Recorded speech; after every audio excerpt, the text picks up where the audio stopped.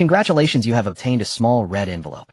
A mechanical chime echoed, followed by another prompt. Once you have collected 100 red envelopes, they may be fused into a large red envelope. Do you wish to synthesize? On a patch of grassland, a single blade of grass thrived with vigorous life, its slender leaves quietly absorbing the surrounding spiritual energy of heaven and earth. Upon hearing the system's prompt, Qin Mu naturally chose to synthesize. System, fuse them for me. Synthesis will require 10 minutes. Please wait. Watching the red envelopes within the void slowly merge together, Qin Mu could not help but fall into reminiscence. Unwittingly, he had already been in this unknown world for 100,000 years. 100,000 years ago, he had just gotten off work and was preparing to go home. As he crossed the street, he was unexpectedly struck by a large truck that ran a red light. When he next awoke, he discovered that he had transmigrated and had become a single blade of grass. At the same time, he possessed a golden finger. Every 1,000 years he could check and wants to receive a red envelope. The red envelopes were divided into tiers: small, medium, large, and special large. At first, the small envelopes he opened contained all manner of useless items, so he began to hoard them, hoping that fusing them into a large red envelope might yield something truly valuable. At the very least, he wished for a cultivation art that could let him leave this place. He had no desire to remain rooted here for all eternity. Just as Qin Mu waited for the synthesis to complete, a young man with a long sword on his back suddenly appeared beside him. This young man had first appeared 50,000 years ago. After arriving at this place, he did very little. Instead, he showed up once every 10,000 years, as though he were patiently waiting for some precious treasure to emerge. Each time the young man appeared, a peculiar aura would emanate from his body and envelop Qin Mu, making him feel incomparably comfortable. Ding! Congratulations, you have obtained a large red envelope. Do you wish to open it? Open it. Qin Mu's anticipation surged. He had no idea what might be drawn from within. Congratulations, you have obtained one of the 10 ferocious perfections, the 9-leaf sword grass. Do you wish to fuse it? Hearing the treasure revealed by the envelope, Qin Mu was utterly stunned. It was actually one of the famed 10 ferocious beings from the perfect world. Within the perfect world, the 10 ferocious are renowned beyond compare. Fuse it. You must fuse it for me. Another prompt followed. A powerful world grade has been detected. 9-leaf sword grass is undergoing evolution into innate 9-leaf sword grass. During the fusion process, the system continued to issue prompts, yet at this moment Qin Mu could do nothing to interfere. His entire being had already entered a state of fusion. Oh, is this little fellow about to transform? As Qin Mu fused with the 9-leaf sword grass, the young man seated beside him turned his gaze toward the grass and spoke softly. From the very moment he arrived in this place, the young man had noticed Qin Mu's humble blade of grass, and so each time he came here, he used his own aura to nourish this nascent life form. In the next instant, a blade of grass reappeared in the world. The only difference was that its leaves now resembled swords, 36 in total. Each sword-like leaf radiated an overwhelming sword intent.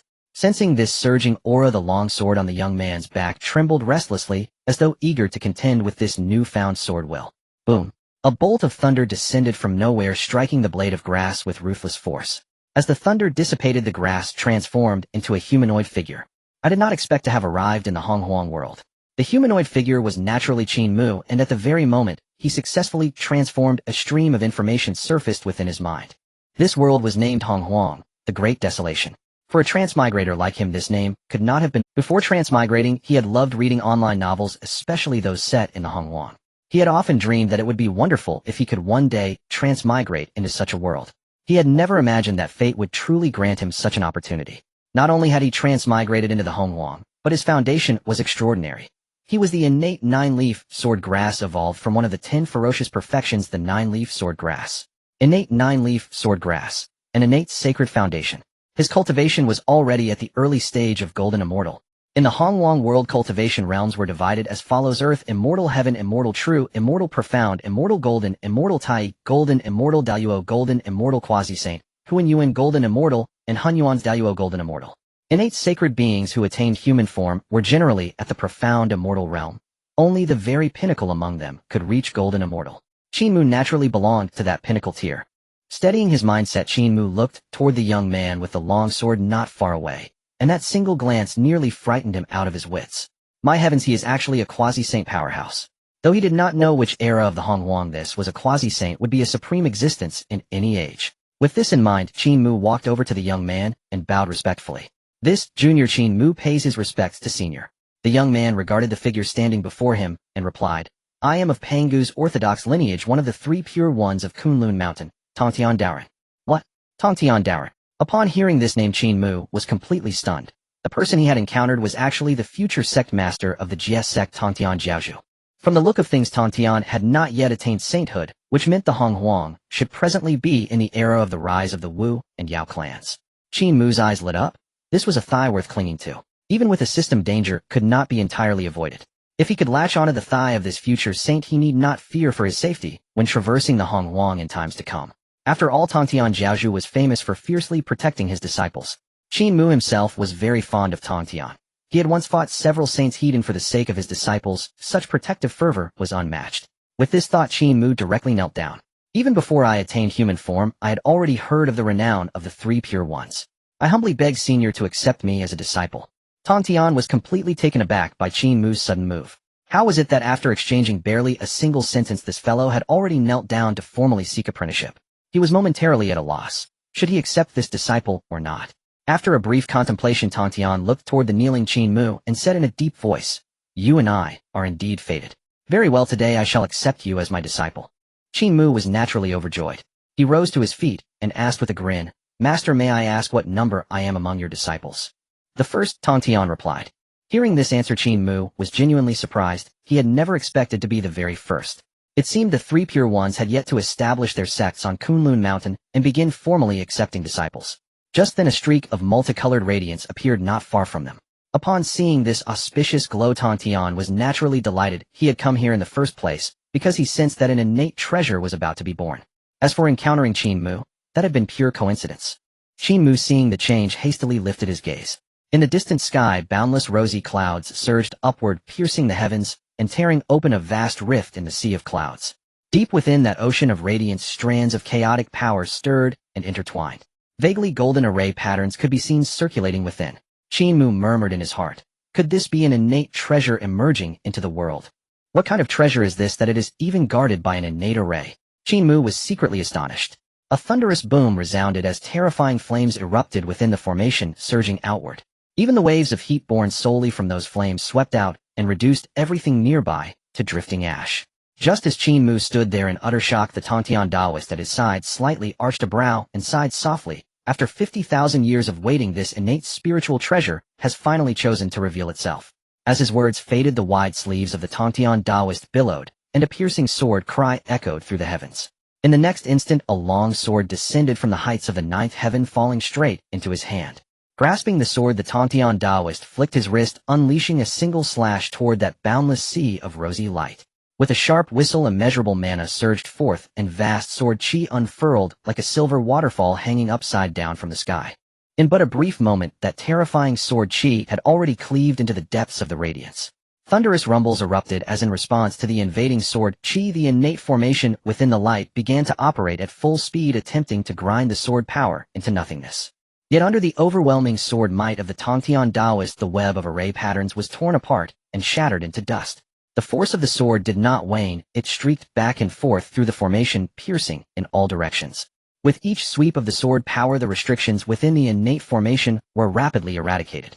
Suddenly, from the very heart of the formation, a blinding burst of fire light erupted, illuminating heaven and earth. Immediately afterward, the vast innate array under the relentless penetration of the terrifying sword power shattered like fragile glazed glass. Fragments of array patterns fell to the ground, and wherever they landed, a fearsome abyss was blasted open. This, Qin Mu's pupils contracted sharply, his face filled with utter incredulity. The Tontian Taoist is still only at the quasi-saint realm, yet the might of a single sword is already this terrifying. I truly cannot imagine how unfathomably powerful a saint beyond the quasi-saint realm must be, Qin Mu whispered in awe. Beside him, the Tontian Taoist had already sheathed his long sword, his gaze calm as he regarded the ruined innate formation. Before long, at the position of the array's core, a crimson-red pearl slowly rose into the air. The treasure hovered in the void, wreathed by coils of blazing flame. From the surface of the pearl emanated a terrifying aura capable of burning the heavens and annihilating the seas. Even the surrounding time and space seemed twisted and distorted by its flames. Qin Mu swallowed hard, his throat dry, staring fixedly at the pearl without daring to blink. Observing carefully, he could see strange Tao patterns etched across the pearl's surface. Judging by such might, this pearl must be an innate spiritual treasure, he thought to himself. No wonder the Tontian Taoist has waited 50,000 years for it, Qin Mu mused inwardly. Just as his thoughts wandered, the Tontian Taoist reached toward the void with a single grasp, clearly intending to seize the pearl into his hand. Yet the moment his mana brushed against the pearl, deafening rumbles erupted as a terrifying wave of heat burst forth from it. The treasure suddenly flared into violent resistance. It does have quite the fiery temper, the Tontian Taoist remarked lightly, then gave his sleeve a gentle sweep. With a sharp whistle, a streak of immortal light flew out from within his wide sleeve. In less than a few breaths, that pearl was entirely enveloped by the immortal light, its fierce temper instantly suppressed and bound beneath the shimmering radiance. Looking closely again, the pearl that had just moments ago been spewing terrifying flames now appeared utterly docile. The radiance along its surface had grown soft and gentle. In the next instant, the pearl transformed into a streak of crimson light and flew straight into the Tontian Taoist's hand. The Tontian Taoist took the pearl, lowering his gaze to examine it for a moment. A top-grade innate spiritual treasure. Quite satisfactory, he commented. As he spoke, he lightly tapped with the tip of his finger. At that touch, the Tao patterns on the pearl seemed to awaken, flowing in intricate cycles as they released a brilliant, dazzling glow. Moreover, within the pearl itself there appeared to be the very origin of the 5 elements, surging and roaring. The Tontian Taoist mused. So it is indeed a top-grade innate spiritual treasure. Hearing this, Qin Mu was utterly stunned. Earlier he had surmised that the treasure emerging from the formation was likely an innate spiritual treasure, yet he had never imagined its rank would be so exalted, reaching the pinnacle of top grade. Before Qin Mu could fully recover from his shock, the Tontian Taoist turned his gaze and looked straight at him. Since you have entered under my tutelage, he said calmly, this fire spirit pearl shall be given to you as a token of initiation. With that, the Tontian Taoist flicked his hand, and the pearl in his palm flew toward Qin Mu in a streak of light. Qin Mu hurriedly reached out to catch it. Before he could react, a fiery sigil had already imprinted itself upon his palm. The fire spirit pearl. Qin Mu exclaimed softly. So it is this treasure. He naturally knew of the fire spirit pearl after Pangu cleaved open heaven and earth. The power of the 5 elements, metal, wood, water, fire, and earth, was born. In the end, that 5 elements chi condensed into 5 spiritual pearls. Obtaining any one of them would grant mastery over the origin of that element. The treasure bestowed upon him by the Tontian Taoist was precisely the fire spirit pearl. My thanks, master, Qin Mu said, bowing deeply to the Tontian Taoist, awe still lingering in his heart. He had never expected the Tontian Taoist to be so generous.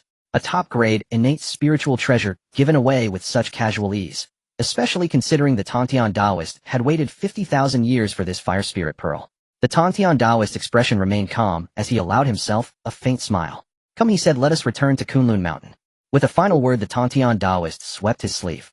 Invisible mana stirred, lifting Qin Mu from the ground and carrying him soaring into the sky alongside his master. Before long, under the guidance of the Tontian Taoist, Qin Mu returned to Kunlun Mountain. Midway up the mountain slope, a magnificent palace complex came into view. The palace gates were carved from Tongmu, a divine parasol tree that was itself an innate spiritual root. The domed roof of the entire palace was covered by a primordial array diagram, sending gentle ripples of Tao rhythm flowing outward. Within the palace, upon a cloud platform, 2 Taoists were seated facing one another. One of them was an elder with the bearing of a childlike face and crane-white hair. Above his head, auspicious clouds faintly manifested. His snow-white brows drooped all the way to his waist, and every strand of hair was intertwined with the aura of boundless merit. Upon his plain white Tao robe, stars seemed to revolve in silent cycles, and the purple, gold, and crimson gourd hanging at his waist constantly breathed in and out clouds of spiritual mist. Most astonishing of all were the elder's half-flitted eyes. In his left eye, the cycles of all things coming into being were reflected, while in his right eye the image of myriad heavens falling into silence and extinction was mirrored. Seated opposite the elder was a middle-aged Taoist. His cyan Tao robe was embroidered with the stars of the entire firmament, and when the hem of his garment fluttered, the cycles of earth, wind, water, and fire seemed to replay themselves.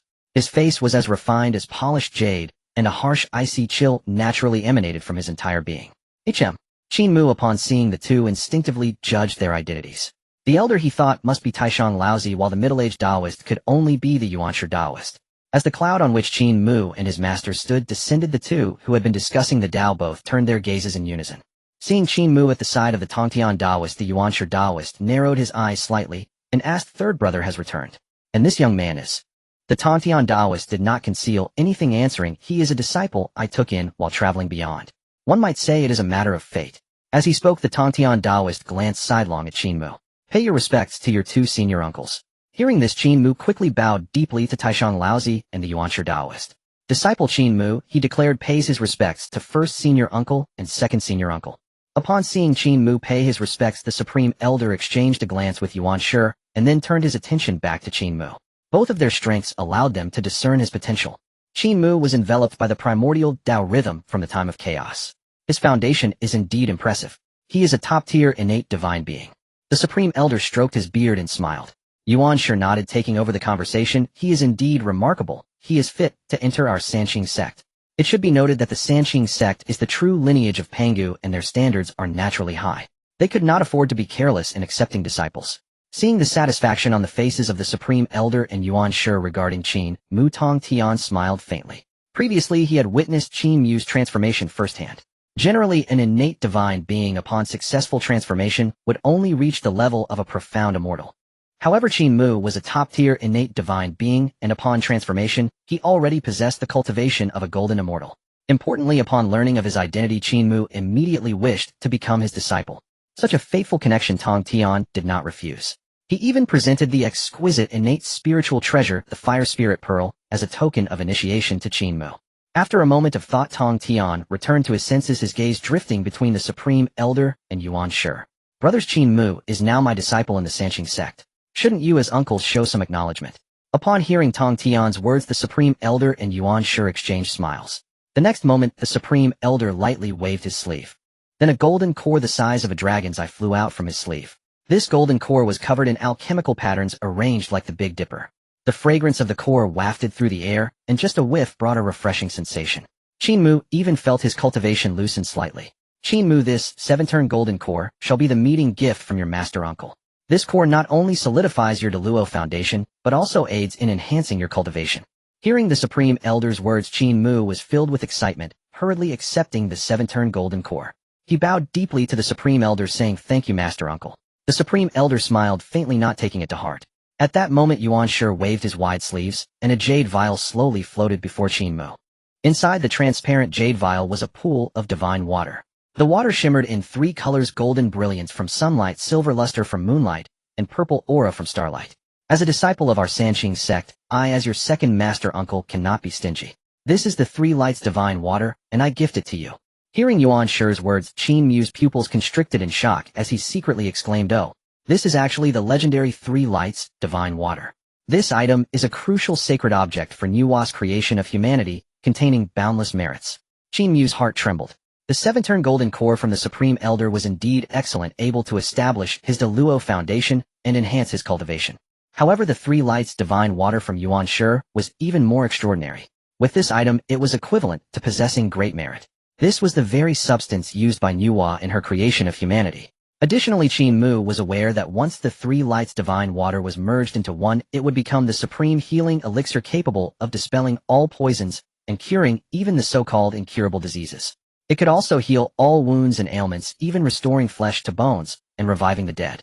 Truly, the Sanqing is remarkable. This initiation gift is indeed a great treasure. Qin Mu quietly marveled, carefully storing the jade vial containing the 3 lights divine water. He then hurriedly bowed to Yuan Shi, saying, "Thank you, second master uncle, for the treasure." Yuan Shi nodded, his gaze shifting to Tong Tian. "Third brother, you returned just in time. The 3 of US brothers can engage in a discussion." Upon hearing this, Tong Tian lightly nodded and replied, "All right," then seated himself on the cloud platform. "Qin Mu, you may listen from the side." After taking his seat, Tong Tian glanced at Qin Mu. Since he had already taken Qin Mu as his disciple, he naturally had to consider his disciple's interests. The discussion among the Sanqing would serve as a great opportunity for Qin Mu. If Qin Mu could gain insight from it, the benefits for his future cultivation would be immeasurable. "Yes, master," Qin Mu replied, then sat cross-legged at the side. The Supreme Elder and Yuan Shi did not pay him any mind. After a brief pause, the Supreme Elder spoke. "First, Wuji gives birth to Taiji, my 2 virtuous brothers, please observe." With that, the Supreme Elder lightly waved his hand, and a formation diagram suddenly appeared with yin-yang fish emerging, transforming into 2 chaotic heavenly dragons entwined in the air. Seeing this, Yuan Shi nodded slightly, and said, "What my elder brother said is indeed correct. However, before Taiji there is still the primordial chaos, just like this jade-clear celestial light." Just as he finished speaking, Yuan Shi lightly waved his sleeve, and 3 strands of spiritual light flew out from his sleeve. Under the illumination of the spiritual light, a scene of the separation of purity and turbidness during Pangu's opening of the heavens unfolded. After witnessing this, Tong Tian's mind stirred, and his long sword, which was resting behind him, suddenly unsheathed. "Brothers, is there any variability beyond this primordial beginning?" While speaking, the sword's aura pierced through the void. Thus the Sanqing sat on the cloud platform and began their discussion. Qin Mu sat quietly to the side. Just then a sudden notification sound echoed in his mind. Ding. Top-tier blessed land detected. Kunlun Mountain. A red envelope has fallen. Would you like to collect it? Hearing the system's notification, Qin Mu's heart surged with joy. Oh, I didn't expect that amidst the Sanking's discussion there would be an unexpected red envelope drop. Qin Mu quietly marveled, noticing that above the Sanqing, amidst the auspicious clouds, there hung a red envelope. Collect through the system. Without further thought, he directly sent forth his thought. The next moment the red envelope transformed into a streak of light and directly entered Qin Mu's third eye. Red envelope collection successful. Congratulations, host, you received a large red envelope. Would you like to open it immediately? Open it. As Qin Mu's thought moved, a treasure map suddenly unfolded before him. Following that, the system's explanation came forth. Opened the large red envelope, obtained a treasure fusion scroll. Treasure fusion scroll effect can fuse innate spiritual treasures of the same attribute and level for advancement up to the level of innate supreme treasures. Qin Mu, upon hearing the system's notification, couldn't help but catch his breath. It should be noted that in the Honghuang world the grade of magical treasures is fixed, and there has never been a precedent for promoting their grade since the heavens opened. And innate supreme treasures are exceedingly rare in the entire Honghuang world. This treasure fusion scroll could actually fuse innate treasures of the same attribute level, even reaching the level of innate supreme treasures. If this thing were to spread, it would surely drive the entire Honghuang world to madness. Qin Mu quietly marveled. Amidst his shock, he focused his mind, no longer dwelling on it, and attentively listened to the Sanking's discussion. Time passed. In the blink of an eye, the Sanking's discussion had continued for 1,000 years. One day a terrifying aura suddenly appeared in the Honghuang heavens and earth. Boom. Under the shroud of this aura, the entire Honghuang trembled. Upon witnessing this, the Sanqing stopped their discussion and instinctively raised their gazes toward the void. In the midst of heaven and earth, a purple aura manifested. Under the swirling purple mist, a grand figure gradually emerged, though its features remained indistinct. A chaotic aura surged around it. Boom. In the next moment, a terrifying aura of a sage erupted explosively. In an instant, boundless pressure enveloped the entire wasteland. Under the weight of this pressure, the spiritual veins of the wasteland resonated, and all beings knelt down in unison. Even the quasi-sage powerhouses were no exception. At Kunlun Mountain, upon seeing the figure manifesting in the void, the three pure ones' expressions turned reverent, and they instinctively knelt in worship. Under that pressure, Qin Mu found himself unconsciously kneeling on the ground. Is this the aura of a sage? The three pure ones have not yet attained sagehood. If that is the case, the owner of this aura can only be Hongjun. Soon Qin Mu realized. Only Hongjun could manifest in the wasteland at this time. The sages are so powerful. Just a sliver of their pressure, and even quasi-sages cannot resist it. Qin Mu quietly marveled. At this moment, the shadow of Hongjun in the void slowly spoke. I am Hongjun. In a few days, I will hold the third sermon at the Purple Cloud Palace. Those with fate may listen. As the voice fell, it resounded like rolling thunder throughout the vast wasteland. Shortly after, the figure enveloped in purple aura gradually dissipated along with the terrifying pressure of the sage. Qin Mu let out a long breath, feeling a sense of relief wash over him. The third sermon is about, then the three pure ones must be disciples of Hongjun. The future sage positions have also been determined. Qin Mu thought to himself, knowing that the first sermon at the Purple Cloud Palace had started long before Hongjun attained sagehood. At that time, there were 6 futons set within the venue of the Purple Cloud Palace. The Tao flowed upon the futons, indicating their extraordinary nature. Nuwa and Fushi arrived first. Fushi, adept in the art of divination, knew he was not destined for a futon. Thus he let Nuwa choose one while he stood beside her as her protector. Later the 3 pure ones arrived, dividing Pangus' primordial spirit into 3, each occupying a futon. Soon after, Hanyun Laozu and Kuanpeng made their entrance. The 2 of them also took a futon each. Later Hanyun offered his seat, and Kuanpeng was kicked away by Yuanshi. This left the last 2 futons to be claimed by Jin and Zhuni from the west. In this first sermon, Hongjun primarily expounded upon the path of the great Luo Golden Immortal. This included the essence of the laws of the Golden Immortal Realm, the cultivation of the 5 energies within the Taiji Golden Immortal, and the eternal nature of the great Luo Golden Immortal in time and space. When the second sermon commenced, Hongjun spoke of paths beyond the great Luo Golden Immortal, such as the Quasi-Sage Realm. Now Hongjun's third sermon is about to begin. Though others may not know, Qin Mu was acutely aware. This sermon would focus on the realm of the sages, emphasizing the yin-yang cycles and the principles of the heavenly Tao. In addition, positions of sagehood would be distributed along with the primordial purple aura of the Tao. Simultaneously, Hongjun would also bestow spiritual treasures at the Baoyan. Numerous innate treasures, such as the Panga Banner and the Taiji Diagram, would be distributed to the disciples. Furthermore, Hongjun would unify with the heavenly Tao. This third sermon of Hongjun represents a great opportunity. 1,000 years ago when the three pure ones began their sermon, there were already blessings falling. This time with Hongjun's third teaching perhaps there will be new blessings. After pondering this, Qin Mu's gaze turned fervent as he quickly looked towards Tong Tian. At this time Tong Tian and the three pure ones had already stood up. The teacher's third sermon is about to begin. Perhaps this time there will be a chance to attain sagehood. Taishang Laojun remarked with Tong Tian and Yuan Shi nodding in agreement, their expressions filled with anticipation. At this moment Qin Mu pursed his lips and earnestly looked at Tong Tian saying, "Master, may I accompany you to listen to the sermon?" Upon hearing Qin Mu's request, Tong Tian was slightly taken aback, appearing to ponder for a moment. After a brief contemplation, he nodded slightly and responded, "Very well. I will take you to witness it." With Tongshan's agreement, Qin Mu was overjoyed. Just then Yuan Shi frowned slightly and spoke up. "Third brother, isn't this a bit inappropriate? Qin Mu has only just reached the Golden Immortal Realm. Those who can enter the Purple Cloud Palace must at least be great Luo Golden Immortals." Upon hearing Yuan Shi's words, Tong Tian was momentarily stunned and seemed to be in a dilemma. Seeing this, Qin Mu quickly said, "Master, just now Hongjun said those with fate may listen to the sermon. If I can enter the Purple Cloud Palace, it naturally means I am one of those with fate. This is largely unrelated to my cultivation level." Before Tong Tian could respond, Taishang Laojun nodded and softly said, "Qin Mu is right. The teacher previously stated that those with fate may attend the Purple Cloud Palace for the lecture. No other restrictions were mentioned. Besides, what of the Golden Immortal? He is our first disciple under the three pure ones." Upon hearing this, Tong Tian nodded in agreement, saying, "What you said is very true. Qin Mu, this time, you may follow us three pure ones to the Purple Cloud Palace for the sermon." Qin Mu was overjoyed and nodded repeatedly, "Thank you, master." The others present took no offense, since Taishang and Tong Tian had both said, so Yuan Shi refrained from arguing further. Subsequently, the four of them wasted no time and directly set off towards the Purple Cloud Palace. The Purple Cloud Palace lies beyond the 33 heavens. To reach the Purple Cloud Palace, one must cross the 33 heavens. Currently, the heavenly realm is occupied by the demon race. If other beings wish to leap over the 33 heavens to enter the Purple Cloud Palace, they would undoubtedly be suppressed and obstructed by the demon race. But the three pure ones are different. They are the true lineage of Pangu with quasi-sage cultivation, and none dare to deceive them. Soon under the escort of the three pure ones, Qin Mu stepped into the first heaven. The first heaven is a realm of stormy clouds and thunder pools. Upon entering, countless violent winds assaulted them.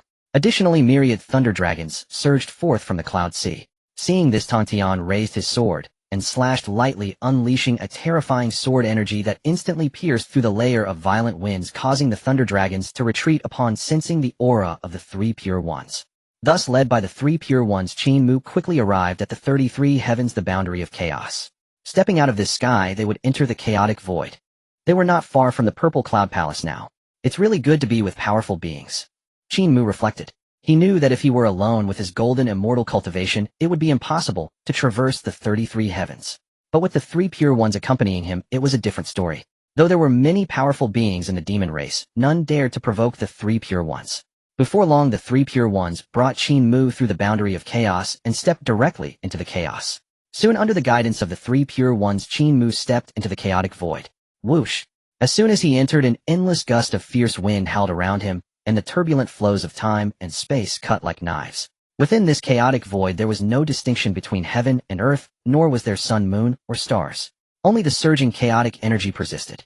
Even with the cultivation of a quasi-saint, one must be extra cautious in the chaotic space. If one were to accidentally get swept into a turbulent flow, the only outcome would be death and annihilation. Qin Mu felt a tightness in his heart, acutely sensing a suffocating pressure. At this moment, the three pure ones had activated their protective powers, enveloping Qin Mu with the magic of Tongtian Taoist. Qin Mu secretly breathed a sigh of relief, contemplating that although he was a top-tier innate divine being, he had just transformed and already possessed the cultivation of a golden immortal. However, if he were alone in such chaotic space, he feared he wouldn't last long. No wonder the beings who could previously go to Xiao Palace to listen to the Tao were mostly the great powers of Honghuang. It was not an easy task to reach Xiao Palace. Qin Mu muttered softly, "Be careful." At that moment, Taishang exclaimed in surprise as a fierce gust of wind suddenly rushed towards them. Qin Mu's pupils involuntarily trembled upon seeing this. The intensity of that gust of wind was such that even a golden immortal caught within would be instantly torn to shreds. Fortunately, with the three pure ones protecting him, Qin Mu didn't have to worry too much. Boom. In the next moment, Taishang waved his wide sleeves, and a mysterious yellow aura shot up into the sky from his sleeves. The yellow aura grew longer in the wind. Upon closer inspection, golden light scattered, and soon a 9-story pagoda was seen hovering above the heads of the group. This pagoda was entirely of a mysterious yellow color shining brightly, with auspicious jewels hanging from its eaves. It was indeed the postnatal treasure of merit, the Tiandi Shuangguang Linglong Pagoda. As the pagoda emerged, countless strands of mysterious yellow energy descended, enveloping Qin Mu and the others. Qin Mu secretly exhaled, feeling the pressure that had once surrounded him lighten immediately. At the same time, the chaotic gust of wind that rushed towards them crashed against the mysterious yellow energy of the pagoda. Soon after, the chaotic gust of wind only caused slight ripples on the mysterious yellow energy before being rebounded in another direction. Qin Mu, this pagoda is your master's companion treasure known as the Tiandi Shuangguang Linglong Pagoda. With this pagoda to protect us, we can safely reach Xiao Palace. Tongtian Daoist glanced at Qin Mu beside him. Qin Mu nodded. He actually knew that it was the Tiandi Shuangguang Linglong Pagoda without needing Tongtian to explain. The Tiandi Shuangguang Linglong Pagoda was formed from the merit of the creation of heaven and earth and the mysterious yellow energy after the opening of the heavens. It is the first defense treasure of the postnatal realm, said to make one invincible as long as it is above their head. I wonder how this Tiandi Shuangguang Linglong Pagoda compares to the Chaos Bell in terms of strength. Suddenly a doubt arose in Qin Mu's mind. The Tiandi Shuangguang Linglong Pagoda is a postnatal treasure of merit, while the Chaos Bell is a congenital treasure. Both are infinitely profound and possess boundless creation. The Chaos Bell can imprison time and suppress space.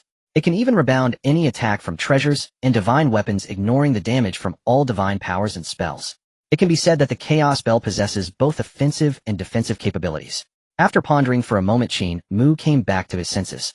Subsequently, the four of them quickly traversed the chaotic space under the protection of the Tiandi Shuangguang Linglong Pagoda.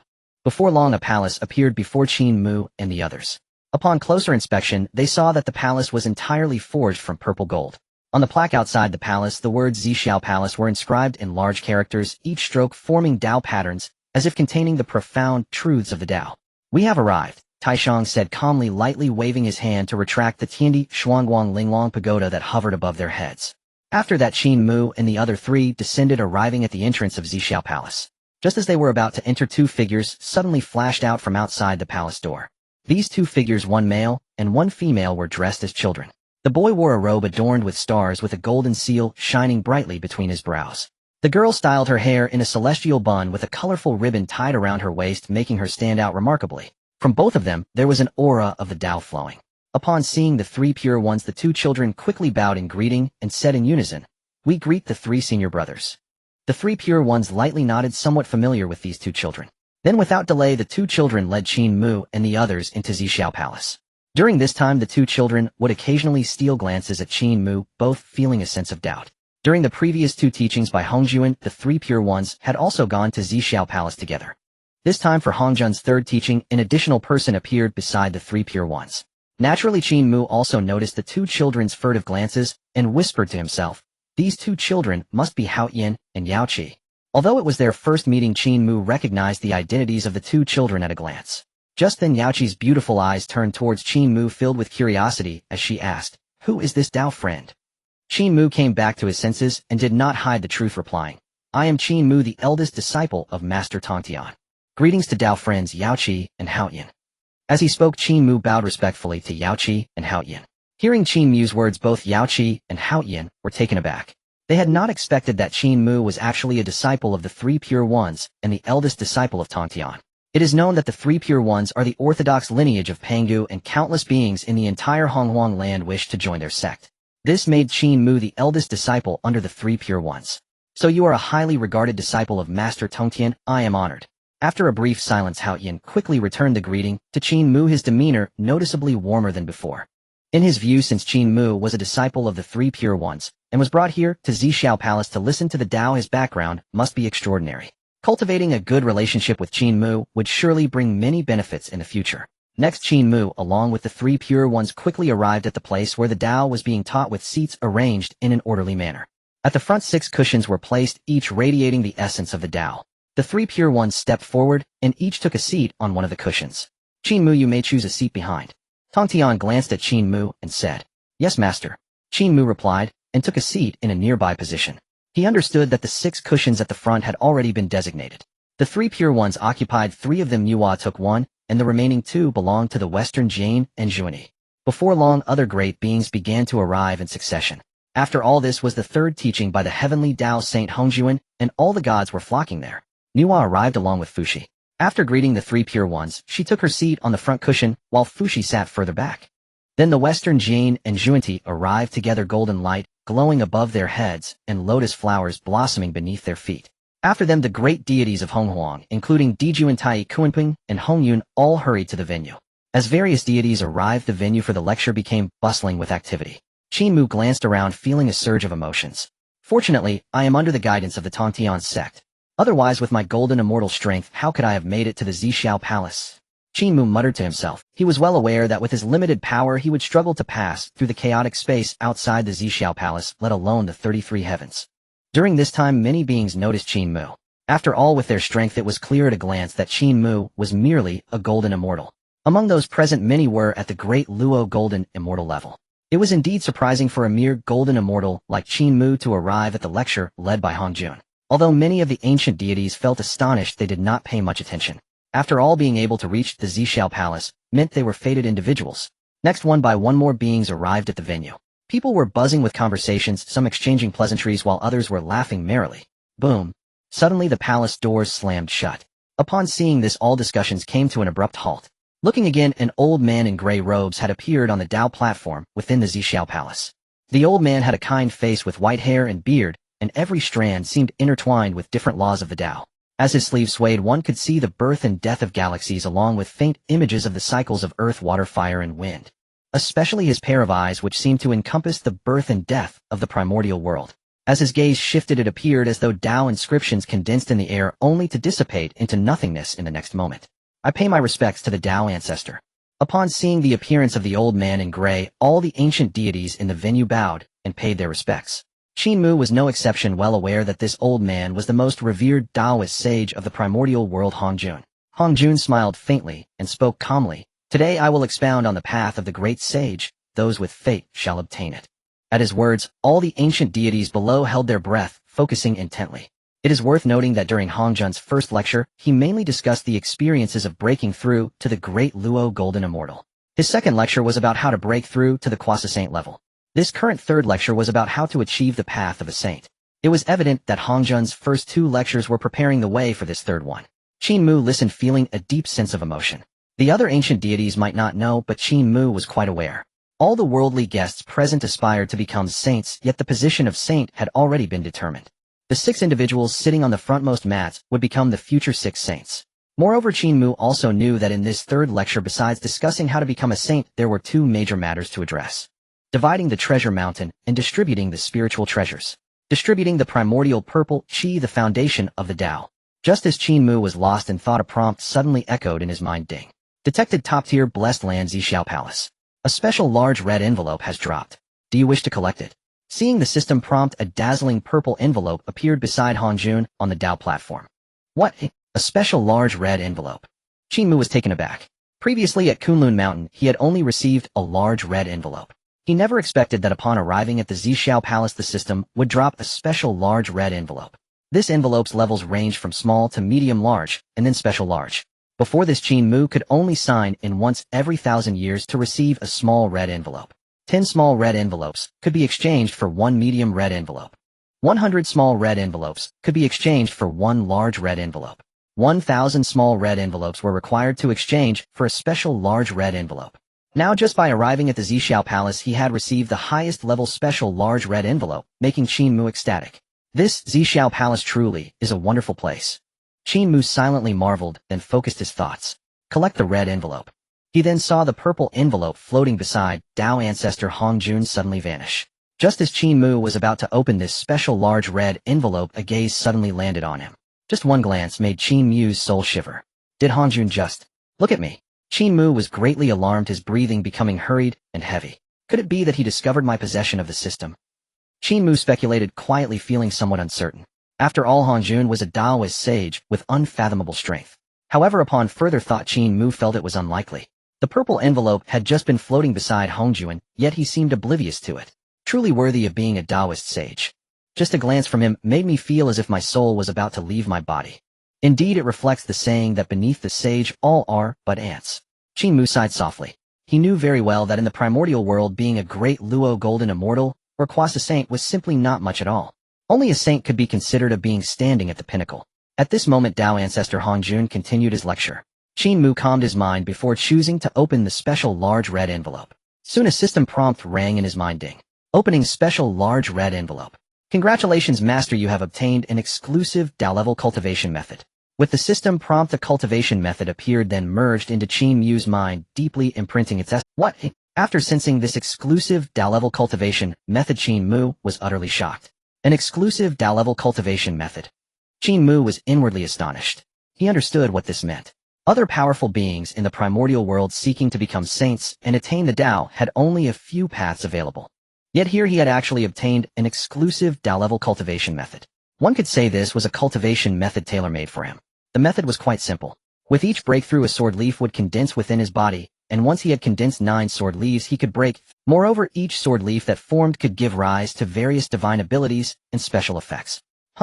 Astonished, Qin Mu took a deep breath, calming his mind before beginning his cultivation.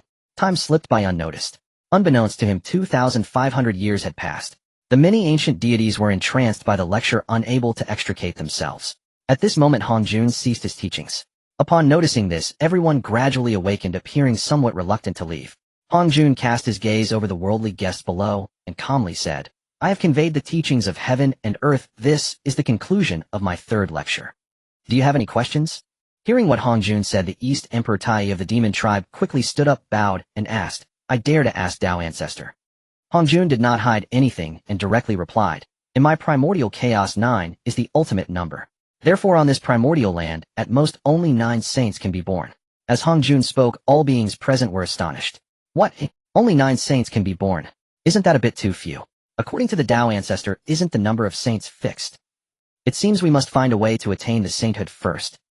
Many beings were deeply moved. They never expected that the number of saints would be so few. Moreover, in their hearts a sense of urgency began to arise.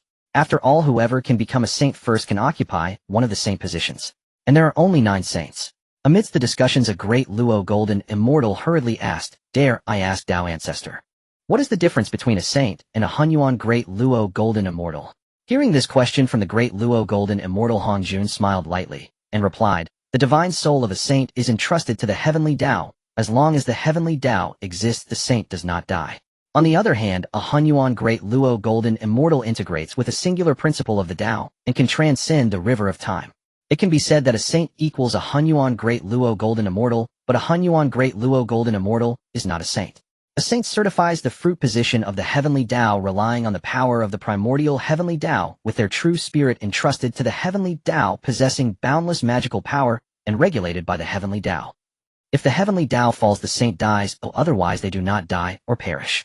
In contrast, a Honghuang great Luo golden immortal certifies the fruit position of the great Tao. Unlike saints who do not die or perish, their divine soul is not entrusted to the heavenly Tao, and is at risk of falling.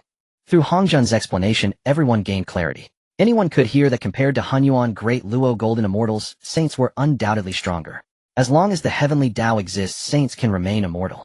While the Honghuang great Luo golden immortal may be comparable in combat strength to saints, there is still a risk of falling. At this time, another great Luo golden immortal spoke up and asked, Dare I ask Tao Ancestor? How can one become a saint? With this question, everyone present held their breath, their gazes intense. Hongjun had already made it very clear earlier. On the primordial land, at most only 9 saints can be born. Moreover, once one becomes a saint, they can coexist with the heavenly Tao. As long as the heavenly Tao does not perish, the saint can remain immortal. Everyone present were mighty beings of the primordial chaos. They all had confidence in their ability to achieve sainthood. Upon hearing this, Hongjun did not keep them waiting and directly answered, There are 3,000 paths to certify Honghuang. Second, sever the 3 corpses to become a saint, and ultimately certify the Tao. Third, achieve sainthood through supreme merit. After Hongjun's words, Second, sever the 3 corpses to become a saint, and ultimately certify the Tao. Third, achieve sainthood through supreme merit. After Hongjun's words, everyone present was in shock. Hearing this, Qin Mu felt a multitude of emotions. He naturally knew of these 3 methods to achieve sainthood. To prove the Tao through strength and comprehend the rules of strength, it's not that simple. Even the Pangu great deity could not succeed, ultimately exhausting himself and transforming into all things. Of course, if one could achieve this, they would undoubtedly be the strongest saint. Severing the 3 corpses to become a saint is not as simple as imagined. It requires severing the good, evil, and attachment corpses of oneself. Moreover, one must use innate spiritual treasures to entrust them. Once the 3 corpses merge, only then can they fuse with the primordial purple energy, to become a saint. Qin Mu quietly muttered. Among so many people present, only he understood the intricacies involved. Take for instance the method of severing the 3 corpses to achieve sainthood. This would eventually become the mainstream path for certifying the Tao on the primordial land. However, others were unaware that only Hongjun had achieved sainthood through the severing of 3 corpses. Moreover, Pangu was a saint of the great Tao entirely on a different level from now. At this moment, all the mighty beings of the primordial chaos memorized the methods for certifying the Tao and achieving sainthood. Only Qin Mu appeared indifferent. After all, he had previously opened a special great red envelope and obtained an exclusive great Tao level technique. He wanted to certify the Tao and achieve sainthood, but the path he would take was not among the methods spoken by Hongjun. Just then Tong Tian, sitting on the frontmost lotus seat, slowly stood up. Dare I ask, Master, who can become a saint? Tong Tian bowed to Hongjun and asked. With this question, everyone present was stunned. They never expected Tong Tian could ask such a question. After all, in their view, although the number of saints was fixed, who could ascend to the saint position still depended on their abilities. Upon hearing this, Hongjun slightly squinted his eyes, and then said, there are 9 positions of saints in heaven and earth. I can divide 7. These 7 paths of primordial purple energy are the foundation of the great Tao. Obtaining them can certify the Tao. You 3 pure ones are transformed from Pangus primordial spirit and possess the merit of opening the heavens. In the future you can become saints. As soon as he finished speaking, Hongjun waved his hand, and 3 strands of primordial purple energy flew directly towards the 3 pure ones, subsequently merging into their bodies. Seeing this, the 3 pure ones were extremely excited. Earlier they had some concerns, after all there were only 9 heavenly saints while those wishing to become saints were countless. Now that Hongjun directly stated that the 3 pure ones could achieve sainthood in the future, it undoubtedly reassured them. Additionally, he granted each of them a strand of primordial purple energy. Thank you, Master. Overwhelmed with excitement, the 3 pure ones quickly bowed to Hongjun. Hongjun maintained a calm expression and casually waved towards Taishang. Boom. In the next moment, a treasure map suddenly appeared before Taishang. Taiji. This Taiji diagram is an innate supreme treasure, and I bestow it upon you. Upon hearing this, Taishang was shaken, staring intently at the Taiji diagram before him. Upon closer inspection, the Taiji diagram presented a chaotic yin-yang color, exhibiting the symbol of endless great Tao. The 5-colored brilliance illuminated the mountains and rivers, while the 9-colored auspicious energy shook the heavens and the universe. Thank you for the bestowed treasure, Master. Taishang stored the Taiji diagram and quickly expressed his gratitude to Hongjun. Hongjun smiled lightly, his gaze shifting to Yuan Shi. Yuqing. This Panga banner is also an innate supreme treasure, and I bestow it upon you. This treasure possesses immense power and should not be easily summoned. After speaking, Hongjun lightly waved his sleeve. Then a flag flew towards Yuan Shi. The flag was enveloped in chaotic energy inherently possessing a certain majesty of heaven and earth. Thank you, Master. Yuan Shi received the Panga banner and bowed to Hongjun in gratitude. Hongjun's expression remained unchanged as his gaze landed on Tong Tian from Shangqing. Suddenly being looked at this way by Hongjun made Tongshan's heart surge. Thinking that both of his brothers had received innate supreme treasures from Hongjun, he naturally expected to receive something as well. Shangqing. This is the 4 swords of Zhuzhen and the formation diagram, a top-grade innate spiritual treasure, and I bestow it upon you. As soon as he finished speaking, Hongjun lightly waved and 4 long swords and a formation diagram appeared before Tong Tian. What? Looking at the 4 swords of Zhuzhen and the formation diagram before him, Tong Tian was taken aback and stared at Hongjun saying, Master, my... Tong Tian appeared somewhat aggrieved. He couldn't understand why the treasures bestowed by Hongjun to Taishang and Yuan Shi were all innate supreme treasures, yet for him the artifact's grade had turned into a top-grade innate spirit treasure. Seeing Tongshan's demeanor, Hongjun understood his thoughts and smiled lightly, saying, Tong Tian, these 4 swords combined with the formation diagram can set up the extermination sword formation. It is the first killing formation since the opening of the Hongming, the supreme formation that governs slaughter. A saint can arrange it, and it cannot be broken without 4 saints working together. Within the sword formation, there are profound and mysterious changes with endless killing intent and extreme dangers. Even a Deluo golden immortal once entering this formation would turn to dust in an instant. With Hongjun's explanation, Tong Tian was utterly shocked along with the other beings present. Extermination, sword formation. Only 4 saints can break it. Even a Deluo golden immortal would perish in an instant. Is this still a top-grade innate spirit treasure? The power is just too great, isn't it? Many beings marveled, their faces filled with envy. Even Taishang and Yuan Shi were shaken. Upon hearing this, Tongshan's grievances instantly vanished, and he hurriedly bowed to Hongjun saying, Thank you, Master, for bestowing the treasure. After speaking, he happily accepted the extermination 4 swords and the formation diagram. Qin Mu observed this and couldn't help but feel emotional. Others might not know, but he was all too clear. Hongjun seemed to have granted many benefits to the Sanqing.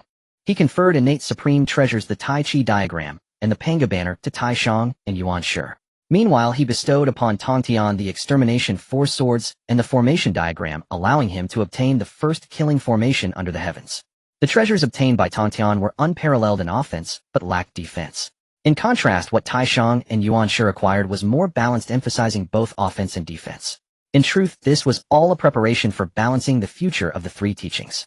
Everything is the calculation of the Tao. After a moment's thought, Qin Mu sighed inwardly. At this moment, Hongjun shifted his gaze to Nuwa. Upon seeing Hongjun looking at her, Nuwa's heart stirred. The next moment Hongjun spoke, "Nuwa, you shall have great merit in the future and may achieve sainthood. This red embroidery ball is bestowed upon you." After speaking, Hongjun waved his hand. Then a large pink embroidery ball measuring over a foot in diameter descended before Nuwa. The ball was adorned with pearls and jingling bells radiating an extraordinary light. "Thank you, master, for the treasure." Nuwa didn't care about the grade of the red embroidery ball. Since it was bestowed by Hongjun, it must be extraordinary. Hongjun smiled slightly, and then shared a wisp of the fundamental Daos Hongmeng purple chi with Nuwa, before turning his gaze toward the western figures of Jane and Zhunti. Upon receiving Hongjun's gaze, Jane and Zhunti were greatly excited, their eyes burning with fervor. After a brief silence, Hongjun spoke, "I have great karma with the West. You are my named disciples bearing great opportunities and fortunes, and you too may achieve sainthood in the future. This 12-petal merit golden lotus and the empowering divine pestle shall be bestowed upon you too." After he finished speaking, two items immediately appeared before Jane and Zhunti. Overjoyed, they hurriedly bowed to Hongjun in gratitude, then stored the treasures. Afterward, Hongjun also bestowed 2 wisps of the fundamental Daos Hongmeng purple chi to Jane and Zhunti. Witnessing this scene, all beings present could not help but feel envious. Additionally, it became clear to all. The 6 who could achieve sainthood in the future were all seated on the first row, so those 6 cushions are equivalent to the positions of saints. I knew those cushions were not simple. If I had known earlier, I should have fought for one back then. Now it's too late. There are 9 positions for saints, and 6 were taken at once.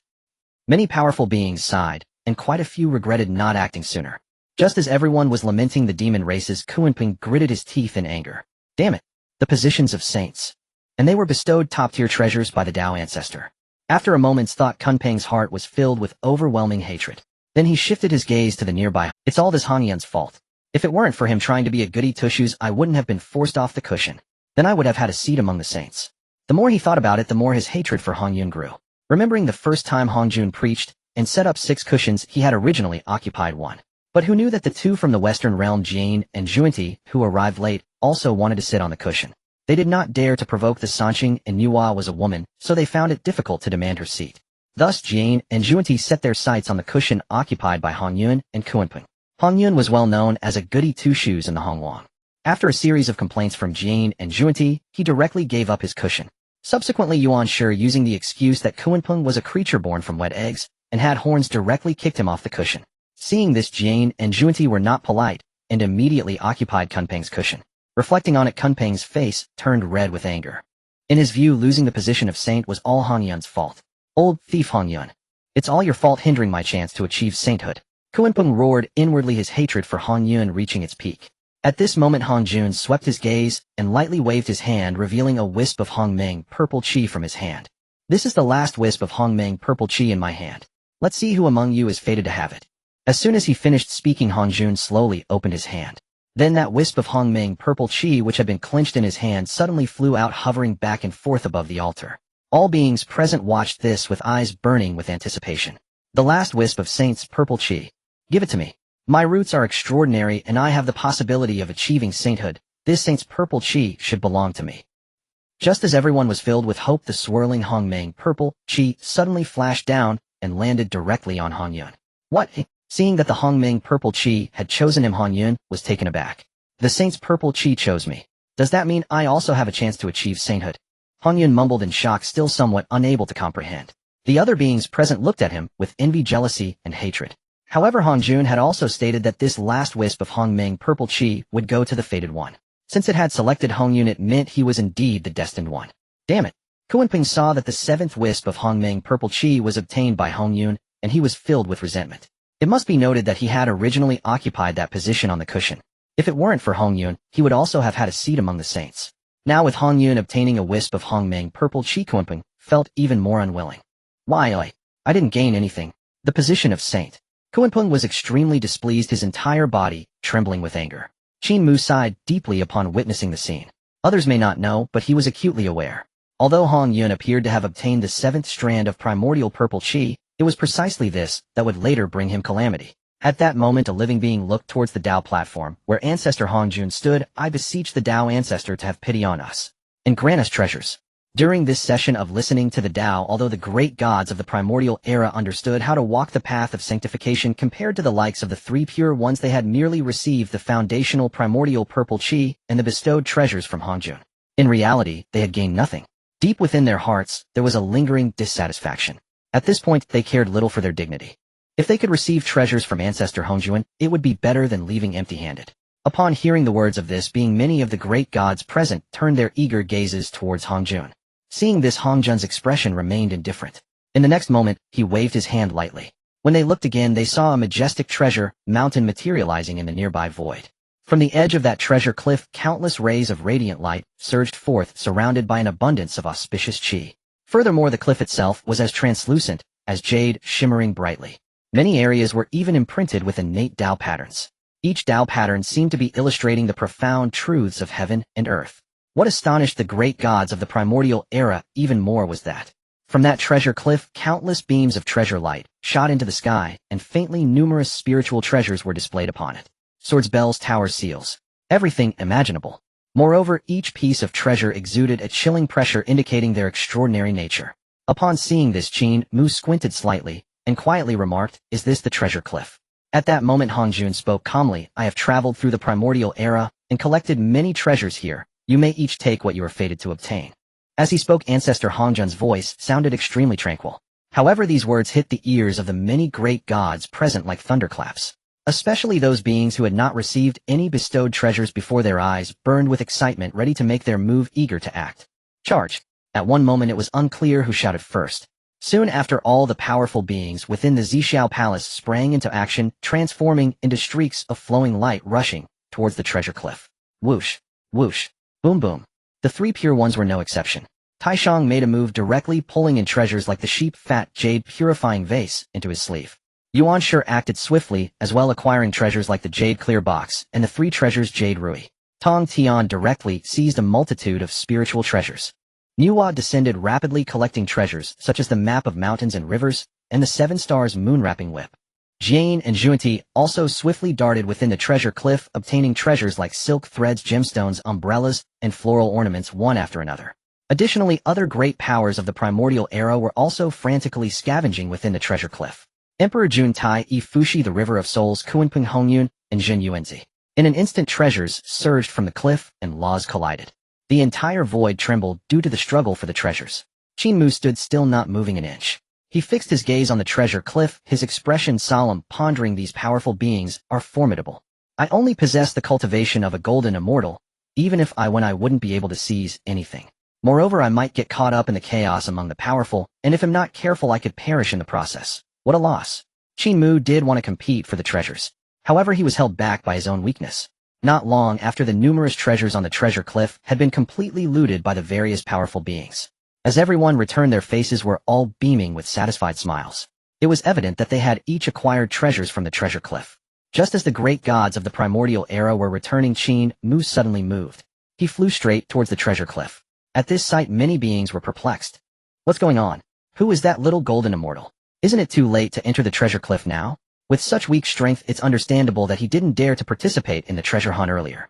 All the treasures inside have been scavenged by us. Going in would be futile. Perhaps there are still some leftovers. The crowd sighed in exclamation. Seeing this, Tong Tian squinted slightly, muttering to himself, "My disciple, this is quite a hardship for him." While saying this, Tong Tian was actually thinking. Even if Qin Mu did not obtain any spiritual treasures, it was no matter. He as a teacher would not be so stingy. After all, when Qin Mu first became his disciple, he had already gifted him the newly born Fire Spirit Pearl as an initiation gift. Just as everyone was discussing, Qin Mu had already flown to the front of the treasure cliff.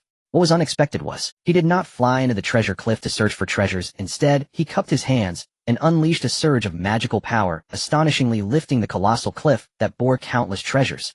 Boom! In an instant, the entire void shook. Upon seeing this, everyone was stunned. What is this? What's going on? What is this kid doing? He doesn't want the treasures, instead he's taking the treasure cliff away. Wait, this treasure cliff can hold so many treasures, it can't be an ordinary object. Amidst the amazement, many powerful beings suddenly realized, and regret flickered in the eyes of several. Indeed, a treasure cliff that can hold so many treasures cannot be simple. This cliff itself is a surprise. Why didn't I think of this? Soon a glint of greed flashed in the eyes of many powerful beings, especially those fierce characters like Ancestor Kunping and Ancestor of the River of Souls. They secretly began to channel their magical power, preparing to seize it. At that moment, a sharp sword intent suddenly descended. Clang! Accompanied by the clear sound of a sword ringing, Tong Tian swiftly moved and appeared beside Qin Mu. With a light gesture, the enormous treasure cliff that Qin Mu had been carrying instantly shrank and then fell into Qin Mu's hands. Treasure cliff secured, Tong Tian said calmly. Then his gaze swept across the crowd coldly. Earlier they had still found it strange how a mere golden immortal could arrive at the Xiao Palace. Little did they know this person was actually acquainted with the three pure ones. Now Tong Tian publicly declared Qin Mu's identity in front of everyone. Naturally, this was a declaration that anyone who dared to harm Qin Mu would be crossing paths with him. In an instant, those powerful beings who were itching to act suddenly calmed down. After all, the three pure ones were one entity, who would dare to provoke them? Moreover, Ancestor Hongjun had previously stated that the three pure ones could become saints in the future. If they were to act against Qin Mu, wouldn't that be offending three saints? It was hardly worth it for a single treasure. Meanwhile, Hongjun squinted slightly and gazed at Qin Mu, a flicker of unusual color flashing in his eyes. Earlier he had noticed Qin Mu during his sermon. He felt that there was something strange about Qin Mu, yet he could not see through him. This kid is rather interesting. Now seeing that Qin Mu did not compete for the spiritual treasures within the split treasure cliff, but instead carried the entire cliff back. This made Hongjun regard him with a bit more respect.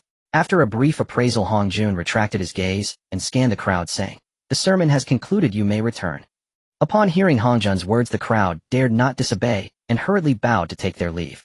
Led by the three pure ones, Qin Mu also bowed deeply to Hongjun before walking towards the outside of the Xiao Palace. However, just as they exited the Xiao Palace, Qin Mu suddenly halted. "Moi." Seeing this, Tong Tian slightly furrowed his brows and asked, "Disciple, what is it?" Qin Mu looked directly at Tong Tian and asked, "Master, may I ask how long the Tao Ancestors' sermon lasts in total?" Tong Tian was taken aback and replied, "Each time lasts 3,000 years, with 3 sermons in total amounting to 9,000 years. Hearing this, a glint of sharpness flashed in Qin Mu's eyes as he questioned, "But this time the Tao Ancestor has only spoken for 2,500 years. Upon hearing Qin Mu's words, the three pure ones were all taken aback. After a moment of thought, it indeed was as Qin Mu said. "Let's go back." After a brief hesitation, Taisheng spoke urgently and headed back towards the Xiao Palace. Seeing this, the three of them did not delay and quickly followed Taisheng's pace. Soon the 4 of them had returned to the Tao altar within the Xiao Palace. At the entrance of the altar, the 2 disciples Hao Yin and Yao Qi frowned slightly upon seeing them return. Hao Yin, seeing the 3 pure ones bringing Qin Mu back, expressed surprise and asked, "First, 3 pure brothers, why have you returned?" Tong Tian glanced indifferently at the 2 and replied, "The teacher's sermon has not yet ended." Upon hearing this, Hao Yin and Yao Qi exchanged glances. Despite their surprise, they did not dare to stop them and could only step aside to make way. Following that, the 4 of them returned to the altar. Upon closer inspection, indeed, the figure of Tao Ancestor Hongjun still sat upon the Tao platform, surrounded by endless Tao rhythm. Seeing that Hongjun had not left, the 3 pure ones flashed with joy in their eyes and quickly bowed respectfully to Hongjun, saying, "Greetings, Master." Qin Mu followed suit with a deep bow, saying, "Greetings, Ancestor." Upon hearing this, Hongjun slowly opened his eyes, scanning over the 3 pure ones and Qin Mu with a hint of a smile on his lips. After a moment of silence, he finally asked, "Who among you knows that I have not yet finished speaking?" Hearing Hongjun's question, the 3 pure ones were momentarily stunned, then simultaneously looked towards Qin Mu. Then Tong Tian stepped forward, bowing and answering, replying to the master, "It is the disciple's student Qin Mu." As he spoke, Tong Tian subtly signaled towards Qin Mu. Seeing this, Qin Mu once again bowed to Hongjun and said, "Disciple Qin Mu pays his respects to the ancestor." "Oh." Hongjun scrutinized with a deep gaze, looking at Qin Mu with a half smile. Earlier during the sermon, he had indeed paid attention to Qin Mu. With only the cultivation of a golden immortal, he had come to the Xiao Palace. During the division of treasures, Qin Mu displayed astonishing behavior by carrying back the split treasure cliff, which held numerous spiritual treasures. This child has shallow cultivation, yet his actions are quite different from others. Thinking this, Hongjun's gaze became sharper as he stared intently at Qin Mu. It was evident that he was probing into Qin Mu. Moi. Suddenly being stared at by Hongjun like this, Qin Mu could not help but feel a shiver in his heart, becoming somewhat anxious. Long before Hongjun began the sermon, he had discovered a massive red envelope dropping. Just as he was about to open the envelope, Hongjun cast him a glance. At that moment, Qin Mu felt strange. He always had the impression that Hongjun seemed to have discovered something. Now with Hongjun looking at him this way, it gave Qin Mu a start, and he muttered internally, could it be that Hongjun has found out I am a transmigrator? That shouldn't be the case. With the system in place, it should be able to conceal the heavenly secrets. Just as Qin Mu was secretly speculating, Hongjun was equally shocked. Strange. This Qin Mu's destiny is actually not within the heavenly Tao of Honghuang. It is known that all beings in Honghuang, whether innate or acquired, are under the control of the heavenly Tao, with their destinies leaving traces in the river of fate. The Tao has 50, the heavens change 49, and one escapes, hence the heavenly Tao is incomplete. Could it be that this child is the one who has stepped out? Suddenly such a thought arose in Hongjun's mind. Upon this realization, his heart was flooded with myriad thoughts. It is known that he intended to merge with the heavenly Tao to complete that which had escaped. The three pure ones, seeing Hongjun staring intently at Qin Mu, all wore expressions of confusion. What is going on? Why is the master looking at Qin Mu like this? Could it be that Qin Mu has done something to offend? Tong Tian muttered to himself, feeling quite anxious. Just then Hongjun came back to his senses. Though he was extremely shocked inside, he appeared calm on the surface and smiled, saying, Qin Mu, since you are my first disciple of the Xuanmen, naturally this ancestor will not be stingy. I observe that your essence is of grass and would a being of innate divinity, thus I grant you this. With that, Hongjun waved his wide sleeves lightly. When they looked again, a stream of light fell before Qin Mu, transforming into a seed that hovered in the palm of his hand. Qin Mu looked down and saw that the seed was crystal clear, enveloped in strands of chaotic energy. As soon as the seed appeared, it caused the surrounding Tao rhythm to ripple and sway. The three pure ones, upon seeing the seed in Qin Mu's palm, all shivered in their minds. They could not explain why, but they sensed a familiar aura emanating from that seed. To the three pure ones, this seed seemed to have a profound connection with them. A seed, eh? What is this? Taishang squinted slightly, feeling that this item must be extraordinary. Yuan Shi and Tong Tian also felt the same way upon seeing it. Qin Mu was also perplexed. He gifted me a seed. What use is it? Just as he was pondering this, Hongjun explained, this item is a lotus seed formed after the Pangu great god was conceived from the shattered primordial blue lotus. Upon hearing Hongjun's explanation, the four of them suddenly understood. No wonder it feels familiar, it turns out to have been refined from the shattered primordial blue lotus. Taishang sighed softly. It must be known that this primordial blue lotus is a supreme treasure birth alongside the great god Pangu, known alongside the heaven-opening divine axe and the creation jade book as the three great primordial treasures. The three pure ones were transformed from the primordial spirit of Pangu. Now seeing this lotus seed, it is only natural that they would feel a sense of familiarity. Is this transformed from the chaos blue lotus?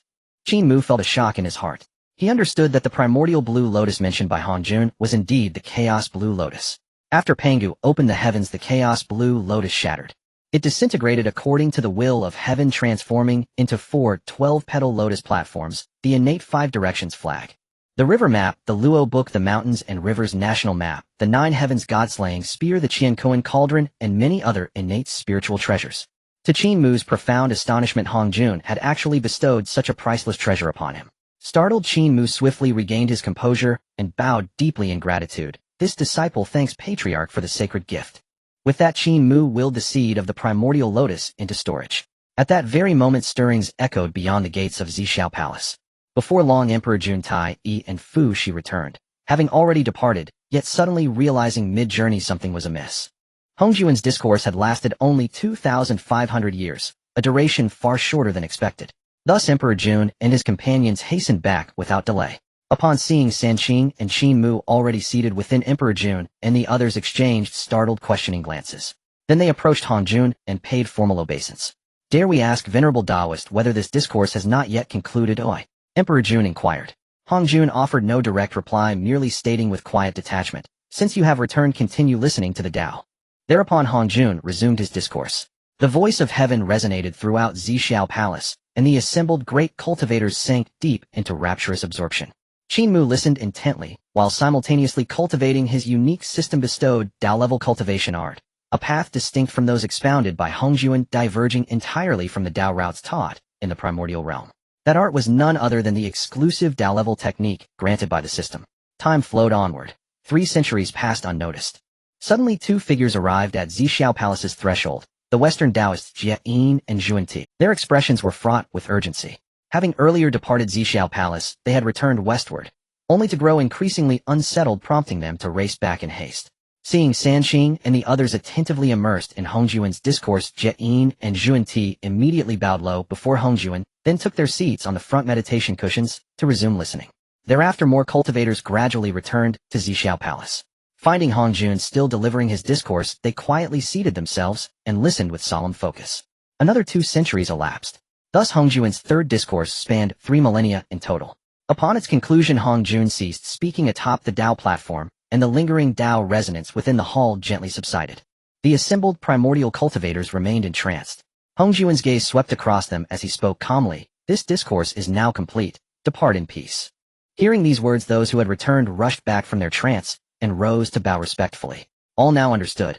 Hongjuan's third discourse had truly ended.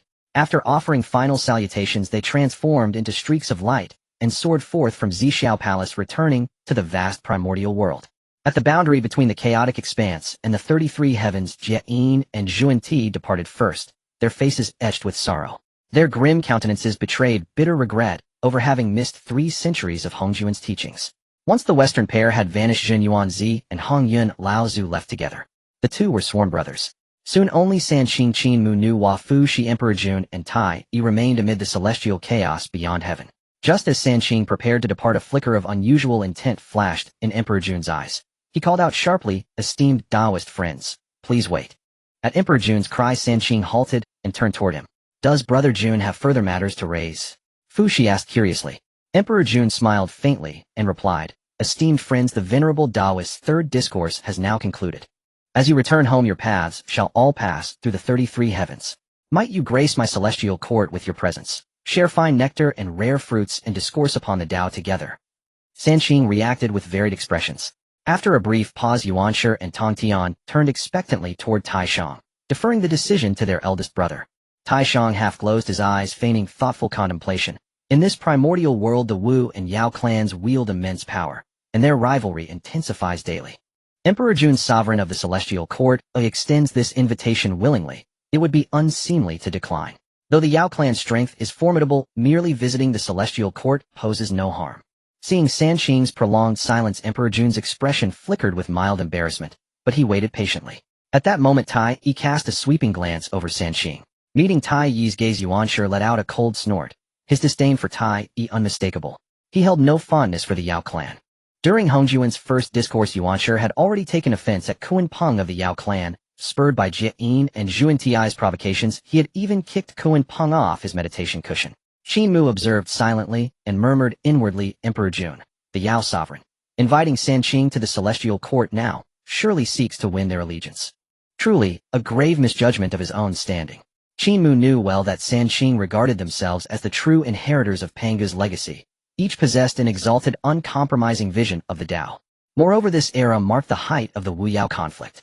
Emperor Jun's invitation to discourse at the celestial court could only mean he intended to sway these mighty cultivators to his side. Though he perceived all this, Qin Mu remained silent, his status insignificant, his cultivation merely at the early golden immortal realm. Before Emperor Jun and his peers, he held no authority to speak. After brief reflection, resolve gleamed in Tai Shang's eyes. He turned toward Emperor Jun and said, "Then we shall accept your generous hospitality." Relief flooded Emperor Jun's face at Tai Shang's acceptance. He then glanced toward Fu Shi and Nu Hua. Nu Hua said nothing, but looked meaningfully at Fu Shi. Fu Shi smiled gently and replied, "Given Brother Jun's sincere invitation, we shall certainly attend." Emperor Jun nodded, satisfaction radiating from him, exchanging a knowing glance with Tai Yi before leading the assembly toward the celestial court. Before long, Qin Mu and the others arrived at the celestial court under Emperor Jun's and Tai Yi's guidance. Within the Lingxiao precious hall, golden brilliance shimmered, and auspicious qi spiraled in countless radiant streams. Emperor Jun immediately ordered preparations for a grand feast. Soon celestial maidens danced gracefully, heavenly flowers scattered like rain. Nectar and ambrosia filled the tables, primal spirit fruits exuded intoxicating fragrance. Rare delicacies, including starlight fruits, were arrayed abundantly, revealing the Yao clan's opulent grandeur and profound spiritual heritage. Emperor Jun sat enthroned upon the central dais, Tai Yi beside him. Sanqing sat among the honored guests, savoring primal spirit fruits. By virtue of Sanqing's presence, Qin Mu too was granted a seat. Though positioned toward the rear, his table bore the same nectar, ambrosia, and primal fruits as any other. Qin Mu wasted no hesitation. He ate and drank freely. After 3 rounds of wine, Emperor Jun rose solemnly from his dais and fixed his earnest gaze upon Sanqing. Qin Mu watched quietly and whispered to himself, so he intends to court San Qing now. Just as Qin Mu had guessed. After Di Jun stood up, he spoke sincerely. Dao friends of the three purities, the current world of Honghuang is in chaos. The Wu clan is arrogant, and the Eastern Prince boasts of being the rightful authority of the Celestial Court, repeatedly provoking us. Our demon clan wishes to dominate Honghuang, and needs the assistance of great powers like you. Would you be willing to join our demon clan, and create a grand enterprise together? As soon as Di Jun finished speaking, the hall fell into silence. Qin Mu couldn't help but smile, and sighed inwardly. What is Di Jun thinking? Is he really trying to win over the three purities? What kind of beings are the three purities? The true inheritors of Panga, born with pride. How could they willingly bow their heads to others? Moreover, Qin Mu was aware that Yuan Shi among the three purities looked down upon beings like the demon clan, who are furry and horn-born from damp eggs. For Di Jun to attempt to win over the three purities was nothing short of self-deprecation. As expected, just as Qin Mu had thought. Before Tai Shang and Tong Tian could respond, Yuan Shi scoffed coldly and said, "Humph. How can beings that are furry and horned be compared to us, the three purities?" Yuan Shi's tone was indifferent, and mocking, his cold gaze fixed directly on Di Jun. The look on his face showed no intention of giving Di Jun any face. Yuan Shi, you. The Eastern Emperor Tai Yi couldn't help but fly into a rage upon hearing this. Boom. In the next moment, strands of true sun fire erupted around him, a terrifying aura spreading. His temper was not as good as that of Di Jun. Yuan Shi's belittling of their demon clan was something the Eastern Emperor Tai Yi could not endure. Moi. Yuan Shi glanced over, his expression filled with disdain as he stared at the Eastern Emperor Tai Yi. What? Do you want to fight me? As soon as he finished speaking, Yuan Shi lightly waved his hand, and a banner appeared in his hand. Wasn't it the Panga banner bestowed upon him by Hong Jun in the palace of Zixiao? Boom. Boom. As the Panga banner emerged, a force of primordial chaos instantly spread, enveloping the entire heavenly court. What? Feeling this power, Di Jun's expression changed dramatically, and he quickly glanced at the Eastern Emperor Tai Yi. Seeing this, the Eastern Emperor Tai Yi was filled with displeasure, but ultimately suppressed his aura. He understood that the three purities were all at the level of quasi-saints, and each possessed a treasured artifact bestowed by Hong Jun. To engage in a fierce battle over such a trivial matter was not worth it. Moreover, if they were to tear their faces with the three purities, it would not be a good thing for the demon clan. If the three purities were to help the Wu clan, it would truly be a loss. After all, Di Jun's invitation to the three purities to the heavenly court was originally intended to win them over. He didn't want it to end up providing strong support to the Wu clan. At this moment, Tai Shang slowly stood up, looking at Di Jun with a smile. The heavenly court's hospitality, we three purities appreciate it. Saying this, Tai Shang's gaze shifted to Yuan Shi, Tong Tian, and Qin Mu. Then with a wave of his large sleeve, he turned around and left first. Yuan Shi snorted coldly and followed Tai Shang's pace. Tong Tian shot a cold glare at Di Jun, and Tai Yi, too lazy to say even a polite word, and left with Qin Mu. Seeing this, Qin Mu couldn't help but reflect. He naturally noticed that the three purities had not given Di Jun and the others any face. Face must be earned through strength. Although Di Jun is the heavenly emperor of the demon clan in the eyes of the three purities, he is not qualified to receive such face. After a slight pause, Qin Mu didn't think too much and hurried to catch up with the three purities. Once Qin Mu left with the three purities, the atmosphere in the Lingxiao Palace turned heavy. Umph. The Eastern Emperor Tai Yi gritted his teeth in anger, unable to hold back his furious shout. Damn it. Big brother, do the three purities really look down on our demon clan this much? Earlier in the hall, Yuan Shi had given no regard to the demon clan, even stating that they were furry and horn-born from damp eggs. This infuriated the Eastern Emperor Tai Yi to the point where he almost couldn't hold back his urge to make a move. Di Jun's face was grim, his hands clenched into fists, the knuckles turning a bit pale as anger surged within him. Who? But in the end, Di Jun took a deep breath and forcibly suppressed his anger. He knew very well that the current demon clan could not afford to offend quasi-saints like the three purities. Moreover, earlier Hong Jun had explicitly stated during the third sermon in the palace of Zixiao that the three purities would eventually become beings of saintly level. Forget it. Let them go. Some things cannot be forced. After thinking this over, Di Jun's gaze turned to Nuwa and Fushi sitting in the hall. Dao friends Nuwa and Fushi, I wonder what you two think. As he spoke, Di Jun's tone softened a bit, and his eyes carried anticipation. The three purities looked down upon their demon clan and left in anger. However, the siblings Fushi and Nuwa had a deep connection with their demon clan. Both of them were human-headed and snake-bodied primordial deities, and in a certain sense they were indeed part of the demon clan. Upon hearing Di Jun's inquiry, Nuwa's expression was calm, and she did not answer, immediately glancing at her brother Fushi beside her. That look evidently sought Fux's opinion. Fushi smiled slightly, appearing to be in deep thought. Di Jun also noticed that as long as Fushi nodded in agreement, Nuwa would follow her brother's wishes. Dao friend Fuxi. Di Jun looked at Fuxi sincerely, and then said, given the current situation of Honghuang with the Wu and Demon clans at odds, the Eastern Prince's celestial court is also eyeing us. Although the Demon clan is strong, it still needs the guidance of great wisdom. You are adept in the art of divination and can glimpse the heavenly secrets. If you could join the Demon clan, it would surely help us stabilize Honghuang. Fuxi, upon hearing this, glanced at Di Jun, still pondering. The path he practiced was the innate 8 trigrams, and he had long predicted that the future calamities of Honghuang would surge, and the conflict between the Wu and Demon clans would be hard to resolve. However, Di Jun's words were not without merit. If the Demon clan could truly dominate Honghuang, perhaps it could reduce some bloodshed. After pondering for a moment, a flash of determination crossed Fux's eyes as he nodded and said, if that's the case, Fuxi is willing to lend a helping hand to the Demon clan. Seeing Fuxi agree, Di Jun was overjoyed and quickly turned his gaze to Nuwa. Nuwa did not wish to get involved in the matters of the Wu and Demon clans, but seeing her brother Fuxi agree, coupled with Di Jun's earnest words, she could not help but sigh softly. All right, Nuwa is willing to join the Demon clan. Haha. Good. Good. Di Jun was overjoyed. While he could not win over the 3 purities to join the Demon clan, securing Fuxi and Nuwa was still a significant gain. It must be noted that Nuwa had previously received a treasure from Hongjun in the palace of Zixiao, and she had also been bestowed with the primordial purple energy of the Great Tao. She was destined to become a saint in the future. With one saint to oversee the Demon clan in the future, how could they not thrive? Soon Di Jun issued the decree of the Heavenly Emperor. From this day forth, Fuxi shall be the Shi Emperor of the Demon clan, and Nuwa shall be the Wa Empress of the Demon clan. The fortune of the Demon clan's heavenly court also increased due to the joining of Fuxi and Nuwa. Kunlun Mountain. After the 3 clear ones returned, they each retreated to their own cave abodes to enter seclusion and contemplate the great Tao expounded by Hongjun. Now all 3 had reached the level of quasi saint, naturally aspiring to attain sainthood as soon as possible. What others did not know, Qin Mu was all too clear about. If the 3 clear ones intended to pursue the path of cutting the 3 corpses to achieve sainthood, it would surely be unfeasible. After all, among the numerous saints in the primordial chaos, only Hongjun achieved sainthood by cutting the 3 corpses. In the future, the 3 clear ones would rely on establishing the 3 teachings to accumulate merit for their own sainthood. However, this was a matter of heavenly secrets, and Qin Mu had no intention of informing the 3 clear ones. Firstly, he was unsure of the consequences that might arise if he spoke up. Secondly, if the 3 clear ones were to inquire, he would not know how to explain it. After the 3 clear ones entered seclusion, Qin Mu also returned to his own cave abode. The location of his cave abode was rich in the spiritual energy of heaven and earth. After sitting cross-legged, a thought crossed Qin Mu's mind, and he took out a seed. This seed was entirely green and glimmered, surrounded by a chaotic aura. It was the seed of the Genesis Green Lotus that Hongjun had rewarded him with when he returned to the Zixiao Palace. I wonder what changes will occur in my body after I refine this Genesis Green Lotus seed. Qin Mu pondered silently, then with a thought he transformed directly into his true form.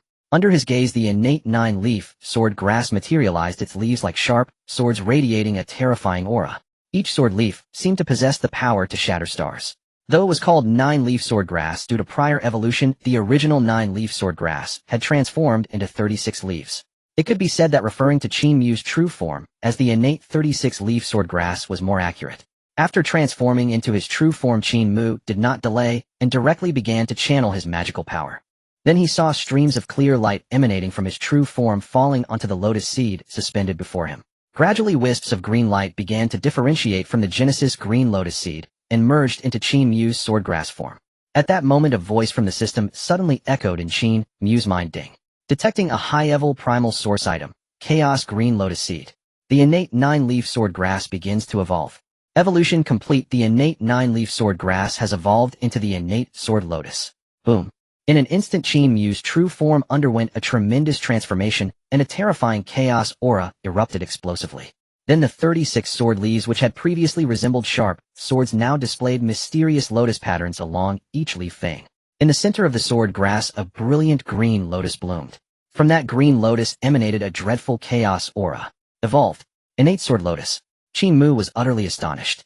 He had not expected that merely refining the Genesis Green Lotus seed would lead to another evolution of his true form under the system's influence.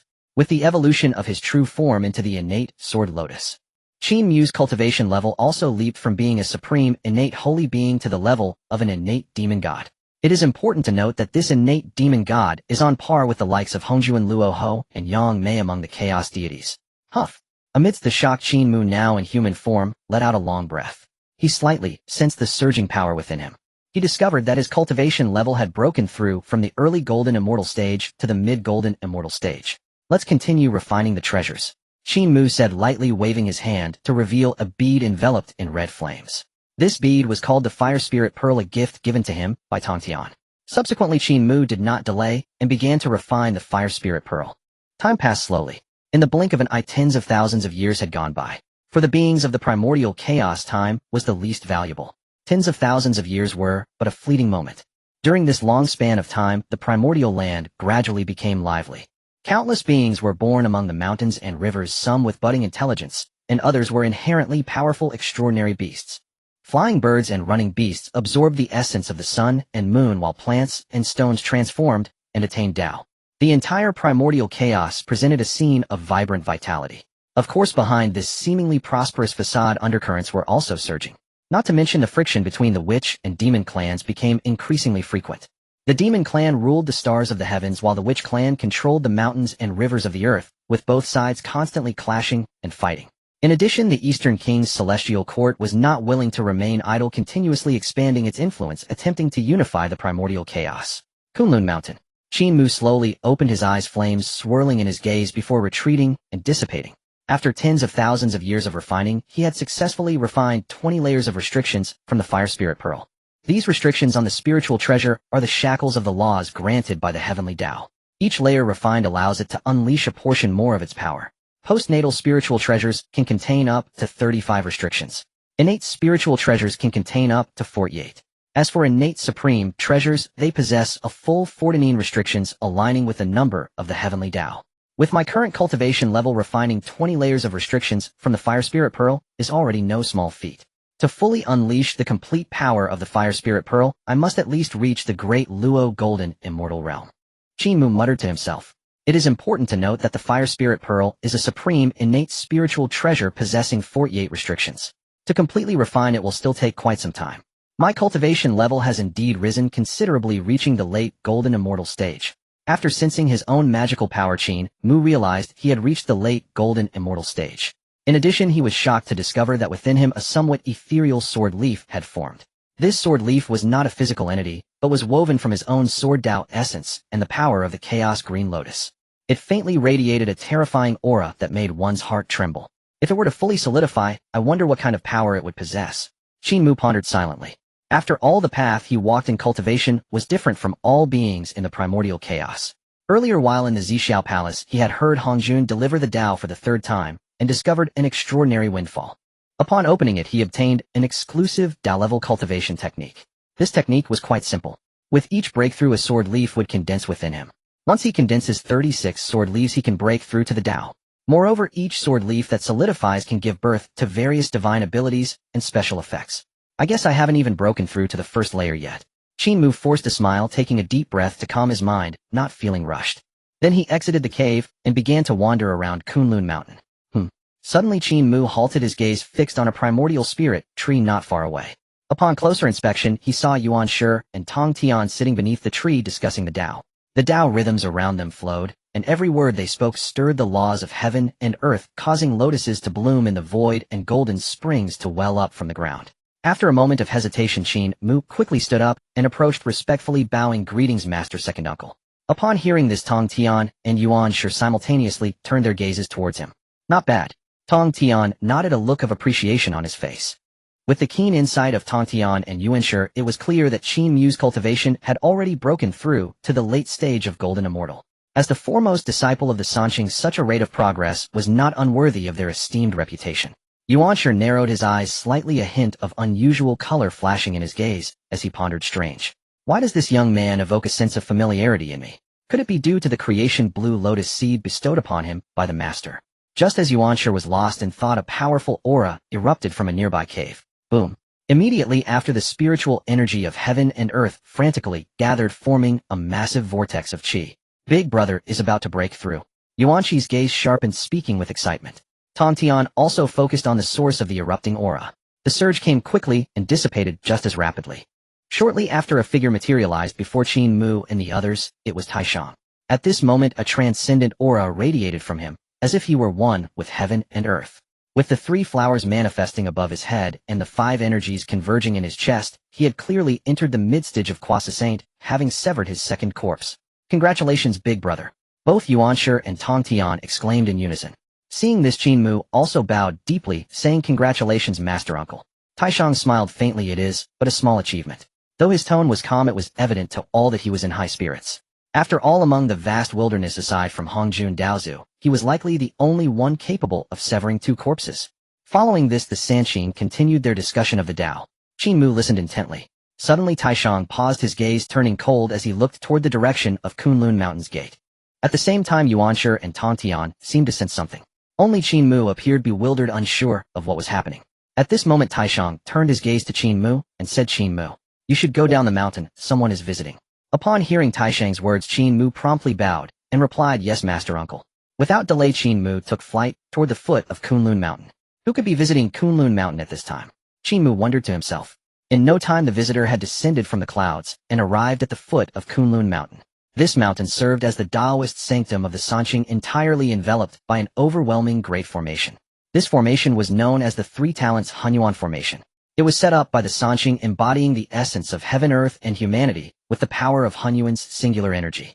Let alone ordinary cultivators, even Saint powers would find it impossible to take a single step without understanding the intricacies of the formation. At this moment, outside the 3 Talents Honghuang Formation, a great Luo golden immortal paced back and forth, displaying a hint of anxiety.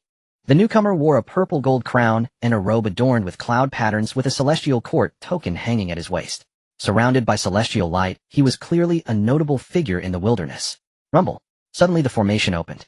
Upon seeing this, the great Luo golden immortal immediately showed a joyful expression and hurried forward. At this moment, Qin Mu, who had activated the formation, stepped out slowly and immediately spotted the great Luo golden immortal approaching him. Who are you? Why are you loitering at the foot of Kunlun Mountain? Qin Mu questioned sternly. Upon hearing this, the great Luo golden immortal paused, scrutinizing Qin Mu intently. The more he examined, the more his brow furrowed, and his inner displeasure grew. A mere golden immortal dares to speak so to me. The great Luo golden immortal felt a twinge of annoyance, but managed to maintain a semblance of a smile. After all, this was the territory of the Sanqing. Even though he possessed the cultivation of a great Luo golden immortal, he did not dare to act recklessly here. Besides, he had come with an order and sought the favor of the Sanqing. Young friend, I am here on behalf of the Celestial Court. Today's visit is specifically to pay respects to the esteemed elders of the Sanqing. Upon hearing this, Qin Mu was slightly taken aback, secretly pondering, I wonder who it could be. So it turns out to be someone from the Celestial Court. Qin Mu muttered softly, fully aware that this great Luo golden immortal was one of Dong Wanggong's people. Moreover, Dong Wanggong was the supreme male immortal personally appointed by Hongjun Daozu, overseeing the male immortals of the wilderness. He established the Celestial Court on the Purple Mansion Island in the East Sea, gathering numerous immortals intent on unifying the wilderness. Dong Wanggong can indeed be considered a fortunate one, but at the same time he is also a pitiful one. Though bestowed by Hongjuan, he fails to see through the heavenly mysteries, attempting to dominate the wilderness, ultimately meeting a tragic end at the hands of the demon clan. Just as Qin Mu was in his contemplations, the great Luo golden immortal furrowed his brow slightly and called out suspiciously, young friend. Oh. Qin Mu came back to his senses, responding calmly, follow me. Without further ado, he turned and walked out. Seeing Qin Mu's cold demeanor, the great Luo golden immortal felt a surge of anger, but dared not express it. After a brief pause, he quickly followed behind Qin Mu. Before long, Qin Mu led the great Luo golden immortal to where the Sanqing were located. At this moment, the Sanqing sat majestically upon a cloud platform, each radiating an aura of Tao, their presence majestic and vast as the sea. Upon witnessing this, the Celestial Court envoy felt an invisible, terrifying pressure descend upon him. Even with his strength as a great Luo golden immortal, he felt overwhelming pressure under this aura. Celestial Court envoy greets the esteemed elders of the Sanqing. After a moment of hesitation, the Celestial Court envoy quickly bowed and paid his respects to the Sanqing. However, to his surprise, the Sanqing completely ignored him, exhibiting an attitude of indifference. Are the Sanqing truly that aloof? I am after all an envoy of the Celestial Court. The great Luo golden immortal felt a surge of dissatisfaction, but dared not voice it. After a brief silence, he quickly cleared his throat and continued, esteemed elders of the Sanqing. I come here by the orders of Dong Wanggong specially to visit Kunlun Mountain. This is just a small token, I hope the 3 will accept it. With that, the Celestial Court envoy waved his hand lightly. Immediately 3 innate spiritual objects floated out, hovering before the Sanqing. To the envoy's astonishment, the Sanqing showed no reaction whatsoever to the 3 innate spiritual objects he presented. Observing this, Qin Mu couldn't help but sigh inwardly. Dong Wanggong truly overestimates himself. In the eyes of the Sanqing, how insignificant are these innate spiritual objects? While these items might cause a frenzy outside, to the Sanqing they are no different from refuse. Qin Mu remembered clearly that during Hongjun's 3rd sermon he had bestowed invaluable treasures upon the Sanqing, following that they had acquired numerous innate spiritual treasures from the treasure cliff. For Dong Wanggong to send someone to visit the Sanqing with nothing more than 3 innate spiritual objects was truly a display of pettiness. This endeavor is bound to fail. Qin Mu quietly lamented, foreseeing the visitor's intentions and knowing that this matter would inevitably come to naught. At that moment the Supreme Elder slowly asked, "What brings you here?" He spoke without even lifting his eyelid. The messenger from the Celestial Court heard this and wasted no time, quickly stating his purpose. "On behalf of the Eastern Prince, I have come to invite the 3 esteemed elders to join the Celestial Court. If the 3 esteemed elders are willing to join, they will be treated as celestial ancestors with status just beneath that of the Eastern Prince." As soon as these words were spoken, the atmosphere in the room suddenly froze. Qin Mu, standing to the side, couldn't help but chuckle after hearing the messenger's words. This Eastern Prince is truly arrogant, inviting the 3 purities to join the Celestial Court. He doesn't even come personally, sending a mere Deluo golden immortal to convey the message. Does he really think that because Hong Jun has proclaimed him the foremost male immortal, he can stand equal with the 3 purities? Qin Mu secretly sighed. One must know the 3 purities are the true orthodoxy of Pangu, possessing immense power. Earlier the Demon Clan's Emperor Jun had also considered inviting the 3 purities to join their ranks, but they were rejected by the 3 purities. At that time Emperor Jun and Tai personally welcomed the 3 purities to the Demon Clan's heavenly court. The Eastern Prince, however, was quite different. He merely sent a Deluo golden immortal to relay the message, and the token of meeting offered was merely 3 innate spiritual objects. He even stated outright that if the 3 purities joined the Celestial Court, their status would be beneath that of the Eastern Prince. In the eyes of the 3 purities, this barely regarded the Eastern Prince at all. As for the title of foremost male immortal, they scoffed at it. If it weren't for the decree from Hong Jun compelling him to act for heaven and oversee the chaos, they wouldn't have given the Eastern Prince any face. In terms of lineage, the Eastern Prince is merely the first ray of innate yang qi. How could he possibly compare with their true orthodoxy of Pangu? Just as Qin Mu thought this, the messenger's words had barely faded when Tongshan's expression suddenly darkened, and he couldn't restrain his furious shout, "Get out!" With that shout, Tongtian waved his sleeve, and an overwhelming force of magic surged forth. Boom! Bang! The Deluo Golden Immortal had not reacted in time before being sent flying and crashing heavily outside Kunlun Mountain. After sending the messenger flying, Tongtian turned his gaze towards the Supreme Elder. "Brother, is the Eastern Prince not too arrogant? Does he truly see himself as the foremost male immortal able to command the chaos at will?" The Supreme Elder squinted slightly, appearing to contemplate. After a moment's thought he replied, "It's no concern. His fate shall come swiftly." Having said that, the 3 purities ceased their conversation and continued to discuss the Tao. Though the Supreme Elder said little, Qin Mu understood well. The so-called fate spoken of by the Supreme Elder was the impending calamity for the Eastern Prince. Meanwhile, outside Kunlun Mountain, the messenger from the Celestial Court crashed heavily to the ground. Upon rising, he found that the protective array of Kunlun Mountain had closed. Oomph! The messenger from the Celestial Court snorted coldly, not expecting that he had traveled so far only to be treated this way by the 3 purities. Naturally, he was angry, yet dared not voice it. In his anger, he transformed into a streak of light and departed. East Sea Zifu Continent. This place was the transformation site of the Eastern Prince. This is why the Eastern Prince established the foundation of the Celestial Court on Zifu Continent, using the fortune of the Celestial Court to suppress the place of his dragon's rise. In the center of Zifu Continent, the Eastern Prince expended great magical power and resources to build a luxurious palace. Looking around, the palace was sprawling and intertwined, shrouded in clouds and mist, adorned with intricate carvings and paintings. It appeared extremely lavish and grand. At this moment, within the great hall of the Celestial Court, celestial maidens danced, and celestial music floated in the air. At the main seat, a man was leisurely indulging himself. The man was handsome, with white hair and a jade-like face. He was none other than the foremost male immortal, the master of the Celestial Court, the Eastern Prince. Suddenly, a beam of golden light fell from outside the hall. Upon looking, the messenger from the Celestial Court rushed into the great hall, rolling and crawling. Seeing this, the music and dance within the hall came to a halt. Moi! The Eastern Prince's brows furrowed as he stared at the Deluo Golden Immortal. What happened? Were you not supposed to invite the 3 purities at Kunlun Mountain? Hearing this, the Deluo Golden Immortal wore a mournful expression and recounted everything that had happened at Kunlun Mountain. What? Upon hearing the Deluo Golden Immortal's account, the Eastern Prince could not help but fly into a rage, smashing the jade table before him with a palm. Damn it! How dare the three purities show such disrespect to this emperor? The Eastern Prince was furious, his face flushed. In his view, he was the foremost male immortal personally appointed by Hong Jun to govern the myriad immortals of the chaos. How dare the three purities look down on him like this? They sent the messenger he dispatched flying with a single slap. Wasn't this a blatant slap in the face? But despite his anger, the Eastern Prince ultimately restrained himself. After all, the three purities were powerful, and he could not contend with them. Moreover, the three would soon become saints. Thus he could not afford to offend them further. Time quietly passed. Unknowingly, several thousand years had gone by. Kunlun Mountain. Clouds and mist swirled and rays of dawn shone brightly. Boom. Suddenly, a powerful aura erupted from a cave dwelling. Not long after, a figure slowly emerged from that cave dwelling. It was none other than Qin Mu.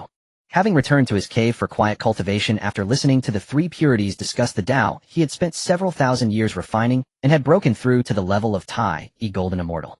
At this moment, Qin Mu's eyes seemed to hold the turning of galaxies, and his aura was vast like a deep abyss. I've finally broken through to Tai, Golden Immortal.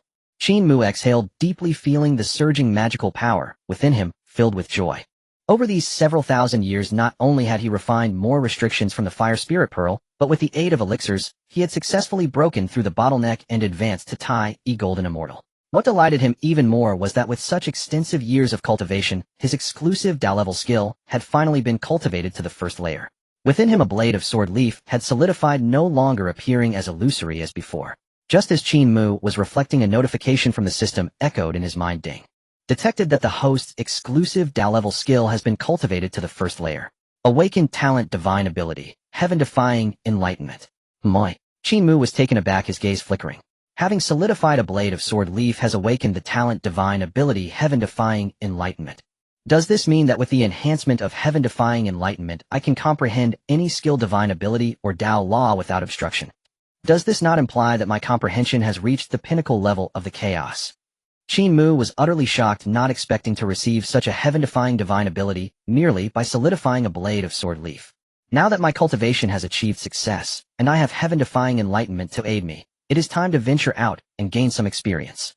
Qin Mu muttered to himself, a flash of determination in his eyes, and then he soared towards Tongshan's cave dwelling. After a short while, Qin Mu arrived at Tongshan's location.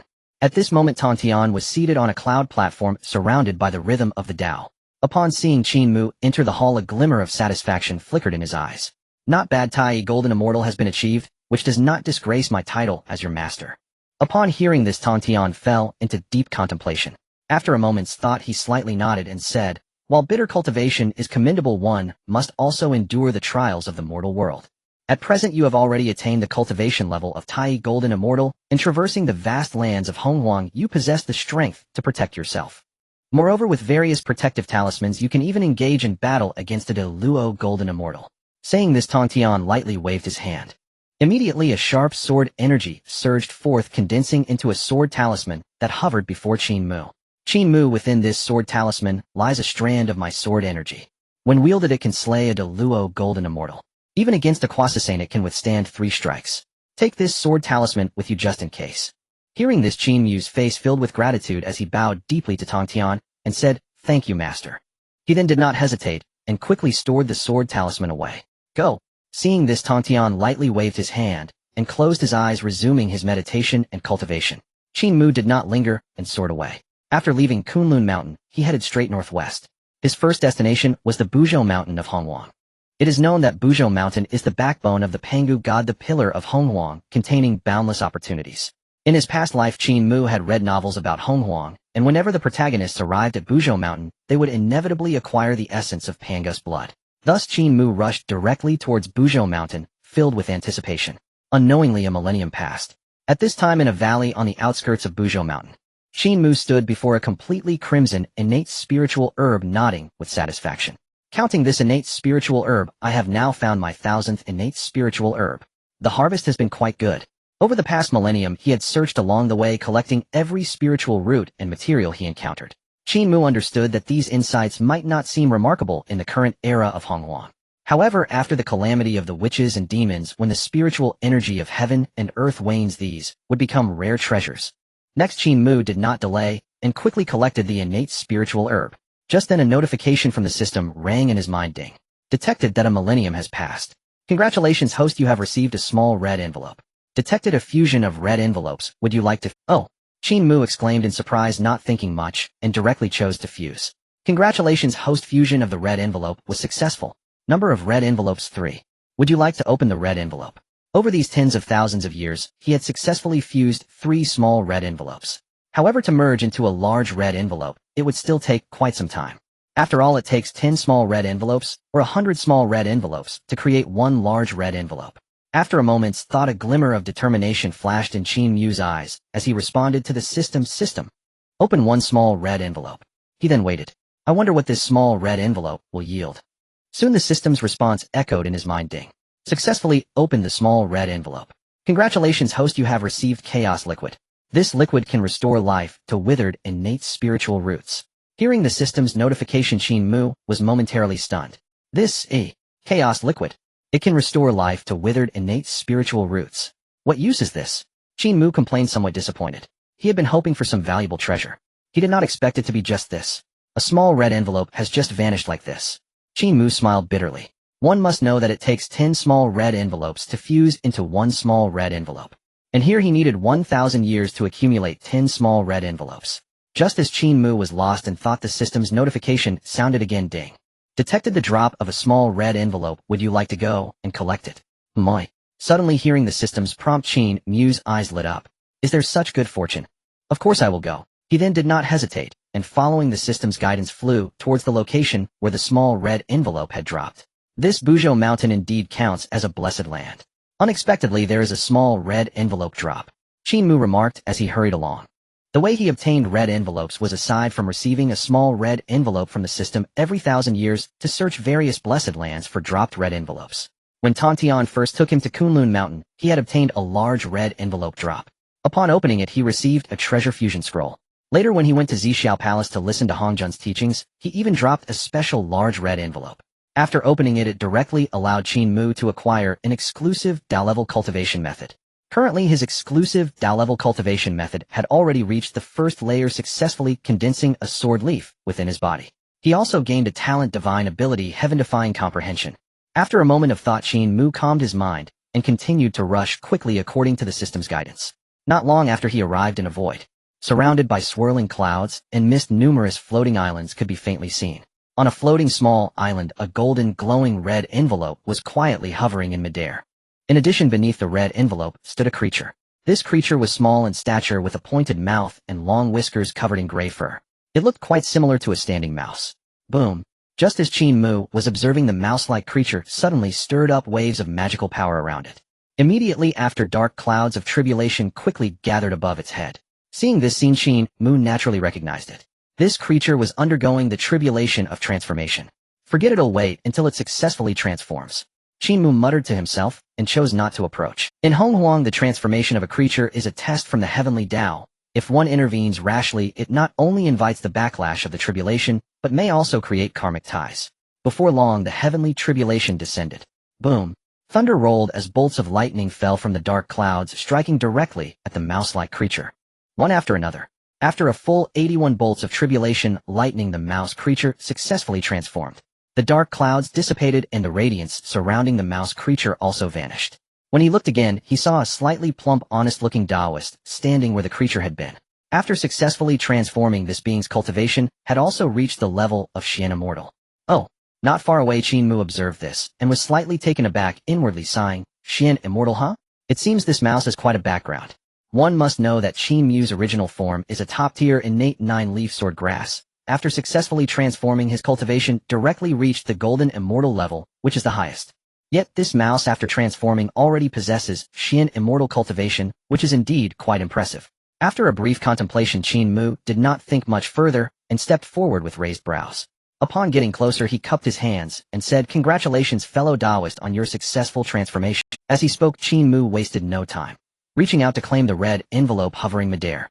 At that moment, the plump Taoist formed from the rat spirit turned toward Qin Mu and bowed deeply with clasped hands. "This humble one is Duo Bao. Greetings, senior cultivator." Earlier, Duo Bao had already sensed Qin Mu's presence, but he was in the critical phase of shape-shifting and dared not divert his focus. He had no choice but to endure the shape-shifting tribulation lightning alone. Fortunately, Qin Mu merely observed from the side, offering no interference, leaving Duo Bao with a faint impression of goodwill toward him. Moreover, Duo Bao discerned that Qin Mu's cultivation realm had already reached the level of supreme immortal of Tai Golden Immortality, whereas Duo Bao himself, having just completed his transformation, stood only at the rank of profound immortal. Such a vast disparity in strength naturally compelled Duo Bao to adopt an attitude of profound respect, never daring the slightest negligence. Taoist Duo Bao. Qin Mu murmured, momentarily startled upon hearing the name. Others might remain ignorant, but Qin Mu knew all too well Taoist Duo Bao would one day become the eldest disciple of the Jie sect, later defecting westward after the investiture of the god's calamity, and ultimately ascending as the formidable Buddha Tathagata himself. Had I never appeared, this man would have been the Jie sect's first disciple, the most cherished protege of Lord Tontian. Qin Mu mused inwardly, his gaze subtly shifting. But now with me here, he can only be second.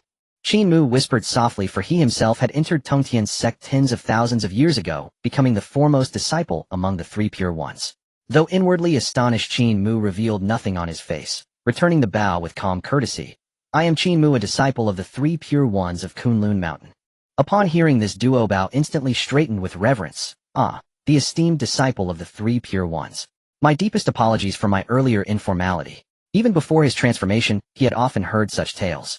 The three pure ones of Kunlun, orthodox descendants of Pangu, stood among the supreme sovereigns of the primordial chaos. To encounter one of their disciples in person was nothing short of extraordinary. In Duo Bao's eyes, this was a golden opportunity to cultivate goodwill with Qin Mu. As Duo Bao pondered this, Qin Mu too studied him intently. Noticing Qin Mu's gaze fixed upon him with inscrutable depth, Duo Bao furrowed his brow slightly, and inwardly wondered, strange. This is our first meeting. Yet why do I feel as though he knows me intimately? The thought struck him, prompting him to ask cautiously, Senior Cultivator, do you know me? Qin Mu smiled faintly in reply, not at all. You simply reminded me of an old acquaintance. Duo Bao's frown did not ease, instead his bewilderment deepened. He ventured again, was your acquaintance also a Duo Bao rat? Though spoken aloud, this question carried quiet doubt, for he was by all accounts the very first Duo Bao rat born in the primordial chaos, and thus no other should exist. No, Qin Mu replied, simply, his tone serene and final. Recognizing the unspoken boundary, Duo Bao wisely refrained from pressing further. After a brief silence, Duo Bao moistened his lips and gently shifted the subject. May I inquire, what brings Senior Cultivator to this place? Qin Mu smiled faintly. I journey across the primordial chaos seeking opportunities, and arrived at the periphery of Buzhou Mountain for precisely that reason. Passing through, I sensed tribulation lightning gathering, assuming some treasure had emerged. Little did I expect it to be your transformation. Hearing this, Duo Bao's eyes lit up with sudden clarity. He recalled that Buzhou Mountain, renowned as the supreme divine peak of the primordial chaos, was said to be forged from Pangu's spine, its every inch teeming with rare treasures.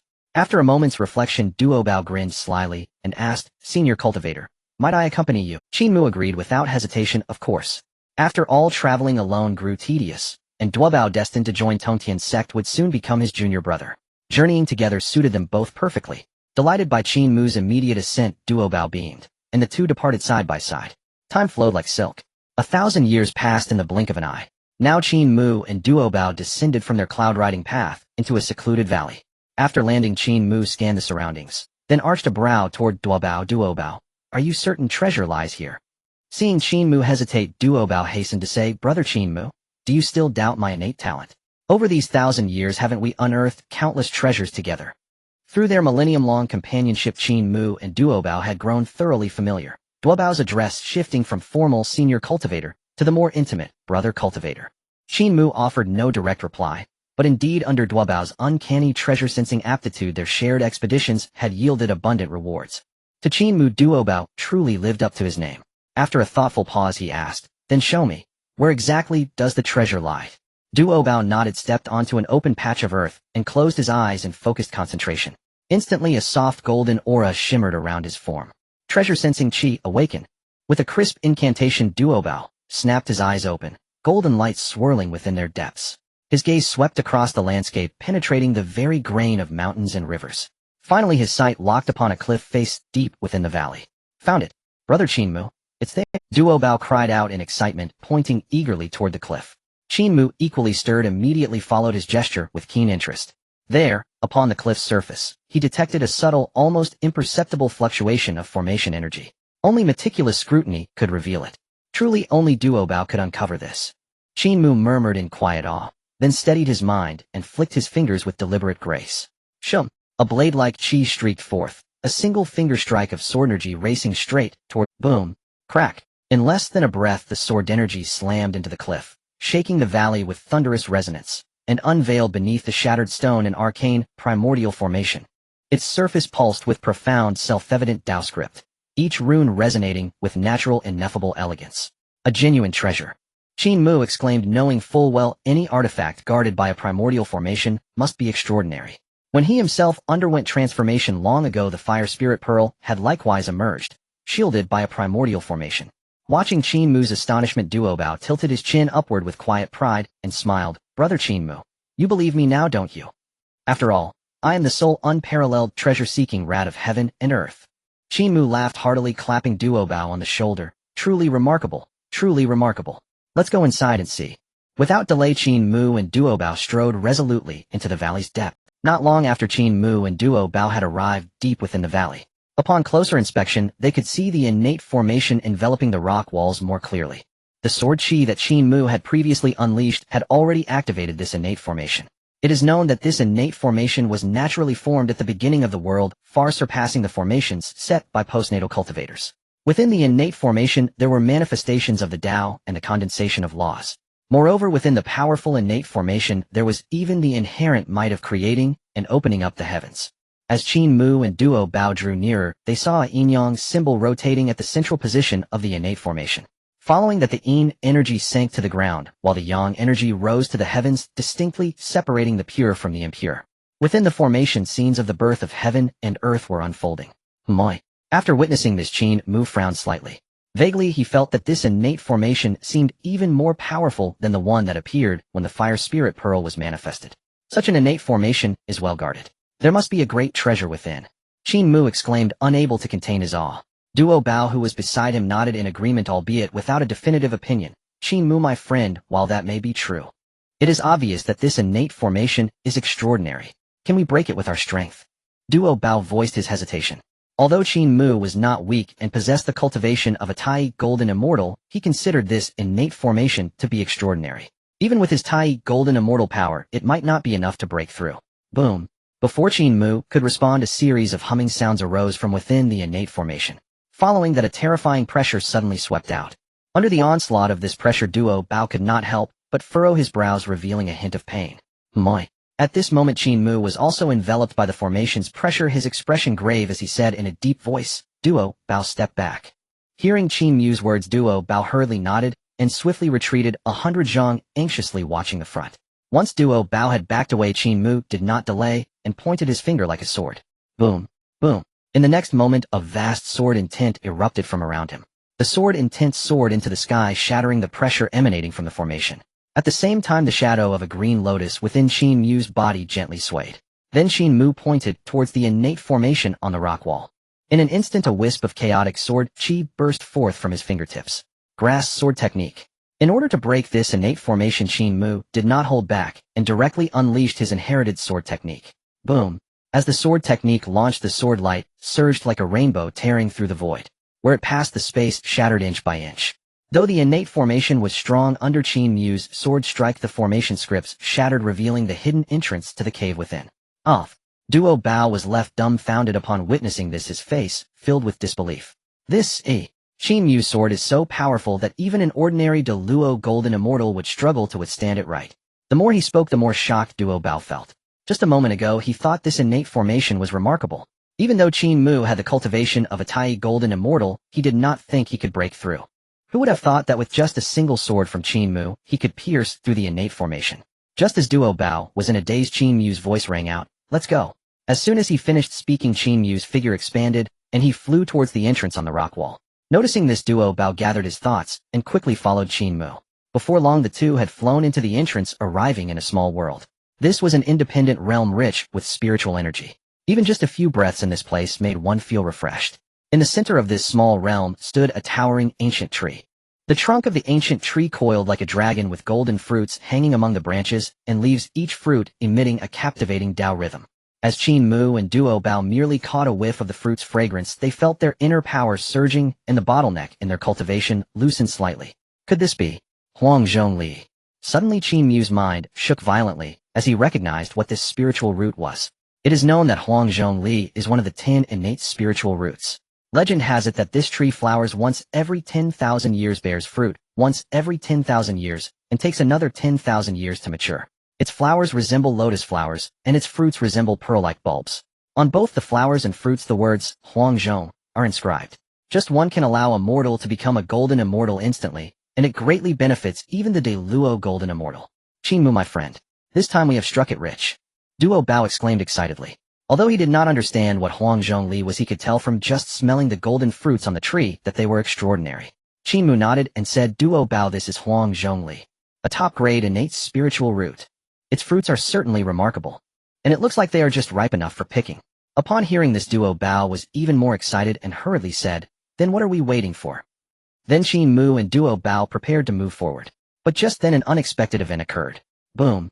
A figure suddenly descended into this small realm, and a terrifying aura instantly enveloped the area.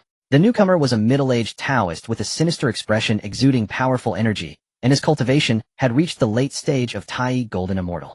After appearing, his gaze greedily fixed on Huang Zhongli, and he exclaimed in shock, I never expected there to be such a treasure here. Tuans, why don't you hurry and get lost? I am a person of the Celestial Court, and this item should belong to the Celestial Court. The middle-aged Taoist was ecstatic and completely disregarded Qin Mu and Duo Bao. One was in the early stage of Tai Golden Immortal, and the other was a Xian Immortal, neither of whom were his opponent. Celestial Court. Hearing what the newcomer said, Duo Bao's expression changed. He naturally knew that the Celestial Court was the force of Dong Wanggong. After a moment of hesitation, Duo Bao quickly looked at Qin Mu and whispered, Qin Mu, my friend, should we just avoid trouble and leave? In Duo Bao's view, the Celestial Court was a formidable force, and Dong Wanggong was a quasi-saint powerhouse, certainly not someone they could easily provoke. Moreover, the newcomer was quite powerful at the late stage of Tai Golden Immortal. Though Qin Mu was also a Tai Golden Immortal, he was merely at the early stage. Yet what Duo Bao did not. Qin Mu paid no heed to his words, and instead looked at the Tai Golden Immortal, sneering as he said, just a mere Tai Golden Immortal.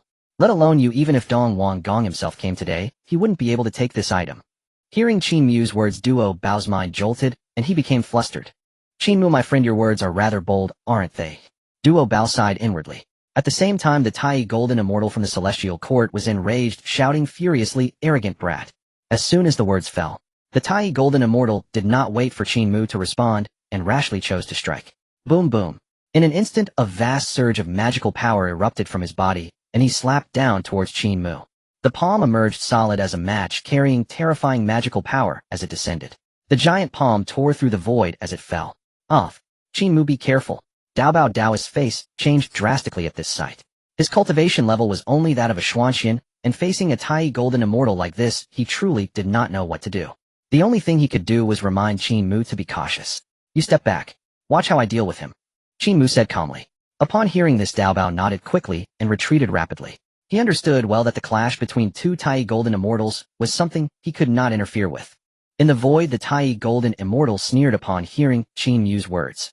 You really are brazen. In his view, although Qin Mu was at the same level of Tai Golden Immortal, he was at the late stage of Tai Golden Immortal, just a step away from the Deluo Golden Immortal. Meanwhile, Qin Mu was still at the early stage of Tai Golden Immortal. The disparity in strength between the two was unimaginable. Boom boom. At the same time, the magical giant palm descended from the sky, pressing down directly above Qin Mu's head. The terrifying might made the heavens and earth change color, and time and space seemed to twist and deform under its pressure. Qin Mu remained unfazed beneath it. Boom. In the next moment, a terrifying aura erupted from within Qin Mu's body. As this aura surged, it shot up towards the sky. The magical giant palm that was pressing down froze for a moment under this aura's assault. Immediately after, a crimson jewel flew out from Qin Mu's hand. In less than a moment, the crimson jewel hovered in front of Qin Mu. Boom boom. With the appearance of the jewel, the temperature around surged suddenly. Then flames suddenly ignited from the jewel. As the flames appeared, they instantly engulfed the heavens and the earth. The terrifying heat seemed capable of incinerating everything in the world. What else could it be but the supreme innate spirit treasure, the fire spirit pearl? The magical giant palm that was originally pressing down towards Qin Mu disintegrated into nothingness under the might of the fire spirit pearl. This, an innate spirit treasure. The Tai Golden Immortal's pupils trembled upon seeing Qin Mu produce the fire spirit pearl, his face full of horror. How is that possible? How could such a treasure be in his possession? He stammered, somewhat incredulous. It must be known that innate spirit treasures are extremely rare in the current primordial land, let alone a supreme innate spirit treasure like the fire spirit pearl. Even a Deluo Golden Immortal might not possess such a spirit treasure. Moreover, the path of cultivation taken by the creatures of the primordial is mostly one of slaying 3 corpses. To break through from Deluo Golden Immortal to Quasta Saint, one would face the issue of slaying 3 corpses. The key to this slaying of 3 corpses is the need for an innate spirit treasure as a vessel. What shocked the Tai Golden Immortal even more was that Qin Mu, who was weaker than him in cultivation, actually possessed such a spirit treasure. Just as he was astonished, Qin Mu coldly smiled and mocked. What? From the looks of you, it seems you've never seen an innate spirit treasure before. If you're out here in the world, it's embarrassing not to have an innate spirit treasure by your side as a primordial cultivator. How have you been living? Upon hearing Qin Mu's mockery, the Tai Golden Immortal's face turned red with anger, and he made a chattering noise with his teeth. He was merely a Tai Golden Immortal with little opportunity. How could he possess an innate spirit treasure? What of the innate spirit treasure? It all depends on who wields it. After a brief pause, the Tai Golden Immortal retorted, his mind filled with malicious thoughts. He thought that if he could slay Qin Mu, not only would the innate spirit root be his, but Qin Mu's innate spirit treasure would also belong to him. With this thought, the Tai Golden Immortal's gaze became fervent. However, before he could regain his senses, Qin Mu's mind moved, and he directly controlled the fire spirit pearl to smash towards the Tai Golden Immortal. Boom! In an instant, the fire spirit pearl transformed into a streak of flowing light, heading straight for the Tai Golden Immortal. In less than a moment, it crashed down fiercely right in front of the Tai Golden Immortal. Seeing this, the Tai Golden Immortal's pupil shrank, and he hurriedly summoned his magical power to defend. Bang! Accompanied by a deafening boom. Under the impact of the fire spirit pearl, the Tai Golden Immortal's defenses were directly breached. The fire spirit pearl smashed directly into his chest. Upon a closer look, he had been sent flying, crashing into a mountain. Boom! As a result of the impact, the mountain shattered violently, raising clouds of dust. Before long, the turbulence settled and the dust dispersed. The Tai Golden Immortal rose into the air in a disheveled manner. Oh! Seeing this, Qin Mu raised an eyebrow, somewhat surprised. He actually didn't die. Dao Bao, who had retreated to a distance, was left dumbfounded upon witnessing this. Can an innate spirit treasure be used this way, Used so brutally to smash someone? Before Dao Bao could react, Qin Mu's mind moved again, once more controlling the fire spirit pearl. This time he did not direct the fire spirit pearl to smash the Tai Golden Immortal. Boom boom. The suspended fire spirit pearl suddenly erupted with blinding divine light, and torrents of flame surged forth. Immediately, terrifying flames condensed, transforming into a river of flames that swept towards the Tai Golden Immortal. The Tai Golden Immortal was taken aback, his face filled with astonishment. Roaring. Following that, he let out an angry roar and transformed into his true form, a giant tortoise covered in dark scales. You think a mere flame can burn me to death?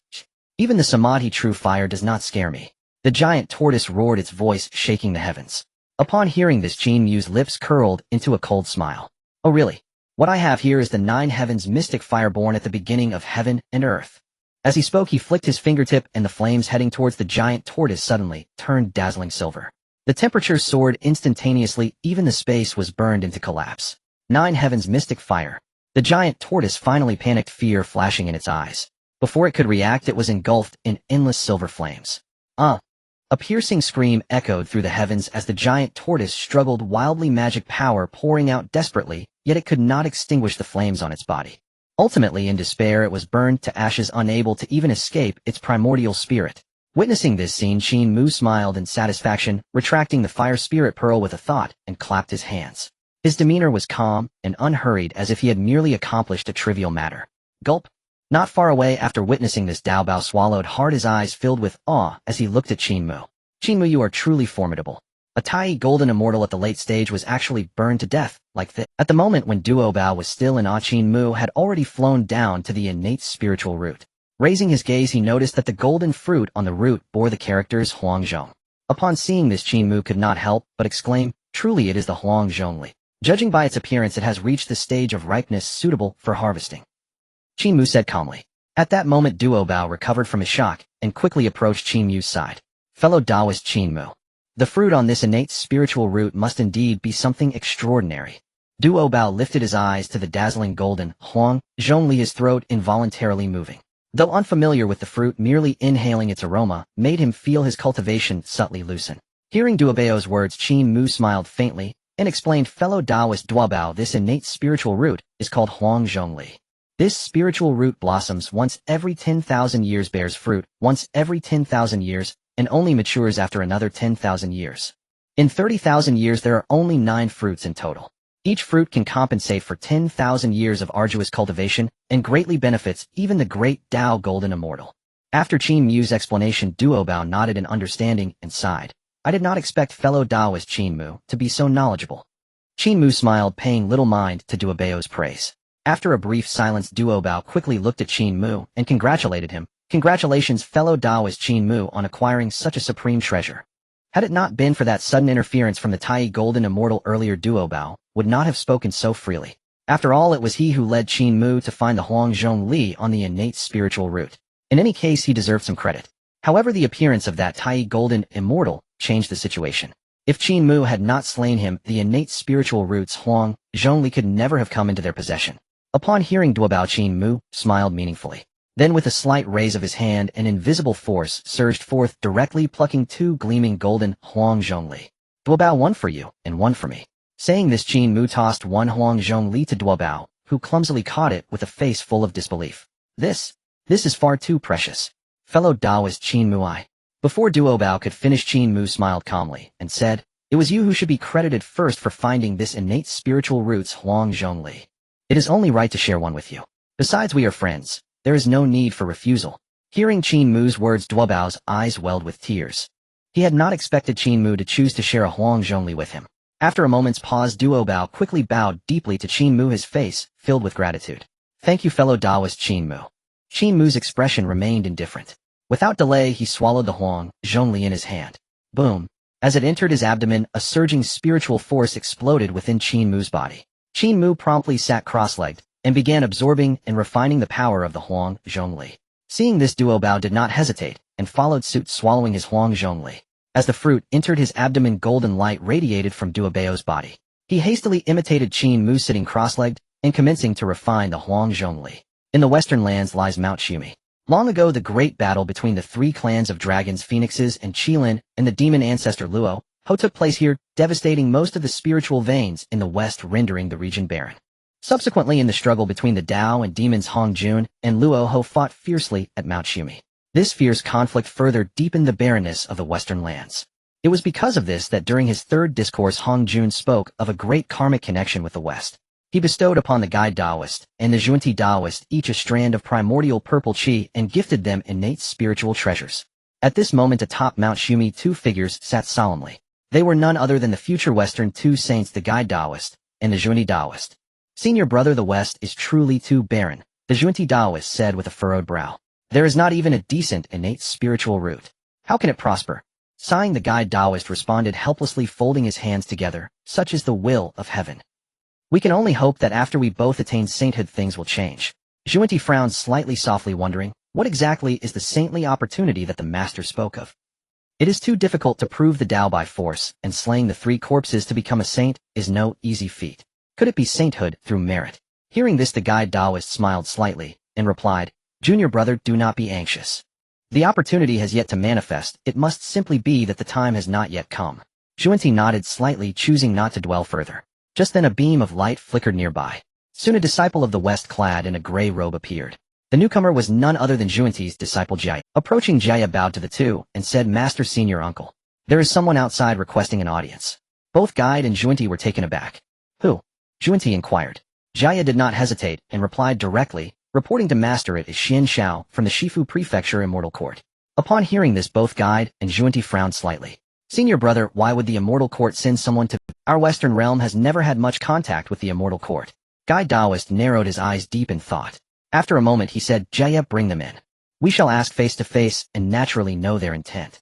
Jaya bowed in response and turned to leave. Soon he led a person to the side of Guide and Zhunti. The newcomer possessed the strength of a great Tao Golden Immortal. Had the Sanqing and Qin Mu been present, they would have recognized him immediately as the one who previously went to Kunlun Mountain seeking to recruit the Sanqing. Alas, he was ultimately sent flying by a single slap from Tongtian. This great Tao Golden Immortal was named Xian Xiao. Under the orders of the Eastern King Duke, he roamed the wilderness recruiting powerful scattered immortals to join the immortal court. Along the way he had succeeded in recruiting some, but had also faced many refusals. After returning to report from Kunlun Mountain, the Eastern King Duke dispatched him to the west with clear intentions. Upon seeing Guide and Zhuni, Xian Xiao bowed deeply and said, "Greetings, esteemed seniors." Guide nodded slightly and cut straight to the point, asking, "Fellow Taoist Xian Xiao, may I ask your purpose in coming to our western realm?" Xian Xiao did not hide anything and stated his intention directly, reporting to the seniors. "I come under the orders of the Eastern King Duke to pay respects to you both. The Immortal Court wishes to invite you to join and jointly plan the great enterprise in the wilderness." Hearing Xian Zhao's words, a subtle change flickered simultaneously in the eyes of Guide and Zhunti. Earlier they had spoken of the barrenness of the West. Unexpectedly at this moment the Immortal Court had sent someone to discuss grand matters with them. Exchanging a glance, Zhunti transmitted a message to Jieyin. "Senior brother, the Celestial Court may be an opportunity for our Western realm." Jieyin could not refute Zhunti's words and secretly responded, "Indeed. In that case, let us tentatively, if there are any changes in the future, our Western realm can withdraw." As he spoke, Jieyin turned his gaze directly towards Xian Xiao, saying, "Very well, our Western realm can cooperate with the Celestial Court. You should return and inform the Eastern King Dao friend. Shortly, I will bring people to the Purple Palace to discuss matters of cooperation with him." Xian Xiao was overjoyed by Jieyin's prompt agreement. He had thought that Jieyin and Zhunti would refuse. To his surprise, he hadn't had to argue much, and Jieyin readily agreed to the cooperation. "Great. I shall return to the Celestial Court to report. If the Emperor knows that the two seniors are willing to join the Celestial Court, he will surely be very pleased." Having said that, Xian Xiao bowed to Jieyin and Zhunti before hurriedly departing. After Xian Xiao left, Zhunti slightly squinted and smiled, saying, "Senior brother, make sure to discuss the terms well with the Eastern King." Jieyin nodded and softly replied, "Naturally." In the Eastern Sea, the Purple Palace was surrounded by celestial energy with auspicious clouds rising. At the very center of the Purple Palace floated a magnificent palace resplendent in gold and jade, luxurious beyond comparison, radiating the aura of a dragon. This was where the Eastern King's Celestial Court was located. At this moment, the Eastern King sat in the main seat, exuding an aura of quasi-saintly pressure that commanded respect without anger. Below in the main hall stood dozens of powerful beings from the Celestial Court, respectfully reporting recent developments to the Eastern King. Reporting to the Emperor, the 72 islands of the Eastern Sea have all come under the dominion of our Celestial Court. The northern underworld scattered immortals have agreed to submit, but the Eastern King's gaze turned cold.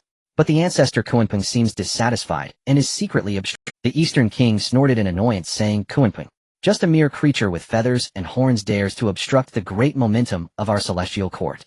At that moment a streak of light flew in from outside the hall. Upon closer inspection, it was a great Luo golden immortal, specifically Xian Xiao, who had previously gone to the western Shumi Mountain to invite Jieyin and Zhunti. Seeing Xian Xiao return, the Eastern King's eyes brightened, and he quickly asked, "Xian Xiao, you have returned. Did you gain anything from your trip?" Xian Xiao stepped forward, quickly bowed to the Eastern King, and replied, "Reporting to the Emperor, Jieyin and Zhunti from the west have agreed to join our Celestial Court. Furthermore, they mentioned that they would personally come to the Purple Palace soon to discuss alliance matters with the Emperor." As soon as Xian Xiao finished speaking, the entire hall erupted in excitement. What? Jieyin and Zhunti actually agreed to join the Celestial Court. These two from the west were personally chosen by Ancestor Hongjun to become the future two saints. Wonderful. Truly a blessing for our Celestial Court. The crowd was exhilarated. After Ancestor Hongjun's third sermon, everyone knew that the Sanqing Nuwa and the Western Jieyin and Zhunti would all become saints in the future. Now that Jieyin and Zhunti were willing to join the Celestial Court, it was indeed a grand event. Moreover, this was no small matter, as it meant the Celestial Court would have the backing of two future saints. Upon hearing what Xian Xiao said, the Eastern King's eyes shone brightly, and a look of wild joy appeared on his face. "Ha! Good, good." He repeatedly exclaimed "good" 3 times, feeling immensely pleased. Earlier the Eastern King had sent Xian Xiao to Kunlun Mountain. The purpose was of course to recruit the Sanqing. Who would have thought that the Sanqing would give him no face at all? Tongtian even slapped Xian Xiao out of Kunlun Mountain with a single blow. The Eastern King had always held a grudge about this matter. After all, he was the top male immortal chosen by Ancestor Hongjun, and the Sanqing's refusal to accept his invitation made him lose face. However, due to the Sanqing's power, the Eastern King could only endure it. After all, in the future the Sanqing would all. Now that Jieyin and Zhunti from the west had accepted the invitation and were willing to join the Celestial Court, this was seen as an immense blessing by the Eastern King. With future saints in our ranks, why should our Celestial Court fear not thriving? The Eastern King was filled with excitement, and with a wave of his hand, a brilliant spiritual light appeared, transforming into a long sword of pure green that floated before Xiao. This long sword was surrounded by rich, innate spiritual energy. It was in fact a low-grade, innate spiritual treasure. Xiao, for your great merit in this matter, I bestow upon you this innate spiritual treasure, the Qingling sword. Seeing this, Xiao was overjoyed, and after receiving the Qingling sword, he hurriedly bowed in thanks to the Eastern King, saying, "Thank you for the gift, Emperor." The others in the hall watched this scene with faces full of envy. After all, innate spiritual treasures, even if only of low grade, were enough to drive great Luo golden immortals to madness and competition. Xiao is really lucky. I wonder when I will be able to obtain an innate spiritual treasure. As everyone envied, the Eastern King smiled in satisfaction, and then ordered, "Proclaim my imperial edict to announce to the Honghuang. The two Dao friends Jie and Zhunti from the west have entered our celestial court." Upon hearing the Eastern King's decree, everyone in the hall bowed, and accepted the order, then dispersed. After everyone left, the Eastern King glanced around, a self-satisfied smile playing at the corners of his mouth. Jie and Zhunti were not ordinary figures. They were the future two great saints. Now that both had agreed to join the celestial court, the Eastern King was determined to let the entire Honghuang know of this news. He wanted them to understand that his celestial court now had future saints in residence. Moreover, there was another significant benefit to spreading this news. That would be that many beings of Honghuang would actively choose to submit to the celestial court. After all, both were future saints who had joined the celestial court. Soon our celestial court will dominate the entire Honghuang. The Eastern King said excitedly after a moment of thought, already beginning to envision the day when the celestial court would unify the Honghuang. Quickly, the news of the two from the west joining the celestial court spread across the vast land of Honghuang. In an instant, Honghuang was shaken. The various beings of different races were all astonished to hear. Had it been anyone else joining the celestial court, it might not have caused such a stir. But Jie and Zhunti were different. They were the chosen ones bestowed with Hongming Purple Qi by Hongjuan, destined to achieve sainthood. Now that they had chosen to join the Eastern King's celestial court, it meant that the celestial court would have a saint in the heavenly court of the demon clan Lingxiao Palace. News arrives that Jie and Zhunti have joined the immortal court. Damn it! Are they openly opposing our demon clan? The Eastern Emperor Taiyi's teeth ground in anger. He never expected that Jie and Zhunti would make such a choice and join the immortal court of the Eastern Prince. Elder brother, what benefits do you think the Eastern Prince has given to Jie and Zhunti to persuade them to join the immortal court? Hearing the question from Eastern Emperor Taiyi, Dijuan slightly squinted his eyes, pretending to ponder. After a moment, he shook his head and said, "I am not sure. There seems to be no intersection between the Western realm and the immortal court. But now those two from the west have chosen to join the immortal court, which is indeed surprising." As he spoke, Dijuan's expression became extremely grave. It should be noted that in the heavenly court of the demon clan, they had only invited Nuwa and Fushi to join. And Nuwa is destined to become a saint in the future. Earlier, Dijuan had received news that the Eastern Prince had sent someone to Kunlun Mountain to invite the three pure ones. Unfortunately, the three pure ones did not give the Eastern Prince any face, and even slapped the messenger from the immortal court out of Kunlun Mountain. Because of this, Dijuan had a good laugh at the expense of the Eastern Prince. After all, once Hongjun finished his third sermon, he had invited the three pure ones to visit the heavenly court. During that time, he naturally mentioned wanting to invite the three pure ones to join the demon clan's camp. However, the three pure ones gave them no face and chose to refuse on the spot. Although Dijuan and Taiyi were furious and unwilling, they dared not voice their anger. They could not defeat the three pure ones. Moreover, the three pure ones possessed the supreme treasures granted by Hongjun. Fortunately, the subsequent invitation to Nuwa was successful, which allowed the demon clan to have a saint to rely on in the future. What Dijuan did not expect was the Eastern Prince was able to think of this and sent people to the faraway Shumi Mountain in the west. The key was that he actually succeeded in inviting the two Quasi saints Jie and Zhunti. As Dijuan was lost in thought, Fushi slowly stepped forward and said, "Demon Emperor, Jie and Zhunti from the Western realm have always been motivated by profit. Their joining the immortal court must have ulterior motives. For the immortal court, it may not necessarily be a good thing." With Fux's words, the expressions of Dijuan and Taiyi improved slightly. Taiyi nodded slightly and said, "What Shiyuan said is correct. Jie and Zhunti are deeply scheming. In my view, they certainly do not genuinely wish to affiliate with the immortal court. Perhaps they are merely seeking to leverage their power for profit." After hearing this, Dijuan slightly nodded. Although he felt that what Fushi and Taiyi said made sense deep down, he still felt a bit uneasy. After all, the two from the west joining the immortal court would undoubtedly enhance the fortune of the immortal court. This was ultimately disadvantageous for the demon clan. After a moment of thought, a glint of determination flashed in Dijuan's eyes. He contemplated that he would have to personally descend to the mortal realm. Kunlun Mountain. At a cloud platform shrouded in immortal mist, the three pure ones also learned of the news. Oh, Jane and Zhunti actually joined the immortal court. Tong Tian looked slightly surprised. In his view, Jane and Zhunti, like them, were both future candidates for saints. Such beings could not possibly be content to be subservient. Yet Jane and Zhunti chose to join the immortal court at this moment. Yuanshi frowned slightly, unable to suppress his stern voice. These two are truly the epitome of shamelessness. For some benefits, they are willing to become the lackeys of the immortal court. It is truly shameful to be associated with them.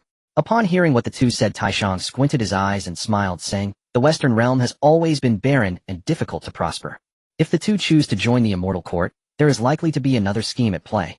After Taishang's statement, Yuanshi and Tong Tian nodded, feeling that Taishang's words were reasonable. Deep down they both understood. The two from the West joining the immortal court was certainly not an act of willingly submitting. There must be schemes behind their actions. Wuzhuang Temple. Xinyuanzi and Hong Yun were sitting together under a ginseng fruit tree, enjoying tea at their leisure. Elder brother, the Taoist Jane and Taoist Zhunti from the West, have actually joined the immortal court. This matter is indeed fresh. Hong Yun smiled at Xinyuanzi and said. Xinyuanzi did not mind and casually replied, "Junior brother, the upcoming struggle between the heavenly court and the immortal court will likely intensify. However, while it is lively, let them make a fuss. You and I can enjoy ourselves, isn't that great?" Upon hearing this, Hong Yun stroked his beard and smiled, saying, "What elder brother said is very true. Let them fight in this chaotic world of the primordial." Before this, people from both the heavenly court and the immortal court had come to find them. Naturally, they wanted to win them over to join their respective camps. However, both were rejected by Xinyuanzi and Hong Yun. The Blood Sea of the Underworld. The entire Blood Sea spans tens of thousands of miles with rolling waves of blood, no fish or shrimp thriving, and no birds or insects present. The oppressive energy of heaven and earth gathers here. Here it is the navel of Panga the Great. In the Blood Sea, a placenta was naturally nurtured, which later transformed into the ancestor of the Nether River. At this moment, amidst the surging Blood Sea, the ancestor of the Nether River was sitting cross-legged on the 12-petal karmic fire-red lotus, with flickering blood light in his eyes. Jane and Zhunti actually joined the immortal court. These two are certainly motivated by profit. The immortal court is widely announcing this news in the primordial world. How ridiculous. Saying this, the ancestor of the Nether River coldly laughed, then closed his eyes and continued to cultivate.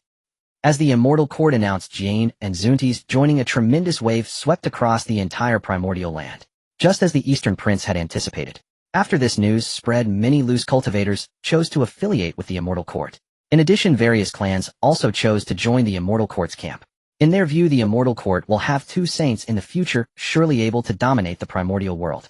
And the Eastern Prince will also become the overlord of the primordial. The prestige of the immortal court was momentarily unmatched, and its fortune surged wildly. Seeing this, the Eastern Prince was naturally extremely pleased and more unrestrained in recruiting various forces to expand his power. Meanwhile, at the location of Qin Mu and Duobao, earlier the two had refined and absorbed the Huang, Zhongli, significantly enhancing their respective strengths. After leaving, they continued their treasure-seeking journey. With Duobao's treasure-seeking talent, the two gathered a considerable amount of heavenly materials and earthly treasures along the way. Duobao, the harvest this time is not small. Qin Mu glanced at Duobao and smiled broadly. They had just plundered a grand Luo Golden Immortals treasure vault, obtaining numerous treasures. Hearing Qin Mu's words, Duobao smiled proudly, chest held high, saying, "Of course. With my treasure-seeking talent, all treasures of the primordial will fall into my hands." Qin Mu smiled slightly, his gaze shifting to see a towering peak reaching into the clouds in the distance. That was the mountain of no return. While observing, Qin Mu secretly sighed, "Soon we will arrive at our destination." In the land of the Northern Sea, enormous waves rolled, dark clouds loomed overhead, and malevolent energy permeated the air. At that moment, a magnificent palace floated above the towering waves. From that palace emanated a mysterious aura. Within, countless formations and prohibitions were laid out to withstand formidable attacks. Even a great Luo Golden Immortal would find it impossible to breach this place. Here lies the abode of Kunpeng. After the third sermon by Hongzhuan, Kunpeng returned directly. He remained indifferent to worldly affairs, continuously cultivating within the palace. Moi. Suddenly, Kunpeng, seated cross-legged in the palace, opened his eyes abruptly, a chilling aura swirling around him, his gaze coldly directed toward a specific direction. In the next moment, Kunpeng's figure flashed and vanished from his original spot. When he reappeared, he was outside the palace. Simultaneously, a figure approached from not far away, stepping upon the divine fire of the Golden Crow, unaffected by the cold of the northern abyss. Who else could it be but the Demon Emperor Dijun of the Demon Clan? Having learned that Jane and Zhunti had joined the Celestial Court, Dijun decided to descend to the lower realms, and this was precisely the place he aimed for. Seeing Di Jun approaching, Kunpeng frowned slightly, a sense of suspicion rising within him. Strange, why has Di Jun come to my desolate place? I have no grievances with the demon clan. After a moment of hesitation, Kunpeng inquired, why is the demon emperor not enjoying himself in the celestial court, but has time to visit this cold place? Di Jun smiled indifferently, and said, Kunpeng, my friend, I have come to invite you to join my celestial court.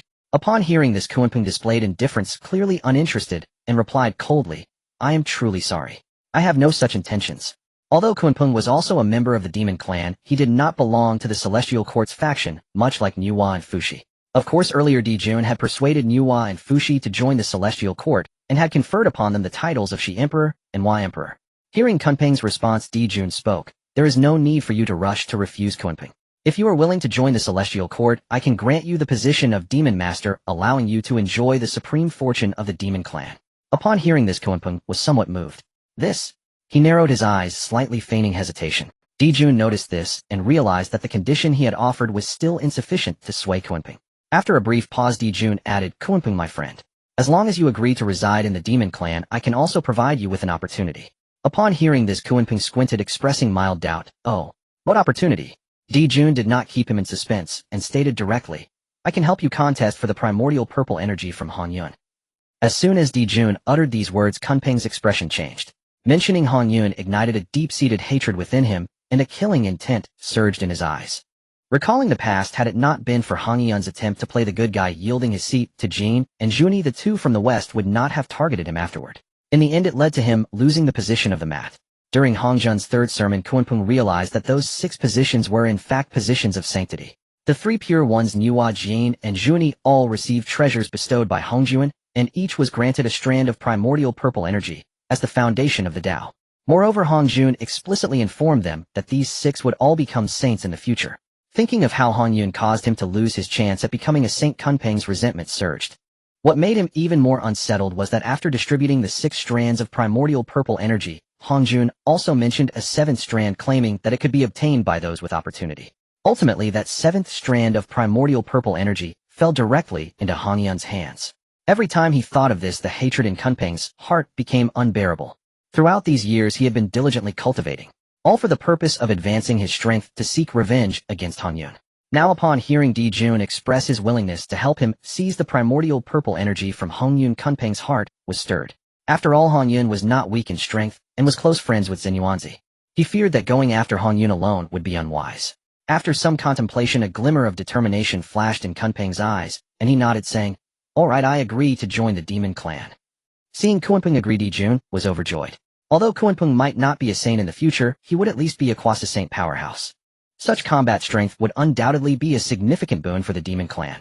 In that case, let the demon master return with me to the demon clan's celestial court. Di Jun smiled at Kunpeng. Kunpeng nodded, lightly waved his hand, and the palace floating above the enormous waves was stored within his wide sleeves, and then he departed with Di Jun. On the way to the celestial court, Di Jun informed him that Jane and Zhunti had joined the celestial court. Kunpeng's heart carried considerable resentment toward the two from the west.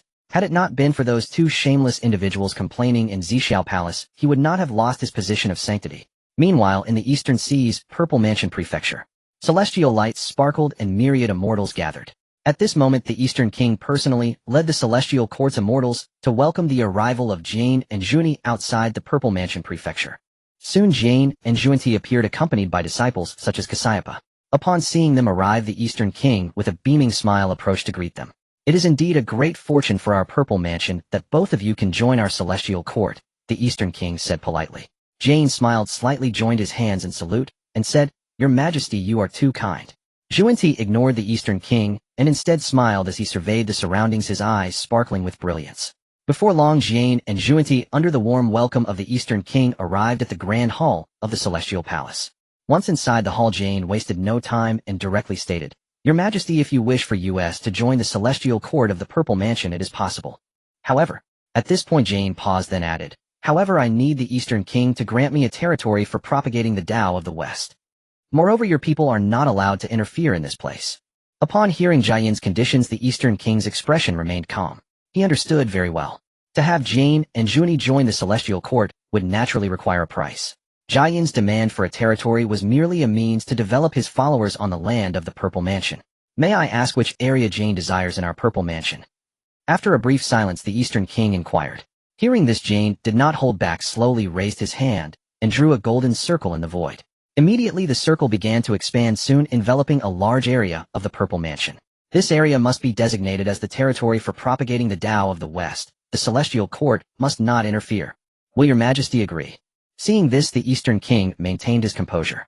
Although the area Jane demarcated was not small, he still nodded in agreement, saying, "Very well, everything shall be according to Jian's wishes." As the voice of the East King echoed, the Taoist of guidance raised the corner of his mouth, revealing a hint of an intriguing smile. In the next moment, he waved his sleeve once more. Immediately, dazzling golden light burst forth from beneath his robe. The golden circle that had been conjured by the Taoist of guidance began to expand rapidly. Within a few breaths, the original golden circle swiftly enlarged above the Zifu prefecture, transforming into a massive circle that obscured the sky and blotted out the sun. Boom! Then the gigantic golden circle directly descended upon the 13 states of Zifu. Such a tremendous commotion instantly drew the attention of all beings within the 13 states, who raised their gazes toward the sky. Upon focusing, they saw the golden circle descending slowly, carrying an overwhelming pressure, as if the heavens themselves were collapsing. In that moment, mountains trembled and rivers surged. Countless beings were filled with fear and unease, murmuring among themselves, "What is this? What's going on? Could it be the descent of heavenly punishment? Such terrifying pressure. What is happening?" Many beings were bewildered, their expressions filled with pain. Meanwhile, at the celestial court, the East King, seeing the Taoist of guidance act this way, couldn't help but reveal a hint of coldness in his eyes. The appetite of this Taoist of guidance is truly extraordinary. Earlier, when the Taoist had unleashed his divine power, the area covered by the golden circle was merely 1 or 2 states. However, now, with his immense power once again enhanced, the area covered by the golden circle had expanded to encompass all 13 states of Zifu. Although the East King was very eager for the Taoists of guidance and Zhunti to join the celestial court, he was willing to pay a significant price for it. Yet for the Taoist of guidance to wish for the entirety of the 13 states of Zifu to be his teaching ground was somewhat excessive. I have managed the Zifu prefecture for so many years. If I were to cede all 13 states to these two from the west, wouldn't everything be done for others' benefit? With this thought, the East King did not delay, waving his wide sleeve, and a beam of green light shot up from his sleeve. Whoosh! In an instant, under the cover of the green light, a dragon-head staff revealed itself. This treasure was given to the East King by the Tao ancestor Hongjun after his second sermon, as a token of his identity as the foremost male immortal among the first generation of the primordial male and female immortals. Roar! As the dragon-head staff materialized, the sound of dragon roars resonated throughout heaven and earth, and an auspicious aura spread, instantly covering the 13 states of Zifu, colliding with the golden circle of the Taoist of guidance. Boom! The two forces of Quasi-Saints clashed. In an instant, space shattered inch by inch, and countless beings enveloped within felt as if they were facing the end of the world. Some cultivators summoned treasures to protect themselves, but were shattered by the residual waves. Many cities crumbled under the pressure. The East Sea surged with towering waves, and the western mountains collapsed into abysses. Fortunately, the violent tremors did not last long. In the end, the two forces intertwined and merged, and the massive light circle that had enveloped the 13 states of Zifu rapidly shrank, finally stabilizing at 3 states. Seeing this scene, the Taoist of guidance and Zhunti exchanged glances. Both understood that ceding 3 states was the East King's greatest sincerity. After a brief silence, the Taoist of guidance clasped his hands together and said, "Emperor, these 3 states shall henceforth be under my western jurisdiction." The East King nodded slightly, casually beckoning, and the dragon-head staff, suspended in the 9 heavens, transformed into a beam of green light and was retracted. "Everything shall proceed as you Taoist of guidance have said." The Taoist of guidance nodded and gave Zhunti a knowing glance. Then, without further ado, they rode the clouds and descended towards the 3 states. In an instant, golden lotuses were spread everywhere, and the sound of chanting filled the sky. At this moment, at the location of Buzhou Mountain, 2 figures descended from the clouds. It was Qin Mu and Daobao Taoist. In fact, prior to this, the area where Qin Mu and Daobao were exploring also belonged to Buzhou Mountain, considered its outer region. Now the place they had arrived at was the core of Buzhou Mountain. Looking around, they saw a divine mountain rising into the sky not far away, with a mystical yellow light enveloping it. The entire mountain was shrouded in chaotic energy. At the halfway point, clouds and mist swirled while the mountain peak reached straight into the heavens, evoking a sense of awe. Is this the Buzhou Mountain transformed from the backbone of the Pangu great god? Qin Mu sighed inwardly, his eyes filled with shock. Daobao gazed intently at Buzhou Mountain, his face full of excitement, saying, "Qin Mu, my friend, There must be many opportunities within Buzhou Mountain. Perhaps there are even great treasures hidden inside. Rest assured, with me alongside you this time we shall return with abundant gains. As he said this, Dao Bao wore a determined expression. Over the past 1,000 years he had traveled alongside Qin Mu, during which they had found numerous treasures. After refining and consuming the Huangzhong, Li Daobao's cultivation had risen directly from the Xianxian realm to the Jingxian level. Hearing Daobao's words, Qin Mu smiled faintly. He had long been aware of Daobao's unique talent for treasure hunting. Let's go into the mountain. With that, Qin Mu and Dao Bao wasted no time and flew towards the entrance of Buzhou Mountain. Before long the two arrived at the foot of Buzhou Mountain's entrance. Looking around they saw numerous figures at the foot of the mountain, with many beings forming a long line, all eagerly looking up. What the heck? What is going on? Why is there a long queue? Qin Mu muttered to himself, somewhat caught off guard. Seeing this, Dao Bao also wore a face of astonishment, perplexed, saying, Qin Mu, what is happening? Is there a queue to enter Buzhou Mountain? Just as the two were hesitating in confusion, a figure approached them. The newcomer wore a moon-white Taoist robe, had clear features, and a sword box hung at his waist, exuding an air of celestial elegance. As he drew near, the Taoist bowed slightly to Qin Mu and Dao Bao, saying, Greetings, fellow Taoists. I am Yuding. Seeing that you two look unfamiliar, you must be here for the first time at Buzhou Mountain, right? Hearing the Taoist's words, Qin Mu's heart jolted. Yuding Zhenren? He knew very well who this was. Yuding Zhenren was a disciple of the Yuanshi sect, and one of the 12 golden immortals of the Chan teaching, as well as the master of Yangjian. At this moment Dao Bao returned the greeting to Yuding Zhenren, saying, Fellow Taoist, you have a discerning eye. This is indeed our first time here. I am Dao Bao, and this is my friend Qin Mu, a disciple of the three pure ones of Kunlun. Upon hearing Daobao's introduction, Yuding Zhenren's eyes brightened, and he couldn't help but glance at Qin Mu a few more times, then smiled, saying, So you are a highly regarded disciple of the three pure ones. No wonder your demeanor is so extraordinary. At this point Yuding paused slightly, then looked at the many beings waiting in line, and explained, Recently a spiritual treasure aura has been faintly revealed from within Buzhou Mountain, and these fellow Taoists have come seeking opportunities. Qin Mu and Dao Bao nodded lightly. They had come for the same purpose. However, they had not expected that entering Buzhou Mountain would require waiting in line. At that moment, as Qin Mu and Duo Bao assessed the line of beings, Yuding's gaze lingered upon the two. Having seen Qin Mu and Duo Bao arrive earlier, he vaguely sensed an inexplicable layer of causality entwining around them, seemingly connected to the heavenly Tao. After years of cultivation, he was quite perceptive to the secrets of heaven. It was precisely for this reason that he took the initiative to approach and strike up a conversation, eager to probe deeper. What shocked Yuding even more was that while Duo Bao was one thing, Qin Mu was actually a disciple under the Sanqing sect. In this primitive world, who did not know the name of the Sanqing? The teachings of Pangus, true lineage personally passed down by the Tao ancestor, would lead to the most supreme sage lineage in the future. Countless powerful cultivators sought to join the Sanqing, yet they couldn't even reach the mountain gates. And today he unexpectedly encountered a true disciple of the Sanqing. It is certain that Qin Mu's enrollment in the Sanqing is extraordinary. Establishing a good relationship with him here may bring great benefits to me in the future. Perhaps I could also leverage this relationship to join the Sanqing. With this thought, Yuding's heart stirred. In the current primitive world, everyone knows. The Tao ancestor Hongjun's third sermon has already allocated the positions of saints. The Sanqing Nuwa and the two from the west will be the 6 future saints. If he could also join the ranks of the saints like Qin Mu, wouldn't that be a leap to the heavens? Just as Yuding was lost in thought, Qin Mu retracted his gaze and inquired, Friend Yuding, why are there so many people queuing at the Buzhou Mountain? Could it be that there are certain conditions to enter the mountain? At the same time, Duo Bao turned his gaze toward Yuding and added, Indeed. Can't we just walk in directly to Buzhou Mountain? From Qin Mu and Duo Bao's perspective, the opportunities within Buzhou Mountain must be so enticing that countless beings flocked to it. Everyone wished to seize the treasures for themselves. Why then were they obediently lining up? Seeing the puzzled expressions on Qin Mu and Duo Bao's faces, Yuding chuckled helplessly and began to explain, What you two do not know is that although Buzhou Mountain is transformed from the backbone of the Panga deity, the opportunities within are meant for those with fate. However, this place is currently the territory of the Wu clan. Though the Wu clan does not cultivate the primordial spirit, they excel in refining the physical body, and their strength is formidable, especially the 12 ancestors of Wu, each one at the Quasi Saint level. Who would dare to charge in? Upon saying this, Yuding paused briefly, then glanced towards the entrance at the front, and continued to enter Buzhou Mountain. One must gain the Wu clan's recognition. The Wu clan is warlike. They set challenges at the entrance. Only by defeating the Wu clan's guards can one obtain the qualification to enter Buzhou Mountain. After Yuding's explanation, both Qin Mu and Duo Bao finally understood. I see. I thought we could enter. I didn't expect there would be Wu clan guards here. Duo Bao remarked, glancing at Qin Mu and asking, What do you think, Qin Mu? Qin Mu smiled slightly, and replied, since this place is governed by the Wu clan, we naturally must abide by their rules. Hearing this, Duo Bao nodded thoughtfully, wondering to himself, I wonder how strong the Wu clan guards at the entrance. Boom.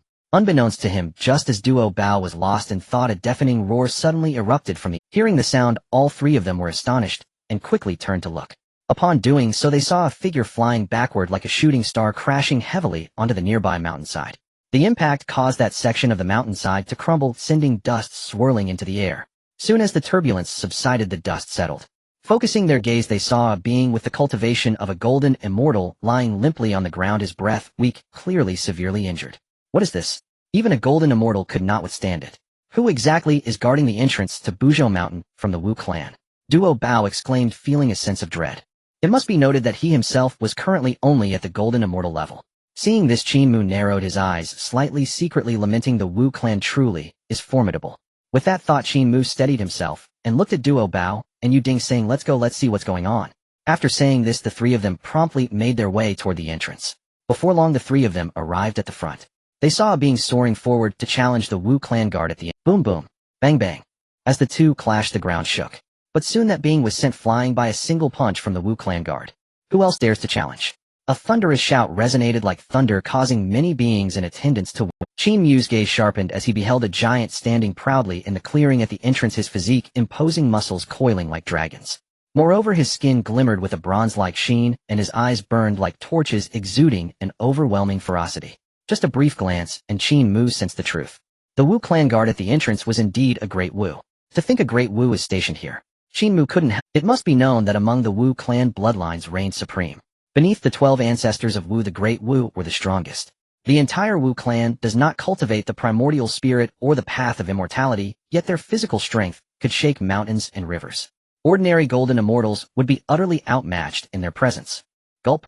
Seeing yet another golden immortal sent flying by the great Wu, Duo Bao couldn't help but swallow hard, secretly lamenting, the golden immortal level is simply no match for this great Wu.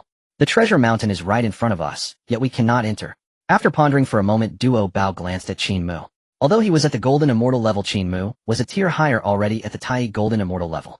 Moreover, during the earlier contest over the innate spiritual root, Huangzhong Li, Qin Mu had even slain a later stage Tai golden immortal with his early stage Tai golden immortal cultivation.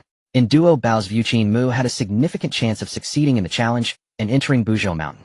After a moment of thought, Duo Bao regained his composure and turned his gaze toward Yu Ding. May I ask, friend Yu Ding, have you ever challenged him? Upon hearing Duo Bao's question, Yu Ding's face instantly revealed a hint of embarrassment. After a brief pause, he awkwardly smiled and replied, to be honest, I did challenge him before. However, with my golden immortal cultivation, I was no match for that great Wu. I only managed to exchange a few rounds before I was defeated. As he spoke, Yu Ding shook his head helplessly and sighed. Upon hearing Yu Ding's words, Duo Bao's heart tightened and he began to hesitate. Beside them, Qin Mu observed closely, a glint of sharpness flashing in his eyes, and quietly remarked, it is no wonder the Wu clan can dominate a region in the primitive world. Indeed, their physical bodies are terrifyingly strong. At the moment when Qin Mu was lost in thought, Yu Ding turned his gaze and sized up Qin Mu and Duo Bao. No one among the beings in line dares to step forward and challenge at this time. This is the perfect moment to do so.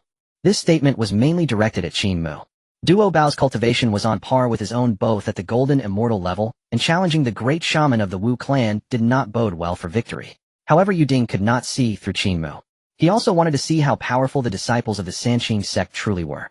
Hearing what Yu Ding said, Qin Mu smiled lightly, not in a hurry to step forward, but instead glanced at Duo Bao. Duo Bao, my friend, the opportunity is right in front of you. It all depends on whether you can seize it. Upon hearing this, Duo Bao was momentarily taken aback. Immediately afterward, the fighting spirit in his eyes surged. What you said is very true. Since we are here, we should give it a try.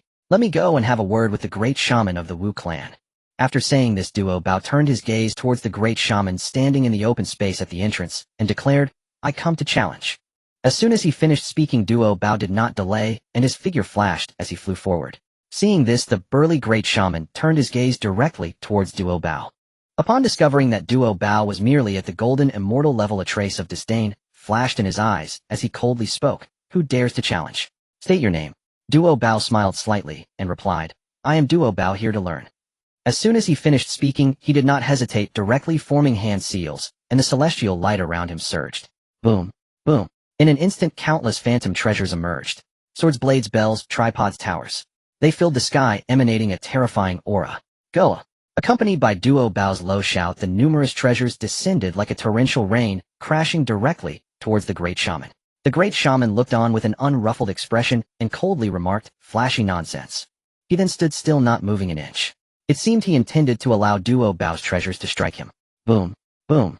In no time, the numerous treasures struck the great shaman's body, unleashing a flurry of magical energy. Soon after, a bronze-like sheen emerged on the great shaman's flesh, withstanding all the assaults. Moreover, many of Duo Bao's treasures shattered upon impact, sending dust flying.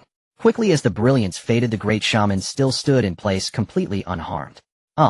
Upon seeing this, Duo Bao's pupils involuntarily constricted. Especially upon noticing that many of his treasures had shattered, his heart ached. Those were accumulated over 1,000 years of companionship with Qin Mu. In shock, Duo Bao dared not continue to bombard the great shaman with treasures. Instead, he withdrew all the remaining treasures. "What's this? With such tricks you dare to challenge me?" The great shaman's voice thundered like a storm. "Humph." Hearing this, Duo Bao's figure flashed and instantly transformed into his true form. When he reappeared, a golden treasure-seeking rat emerged. Whoosh! In the next moment, Duo Bao's speed surged as he attempted to win by agility, charging directly towards the great shaman. "Huh!" The great shaman chuckled derisively and suddenly stomped his foot. Boom! Boom! This stomp caused the ground to tremble violently, and a terrifying shockwave swept out, distorting space. Before Duo Bao could get close, he felt his movement come to a halt. Following that, an invisible force of pure physical strength crashed down upon him. Bang! With a resounding impact, Duo Bao was sent flying back, crashing heavily to the ground, blood spilling from his mouth. Duo Bao. Seeing this, Qin Mu hurriedly approached to support Duo Bao. Duo Bao forced a smile and shook his head, lamenting, "The physical strength of the Wu clan is indeed formidable. I am no match for them." At this moment, Yuding also approached, unable to help but exclaim, "After all, he is a great shaman. Getting into Mount Buzhou is indeed difficult." Hearing this, Qin Mu glanced subtly and turned to look at the immovable great shaman at the entrance, saying, "Let me give it a try." As soon as he finished speaking, Qin Mu released Duo Bao, and his figure soared down to the open space at the entrance. Moi! Upon seeing Qin Mu step into the arena, the seemingly indifferent great shaman's eyes slightly narrowed. He could naturally sense the overwhelming aura emanating from Qin Mu. Finally, someone capable has arrived. "State your name," Quafu said blandly. Qin Mu smiled lightly and replied, "I am Qin Mu." Qin Mu. The great shaman furrowed his brows, having never heard this name before. After a moment's pause, he did not think too much and responded, "Wu Clan Quafu." The great shaman stated his name, and the fighting spirit in his eyes gradually rose. Prior to this, he had not disclosed his name to other challengers. Facing Qin Mu below, he spoke, showing that Quafu took Qin Mu seriously. "Quafu." Upon hearing the great shaman's reply, Qin Mu's heart trembled, and a look of surprise flashed across his eyes. While others may not know, he was acutely aware. Quafu chased the sun. That was indeed the legendary figure who dared to compete with the sun.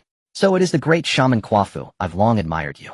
After pondering for a moment, Qin Mu quickly composed himself and cupped his hands in salute to Quafu. Hearing Qin Mu's words, Quafu shot him a cold glare, saying impatiently, "Enough with the nonsense, let's fight." Saying this, the violent aura erupted from Quafu, blood energy soaring into the sky.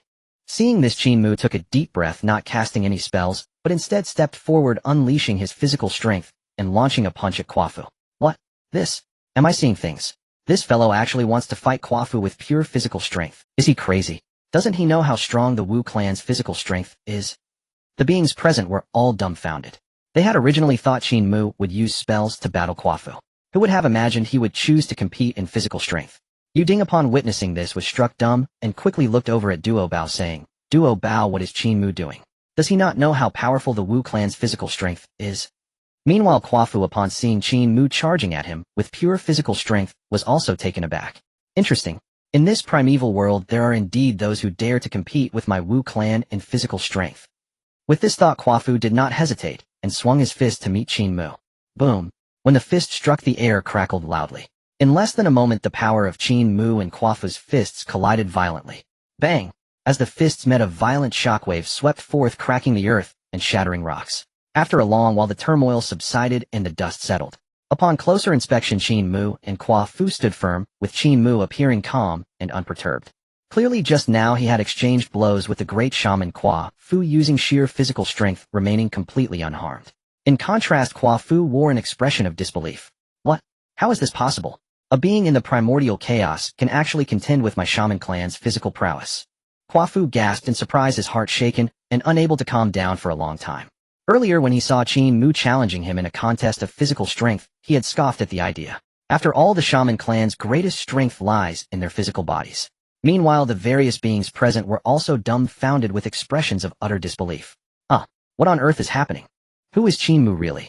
How can he match the great shaman of the shaman clan in physical strengths? His background must be quite impressive. The crowd of beings marveled in astonishment.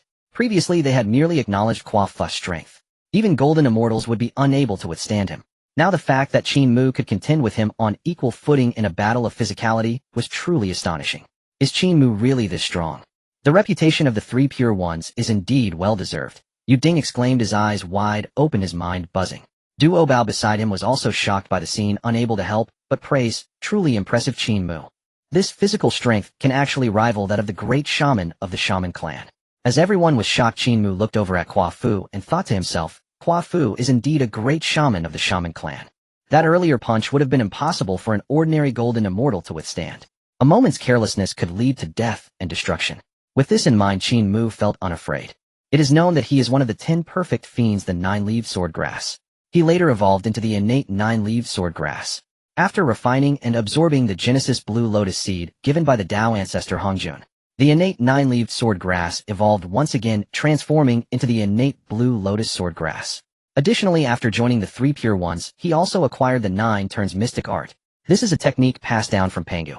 The art is immensely profound, with each turn representing a new realm, each turn stronger than the last. By the 7th turn, the practitioner could possess the power of a saint. If one could practice to the 9th turn, they could create the heavens and the earth, achieving the ultimate Tao. Seeing Qin Mu gaze at him, Qua Fu's eyes sparkled with excitement, his battle intent surging. Good. Qin Mu, your physical prowess is nearly on par with my shaman clan's. Strong enough. Let's go again. Qua Fu roared to the heavens. Boom. Following this, the blood energy around him surged even more, a terrifying aura enveloping the heavens and the earth. Then Qua Fu's figure began to swell. In just a few breaths, he stood before Qin Mu like a small mountain, his blood energy rising to the heavens. The terrifying aura instantly rippled. Merely the pressure emanating from Qua Fu instilled fear in the hearts of the many beings present. How frightening. It seems the great shaman Qua Fu is serious now. Can Qin Mu still withstand this? The crowd of beings sighed in amazement. Moi. Seeing Qua Fu transform into a giant with a surge of power, Qin Mu couldn't help but furrow his brows. Since it has come to this, let's have a final showdown. As soon as his voice fell, Qin Mu's thoughts stirred, transforming directly into his true form. Boom boom. In an instant, a surge of blood energy no less than Qua Fu's rippled out. Upon closer inspection, Qin Mu's figure had vanished. In its place, a towering blue lotus sword grass. This innate blue lotus sword grass had 36 sword leaves ringing with a clear sound. Each leaf vein pulsed with chaotic sword energy. In the center, surrounded by the sword leaves, a blue lotus blossomed. From that blue lotus, a radiant blue light shimmered with Tao rhythms flowing. An innate plant being. Upon seeing Qin Mu's true form, Qua Fu's expression turned serious, clearly recognizing its extraordinary nature. At the same time, the other beings present were also astonished by Qin Mu's true form. Qin Mu's true form is actually a plant. What kind of plant is this? Why do I sense a trace of the innate demon god's aura from this plant? Could it be that Qin Mu's origins are tied to the innate demon god? Impossible. The multitude of beings exclaimed in shock, their faces filled with disbelief. I never expected Qin Mu's true form to be so terrifying. Just the aura emanating from him feels like it could suppress me. Yu Ding gasped, inwardly looking at Qin Mu with eyes full of astonishment. Duo Bao was also stunned by this scene. I have spent over 1,000 years with Qin Mu. I never expected his true form to be a plant. This terrifying aura must surpass that of an innate spiritual root, right? Duo Bao murmured in amazement. This was the first time he had seen Qin Mu reveal his true form. Fight! Just as everyone was in shock, Qua Fu roared, his gigantic figure charging straight at Qin Mu, shaking the heavens with his might. Seeing Qua Fu rushing at him, the transformed Qin Mu, now the innate blue lotus sword grass, was not overly shocked. As Qua Fu attacked, terrifying sword energy surged forth from his sword grass. Bang bang bang. Qua Fu swung his massive fists, meeting the oncoming sword energy with his punches. A series of thunderous explosions rang out as the sword energy was torn apart by Qua Fu's strength. At that moment, above the innate blue lotus sword grass that was Qin Mu, terrifying sword energy coalesced. In the end, it formed a phantasmal massive sword. Boom. In the next moment, that phantasmal massive sword descended from the sky. Its overwhelming power shook the heavens and the earth. The strength of the sword energy was such that nothing could withstand it, as if it had pushed the offensive to the extreme. What? Upon seeing the sword descending from the heavens, Qua Fu's spirit was greatly shaken, his pupils constricting as an unprecedented sense of crisis surged in his heart. Before Qua Fu could think further, the phantasmal massive sword had already struck down before him. Bang! A thunderous roar reverberated. Immediately after, Qua Fu was sent flying by Qin Mu's sword strike, crashing heavily onto the ground. Dust rose, and the earth was left with a giant crater. Witnessing this scene, all the beings present were dumbfounded, feeling their scalps go numb. The great shaman Qua Fu was sent flying by Qin Mu's sword strike. What a terrifying sword! How can Qin Mu's true form be so formidable? As the multitude of beings were still in shock, Qin Mu had reverted to his human form. His gaze shifted to the giant pit, not far away. At this moment, Qua Fu lay sprawled in the pit, gasping. Great shaman Qua Fu, I concede, Qin Mu said with cupped hands as he looked on. Upon hearing this, Qua Fu leaped out of the pit and fixed his gaze directly on Qin Mu. Good, that was refreshing. Friend Qin Mu, you have won. Qua Fu sighed, voluntarily admitting defeat. He understood well that if it were a life-and-death struggle, he would have Qin Mu's strength far exceeded his imagination. Moreover, in the previous battle, Qin Mu had only revealed his true form and did not utilize any spiritual treasures or divine abilities. The Wu clan revered strength and was highly combative. Seeing Qin Mu's immense power, Qua Fu was genuinely convinced of his defeat. The many beings watching were in an uproar. Who would have thought that Qin Mu could defeat the renowned Great Witch in a direct confrontation? He won. Friend Qin Mu actually defeated the Great Witch Qua Fu. Isn't that too powerful? What kind of innate spiritual being is his true form? This is truly... Qin Mu paid no mind to the astonishment of the crowd. After giving Qua Fu a meaningful smile, he returned to Duo Bao and Yuding. At this moment, both Duo Bao and Yuding were speechless, their faces filled with disbelief. Friend Qin Mu, your strength is simply outrageous. Yuding exclaimed, his eyes filled with shock as he looked at Qin Mu. Qin Mu smiled faintly and did not respond to Yuding. Instead, he turned to Duo Bao. Friend Duo Bao, this time I will be entering the Buzhou Mountain and may take a long time to come out. If you cannot wait, you might as well take a trip to Kunlun Mountain. At that place, perhaps there is a great opportunity waiting for you. With that, Qin Mu did not wait for Duo Bao to respond and had already turned to walk into Buzhou Mountain. Qua Fu, seeing this, did not attempt to stop him. After all, the rules of the Wu clan were clear. Whoever could defeat him would naturally have the right to enter and exit Buzhou Mountain. Duo Bao watched Qin Mu's receding figure, murmuring in doubt, Kunlun Mountain. A great opportunity. Though puzzled, Duo Bao had come to understand over the years that Qin Mu would not speak. Since he mentioned going to Kunlun Mountain, there must be a reason behind it. After some thought, a glimmer of determination flashed in Duo Bao's eyes as he decided to head to Kunlun Mountain to investigate. As Duo Bao was about to leave, Yuding hurriedly called out, Friend Duo Bao, please wait. Moi. Duo Bao turned back to look at Yuding, confused and puzzled. Is there something else, friend Yuding? Yuding did not rush to reply, appearing to be in deep thought. When he heard Qin Mu mention Kunlun Mountain, he felt a faint pull from deep within his heart, as if something was waiting for him. Could it be that there is a great opportunity waiting for me at Kunlun Mountain? Suddenly this thought flashed through Yuding's mind. He pondered that if he could join the Fengshen Sect, it would indeed be a tremendous fortune for him. With that thought, Yuding quickly gathered his thoughts and smiled at Duo Bao. Friend Duo Bao, I am not a match for the Great Witch Qua Fu. Staying here would be useless. Instead, let us go to Kunlun Mountain together. Hearing what Yuding said, Duo Bao was slightly taken aback, but did not think much of it, and nodded. All right. Then Duo Bao and Yuding did not linger and left together. After the two departed, many other beings present also chose to withdraw. Having witnessed the strength of the Great Witch Qua Fu, they all had self-awareness. Relying solely on their own strength, they could not hope to defeat Qua Fu. Qua Fu, however, took no notice of this. He was only responsible for guarding the entrance. Anyone who could defeat him would naturally be allowed to pass. At that moment, a figure arrived at the entrance of Buzhou Mountain. This person was of enormous stature, carrying a giant axe on one shoulder and holding a shield in the other hand. The newcomer emanated a powerful aura. Each step they took seemed to shake the earth. It was another great witch of the Wu clan, Xing Tian. Soon Xing Tian approached Qua Fu and fixed his piercing gaze on him. Qua Fu, I heard you were defeated by someone. Where is that person? Upon hearing this, Qua Fu forced a smile, somewhat helpless, and glanced towards Buzhou Mountain. He has already entered Buzhou Mountain. Oh! Xing Tian exclaimed in surprise, a hint of disappointment flashing in his eyes. Previously, he had heard from his clansmen that the Great Witch Qua Fu had been defeated, and Xing Tian rushed over immediately. He wanted to see who this person was that could defeat Qua Fu. After all, in his tribe, Qua Fu was the strongest aside from himself. Interesting. I would like to meet the one who can defeat Qua Fu. Xing Tian's eyes glimmered with anticipation. Hearing this, Qua Fu merely smiled faintly and said no more. Boom. On the other side, Qin Mu had entered the interior of Buzhou Mountain. As soon as he stepped in, a terrifying oppressive force instantly descended upon him. What? A terrifying aura. Qin Mu privately marveled. With his Tai golden immortal cultivation, he was actually pressured to the point where he found it somewhat difficult to breathe under this oppressive aura. Whoosh! After pausing for a moment, Qin Mu took a deep breath. This Buzhou mountain truly deserves to be the transformed backbone of Pangu the Great. Just staying here exerts such oppressive energy. This place is indeed a good location for tempering one's body. After considering this, a glimmer of determination flashed in Qin Mu's eyes as he planned to use the pressure within Buzhou mountain to refine his physical body. Then he tensed his muscles and released all his magical power. Relying solely on the strength of his body, he began to climb up Buzhou mountain. What shocked Qin Mu was that without the support of magical power, he found it nearly impossible to move, as if he were carrying a giant mountain on his back. Creak. Persevere. Qin Mu gritted his teeth, his expression filled with determination. Unbeknownst to him, 1,000 years had passed.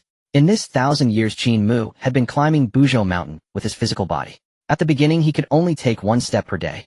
Indeed, with each step he took, the pressure he endured would increase. Eventually, Qin Mu gradually adapted to the pressure and could take 10 steps in a single day. Moreover, Qin Mu discovered that as he refined his body in this manner, his physique was undergoing a qualitative change, with every inch of flesh seemingly containing terrifying strength. Furthermore, the 9 turns mystic art passed down to him by the Sanqing had also entered the 3rd turn. At the same time, what delighted Qin Mu even more was that his innate Qinglian sword grasp was becoming more solid under this pressure. The 36 sword leaves glimmered even more, and the central Qinglian bloomed, with even more chaotic energy. Meanwhile, at Kunlun Mountain, 3 vast auras surged into the sky, stirring the winds and clouds of the 9 heavens. In the next moment, 3 figures emerged from their respective seclusions. Tai Shang held the heavenly yellow Linglong pagoda above his head, his gaze deep as an abyss. Yuan Shi held the 3 treasures Jade Rui with the Tao rhythm swirling around him, while Tong Tian bore the Qing Ping sword on his back, the sword energy stretching across thousands of miles. After exiting their seclusions, the 3 exchanged glances, each recognizing the progress made during their respective trainings. While exchanging glances, Tong Tian surveyed his surroundings, feeling an emptiness, and then spoke. Elder brother, second brother, is our Kunlun Mountain a bit too desolate? Should we recruit some disciples? Hearing Tongshin's words, Yuan Shi nodded and lightly replied, what the 3rd brother said is very true. Indeed, it is time to accept some disciples. Currently under the Sanqing, there was only Qin Mu. Moreover, Tong Tian had accepted Qin Mu as his disciple many years ago. From Yuan Shi's perspective as Tongshin's senior brother, he could not fall behind. It would be better to recruit disciples early and teach them sooner. Then Tong Tian and Yuan Shi looked towards Tai Shang in unison. Receiving their gaze, Tai Shang's expression was calm, surrounded by swirling yellow and black energy, and he said softly, if you 2 junior brothers wish to recruit disciples, then go ahead. I prefer tranquility, and I feel it's not yet the right time to accept disciples. Hearing Tai Shang's words, Tong Tian and Yuan Shi did not insist. Since elder brother is not yet inclined to recruit disciples widely, then let me and second brother handle it this time. With that, Tong Tian glanced at Yuan Shi. Seeing this, Yuan Shi understood immediately. In the next moment, their figures suddenly rose high into the air. Upon closer inspection, Tong Tian and Yuan Shi stood above the void of Kunlun Mountain. Boom. Following that, both of them emitted a wave of quiescent pressure sweeping across the primordial world. Yuan Shi. Tong Tian. 3,000 years later, we shall open the mountain and accept disciples at Kunlun Mountain. Those with fate may enter. As soon as the words fell, the heavenly Tao resonated, echoing across the vast expanse of the primordial land. At that moment, the beings cultivating around Kunlun Mountain, upon hearing the declaration of the 2 quiescents, were all awakened from their meditation. Sanqing is accepting disciples. This is a great opportunity. 3,000 years later, really. That's wonderful. Countless beings who were cultivating suddenly opened their eyes, their faces filled with ecstasy. It must be known that the Sanqing are the true lineage of Pangu future saints. If they could join the Sanqing, it would be like soaring to the heavens. In an instant, countless beings rushed towards Kunlun Mountain. Although the recruitment would only begin in 3,000 years, they thought that arriving early might bring them some opportunity. Meanwhile, near Kunlun Mountain, 2 figures descended from the clouds. It was the hurriedly arriving Daobao Daoist and Yuding Jinren from Buzhou Mountain. Previously at Buzhou Mountain, both Daobao and Yuding were no match for the great witch Quafu. Unable to defeat Quafu, they could not enter Buzhou Mountain. After Qin Mu defeated Quafu, he entered Buzhou Mountain directly. Before leaving, he left a message for Daobao to head to Kunlun Mountain, saying there might be great opportunities for him.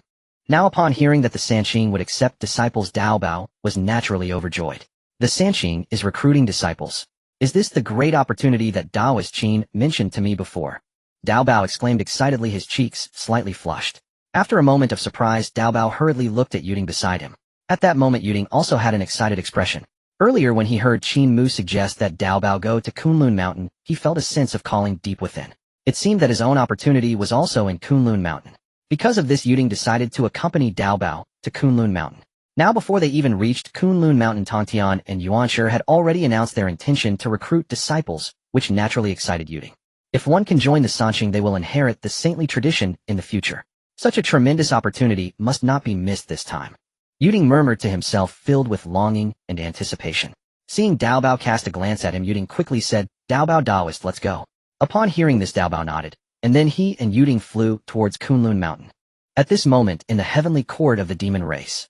In the Lingxiao Palace, Emperor Jun of the demon race sat high on the main seat, his gaze deep. Hearing that Tong Tian and Yuanshi were accepting disciples, he couldn't help but be taken aback. What? The Sanqing is accepting disciples? Emperor Jun was shocked, looking somewhat unprepared. Earlier, after Hongjun's third lecture ended, Emperor Jun had invited the Sanqing to the heavenly court as guests. His intention was to win them over. Who would have thought that it would end in an unhappy parting? Though he was extremely angry, Emperor Jun dared not voice his resentment. After all, the strength of the Sanqing was evident, and even though he was also a Quasi Saint, there remained a significant gap between him and the Sanqing. I didn't expect Tong Tian and Yuanshi would actually take disciples. After a moment of thought, Emperor Jun sighed. What my brother said is very true. The Sanqing does not wish to join our heavenly court, but now they are opening their doors to accept disciples. If there are demon clan youths who can join them. On one hand, they can learn skills from the Sanqing, and on the other, our demon clan can also be associated with the Sanqing. At this point, a flash of determination crossed Emperor Jun's eyes, and he ordered, send out a command to select the outstanding youths of the demon clan to head to Kunlun Mountain. They must join the Sanqing. In the Eastern Sea at the Zifu Prefecture, the Celestial Palace. At this moment, the Eastern King also learned of Yuanshi and Tongshin's intention to widely recruit disciples. The Sanqing is opening their doors to accept disciples. This is a chance to cultivate good karma. The Eastern King had always harbored reservations about the Sanqing. Just like Emperor Jun, he had once thought about winning over the Sanqing. To that end, he even sent the great Luo Golden Immortal Xianxiao with 3 innate spiritual items to visit Kunlun Mountain. Who would have thought that the Sanqing would not show him the foremost male immortal any respect? Tong Tian even knocked Xianxiao out of Kunlun Mountain with a single slap. Every time he thought of this matter, the Eastern King's heart filled with resentment. After all, he was personally appointed as the foremost male immortal by Hongjuan, yet the Sanqing dared to treat him with such disdain. Of course, the Eastern King only harbored dissatisfaction in his heart. Although he was the foremost male immortal with immense power, he was still no match for the Sanqing. Although the Sanqing is unwilling to join our heavenly court, if our heavenly court's people can join the Sanqing, they will undoubtedly become a great support for us in the future. After contemplating this, a flash of determination crossed the Eastern King's eyes. He quickly issued an edict to select qualified talents from the heavenly court to head to Kunlun Mountain. On the other side, Jane and Zhunti, who occupied 3 of the 13 states in the Zifu, were also astonished by the news of the Sanqing accepting disciples. Senior brother, the Sanqing accepting disciples is also an opportunity for us. Zhunti looked at Jane with excitement. Jane nodded and replied lightly, indeed it is a rare opportunity. Since the Sanqing is openly recruiting disciples from the primordial beings, we in the West cannot fall behind. Immediately send someone to Kunlun Mountain. Time flows endlessly. In the blink of an eye, 500 years have passed. At this moment, within Buzhou Mountain, Qin Mu continues to ascend the mountain. When he first entered Buzhou Mountain, Qin Mu could only climb 1 step a day, but later he could ascend 10 steps in a single day. Now he has grown accustomed to the oppressive force of Buzhou Mountain, able to walk freely. The pressure of Buzhou Mountain indeed has unimaginable benefits for tempering the body. As Qin Mu climbed, he murmured to himself. During these 500 years, he did not use his own magical power to resist the pressure of Buzhou Mountain. Instead, he relied on that pressure to temper his own body. After 500 years of tempering, his 9 turns mystic art has already broken through to the 3rd turn, reaching the level of the 4th turn. Additionally, his body is now as flawless as crystal, capable of causing ripples in time and space with his every movement. Thus, Qin Mu continued to ascend Buzhou Mountain. After a while, he suddenly came to a halt. Qin Mu frowned slightly as he noticed 3 figures sitting cross-legged before him. Not far in front of these 3 beings, a formation appeared with runes swirling and pulsating endlessly. Is that an innate formation? If so, could there be treasures here?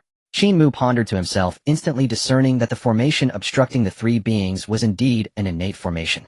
In the vast wilderness, places guarded by innate formations usually possess innate spiritual treasures.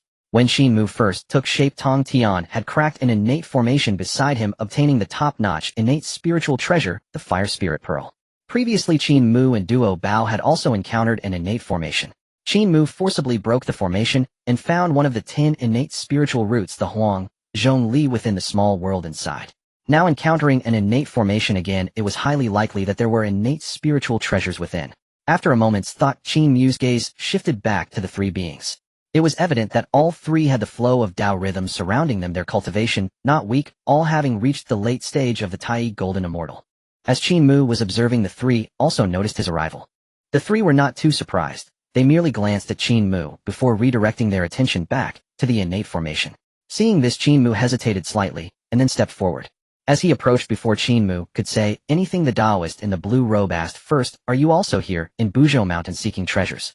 Upon hearing the Taoist question, Qin Mu nodded and replied softly, "That's right." He then turned to look at the formation ahead, asking, "Friend, what mysteries does this formation hold?" Judging by the looks of the three, they must have been stationed here for a long time, right? The Taoist in the blue robe forced a smile, paused for a moment, and then sighed, "We have indeed been stationed here for a long time. The formation ahead should be an innate formation. We have spent tens of thousands of years attempting to crack it, yet we still cannot open it." Upon hearing what the Taoist said, Qin Mu frowned, slightly puzzled. "Can't we just forcibly break this formation?" To Qin Mu's surprise, after hearing his words, the Taoist in the blue robe and the other two all spontaneously smiled. "What are you friends laughing at? Did I say something wrong?" Qin Mu furrowed his brow, looking confused. After all, he had forcibly broken an innate formation before. "Why don't you give it a try?" At that moment, the Taoist in the blue robe said with a smile, stepping aside to make way. The other two, seeing this, also stood up to let him pass. Qin Mu was slightly taken aback, his brows furrowing even deeper. After a moment's pause, he didn't think much about it and approached the innate formation. Boom. In the next moment, a powerful aura erupted from Qin Mu's body. Whoosh. Following that, he formed his fingers into a sword, unleashing a terrifying sword energy that struck directly at the innate formation before him. To Qin Mu's astonishment, his sword energy did not provoke any turbulence when it landed on the innate formation. As the runes swirled, the entire formation's light curtain rippled like water, and then completely engulfed Qin Mu's sword energy. What? Qin Mu was taken aback. He hadn't expected that this innate formation was different from the ones he had encountered before. His attack was ineffective. At this moment, the Taoist in the blue robe smiled and said, "Now do you understand why we haven't forcefully attacked this innate formation? This formation is exceedingly peculiar. It seems that without the cultivation of a Quasi Saint, it is impossible to break it." Upon hearing this, Qin Mu came back to his senses and nodded slightly. "Quite interesting." Saying this, Qin Mu did not hesitate and sat down cross-legged. Seeing this, the Taoist in the blue robe smiled and asked, "What? Are you planning to comprehend this innate formation?" Qin Mu did not respond, only giving the Taoist a meaningful smile before closing his eyes to begin his. The Taoist in the blue robe shook his head and sighed helplessly. The three of them had been comprehending here for tens of thousands of years and had not been able to unravel this innate formation. Naturally, they did not believe that Qin Mu could accomplish it. To this, Qin Mu paid no mind. While others might find it impossible, he was different. Having previously refined and gazed at the first sword leaf, his exclusive downgrade technique had already entered the first layer. He had also awakened a talent, divine ability, and extraordinary understanding. With the enhancement of this extraordinary understanding, Qin Mu could grasp any technique, divine ability, or Tao law without hindrance. Subsequently, Qin Mu directly activated his extraordinary understanding to its fullest. In his mind, the structure diagram of the innate formation appeared before him. The flow of countless runes emerged in his mind. All Qin Mu needed to do was to clarify the operation trajectory of those runes. Thus, 300 years passed. One day, Qin Mu, sitting cross-legged before the innate formation, suddenly opened. From his eyes, golden light flickered, brilliant and dazzling. At the same time, a mechanical prompt from the system echoed in his mind. Ding. The host observed the supreme formation, sensing the aura of the Tao within the formation, absorbing its power, and comprehending the eye of void breaking, which can see through all weaknesses of formations. "I've done it." Hearing the system's prompt, Qin Mu's heart surged with excitement. The eye of void breaking. Then, as Qin Mu looked again at the innate formation before him, the entire formation transformed into countless threads of principles in his eyes. At the same time, the Taoist in the blue robe and the other two were also awakened by Qin Mu's actions, all looking towards him. Does this kid want to try again? This formation has eluded our understanding for so many years, and he has only been here for 300 years. Seeing Qin Mu's actions, the three Taoists in green robes were all astonished. What is happening? What does he want to do? Before they could regain their senses, Qin Mu had already walked up to the innate formation. Immediately after, he slowly raised his hand and touched the shimmering barrier of the innate formation. Having just activated the Eye of Illusion, Qin Mu had seen through this innate formation. Perhaps for others this formation was like an insurmountable chasm. But in Qin Mu's eyes, this formation posed no obstacles. "Tao friend you." The Taoist in green was still pondering what to ask. However, before he could finish his sentence, a bizarre scene unfolded. Qin Mu stepped into the innate formation, and his figure suddenly vanished. Off. This. Outside the formation, the three Tai golden immortals, including the green-robed Taoist, were all stunned, their faces filled with disbelief. How is this possible? He actually entered the innate formation. He must have comprehended the operational principles of this formation to achieve this right. The three murmured in shock, their shaken minds unable to calm down for a long time. We have spent over 10,000 years pondering this formation, yet he has managed to break through it in just 300 years. The Taoist in red exclaimed, his expression filled with incredulity. This young man's background must be extraordinary, bearing great fortune. The Taoist in white said, sighing with emotion. Hearing this, the green-robed Taoist sighed helplessly and continued, it's fate and timing. It seems we are all fated to miss this opportunity. As the three lamented, Qin Mu had already passed through the innate formation and arrived in a small realm. Within this small realm, there was a hidden paradise. Upon closer inspection, he saw a gourd vine growing not far away. What is this? Qin Mu trembled in his heart upon seeing the gourd vine, especially when he noticed a purple gourd hanging from the gourd vine. Could it be the innate gourd vine? Qin Mu exclaimed, his breath momentarily stalling. After calming himself, he stood up and walked towards the gourd vine. Upon closer inspection, he saw the gourd vine's tendrils coiling like a dragon, and 6 distinct knots were clearly visible on the tendrils. It was evident that there should have been gourds at these 6 knots, but now they were all empty. Indeed, it is the innate gourd vine. After careful observation, Qin Mu was already certain. This gourd vine before him was one of the top 10 innate spiritual roots, the innate gourd vine.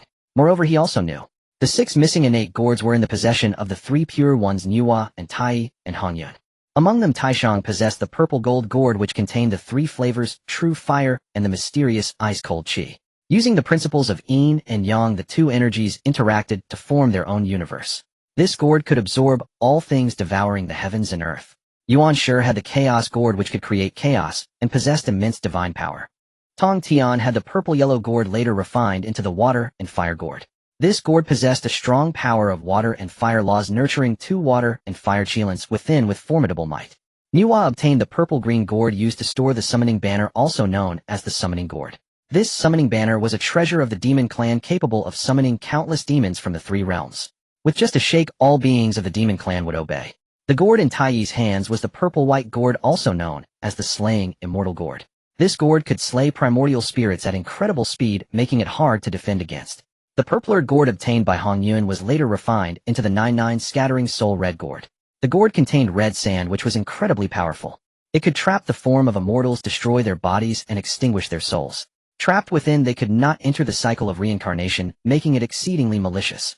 Upon reflection, Qin Mu regained his senses and focused on the 7th gourd on the gourd vine. It was evident that this 7th purple gourd, due to the loss of its origin, could not mature. After all, the origin of the gourd vine had already been consumed by the previous 6 gourds. What a pity, although I encountered the gourd vine among the top 10 innate spiritual roots. But the gourds on it have already been taken by others, leaving only the last incomplete product lacking its origin. Qin Mu shook his head helplessly and sighed. Suddenly he thought of something, and a glint of light flashed in his eyes. Chaos liquid. Don't I have chaos liquid? Earlier, Qin Mu had fused 3 middle red envelopes, thus opening one of them, which contained chaos liquid. This chaos liquid could restore the withered innate spiritual roots and provide them with origin power. At that time, Qin Mu thought it was of no use wasting a middle red envelope. But now, with the innate gourd vine's origin nearly depleted, causing the 7th innate gourd to be unable to mature, the chaos liquid was just what he needed. What a coincidental situation. I am truly blessed by heaven. Qin Mu was overjoyed, and with a thought, he directly summoned the chaos liquid. Then he dripped the chaos liquid onto the gourd vine. In an instant, the entire gourd vine erupted with a dazzling purple light. The withered tendrils visibly regained vitality. The 7th purple gourd hanging on the gourd vine crazily absorbed the origin power brought by the chaos liquid, and profound chaotic patterns appeared on its surface. Boom! After a short time, the purple light converged. When he looked again, a completely purple gold treasure gourd entwined with chaotic aura fell from the tendrils. Seeing this, Qin Mu wasted no time and directly took the gourd into his hands. At that moment he grasped it, Qin Mu felt a tremor in his divine sense. Upon looking again, a line of words slowly appeared on the gourd. Chaos purple gold gourd. Wonderful. What a great treasure.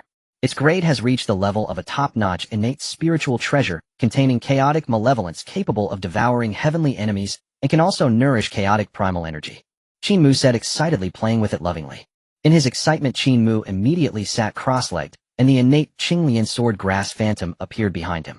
36 sword leaves whirled around, enveloping the chaos purple gold gourd, beginning the refining process. Time slipped away quietly. Unknowingly, over 2,000 years passed. Meanwhile, at the foot of Kunlun Mountain, there was a great bustle. Countless beings gathered, all waiting for the three pure ones to open the door to their first disciple. Earlier, Tong Tian and Yuan Shi had proclaimed to the wilderness that they would take disciples, causing a stir in the chaos. Various races sent their prodigies to seize this tremendous opportunity and join the three pure ones. To this, in the demon clan's heavenly court sent numerous talented demons. The immortal court of Dong Wanggong was also unwilling to fall behind, selecting many prodigies to come to Kunlun Mountain. Additionally, many scattered immortals came hoping to try their luck, thinking that perhaps fortune would favor them, and they might be accepted into the three pure ones. Among the beings coming to seek apprenticeship, there were not a few great Luo golden immortals. Even two Quasi Saint powers were present. Their purpose for coming here was naturally to seek to join the three pure ones. Although their own cultivation had reached the Quasi Saint level, what of it? After all, the three pure ones were the sanctified ones appointed by Hongjun Daozu. Being a disciple of a saint was certainly not shameful. At this moment, many beings occupied their respective places quietly, awaiting the opening of the Kunlun Mountain's gate. In addition, more beings were continuously rushing towards Kunlun Mountain. Big brother, there are so many people. A light and ethereal voice emerged. Following the sound, a woman was seen arriving on a cloud. The woman wore a beautiful green skirt, her stunning beauty accentuated by her apricot-shaped eyes, curiously surveying the multitude of beings. This woman was none other than Bai Xiao, who had come from the three immortal islands. Beside Bai Xiao were three others, two women and one man. One of the women, clad in a flowing white robe with wide sleeves, was equally enchanting, with a red dot of cinnabar adorning her forehead. Who else could it be but Yin Xiao? The other woman, dressed in purple, was Qiong Xiao, the second sister of the three Xiao. The man wore a blue Taoist robe, his face resolute with bright eyes beneath his sword-like brows, standing in front of the three sisters like a steady mountain. He was none other than Zhao Gongming, the eldest brother of the three Xiaos. The three immortal islands were connected by three islands, and between the islands flowed a stream, called Qinfeng Stream, where gentle breezes often blew. As heaven and earth evolved, a wisp of gentle wind and three colorful clouds gradually gained sentience, coexisting and accompanying each other day and night. After diligent practice, they finally welcomed the transformation tribulation. After passing through the transformation thunder tribulation, that wisp of gentle wind became Zhao Gongming, while the three colorful clouds became the three Xiaos. This was after they learned that the three pure ones were accepting disciples. Zhao Gongming and the three Xiaos naturally did not want to miss this opportunity and came to Kunlun Mountain. Just as Zhao Gongming and the three Xiaos arrived at Kunlun Mountain, they instantly attracted a lot of attention. So beautiful. They also want to compete for opportunities. Many beings turned their gazes towards the three Xiaos, all captivated by the stunning beauty of the three women. The three Xiaos paid no mind to this. After a moment of silence, Zhao Gongming spoke. The three pure ones are the authentic lineage of Pangu.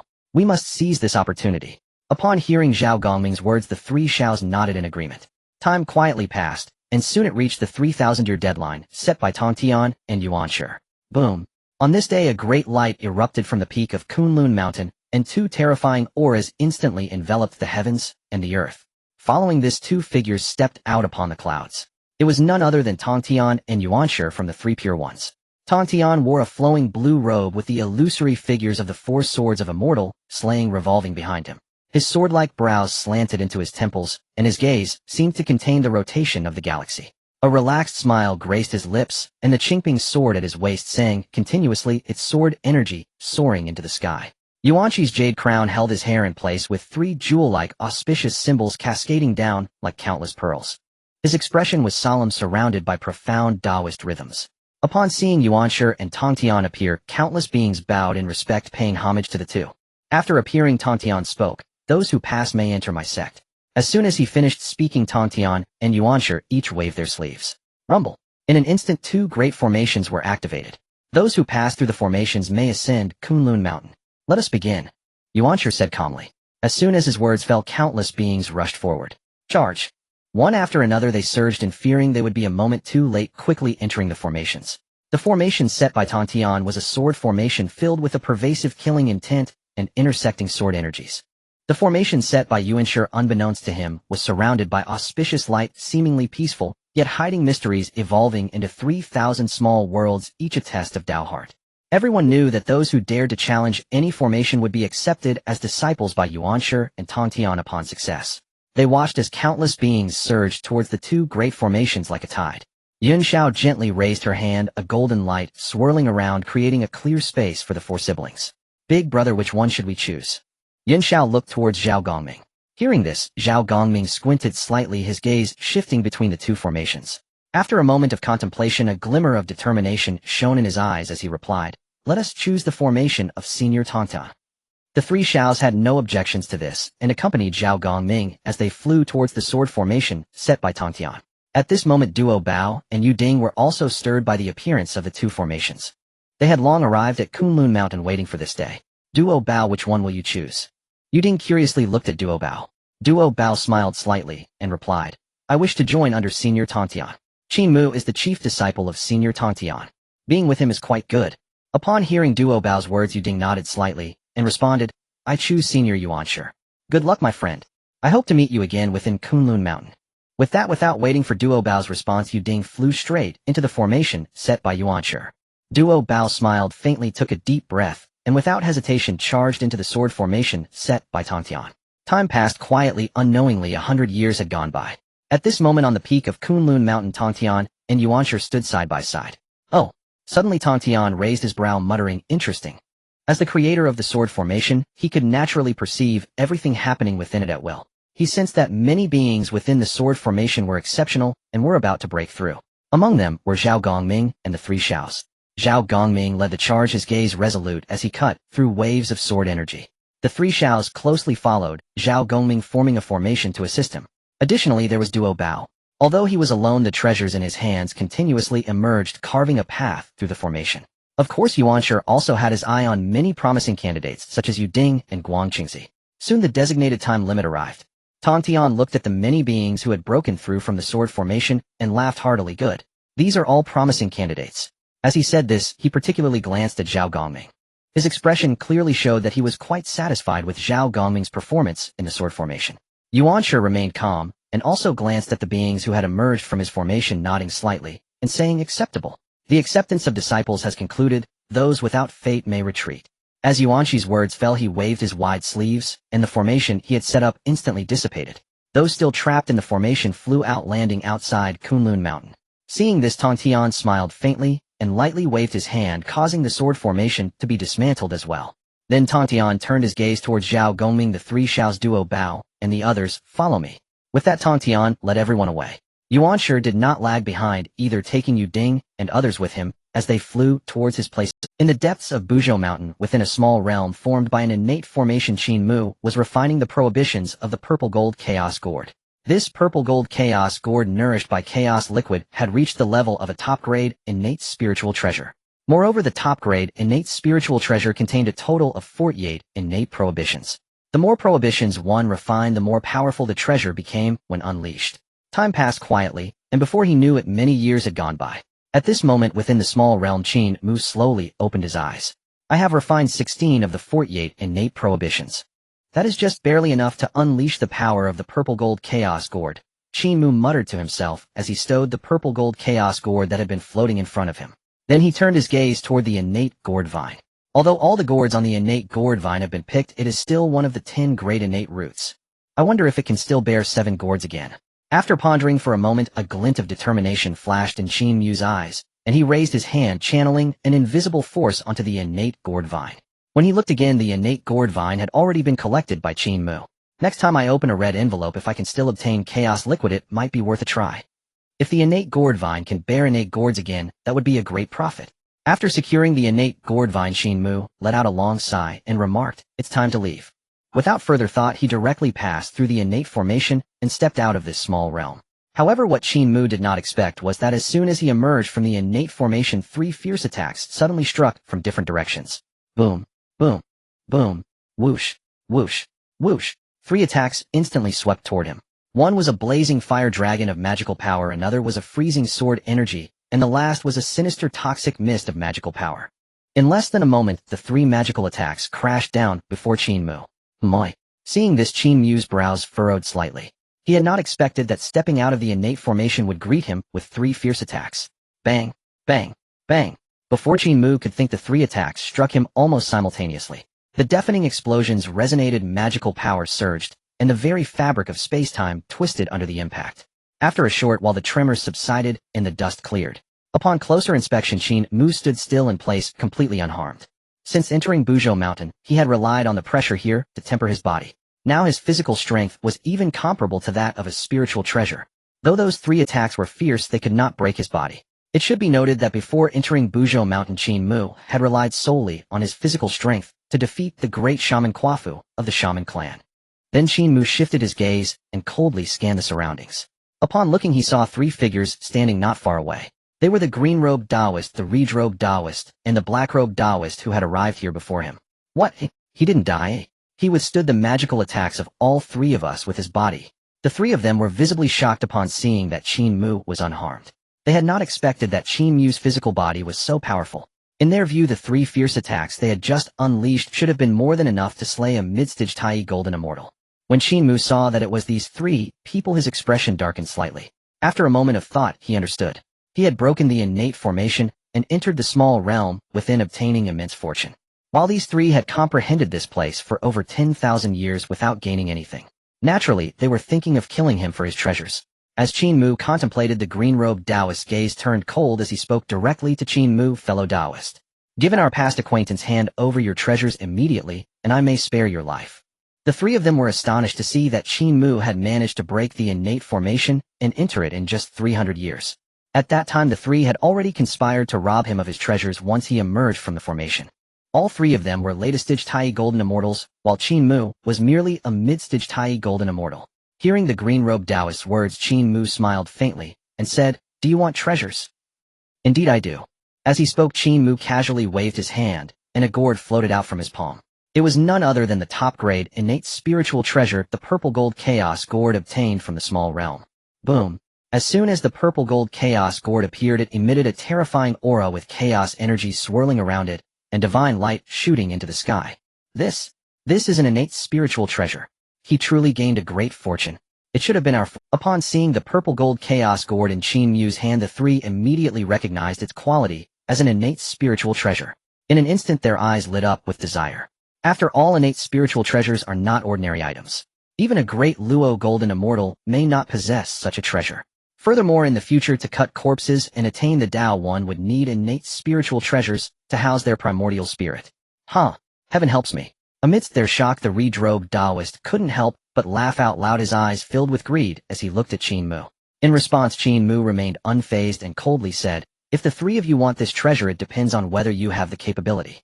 However, at this point Qin Mu paused slightly, then added with a dismissive expression, "However, 3 mere latest-stage Tai Golden Immortals dare to think about killing me for my treasure. You are truly overestimating yourselves." As soon as Qin Mu finished speaking, the 3 latest-stage Tai Golden Immortals' faces changed dramatically. After all, Qin Mu was only a mid-stage Tai Golden Immortal, yet he dared to speak such words before the 3. After a brief silence, the green-robed Taoist couldn't help but snort coldly. "You are merely a mid-stage Tai Golden Immortal, yet dare to speak so arrogantly. Look at my treasure." With a fierce shout, the green-robed Taoist unleashed his magical power, and then a long sword was summoned, striking straight toward Qin Mu. Seeing this, Qin Mu's expression remained unmoved. He threw a punch at the green-robed Taoist. Boom. The power of the 4th transformation of the 9 turns mystic art erupted, and 36 strands of chaos sword energy coiled around his fist. With a single punch, the void shattered. The long sword that had struck toward Qin Mu was instantly shattered into pieces upon impact with his fist. The terrifying force of the punch continued unabated. In less than a moment, it crashed down before the green-robed Taoist. The green-robed Taoist's pupils widened, his eyes filled with disbelief. Bang! Before he could recover his senses, the terrifying force of the punch had already struck his body, accompanied by a deafening sonic boom. The green-robed Taoist's body was directly obliterated, and his primordial spirit was shredded by the sword energy on the punch. Thus a Tai Golden Immortal fell completely. Seeing the Qingshan Taoist being struck dead by Qin Mu in a single punch left the red-robed and black-robed Taoists in utter disbelief. How is this possible? The red-robed Taoist murmured in shock. "One punch. Killing a latest-stage Tai." The black-robed Taoist furrowed his brows, unable to believe what he had just witnessed. Just as the 2 were astonished, Qin Mu's gaze shifted, lingering on them. "Since you have made the first move against me," Qin Mu declared, "then today, let your lives serve as a sacrifice for my treasure." Without delay, he activated the purple gold chaos gourd. Boom. In an instant, the purple gold chaos gourd soared into the sky, tilting as its mouth directly aimed at the red-robed Taoist. "Come to me." With Qin Mu's command, an invisible force erupted from the purple gold chaos gourd. Before the red-robed Taoist could react, he was already caught by the force. He tried to break free, but his entire body was restrained by an unseen power, leaving him powerless to resist. "Allah!" he cried. "No. Don't." The red-robed Taoist screams echoed as he was drawn into the chaos purple gold gourd. Inside this gourd, chaotic death energy could refine and devour the physical bodies of those absorbed. With the red-robed Taoist's latest stage Tai golden immortal cultivation, there was no way to resist. The final outcome was only to be refined and devoured into a puddle of blood. Gulyulu. The remaining black-robed Taoist couldn't help but swallow hard upon seeing this fear filling. In the next moment, he hurriedly knelt before Qin Mu, pleading for mercy. "Senior, spare my life. I was blinded by greed earlier. Please grant me a small life." The black-robed Taoist repeatedly bowed to Qin Mu, clearly realizing that with the innate spiritual treasure gourd, he was no match. "Umph." Qin Mu sneered upon hearing this. With a thought, the purple gold chaos gourd turned directly, drawing the black-robed Taoist inside. He was not merciful. These three fellows had long ambushed him outside, waiting for him to emerge from the innate formation to launch a sneak attack. Such malicious beings must be eradicated. After dealing with the three Tai golden immortals, Qin Mu collected his thoughts and continued his ascent of Mount Buzhou to temper his physical body. Kunlun Mountain. With the disciples of Yuan Shi and Tong Tian being gathered, the originally peaceful place became lively. At first, the disciples who joined the two were polite to each other. However, as time passed, conflicts and frictions began, especially since Tong Tian accepted disciples without considering their backgrounds, focusing solely on fate, while Yuan Shi placed greater emphasis on fortune and background. Over time, the disciples from both sides developed intermittent conflicts, often leading to minor skirmishes. Fortunately, with Yuan Shi and Tong Tian keeping them in check, the disputes remained small. One day, Bai Xiao was searching for spiritual herbs within the Kunlun Mountain region. Suddenly, Bai Xiao's eyes brightened as she spotted a 9-leaf spirit mushroom growing on a nearby rock wall. 9-leaf spirit mushroom. This is an extremely precious spiritual herb. Ecstatic, Bai Xiao spread her form and flew directly towards the rock wall. However, just as Bai Xiao was about to harvest the 9-leaf spirit mushroom, a voice suddenly shouted, "Stop!" Startled, Bai Xiao turned to see a streak of light rapidly descending from the clouds. Before long, a yellow-robed Taoist appeared before Bai Xiao's eyes, none other than Zhu Lu Sun, a disciple of Yuan Shi. Seeing Zhu Lu Sun, Bai Xiao frowned slightly and asked in confusion, "Why are you stopping me, senior brother?" Zhu Lu Sun squinted at Bai Xiao and then glanced at the 9-leaf spirit mushroom, saying, "I discovered this 9-leaf spirit mushroom first. You cannot harvest it." After Zhu Lu Sun's assertion, Bai Xiao frowned suspiciously, asking, "You discovered it first? What proof do you have?" Zhu Lu Sun chuckled dismissively and replied, "I left a mark at the root of this 9-leaf spirit mushroom earlier. I was just waiting to come back and harvest it today. I didn't expect you junior sister to find it first." Bai Xiao's expression turned ugly. She had not seen any mark at the root of the 9-leaf spirit mushroom. "Are you trying to deceive me, senior brother? There is no mark left by you on this 9-leaf spirit mushroom. If you want this spiritual herb, you can just say so. Why deceive me?" Bai Xiao said coldly. If Zhu Lu Sun were telling the truth, she would have given up the spiritual herb. But Zhu Lu Sun insisted on finding such an excuse, which made Bai Xiao feel displeased. Hearing what Bai Xiao said, Zhu Lu Sun snorted, "I have been very clear with you. This 9-leaf spirit mushroom is a spiritual herb marked by me. If you know what's good for you, quickly withdraw. If you don't leave, don't blame me for being rude." Bai Xiao's anger was ignited, and she retorted coldly, "What?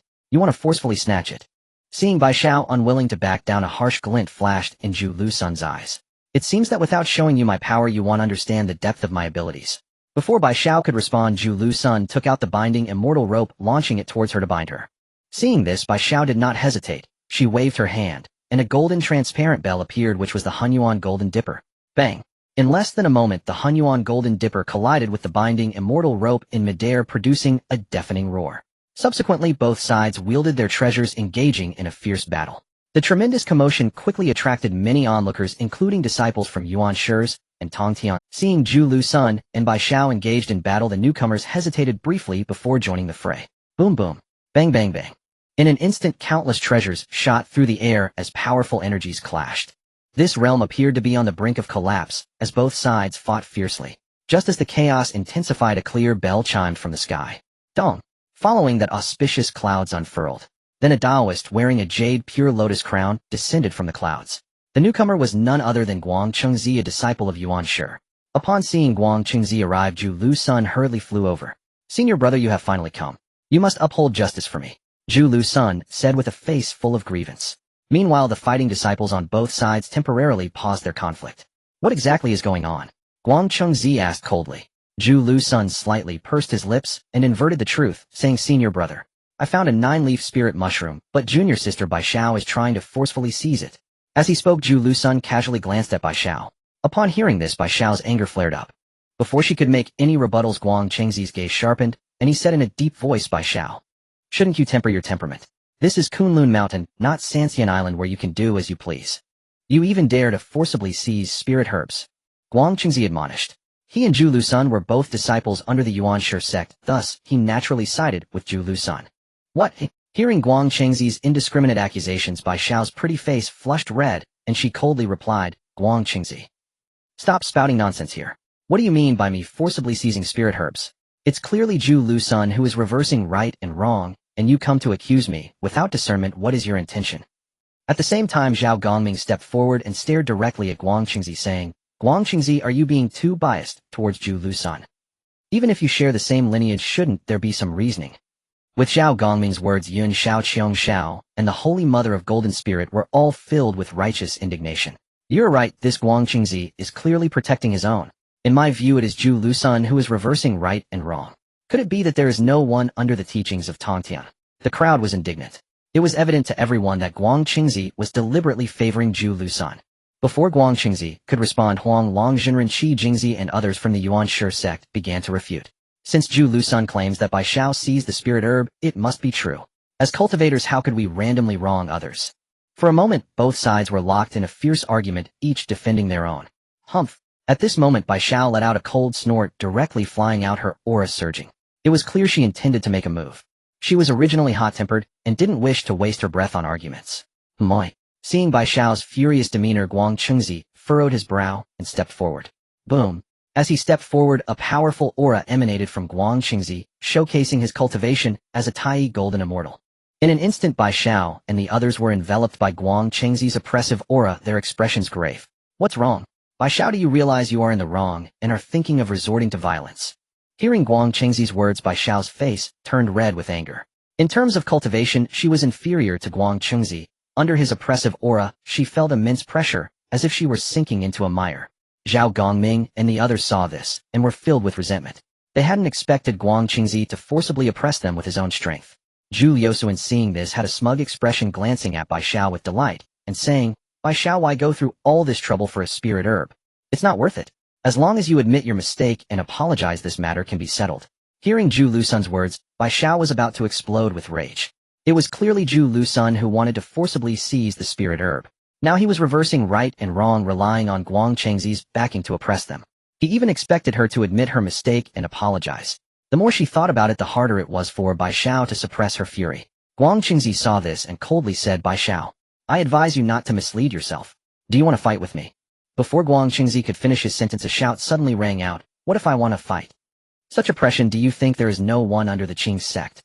As soon as the words fell, a stream of light descended from the heavens. Boom. Following that, a pressure equal to Guang Qingzi's instantly dissipated, neutralizing the oppressive force he had cast on Bai Xiao and the others. The newcomer wore a plain Taoist robe and had a slightly plump figure. It was none other than Duo Bao Daoren. Upon seeing Duo Bao, Bai Xiao and the others were filled with joy. Second senior brother has arrived. That's great. The disciples of the Qin sect were all overjoyed. Duo Bao was second in command after joining the Qin sect under Tongtian. Bai Xiao and the others knew this well. They also had a senior brother named Qin Mu, who was still traveling and had not yet returned. With Qin Mu absent, Duo Bao was the top disciple under the Qin sect, and with the various resources from Tongtian, his cultivation had forcibly been raised to the level of a Tai Golden Immortal. After all, they needed a disciple to temporarily hold the fort. Upon seeing Duo Bao arrive, Guang Qingzi's expression darkened. Duo Bao, do you wish to fight with me? Duo Bao coldly glanced at Guang Qingzi and replied indifferently, What? Is that not allowed? Today let me experience your strength, Guang Qingzi. As soon as the words fell, Duo Bao did not wait for Guang Qingzi to respond, and with a wave of his hand, he summoned a golden treasure seal. This treasure was obtained by Duo Bao while traveling with Qin Mu around the periphery of the Wuzhou Mountains. As the treasure seal appeared, it emitted a brilliant array of colors heading straight towards Guang Qingzi. Boom! Guang Qingzi, seeing this, let out a cold snort, and beneath his Ba Feng Xian, he summoned a treasure seal as well. It was none other than the Kunlun seal.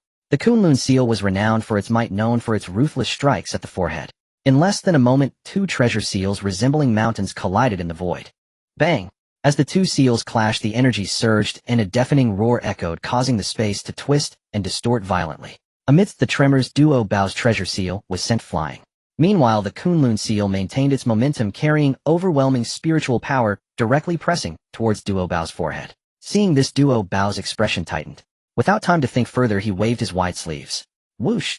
Immediately a series of luminous rays burst forth, launching dozens of magical treasures. In an instant, the many treasures thrown by Duo Bao formed a formation known as the Duo Bao Formation. These treasures were all obtained during his travels with Qin Mu. After joining the Tongtian sect, Duo Bao refined these treasures and ultimately devised a set of formations known as the Duo Bao Formation. Boom! At the same time, Guang Chengxi's Kunlun seal had already smashed down, directly striking the Duo Bao Formation. A terrifying sound resonated. What shocked Guang Chengxi was that when his Kunlun seal struck the Duo Bao Formation, it only caused a ripple in the space, and then the treasure seal was rebounded. What? Guang Chengxi was startled and quickly retrieved the Kunlun seal. I didn't expect you Duo Bao to have. Amidst the shock, Guang Chengxi said coldly, enough nonsense. Duo Bao, do you dare to face my formation? Hearing this, Guang Chengxi chuckled lightly and said, this formation is not difficult to break, it is merely child's play. With that, he expanded his figure and charged directly into the Duo Bao Formation. Once inside the formation, Guang Chengxi did not hesitate, unleashing his abilities, determined to break Duo Bao's formation. As the treasured formation was about to be broken by Guang Chengxi, Daobao's thoughts stirred, and he decisively retracted the formation. When he looked again, a long sword suddenly appeared in his hand. With the emergence of this sword, a crimson light surged around. The sword aura emanating from the blade alone sent chills down people's spines. Was it not the trap sword among the 4 swords of immortal slaying? What is this? Guang Chengxi's pupils widened in disbelief, unable to fathom that Tongtian would actually hand over the trap sword, one of the 4 swords of immortal slaying, to Dao Bao. While Guang Chengxi was still in shock, Dao Bao had already charged at him with his sword raised. Boom! A sword slash fell, changing the color of the heavens and the earth. Guang Chengxi did not dare to think further and quickly summoned the Kunlun seal to defend. Bang! A deafening explosion echoed, shaking the very fabric of time and space. Following that, one wielded a sword fiercely, while the other defended with the seal.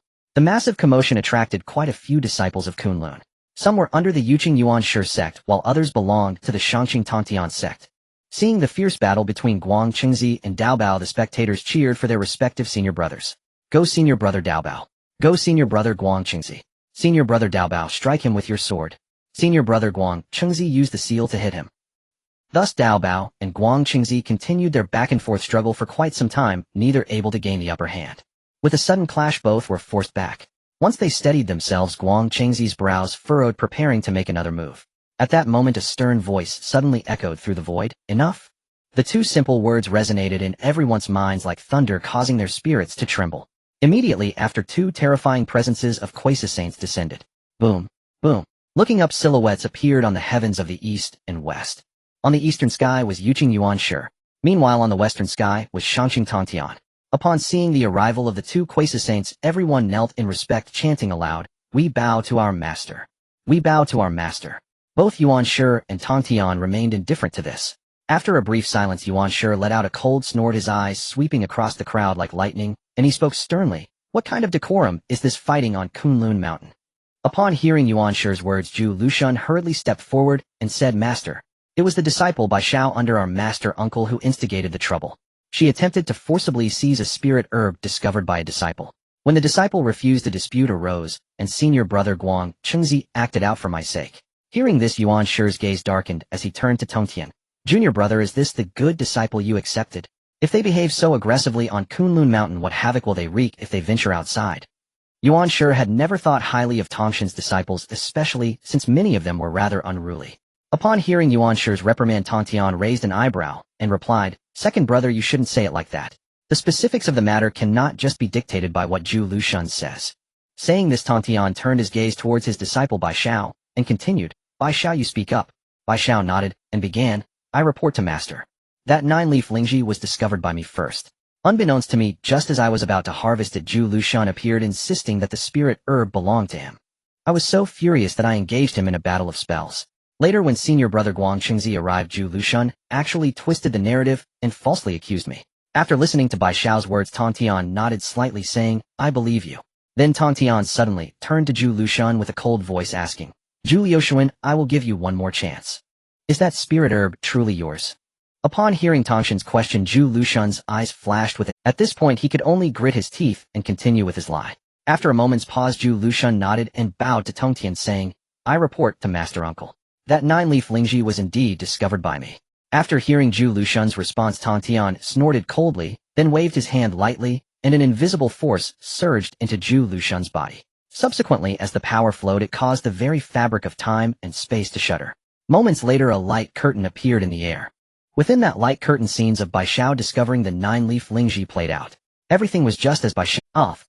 Upon seeing this, Zhu Lushan was left dumbfounded. He had originally thought that as long as he insisted on his statement, no one could touch him. Who would have thought that Tang Tian possessed such incredible methods, and could even reverse time? The more he thought about it, the more panicked Zhu Lushan became, cold sweat pouring down his forehead. At the same time, Guang Qingzi and the other disciples under Yuan Shi were all left embarrassed. Especially Guang Qingzi, whose face turned ashen. Earlier he had wholeheartedly believed Zhu Liuxuan, which was why he had defended him so vehemently. Little did he know it was indeed Zhu Lushan who was distorting the truth. Just recalling it made Guang Qingzi feel utterly ashamed. At this moment, Yuan Shi, having witnessed the events unfold, also wore an unsightly expression. This incident indeed reflected poorly on the disciples of the Yuqing sect. He had thought of saying something, but for a moment he did not know what to say. Humph! Just then Tang Tian could not help but let out a cold snort, glaring at Zhu Liuxuan. Zhu Liuxuan, you are quite bold to dare deceive your teacher and betray your ancestors. If that is the case, I will punish you by demoting you 1 rank. As soon as the words left his mouth, Tang Tian casually waved his hand, and an invisible force immediately struck Zhu Lushan's body. Soon Zhu Lushan's cultivation was directly reduced by that force, falling from the Golden Immortal realm to the Xian Immortal level. The pain of being demoted made Zhu Lushan cry out. Moi! Yuan Shi, who was nearby, suddenly darkened his expression. Though they were not in charge of this matter, Tangshan's actions made Yuan Shi feel offended. Junior brother, your actions are somewhat— even if Zhu Lushan is at fault, it should be me who punishes him. To Yuan Shi's remarks, Tang Tian remained unconvinced and replied coldly, Senior brother. As his master uncle, do I not have the authority to punish a second-generation disciple? He was already at fault and dared to deceive me. Reducing his rank by 1 level is already sparing him out of consideration for you, senior brother. If it were one of my disciples acting like this, I would have struck him dead on the spot. As Tang Tian spoke, Yuan Shi's expression grew even more grim. After a moment of silence, he could not help but snort coldly, humph. As for my disciples, I will discipline and educate them myself. There is no need for you to interfere. Hearing the furious words of Yuan Shi, Tang Tian coldly chuckled and said, if second brother want teach his disciple, then I, as your junior brother, shall step in to assist. What? Is there something wrong with that? After hearing Tang Tian's words, Yuan Shi's anger surged even further. What angered him was that Tang Tian claimed he couldn't teach his disciple. Junior brother, from what you say, it seems you believe yourself quite capable. Could it be that after recently emerging from seclusion, you've made progress in your cultivation and no longer regard me, your second brother, with any seriousness? Hearing this, Tang Tian narrowed his eyes and said with a solemn expression, what? Does second brother wish to spar and compare skills? If so, I would indeed like to test how much your cultivation— As soon as Tang Tian spoke, Yuan Shi's face darkened to an extreme, and he could no longer suppress the anger within him. Boom. In the next moment, a vast and mighty quiescent pressure erupted from Yuan Shi. Boom. Seeing this, Tang Tian didn't delay and quickly released his own imposing aura. In an instant, the two quiescent pressures collided violently. The mere clash of their auras caused the entire Kunlun mountain to shake violently. The numerous disciples present were left speechless, stunned in disbelief. No one had expected that the dispute over the medicinal herbs between Bai Xiao and Zhu Lusun would ultimately lead to a confrontation between Tang Tian and Yuan Shi. As everyone was in shock, Yuan Shi waved his hand lightly, revealing a precious artifact from his grasp, which was none other than the 3 treasures Jade Rui. This treasure is a top-grade, innate spiritual treasure capable of attacking the opponent's heavenly spirit. Humph. Upon seeing this, Tang Tian also didn't hesitate, casually waving his hand as the Qing Ping sword emitted a dragon's roar, which he then grasped. This sword is 3 feet and 6 inches long with a pitch-black blade and sheath adorned with blue lotus flowers. It is also a top-grade, innate spiritual treasure. Boom boom. As Yuan Shi and Tang Tian summoned their respective treasures, the terrifying aura emanating from both became even more intimidating. Under this pressure, Guang Qingzi and Duo Bao, among others, were forced to retreat repeatedly. Just as Yuan Shi and Tang Tian were about to strike, a voice suddenly called out from the heavens, "Stop!"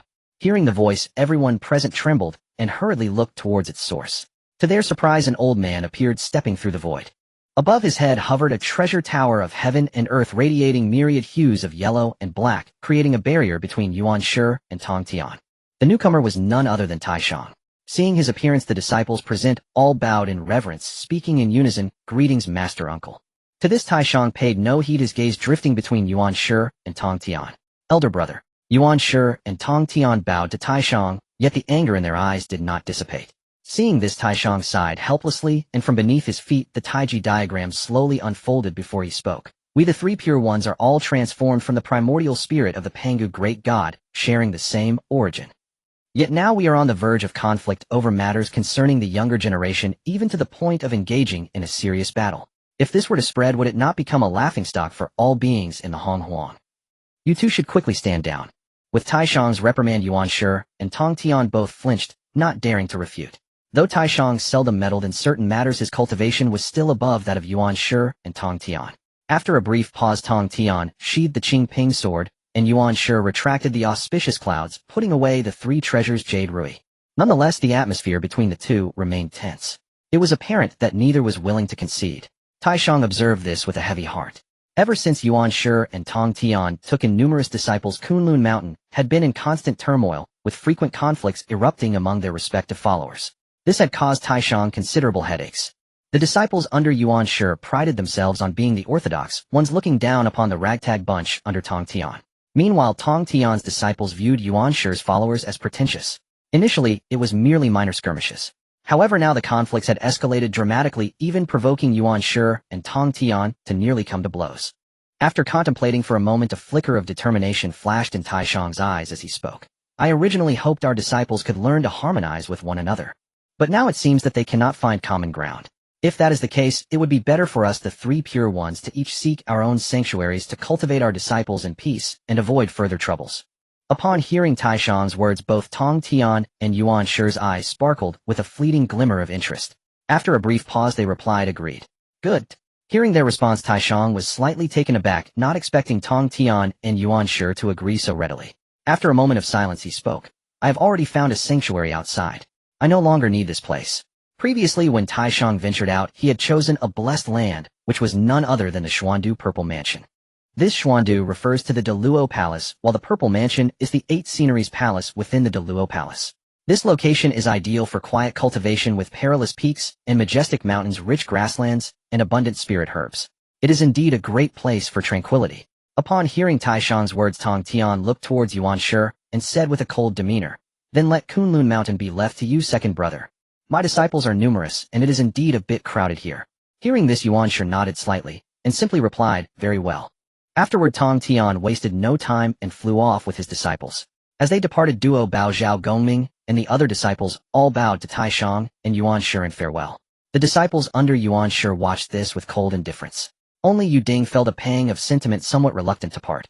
After all, he had originally come to Kunlun Mountain alongside Duo Bao.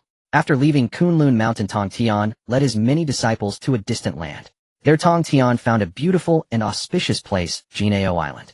This island resembled a giant turtle lying in the waves, stretching for a staggering 12,960 miles.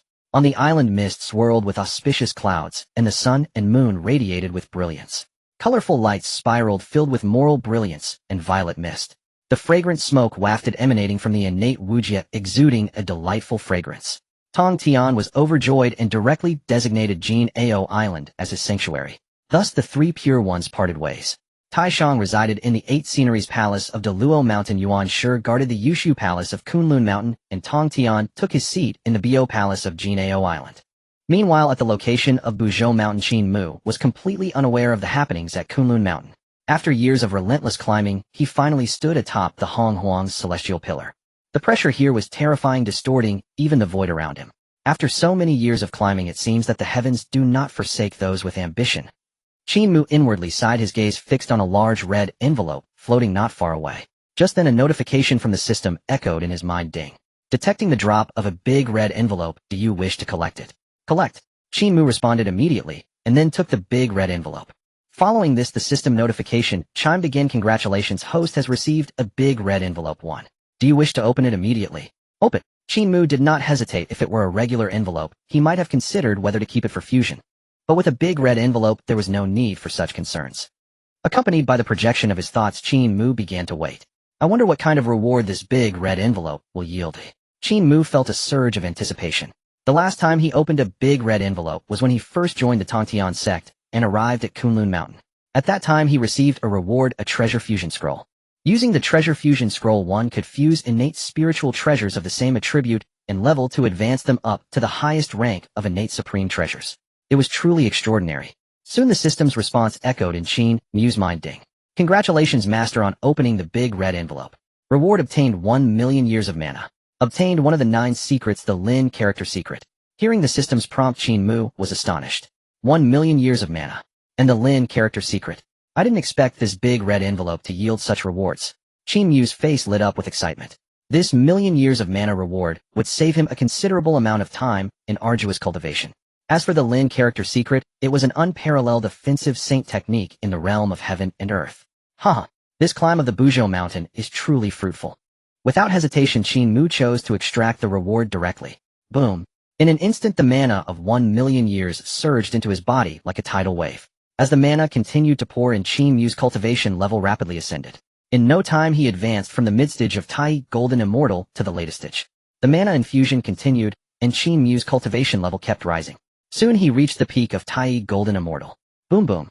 Just then a golden pillar of light suddenly shot up from Qin Mu, seemingly connecting heaven. Immediately the barrier of his peak Tai Golden Immortal cultivation shattered. Following that, 3 flowers appeared above Qin Mu's head. It was the mark of breaking through to the Deluo Golden Immortal, the 3 flowers of heaven, earth, and humanity. Soon the human flower among the 3 bloomed.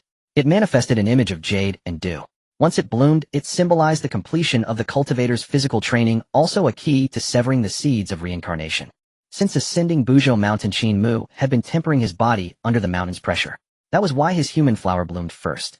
Moreover, what surprised Qin Mu even more was that the grade of his human flower, one of the 3 flowers, was no lowly one. It bloomed with 9 petals. This also meant that his human flower had reached the 9th grade.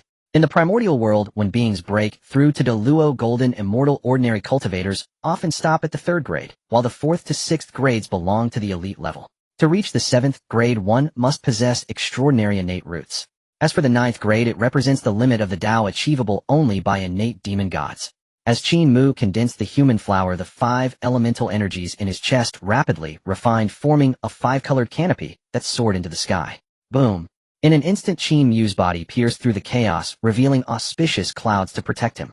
Thus, under the infusion of 1,000,000 years of mana, he officially stepped into the Deluo Golden Immortal level, marking his entry among the mighty of the primordial world. I broke through. Deluo Golden Immortal early stage. Qin Mu exclaimed in excitement. He never expected that with the support of 1,000,000 years of mana, he would directly break through from Tai Golden Immortal to Deluo Golden Immortal. Before Qin Mu could fully savor his joy, the essence of the Lin character secret surged into his sea of consciousness. The Lin character secret was a secret technique created by the heaven-transcending Tribulation Sovereign.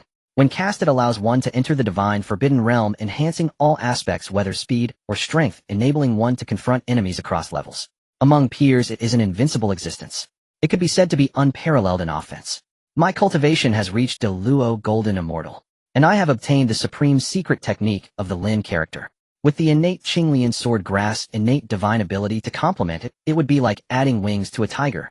This expedition to Buzhou Mountain counts as a bountiful harvest. Qin Mu sighed in emotion.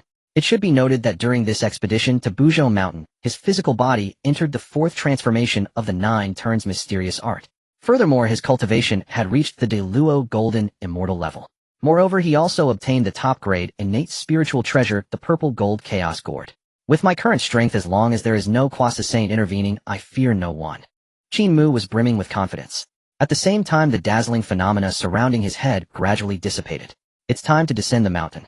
Then Qin Mu wasted no time and made his way down Buzhou Mountain. Compared to the arduous climb, his descent felt extraordinarily easy. After so many years, his body had long since adapted to the pressure of Buzhou Mountain. Before long, he arrived at the halfway point. The innate formation there was still circulating. However, the innate gourd vine within had already been taken by Qin Mu. As for the 3 mid-stage Tai Golden Immortals, one was killed by Qin Mu, his primordial spirit completely shattered. The other 2 were absorbed into the Purple Gold Chaos Gourd, having long been refined into nothingness. I still need to find a way to acquire some chaos liquid. Perhaps it will allow the innate gourd vine to continue producing innate gourds. Qin Mu paused for a moment, muttering to himself. When he found the innate gourd vine in the small world of that innate formation, only the 7th gourd remained. Due to the lack of essence, it was difficult to mature. Fortunately, Qin Mu had previously opened a medium red envelope and obtained chaos liquid, which was just enough to restore the withered innate root. Using it, the 7th gourd finally matured, transforming into the Purple Gold Chaos Gourd. After a brief pause, Qin Mu gathered his thoughts and continued walking toward the foot of the mountain. Soon he reached the base of Buzhou Mountain. Suddenly Qin Mu halted as two powerful auras immediately caught his attention. Looking closely, he saw two figures standing at the entrance of Buzhou Mountain, gazing at each other. Both figures were tall and imposing. One of them was familiar to Qin Mu. It was the great shaman Quafu whom he had defeated years ago. As Qin Mu observed Quafu, and the other person Quafu, and the other figure also noticed Qin Mu stepping out. Seeing Qin Mu, Quafu couldn't help but exclaim. Hearing what Quafu said, the towering figure beside him couldn't help but glance at Qin Mu several times. At this moment Qin Mu focused his mind and approached Quafu and the other person slowly. As he got closer he smiled at Quafu, and then glanced at the figure standing beside him. He could sense that this figure was filled with terrifying murderous intent. Just standing there caused the surrounding space to slightly distort. The horrifying aura was several times stronger than Quafu's. When Qin Mu looked at him, waves of overwhelming battle intent suddenly erupted from the towering figure. This person's identity is likely not simple. Such a presence. He must be a great shaman among the Wu. At that moment, as Qin Mu was lost in thought, Quafu smiled and said, "Qin Mu, this is our great shaman of the witch clan Xingtian." With Quafu's introduction, Qin Mu was taken aback. So it is the great shaman Xingtian. No wonder the murderous aura and battle intent emanating from him are so intense. Qin Mu was no stranger to the great shaman Xingtian, a fierce individual who dared to storm the heavenly court alone. He is hailed as the god of war of the witch clan. Moreover, Xingtian holds a significant position within the witch clan, second only to the 12 ancestors of witchcraft, and ranks among the core combat power of the second echelon alongside Quafu and Jiufeng. Furthermore, his blood contains the primordial murderous aura, which can activate the remnants of the 12 heavenly god-killing formation, holding core value for the secret arts of the witch clan. After a moment of contemplation, Qin Mu returned to his senses, smiling as he bowed to Xingtian, saying, "I have met you, fellow Taoist Xingtian." Upon hearing this, Xingtian returned the gesture. Earlier, upon hearing that Quafu had been defeated, Xingtian rushed to the entrance of Buzhou Mountain, eager to see who possessed such remarkable prowess. However, by that time Qin Mu had already entered Buzhou Mountain. Subsequently, Xingtian remained at the foot of the mountain alongside Quafu, waiting for Qin Mu to descend. "Fellow Taoist Qin Mu," Xingtian began, "I believe you must have gained quite a bit from your journey into Buzhou Mountain. Are you preparing to leave now?" Qin Mu smiled slightly and replied, "I have gained a little, just a bit. I have been traveling for some time. It is indeed time for me to return to Kunlun Mountain." Upon hearing Qin Mu's words, both Quafu and Xingtian were astonished. "Kunlun Mountain?" Quafu exclaimed, quickly asking, "What is your relationship with the three pure ones, fellow Taoist Qin Mu?" Qin Mu did not hide anything and replied, "One of the three pure ones, Shangqing Tongtian, is indeed my master." Upon hearing that Qin Mu was a disciple of Tongtian, both Quafu and Xingtian couldn't help but be taken aback. After all, the name of the three pure ones had long resonated throughout the primordial world. Moreover, everyone knew that in the future the three pure ones would all become saints. In the midst of their astonishment, a smile appeared on Quafu's face as he exclaimed, "I never expected that fellow Taoist Qin Mu is also under the tutelage of the esteemed Tongtian. This means in terms of relations we are somewhat family." Before Qin Mu could respond, a hint of a smile appeared on Xingtian's bronze-colored face as he interjected, "What Quafu says is quite true."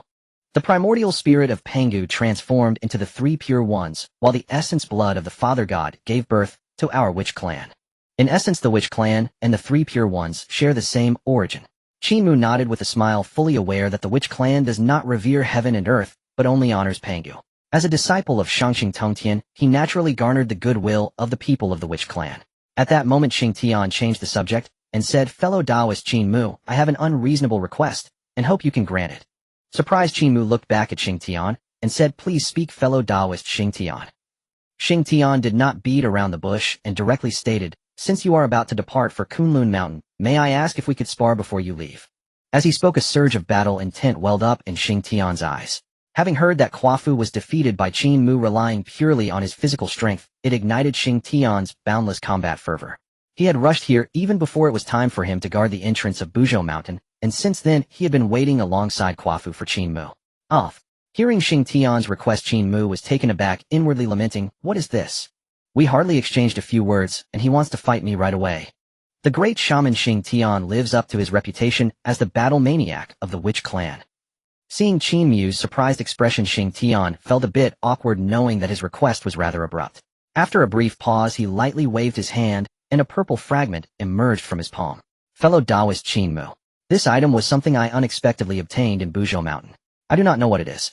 If fellow Taoist Qin Mu agrees to spar with me, let this item serve as the prize for our contest." At this point Xing Tian paused slightly, perhaps feeling that it was not enough sincerity, and another drop of essence blood appeared in his hand. In addition, I will offer you a drop of my essence blood. Regardless of winning or losing, you can have it. What does fellow Taoist Qin Mu think? Upon hearing Xing Tian's words, Qin Mu shivered slightly, his gaze falling on the purple fragment in Xing Tian's palm. Upon closer inspection, he noticed that the purple fragment contained the imprint of the Honghuang level law. The entire fragment was crystal clear, its surface swirling with mysterious Tao patterns. What astonished Qin Mu even more was that around the fragment the laws of the great Tao manifested. At times they transformed into blooming lotus flowers, and at others coalesced into everlasting golden lights. I can't believe it. This thing couldn't be a fragment of the creation jade disc, could it? Soon Qin Mu recognized it. The purple fragment Xing Tian presented was highly likely a piece of the creation jade disc. It must be noted that this creation jade disc is a treasure of chaos. It is formed from the condensation of primordial cosmic energy, and essentially is a microscopic reflection of the chaotic universe containing the laws of 3,000 great Tao within. When the great god Pangu opened the heavens, the creation jade disc shattered into 81 pieces due to the overwhelming pressure of heaven and earth. The largest part was obtained by Hong Jun, while the remaining pieces scattered throughout the primordial world. During Hong Jun's preaching, he had explained the laws of the great Tao within the creation jade disc.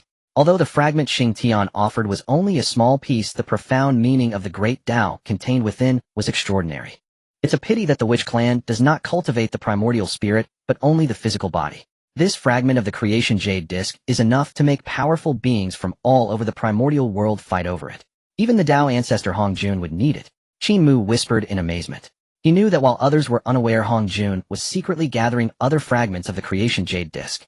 After all, if the complete creation jade disc could be reassembled, it could simulate chaos and deduce all events and the principles of the heavenly Tao in the primordial world. I never expected that the great shaman Xing Tian would offer such a treasure just to spar with me. Moreover, the fragment of the creation jade disc was already remarkable. He was even willing to give a drop of his own essence blood.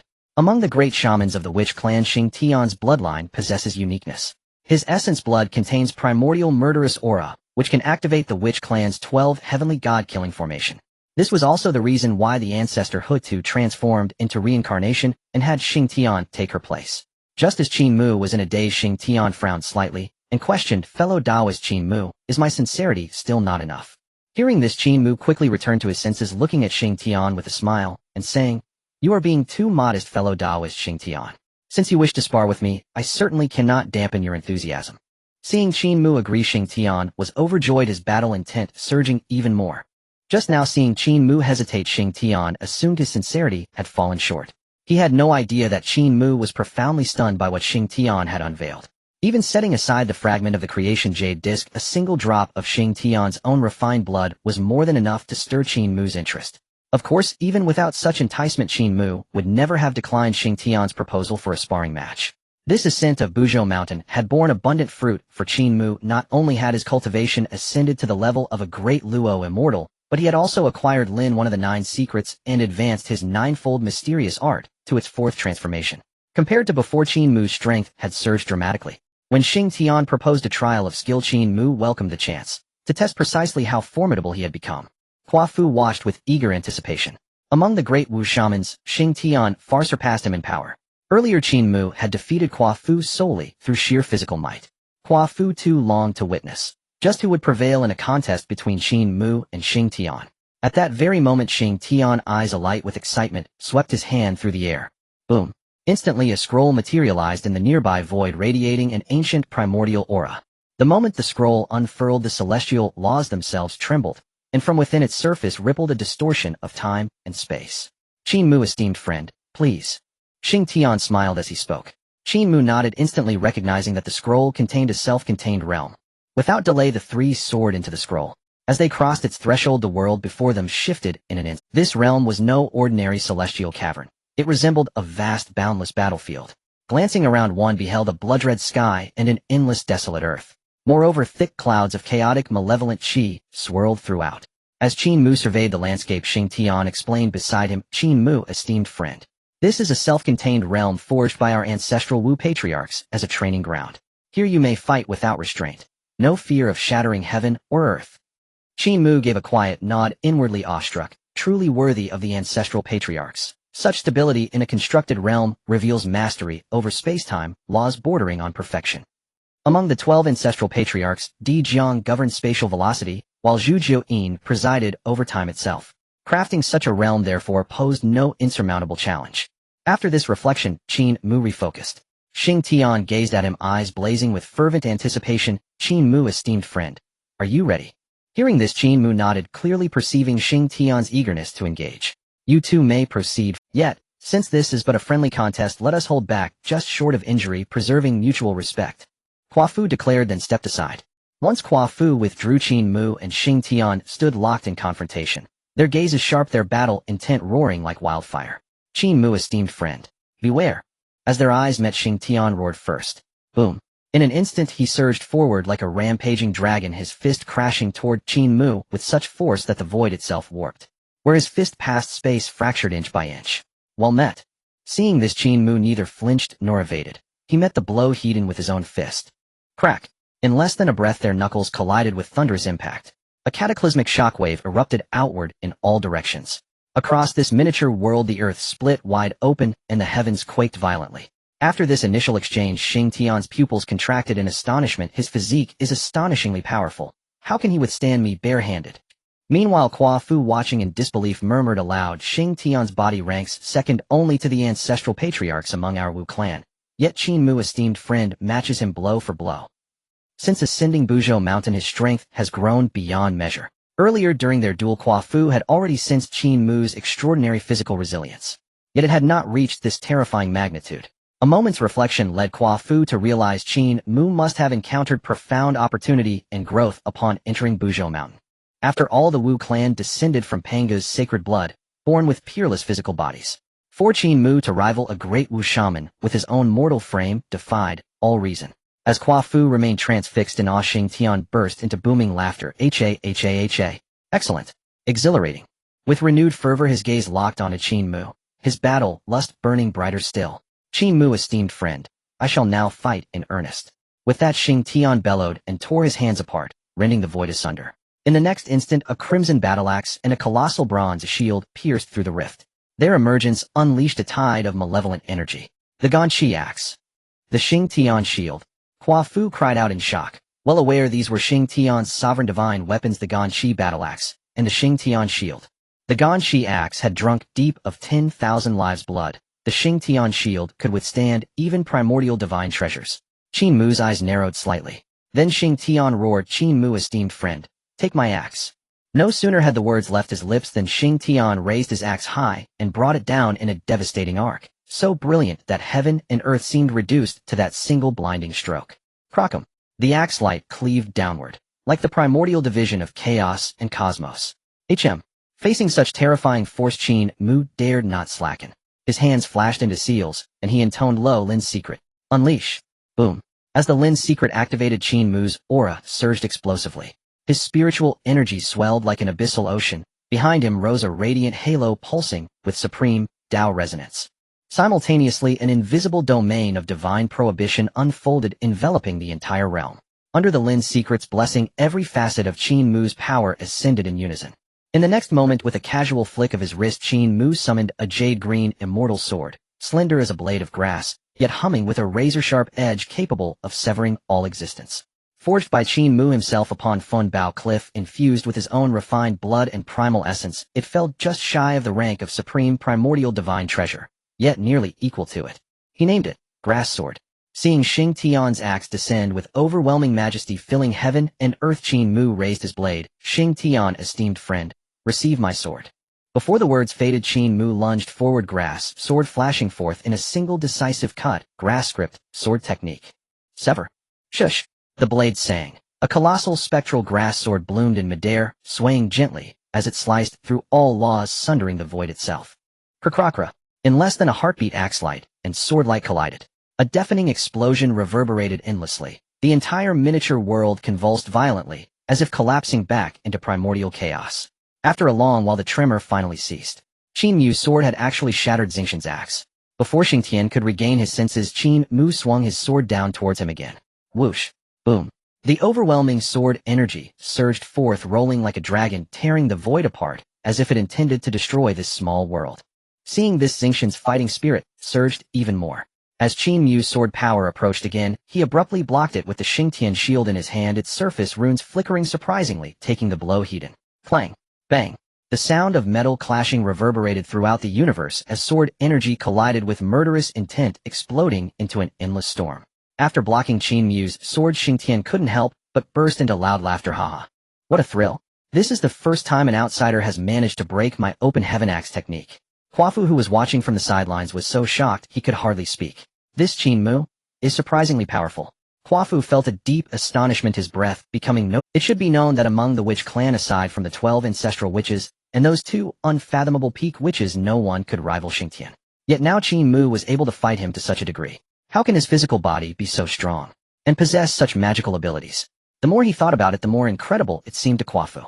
When the competition first began, Qin Mu had exchanged a punch with Xingtian using pure physical strength.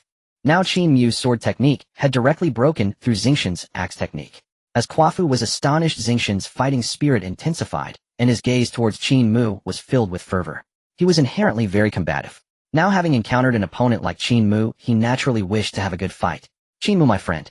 Next, let's see how you withstand my true power, Xingtian declared with fervent fighting spirit. Oh! Qin Mu, upon hearing this, was slightly taken aback, but quickly regained his composure. He understood clearly that as a great witch of the witch clan, Xingqian's methods were certainly not limited to what had been shown thus far. Xingtian, my friend, feel free to unleash your full potential. I will receive whatever you have next.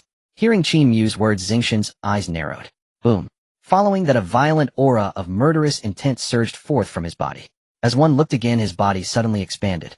Within a few breaths, he transformed into a giant of 1,000 feet, his muscles coiling like a dragon. Additionally, ancient witch patterns flickered across his skin, radiating a blood-red glow. An overwhelming aura emanated from Xingqian's body. Upon witnessing this, Quafu's heartbeat quickened, and he could tell that Xingtian was serious. Seeing this, Qin Mu's expression turned solemn, and he secretly sighed. Truly, Xingtian is formidable. This kind of oppressive aura would probably suppress even an ordinary Deluo golden immortal. Earlier, the Great Red Envelope had granted Qin Mu a reward of 1,000,000 years of magical power. Thanks to that reward, his cultivation had broken through to the level of Deluo Golden Immortal. Yet faced with Xingqian's oppressive aura, he still felt a hint of trepidation. Qin Mu, my friend, be careful. At this moment, the transformed giant Xingtian called out. Qin Mu focused his mind, not daring to be careless, as the grass sword in his hand glimmered with a ghostly light, surrounded by spiraling magical power. Open Heaven 3 Axes. Following this, Xingtian roared, gripping the axe high above his head before suddenly slashing down. The Open Heaven 3 Axes was a technique he had created by comprehending the remnants of Pangus' legacy. First axe, Open Heaven. As Xingqian's axe fell, its light split the chaos, opening up the heavens. Boom boom. A brilliant axe beam cut across the sky, as if to split the entire small world in two. Second axe, Annihilation. With the first axe falling, Xingtian swung his hand again, delivering another axe blow. Boom. This axe contained endless intent of destruction. Wherever it passed, time and space shattered, and all things returned to the void. Third axe, Destruction. With the second axe struck down, Xingtian again wielded the axe, slicing out the third axe. With the axe unleashed, the heavens lost color and chaos surged within the small world, as if reenacting the final scene of Pangu opening the heavens. Accompanying Xingqian's 3 consecutive axe blows, terrifying power accumulated. Quafu, witnessing this scene, felt his mind shake violently. So powerful. He couldn't help but exclaim, considering that he and Xingtian were both great witches of the witch clan. But if Xingtian were to unleash such 3 axes against him with his strength, he feared he would find it hard to withstand. Can Qin Mu withstand Xingqian's Open Heaven 3 axes? Quafu hesitated in his heart. Although Qin Mu was also very strong, even exceeding his expectations. In Quafu's view, the power of the 3 axes unleashed by Xingtian was terrifying, and even a Deluo Golden Immortal would likely perish under the cumulative force of such 3 axes. At the same time, Qin Mu was also shocked upon seeing Xingqian's 3 axes descending towards him. Such power. Within his axe technique, there is actually a trace of Pangus' true meaning. Just as Qin Mu was taken aback, the 3 axes accumulated in the air were already surging down towards him. Boom. The terrifying might could destroy the heavens and the earth as time and space splintered wherever it passed, shaking the heavens and quaking the earth. Qin Mu, seeing this, wore a grave expression. Just as he prepared to strike, a prompt suddenly resonated in his mind. Ding. Heaven-defying comprehension triggered. You comprehended the Open Heaven power from the axe technique created by the Great, which Xingtian, merging it with the essence of your grass sword technique, creating a new divine ability. One sword opens heaven.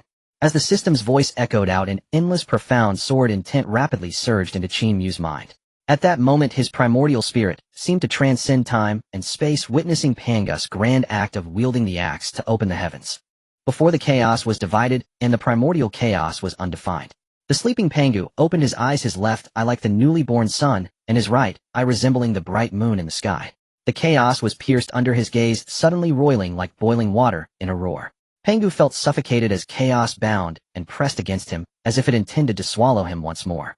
Immediately after, Pangu suddenly extended his hand, his fingers like columns supporting the heavens, and he grasped a giant axe from deep within the chaos. This axe was without edge or blade, its body shimmering with light, while the axe edge flowed with the primordial light. Open! Accompanied by Pangus' roar, the giant axe was raised high, directly cleaving towards the chaos. Boom boom. With a single axe strike, the axe light sliced through the eternal night, and the chaos was violently torn apart. The lighter elements ascended, forming the heavens. The heavier elements sank, solidifying into the earth. As the heavens and the earth were initially divided, the pure and turbid energies surged like raging waves. Soon Qin Mu withdrew his consciousness from this marvelous scene. When he opened his eyes again, his gaze was exceptionally bright, and his entire being was infused with sword intent, the grass sword in his hand, even emitting a sound of sword chant. Boom boom. Additionally, on the edge of the grass sword, a trace of chaotic aura emerged. Xingtian, my friend, receive my sword. As his words ceased, Qin Mu took a step forward, and suddenly the primordial azure lotus sword grass true form appeared behind him. As the sword grass swayed, it seemed to be enacting the scene of opening the heavens.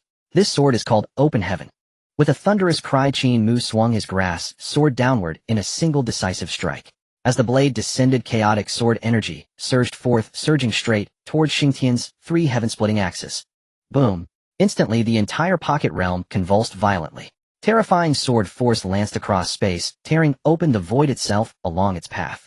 Qin Mu's strike embodied the primordial power of heaven splitting. So overwhelming was its martial aura that the fundamental laws within the pocket realm began to unravel and space fractured like shattered glass.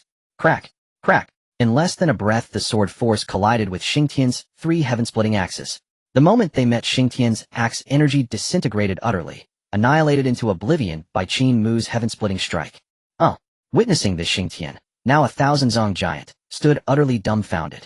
He had never imagined his prideful heaven-splitting axes would prove so fragile against a single stroke from Qin Mu. Especially unsettling was the involuntary tremor that seized his entire body upon sensing the sheer magnitude of Qin Mu's sword force. Seeing this, Quafu too wore an expression of profound shock. What? Such terrifying sword art. Qin Mu cultivates only at the great Luo golden immortal level. How could he unleash a technique of such incomprehensible might? Quafu stammered aloud, swallowing hard. Moments earlier, watching Xingtian unleash his heaven-splitting axes, he had feared Qin Mu might not withstand them.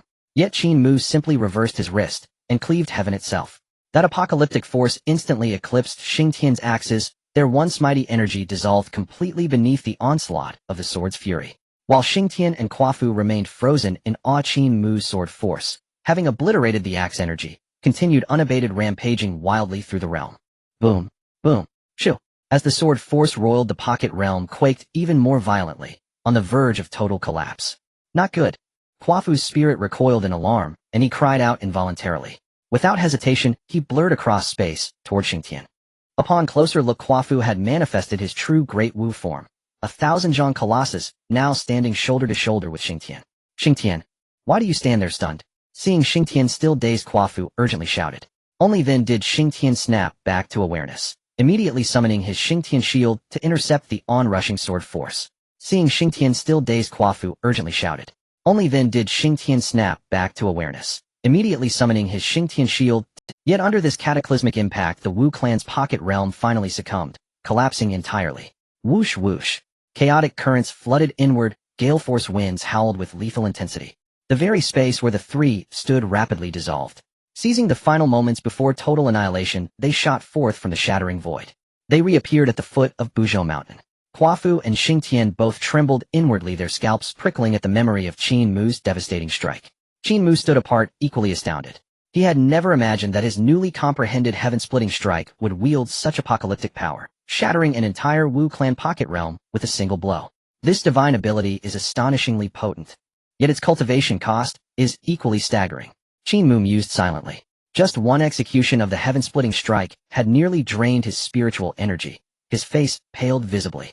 As Qin Mu sank into contemplation, Quafu and Xingtian simultaneously turned their gaze upon him. Awe contorted Xingtian's features. A truly fearsome strike. Had Quafu not intervened and joined me, I alone would have been grievously wounded, or worse, even if I survived Qin Mu's strike. At this thought, Xingtian shuddered inwardly, drew a deep breath, and addressed Qin Mu, senior fellow Taoist Qin Mu.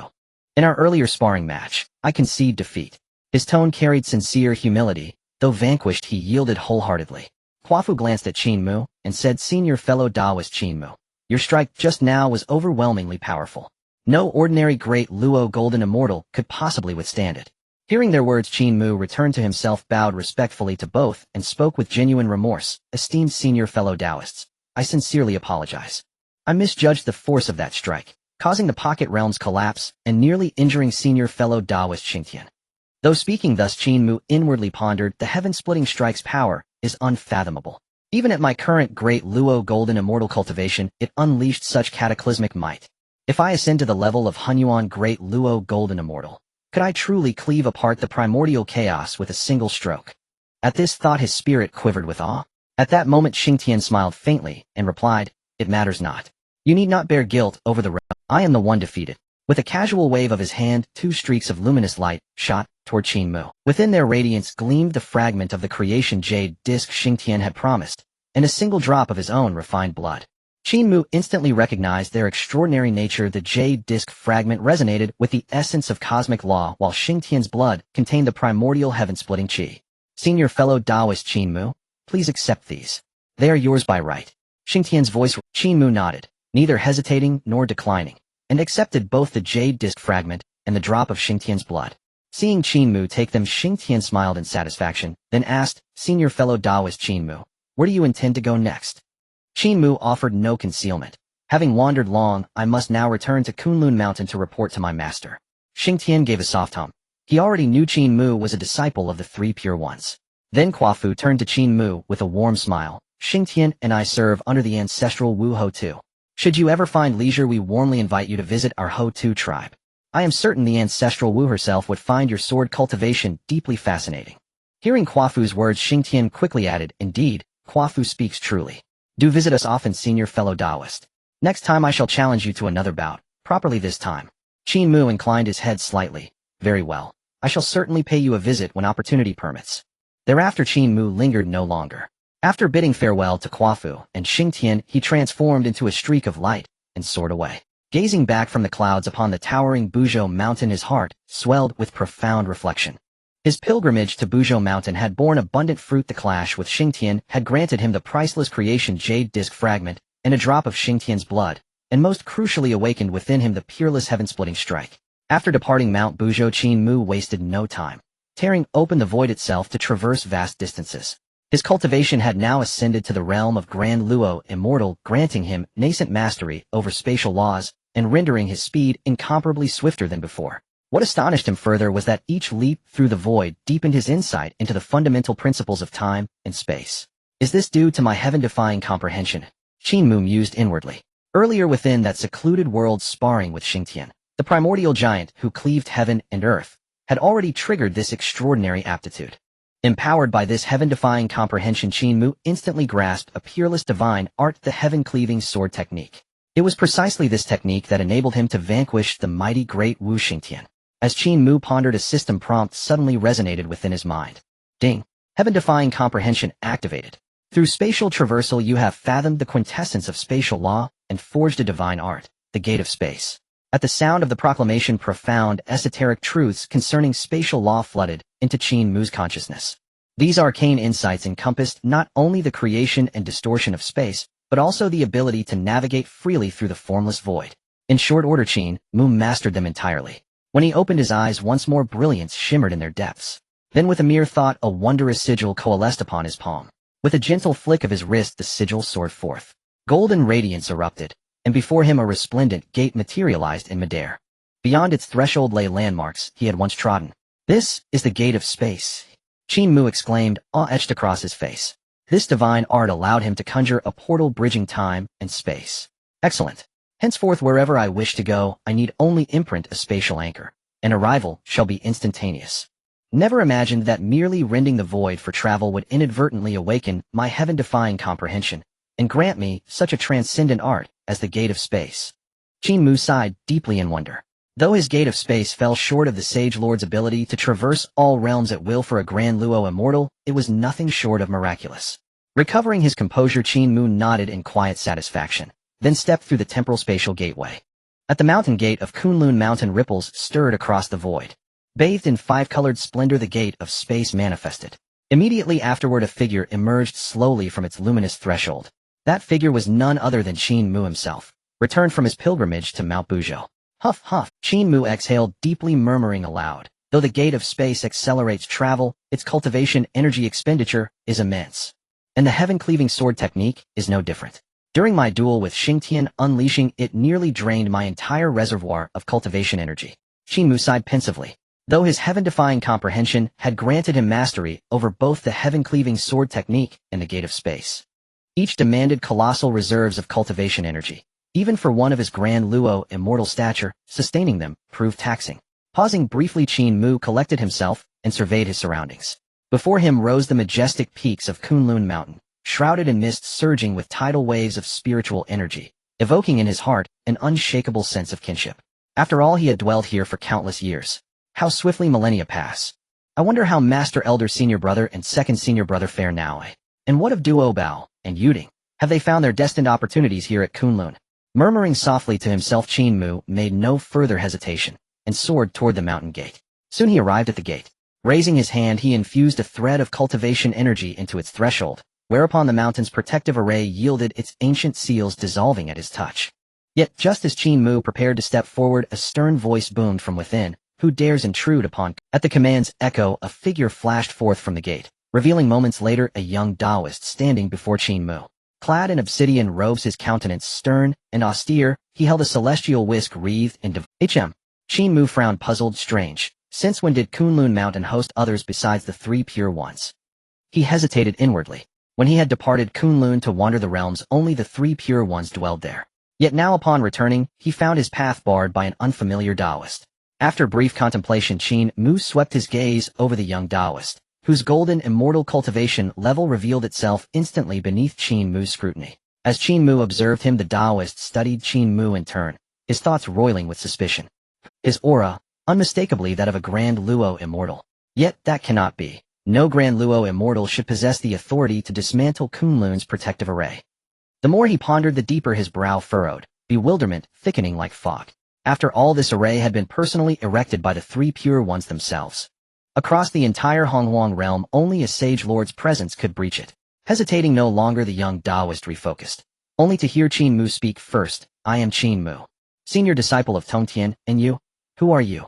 At Qin Mu's declaration, the young Taoist recoiled in shock, disbelief stark upon his features.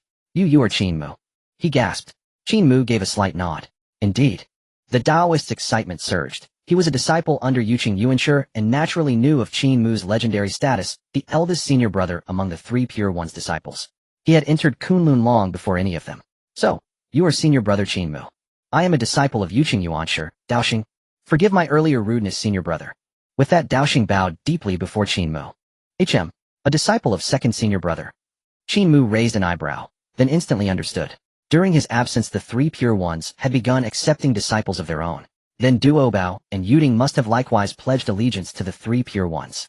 But has that event yet? Qin Mu murmured silently. Before ascending Mount Buzhou, he had told Duo Bao and Yuding that their destined opportunities lay here at Kunlun. Moreover, though unknown to others, Qin Mu knew full well that after the three pure ones began taking disciples, doctrinal differences kindled escalating tensions among them. Ultimately, these rifts culminated in their parting.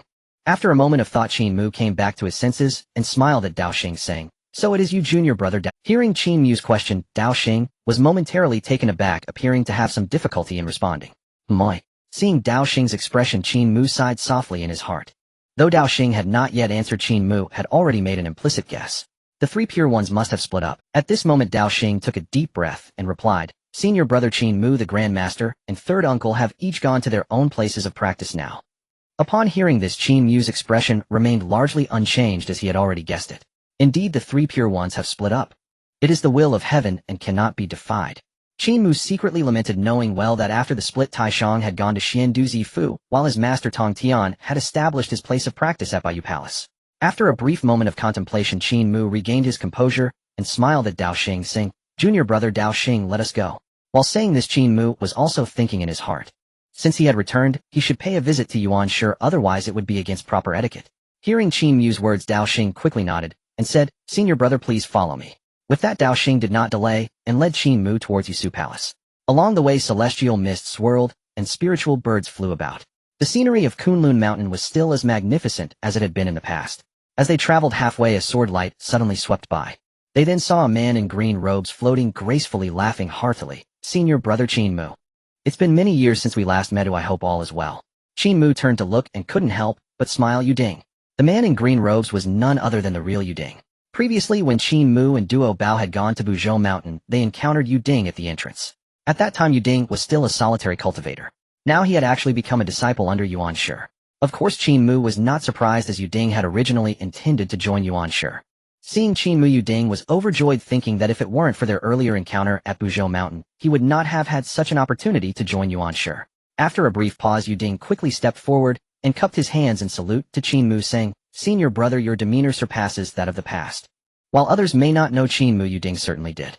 With sheer physical strength alone, Qin Mu had defeated the mighty Quafu of the Witch clan and earned the right to enter Buzhou Mountain. Now Qin Mu's cultivation had reached the level of Deluo Jin Xian. Yuding could also guess that within Buzhou Mountain, Qin Mu must have had great opportunities. Hearing Yuding's praise, Qin Mu smiled slightly and said, Junior brother Yuding, you have also made considerable progress in your cultivation over the years. Congratulations. The three of them then traveled together, encountering many disciples of Yuan Shi along the way. Upon seeing Qin Mu, the disciples all turned their heads. Who is that person?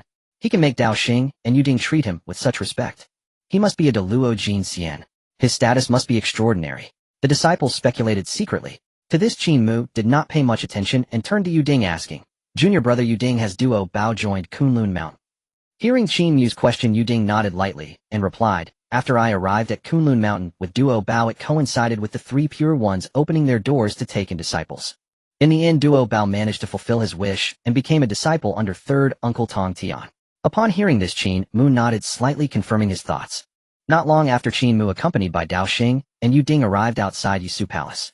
Looking up, he could see the palace gate towering majestically, with Dao rhymes swirling, and within the palace, celestial radiance flickered.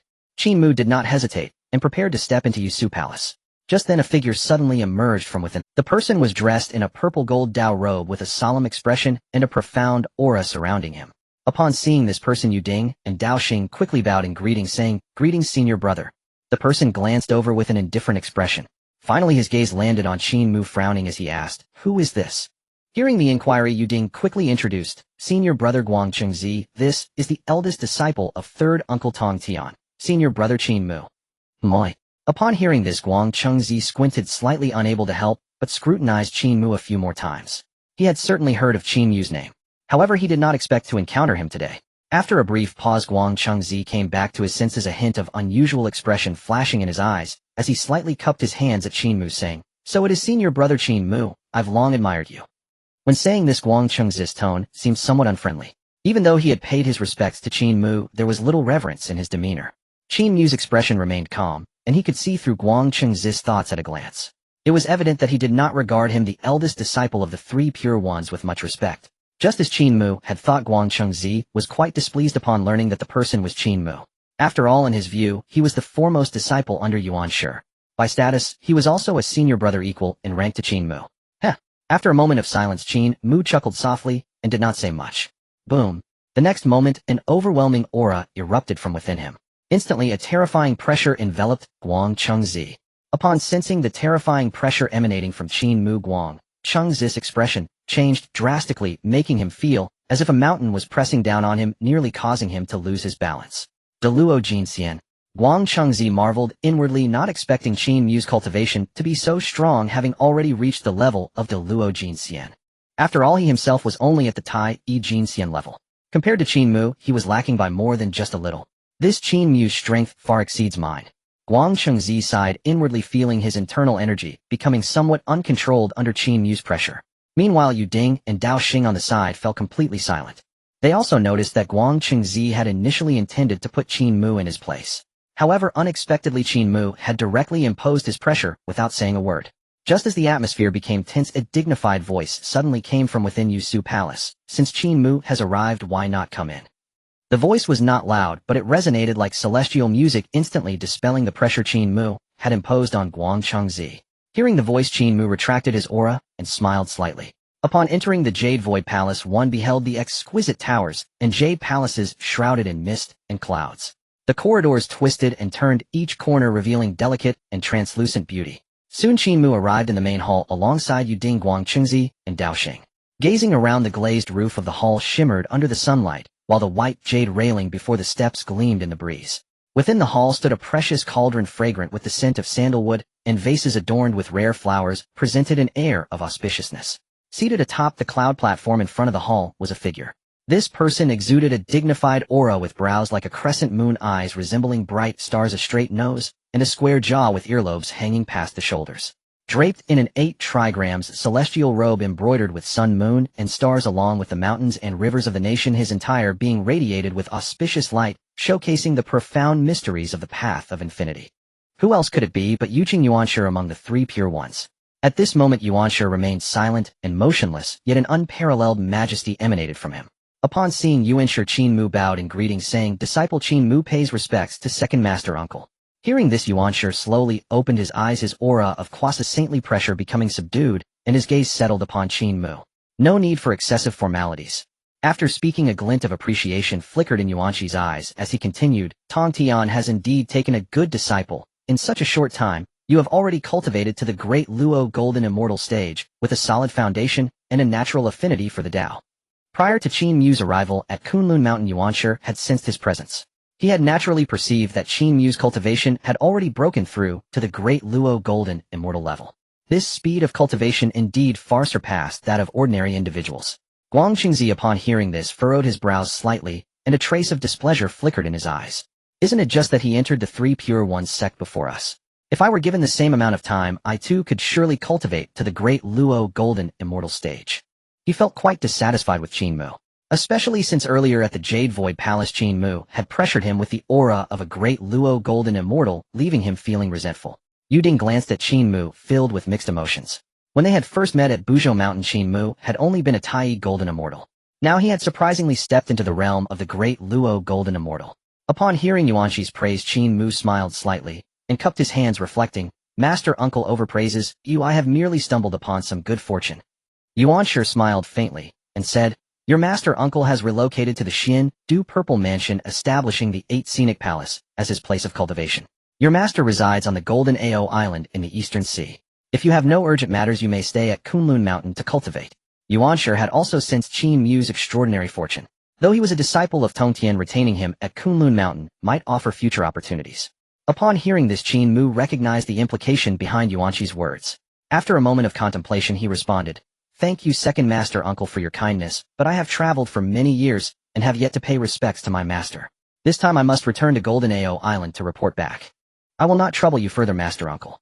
To what Qin Mu said, Yuanshi did not take offense, knowing that matters cannot be forced, and nodded, saying, "If that's the case, then proceed as you wish."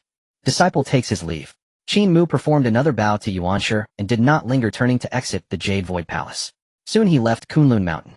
Since the master uncle has gone to the 8 Scenic Palace, I might as well pay a visit before heading back to Golden Ao Island in the Eastern Sea.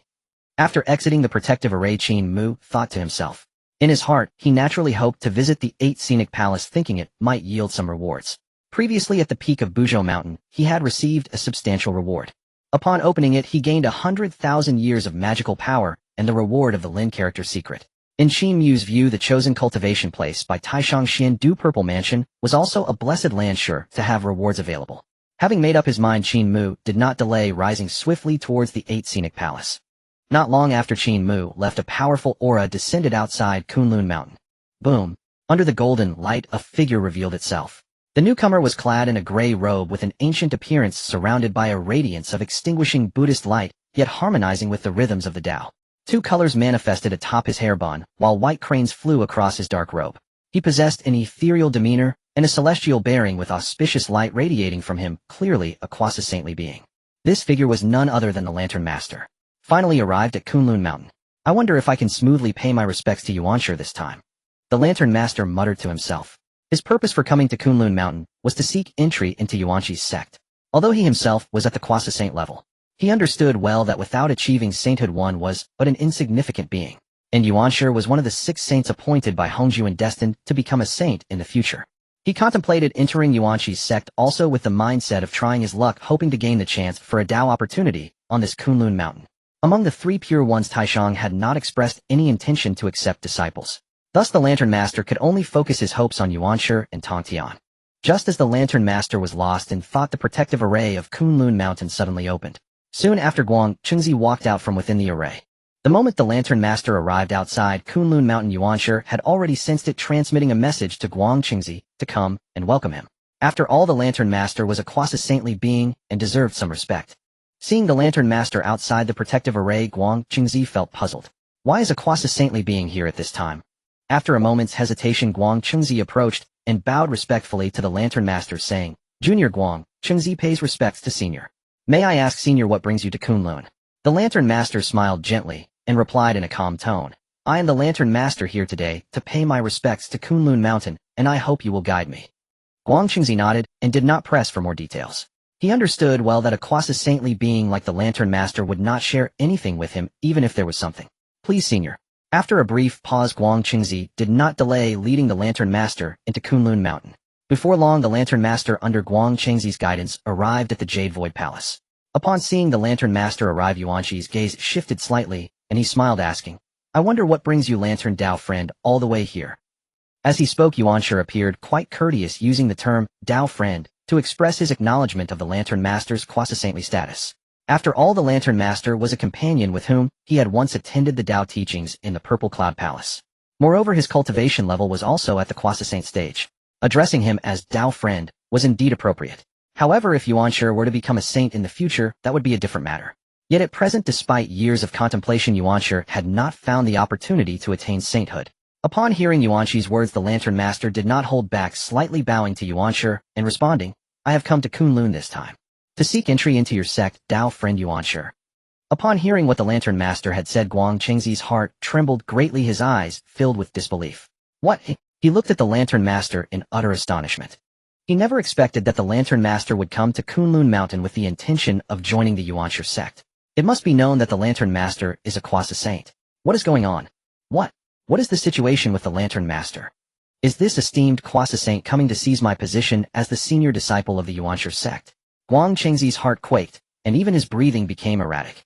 He originally thought that the Lantern Master had come to visit with some important matter to discuss with his master. Who would have thought that the Lantern Master actually came to seek apprenticeship? Moreover, if Yuanshi agreed with the Lantern Master's quasi-saint cultivation, he would surely become the senior disciple of the Yuanshi sect. The more he thought about it, the more anxious Guang Chengzi became, his lips twitching involuntarily. After a moment of hesitation, he quickly turned to look at Yuanshi. Deep down, he hoped that Yuanshi would refuse the Lantern Master. Meanwhile, upon hearing the Lantern Master's intention, Yuanshi was also somewhat taken aback. In his eyes, it was highly likely that the Lantern Master, given his status and cultivation, had come to discuss profound matters with him. But who would have thought that the Lantern Master wanted to take him as a teacher? He wants to take me as a master. It must be because of the opportunity of the sacred path. Otherwise, how could a quasi-saint be willing to be subordinate to another? After some contemplation, Yuanshi had already made some guesses in his heart. After all, just like him, the Lantern Master was also at the quasi-saint level. Logically speaking, he would never submit to anyone. However, previously Hongjun Daozu had bestowed the sacred positions during the third preaching at Zhixiao Palace. The 3 purities Nuwa and the western figures of Qin and Zhunti were to become the future 6 saints of heaven. The Lantern Master's choice was naturally directed towards becoming a saint. Having understood this, Yuanshi maintained his composure, smiling lightly as he said, "Lantern Dao friend, we are both guests in the Zhixiao Palace. It would be inappropriate for me to accept you as my disciple." Upon hearing Yuanshi's refusal, Guang Chengzi secretly breathed a sigh of relief, thinking that he had managed to secure his position as the senior disciple. After all, if another quasi-saint disciple were to appear under Yuanshi, wouldn't they as disciples have to obediently follow orders? Upon hearing Yuanshi's words, the Lantern Master quickly responded, "What you say is not correct, Yuanshi Dao friend. As the saying goes, the accomplished take on disciples. You will surely attain the way of the saint in the future. I am willing to observe the disciples' etiquette. I hope Yuanshi Dao friend will fulfill my request." Saying this, the Lantern Master bowed deeply to Yuanshi once again. Seeing the Lantern Master's actions, Guang Chengzi's eyelids twitched, and he inwardly cursed, "Damn. This old fellow's face is thicker than usual. Even when the master rejected him, he still doesn't know when to retreat." With this thought, Guang Chengzi quickly looked at Yuanshi, his heart feeling uneasy again. He thought to himself that he hoped Yuanshi wouldn't soften his heart and truly accept the Lantern Master as a disciple. If that happened, his identity and status under Yuanshi would undoubtedly plummet. Fortunately, after hearing the Lantern Master's words, Yuanshi showed no significant change in expression, calmly smiling as he said, "Lantern Dao friend, there's no need to mention the matter of apprenticeship again. However, if you have nowhere to go, you may temporarily stay at Kunlun Mountain and help me manage various affairs and oversee the disciples." In Yuanshi's view, the Lantern Master was not weak in cultivation, and if he could keep him at Kunlun, he would be a great help in the future. Furthermore, when he becomes a saint, he would likely be unable to personally manage the disciples. If the Lantern Master was willing to stay, he would be a good candidate to manage his disciples. After this suggestion from Yuanshi, a flicker of disappointment flashed in the Lantern Master's eyes. He had originally thought that Yuanshi would accept him. Who would have known he was rejected? However, after thinking it over, the Lantern Master soon felt relieved. He considered that being able to remain within the future saint's dojo was far better than wandering aimlessly outside. Moreover, Yuanshi would surely become a saint, so being close to a saint was advantageous. With this thought, determination flashed in the Lantern Master's eyes, and he respectfully bowed to Yuanshi, saying, "Then I thank you, Yuanshi Dao friend." Yuanshi smiled slightly, raising a hand to indicate that the Lantern Master need not be overly polite. Seeing this, Guang Qingzi secretly breathed a sigh of relief and muttered to himself, "Fortunately, there isn't another senior brother. I am still the eldest disciple under the master." Time passed quietly, and before long several days had gone by. At this moment, Qin Mu had arrived at Shoyang. From a distance, he saw the peak of the mountain surrounded by purple mist with profound virtue descending. An ancient and simple Taoist palace stood above the clouds with the words, 8 Scenery Palace, inscribed in 3 characters. As expected of the dojo of my senior uncle, it truly has an extraordinary aura, Qin Mu remarked. He could naturally discern that this location chosen by Taishang was filled with immense fortune. While taking in the view, Qin Mu did not think much and focused his mind heading straight into the mountain. Upon entering Shoyang Mountain, he saw auspicious grass growing on the slopes, spirit mushrooms sprouting from the ground roots connecting to the ground's essence reaching high to the heavens, with green pines, verdant willows, purple chrysanthemums, and red plums. This truly is a place of tranquility and purity. Qin Mu exclaimed to himself in admiration. At the same time, he felt curious. I wonder what kind of red envelopes will drop here. At the very least, it should be a medium red envelope, right? In Qin Mu's view, the Shoyang Mountain chosen by Taishang was indeed a land of spiritual beauty. Even if it couldn't compare to Buzhou Mountain, it shouldn't be too far off. Previously, he had obtained a large red envelope at the peak of Buzhou Mountain. Now that he had come to Shoyang Mountain, even if he couldn't obtain a large red envelope, a medium one would still be good. It wouldn't be a wasted trip. After thinking for a moment, Qin Mu collected his thoughts and continued forward. Before long, he arrived at the mountain gate and was just about to step inside when suddenly a voice called out, "Which being dares to trespass on Shoyang Mountain?" As soon as the words fell, 2 figures sprang out from the mountain gate. These 2 figures were short and looked like Qin Mu looked in the direction of the voice and saw 2 little boys, each less than 3 feet tall, standing in front of him. One had a golden horn on his head, while the other sported a silver horn. At that moment, the 2 boys stood with their hands on their hips, looking fierce as they glared at Qin Mu. "Moi." Seeing this, Qin Mu was taken aback, thinking, golden horn, silver horn. These 2 must be the future Golden Horn King and Silver Horn King, right? Qin Mu muttered to himself, having recognized the identities of the 2 boys instantly. It must be known that in the future journey to the west, the Golden Horn King and Silver Horn King were responsible for creating a trial for Sun Wukong. They fought against Sun Wukong, first using treasures to gain the upper hand, but ultimately lost due to Sun Wukong's cunning schemes. In the end, Sun Wukong defeated the Golden Horn King and Silver Horn King, confiscating 5 of their treasures and returning both the people and items to Taishang. After pondering for a moment, Qin Mu looked at the 2 adorable little disciples with great interest. "We are disciples under the seat of the Supreme Lord." Before Qin Mu could respond, the silver-horned little disciple added, "If you know what's good for you, hurry up and reveal your name." Qin Mu stifled a laugh and replied, "Oh, do you know who I am?" Upon hearing this, the golden-horned little disciple and the silver-horned little disciple exchanged glances.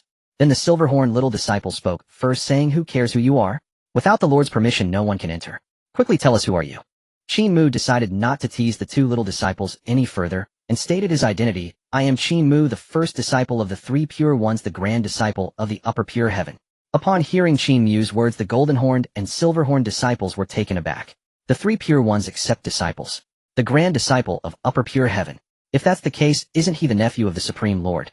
The silver-horned little disciple exclaimed in surprise and couldn't help but scrutinize Qin Mu a few more times. Meanwhile, the golden-horned little disciple spoke, "You say it, and it's so. Without any proof, why should we believe you?" The silver-horned little disciple nodded repeatedly in agreement, saying, "Exactly, do you have any proof?" Qin Mu was taken aback, caught off guard by the golden-horned and silver-horned little disciples. Just then a voice echoed from Shoyang Mountain, golden-horned, silver-horned, do not be disrespectful. Qin Mu has arrived, come up. Hearing this voice, Qin Mu quickly bowed slightly towards Shoyang Mountain and responded, yes, Master Uncle. As he spoke, he glanced at the golden-horned and silver-horned little disciples with a smile and said, now do you believe me? Hearing this, both little disciples pouted in unison. Qin Mu didn't pay much attention to this and proceeded directly up the mountain. Although the Supreme Lord had already invited him, the golden-horned and silver-horned little ones were still quite uneasy. The two followed Qin Mu closely, their eyes darting around. They seemed to fear that Qin Mu would do something inappropriate within Shoyang Mountain. Hey, don't run around. Shoyang Mountain isn't a place anyone can roam freely. As they walked, the golden-horned little disciple placed his hands on his hips, looking quite serious. The silver-horned little disciple nodded in agreement, saying, exactly. Last time a monster sneaked in here, trying to steal the immortal herbs, and was sent flying to the East Sea by the Supreme Lord with a single slap. Upon hearing this, Qin Mu couldn't help but chuckle and teasingly said to the two little disciples, then you must keep a close watch on me. What if I steal Master Uncle's elixirs? The golden-horned little disciple widened his eyes at Qin Mu's words and scolded, you dare. The silver-horned little disciple stared at Qin Mu nervously, not blinking, intent on keeping him in check. Seeing the expressions of the two little disciples, Qin Mu was amused and continued walking with laughter. Just as he hadn't gone far, a notification sound suddenly echoed in his mind. Ding. Top-tier blessed land discovered, Shoyang Mountain. A red envelope has dropped. Would you like to go collect it? Go. Qin Mu felt delighted upon hearing the system notification. After leaving Kunlun Mountain, he hadn't gone to the East Sea Golden Ao Island immediately, but chose to visit Shoyang Mountain to greet the Supreme Lord. He came specifically for the dropped red envelope. I wonder what kind of red envelope it will drop. Qin Mu thought to himself, noticing that the location of the dropped red envelope was indeed on the mountain. Before long, accompanied by the golden-horned and silver-horned little disciples, Qin Mu arrived at the halfway point of the mountain. From a distance, he spotted a large red envelope floating above a rock not far away. Ding! A large red envelope has been issued. Would you like to collect it? With the system's prompt, Qin Mu didn't hesitate and directly chose to collect it. It's actually a large red envelope. Earlier on the way, he had been wondering what kind of red envelope he would gain on Shoyang Mountain. Qin Mu originally thought it would be great to get a medium red envelope. Unexpectedly, it turned out to be a large red envelope. It's known that the larger the red envelope, the better the rewards. Previously, at the peak of the Tian's Hushins, he had received a large red envelope. Upon opening it, he not only gained 1,000,000 years of mana, but also obtained one of the 9 secrets, the Lin character secret. It was truly a bountiful harvest. Qin Mu didn't rush to open the large red envelope, but chose to meet the Supreme Lord first. Soon he arrived at the place where the Supreme Lord was meditating. He focused his gaze and saw the Supreme Lord sitting beneath an ancient pine tree surrounded by the flow of Tao rhythm, appearing as if he had merged with the universe. Seeing the Supreme Lord, Qin Mu quickly bowed respectfully, disciple Qin Mu, paying respects to Master Uncle.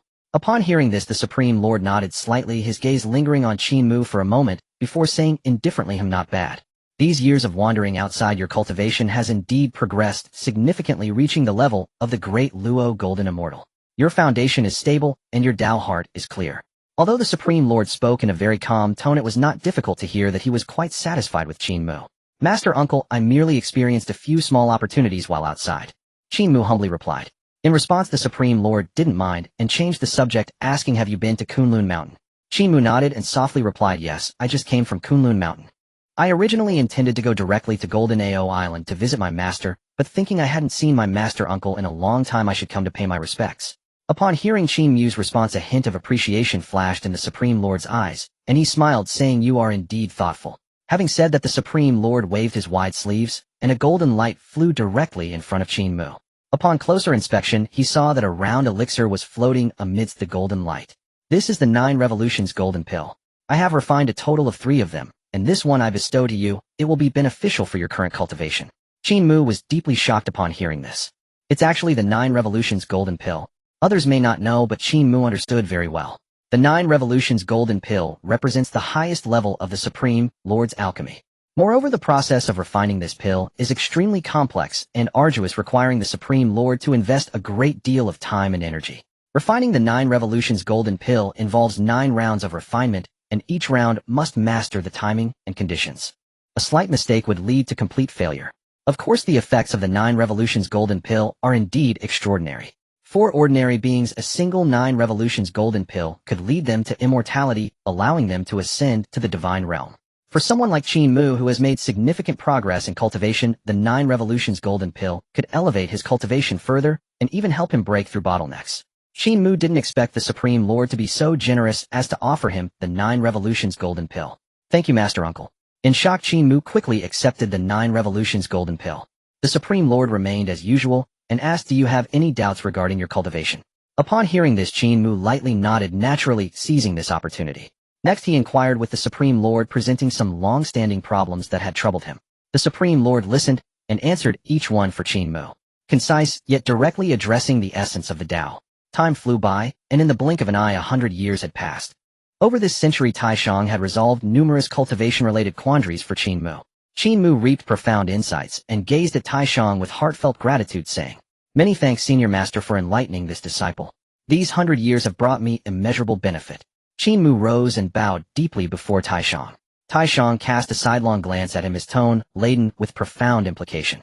"Qin Mu, the coming upheavals of the primordial chaos approach. Tread your path with utmost vigilance." Having spoken, Taishang did not wait for further words. He closed his eyes and entered deep meditation. A subtle ripple stirred within Qin Mu's heart. He instantly grasped that cataclysmic changes and destined tribulations were soon to unfold across the primordial chaos. After bidding farewell to Taishang, Qin Mu descended Mount Shouyang under the watchful escort of Jin Jiao and Yin Jiao. It is time to journey to Janeo Island in the Eastern Sea. Yet first I must find a secluded place to open that grand red envelope. With that thought, Qin Mu wasted no time. He sought out a remote valley and erected a concealment formation. Nowadays he approached envelope opening with far greater caution. After all, he could never predict what reward the envelope might yield. Should it trigger celestial portents or shake the very foundations of the primordial chaos, he would only invite needless peril upon himself.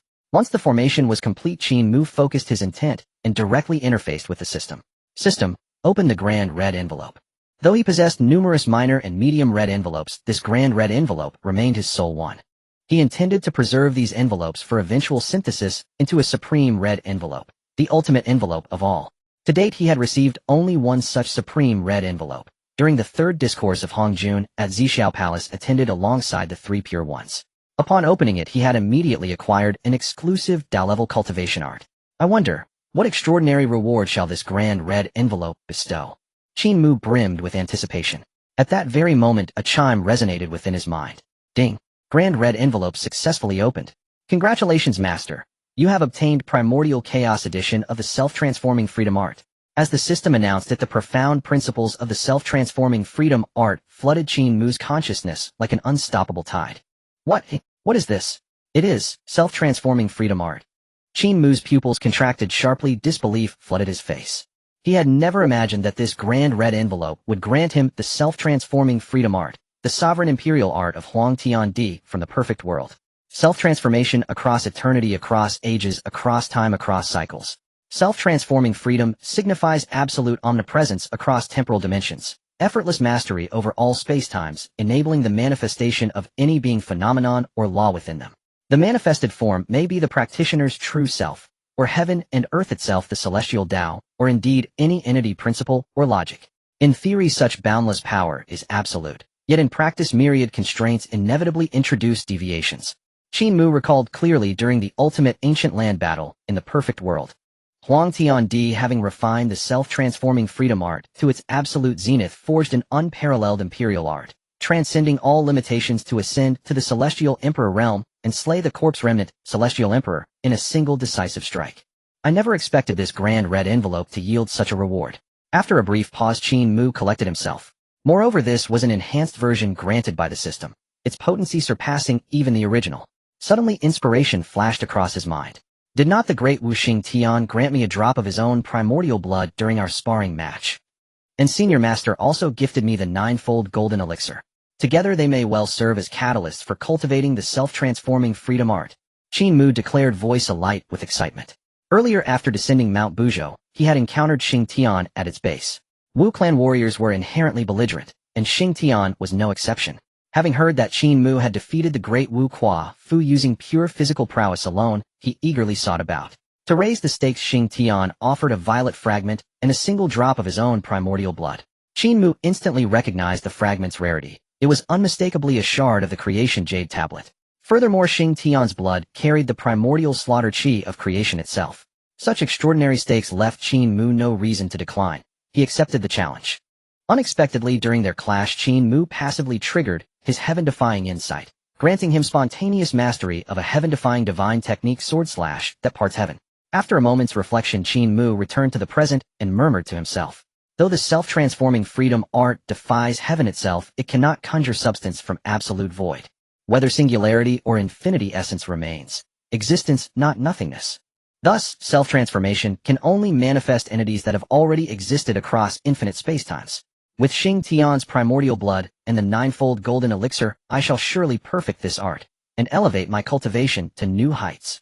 Without delay, Qin Mu retrieved Xing Tian's primordial blood and the ninefold golden elixir, and immediately commenced cultivating the self-transforming freedom art. Thus time flowed onward. Amid this passage of years, the landscape of the primordial chaos subtly shifted, growing increasingly volatile and unstable. Foremost among these tensions stood the escalating friction between the Yao clan and Dong Wanggong's forces in Zifu continent. Dong Wanggong, appointed by Hong Jun as sovereign of all male immortals, had been entrusted with stewardship over the primordial chaos. Over these centuries, Dong Wanggong had steadily amassed troops and consolidated scattered immortal sects. His ambition, to become the undisputed sovereign of the primordial chaos, burned ever brighter. The Yao clan, refusing to yield, maintained steadfast opposition to Dong Wanggong's celestial court. Both factions vied fiercely to claim dominion over heaven and earth. Meanwhile, the Wu clan held firm at Mount Buzhou, observing in detached silence. To them, the fiercer the conflict between Yao and Zifu, the more advantageous their position, allowing them to remain aloof and poised to strike. Simultaneously, high above in the heavenly court, boom, Dong Huang Taiyi's face flushed crimson with fury as he slammed his fist into the jade table, shattering it, his rage boiling over. Elder brother, Dong Wanggong dares too much. He has dispatched assassins to slaughter our Yao clan warriors. Let me lead troops to level Zifu continent and obliterate him utterly. Tai Yi seethed with wrath.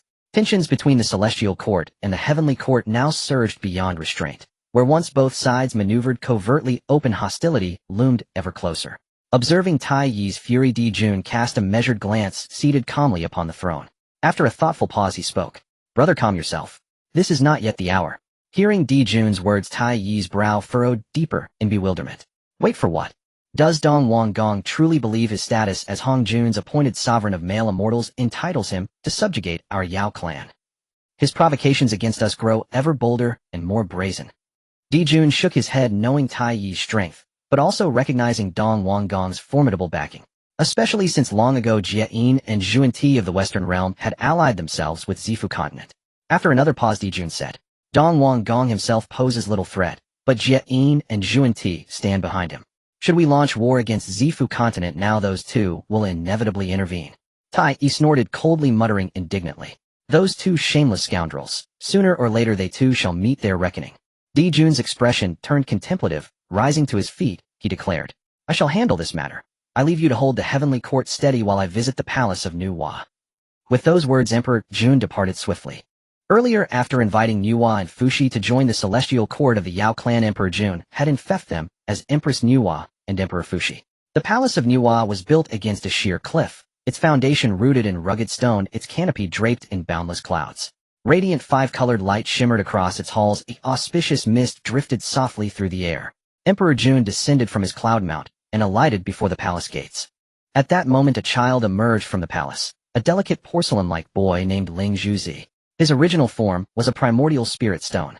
Upon encountering it, Nuwa gathered celestial qi and lunar solar essence to awaken it, then took him as her direct disciple.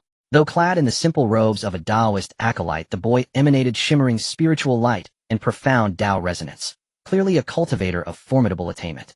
Seeing Emperor Jun in person, Ling Zhuzi bowed deeply. Greetings, sovereign of the Yao clan. Emperor Jun gave a slight nod and asked, Is Empress Nuwa within? Ling Zhuzi blinked once, then replied in a clear, bright voice, Your Majesty arrives at an inopportune time. My master departed the cultivation realm yesterday, journeying across the Honghuang continent in search of the karmic opportunity to attain sagehood. Moi. Hearing this reply, Emperor Jun's brow furrowed faintly, and inwardly he sighed. Empress Nuwa is absent from her abode. Truly an ill-timed visit. He had previously intended to consult with Nuwa on urgent matters. The situation across the Honghuang continent had grown increasingly volatile, especially the Xian court of Zifuzhou presided over by Dong Wanggong, which now pressed relentlessly upon the Yao clan. After a brief pause, Emperor Jun drew a deep breath and turned his gaze toward Ling Zhuzi. Should Empress Nuwa return, please inform her that I called upon her. Ling Zhuzi smiled gently and clasped his hands in respectful salute. Your Majesty may rest assured. I shall not forget. Thereafter Emperor Jun departed without delay. As he left the palace of Nuwa and set course for the Yao court, a clear resonant voice halted him midair. Sovereign of the Yao clan. Pray wait. Emperor Jun turned in surprise and beheld a man in azure robes bearing serene scholarly grace gliding forward upon clouds. Fushi, elder brother of Nuwa. Taoist friend Fushi. Emperor Jun expressed mild astonishment. Moments later Fushi landed before him. What brings your majesty to the palace of Nuwa today? Fushi inquired. Emperor Jun withheld nothing and replied. I came to discuss pressing matters with Emperor. Alas, she has departed for the Honghuang continent in pursuit of the path to sagehood. Fushi smiled faintly. He knew full well of his sister's journey. After exchanging pleasantries, Emperor Jun rose to depart, only to be called back again, sovereign of the Yao clan. Moi. Emperor Jun paused mid-step, turned, and gazed at Fushi with genuine bewilderment. What further matter does Emperor Fushi wish to raise? Fushi pursed his lips slightly, as if burdened by unspoken hesitation. Noting Fushi's expression, Emperor Jun spoke forthrightly. Taoist friend Fushi, speak plainly. We are both pillars of the Yao court. There is no need for reserve. Fushi exhaled deeply, then said, Sovereign of the Yao clan, I wish to borrow your Hichu and Luoshu. At these words a flicker of sharp surprise flashed across Emperor Jun's eyes. For the Hichu and Luoshu were Emperor Jun's innate supreme treasures, both ranked among the highest-tier primordial spirit artifacts, used to divine cosmic principles and chart celestial omens. The Hichu embodied stellar configurations and the numerological foundations of heaven and earth, while the Luoshu governed defensive arts. What startled Emperor Jun most was that Fushi sought to borrow his own innate treasures.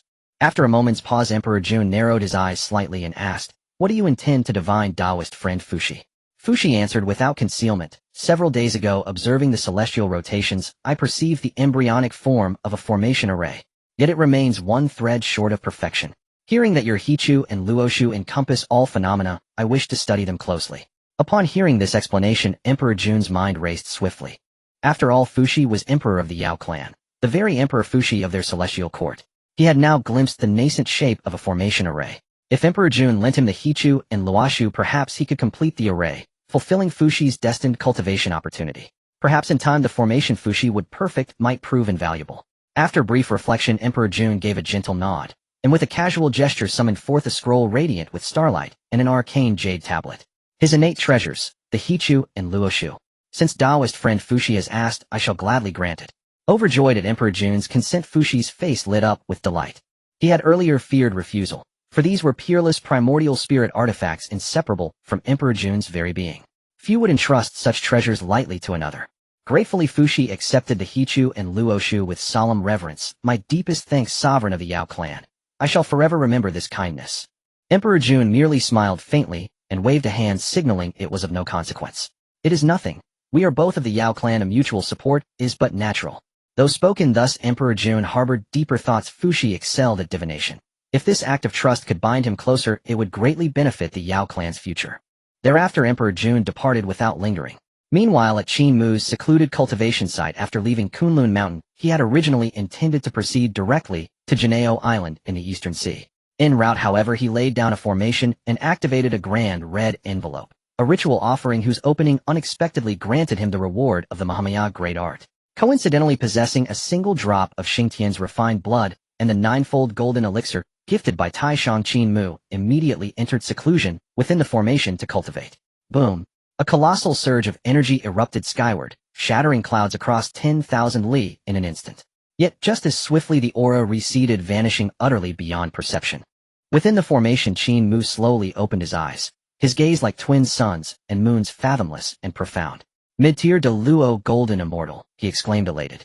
By ingesting Taishang's ninefold golden elixir and employing Xingtian's blood to practice the Mahamaya Great Art, his cultivation had surged forward dramatically. He leapt directly from early stage de Luo golden immortal to mid-tier. Beyond this leap in cultivation, what delighted Qin Mu even more was that through channeling Xingtian's blood into the Mahamaya Great Art, he successfully forged Xingtian's Mahamaya. With a mere thought, Qin Mu activated the Mahamaya Great Art, and instantly beside him loomed a towering muscular giant several zhang tall. This was his Mahamaya body, formed from Xingtian's blood, not an ordinary phantom body or clone, but nearly indistinguishable from Xingtian's true form. Beyond forging Xingtian's Mahamaya body, Qin Mu achieved an even greater breakthrough. His unique Dao-level cultivation art advanced further, causing the second leaf of his innate Azure Lotus sword to solidify fully within his body. With the solidification of this second sword leaf, a secret technique revealed itself. He could now manifest 3 distinct Dao bodies, of past, present, and future.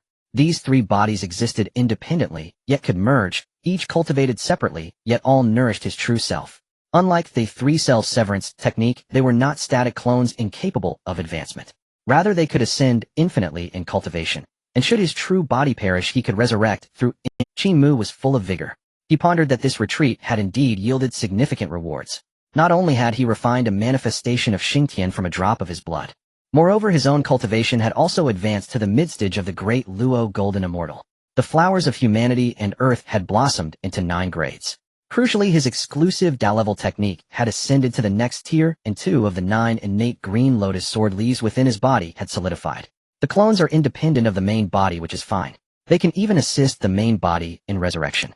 As long as the clones don't perish, won't I also remain unscathed? Qin Mu exclaimed excitedly. After a long time, he sighed deeply, calming his agitated mind. It's time to return to Jinao Island. Having said that, Qin Mu did not hesitate, his figure transforming into a streak of light as he sped away. Earlier, while tearing through the void, he had triggered his extraordinary insight, enabling him to comprehend the divine ability of the spatial gate. With the spatial gate, Qin Mu could travel swiftly through the primordial world. However, he needed to construct the coordinates of his destination within the spatial gate. Before this, Qin Mu had never been to Jinao Island in the East China Sea, making it impossible for him to establish specific coordinate information. After traveling for a while, Qin Mu suddenly frowned. He turned his gaze towards a certain direction. With his current mid-stage Great Luo Golden Immortal cultivation, he could sense a familiar aura in that direction. And this aura was none other than that of his master Shanqing Tongtian. Strange. Why would my master's aura be here? Qin Mu hesitated slightly. After some thought, he quickly understood. Knowing that Tongtian could not appear in this place, it was very likely that this aura belonged to a disciple of Tongtian. I haven't even reached Jinao Island yet, and I've encountered fellow disciples. Qin Mu smiled faintly. Just at that moment, a violent disturbance arose from the direction of the aura. Boom. Bang bang bang. Following that, magical power surged forth, and celestial light shimmered. Seeing this commotion, the smile on Qin Mu's face vanished. Is this a battle? With that thought, Qin Mu did not delay, his figure flashing as he swiftly flew out. Before long, he had descended upon a gorge. Looking down, he saw 3 women engaged in a fierce fight with a great Luo Golden Immortal. The 3 women were all stunningly beautiful, one clad in a white crane red robe, another in a red celestial gown, and the last in a green celestial dress. The 3 women were only at the Golden Immortal level, yet they were managing to contend with the great Luo Golden Immortal using the magical treasures and formations they wielded. 2 of the women each held a magical treasure. One of them was a golden Xiao Scissor. This sword featured 2 Jiao dragons drawing on the spiritual energy of heaven and earth, absorbing the essence of the sun and moon, soaring in the air, bending up and down, with auspicious clouds protecting it. The heads collided like scissors, and the tails intertwined like threads. The other magical treasure was a golden cauldron enveloped in radiant clouds. The remaining woman was controlling the formation. At this moment, the great Luo Golden Immortal was trapped within the formation by the 3 women, his expression unfazed as he gazed intently. 3 mere Golden Immortals dare to possess innate spiritual treasures. If you obediently hand over your treasures, I may spare your lives. The great Luo Golden Immortal said coldly, his gaze sweeping over the 3 women. Especially after seeing the golden Xiao Scissor and the mixed-element golden cauldron in the hands of the 2 women, his eyes gleamed with greed. What luck this outing has brought me. To stumble upon such incredible fortune. 2 innate spiritual treasures. What's more, such treasures are actually in the hands of 3 insignificant Golden Immortals. The great Luo Golden Immortal secretly lamented. Originally, he had gone out during his retreat hoping to wander around and see if any opportunities arose. Unexpectedly, he truly encountered something. In his view, 3 Golden Immortal women were simply unworthy of possessing innate spiritual treasures. Besides, the 3 women were quite attractive, making them suitable to be kept as attendants. Hearing the words of the great Luo Golden Immortal, the woman in the green celestial dress could not help but grit her teeth and retorted, "Bah. The golden Xiao Scissor and mixed-element golden cauldron belong to us sisters. Why should we give them to you?" Despite saying this, the woman's expression was grave. The 3 sisters had initially planned to go out for training. Who would have thought that during their journey they would encounter a great Luo Golden Immortal? The key was that the opponent not only coveted the innate treasures in their hands, but also had designs on them. Left with no choice, they could only fight. Upon hearing the woman's words, the great Luo Golden Immortal's expression turned sinister. Since you refuse to listen to good advice, don't blame me for suppressing you. Boom. As soon as the words fell, a vast aura of pressure erupted from the body of the great Luo Golden. The formation that had initially enveloped him began to violently shake under this overwhelming pressure. The three women controlling the formation could not help but show grave expressions. Although they possessed innate spiritual treasures and the support of the formation, their cultivation was too weak only at the Golden Immortal level. Facing a great Luo Golden Immortal was indeed a tremendous pressure. Sister, what should we do? The formation can't hold much longer. In the midst of silence, the youngest girl in the green celestial dress urgently inquired. Hearing this, the other two women exchanged glances, and without delay directly commanded the Golden Xiao Scissor and Mixed Element Golden Cauldron to attack the great Luo Golden Immortal. Boom. The brilliance of the two magical treasures descended, shaking the heavens and earth. The great Luo Golden Immortal, however, remained unfazed, coldly sneering before casually waving his sleeve. Unseen, a surge of immense magical power erupted, completely shattering the spiritual might of the two magical treasures. At the same time, the formation could not bear the burden and directly collapsed.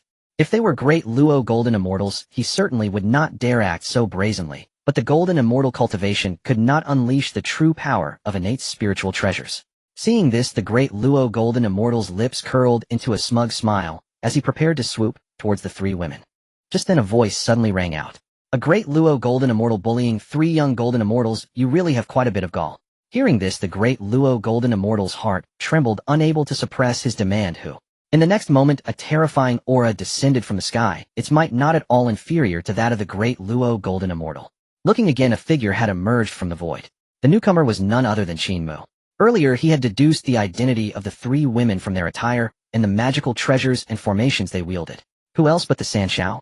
Upon seeing Qin Mu appear, the expression of the great Luo Golden Immortal changed to one of vigilance. He sensed that Qin Mu was like him, also a great Luo Golden Immortal. At the same time, the three Sanshao all looked towards Qin Mu. What puzzled them was that Qin Mu exuded an aura that felt strangely familiar. After a moment of silence, Bai Xiao pouted and glared angrily at the great Luo Golden Immortal, huffing huff. You really have no shame. The Daluo Golden Immortal paid no heed to the scolding from Bai Xiao, his gaze fixed squarely on the approaching Qin Mu. After all, both he and Qin Mu were at the same cultivation level, being Daluo Golden Immortals. This naturally raised his vigilance. After a brief silence, the Daluo Golden Immortal forced himself to maintain his imposing aura and arrogantly stated, Who are you? I am a cultivator from the Purple Mansion Celestial Court, Xuanmingzi.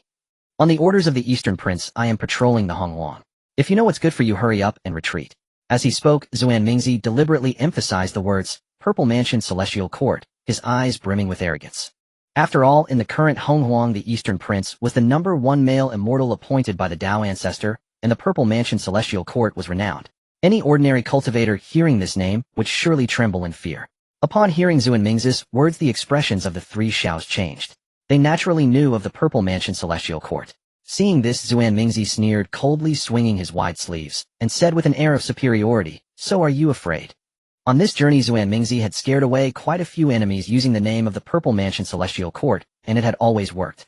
He believed that upon learning of his background, Qin Mu would also flee in panic. At that time, the innate spiritual treasures in the hands of the three Xiaos along with themselves would all belong to him. So it's someone from the Purple Mansion Celestial Court. This is troublesome. Yun Xiao muttered softly, her expression extremely serious. Qiong Xiao frowned and spoke up. The Purple Mansion Celestial Court wielded great power, and although we are disciples of the Sanqing, our master has yet to attain sainthood. In contrast to the worries of the two women, Bai Xiao showed a face full of defiance, whispering, Is the Purple Mansion Celestial Court really that impressive? I'm not afraid. As she spoke, the three Xiaos all looked toward Qin Mu. Earlier, Xuanmingzi had easily broken the formation they had set up. If not for Qin Mu's sudden appearance, they would likely have already fallen into Xuanmingzi's hands. In the eyes of the three Xiaos, if Xuanmingzi weren't from the Purple Mansion Celestial Court, Qin Mu might have had a chance to intervene. But now with Xuanmingzi revealing his identity, Qin Mu might very well ignore them out of fear of the Purple Mansion Celestial Court. At that point, wouldn't they be left at the mercy of Xuanmingzi? Catching the gaze of the three Xiaos, Qin Mu appeared completely indifferent.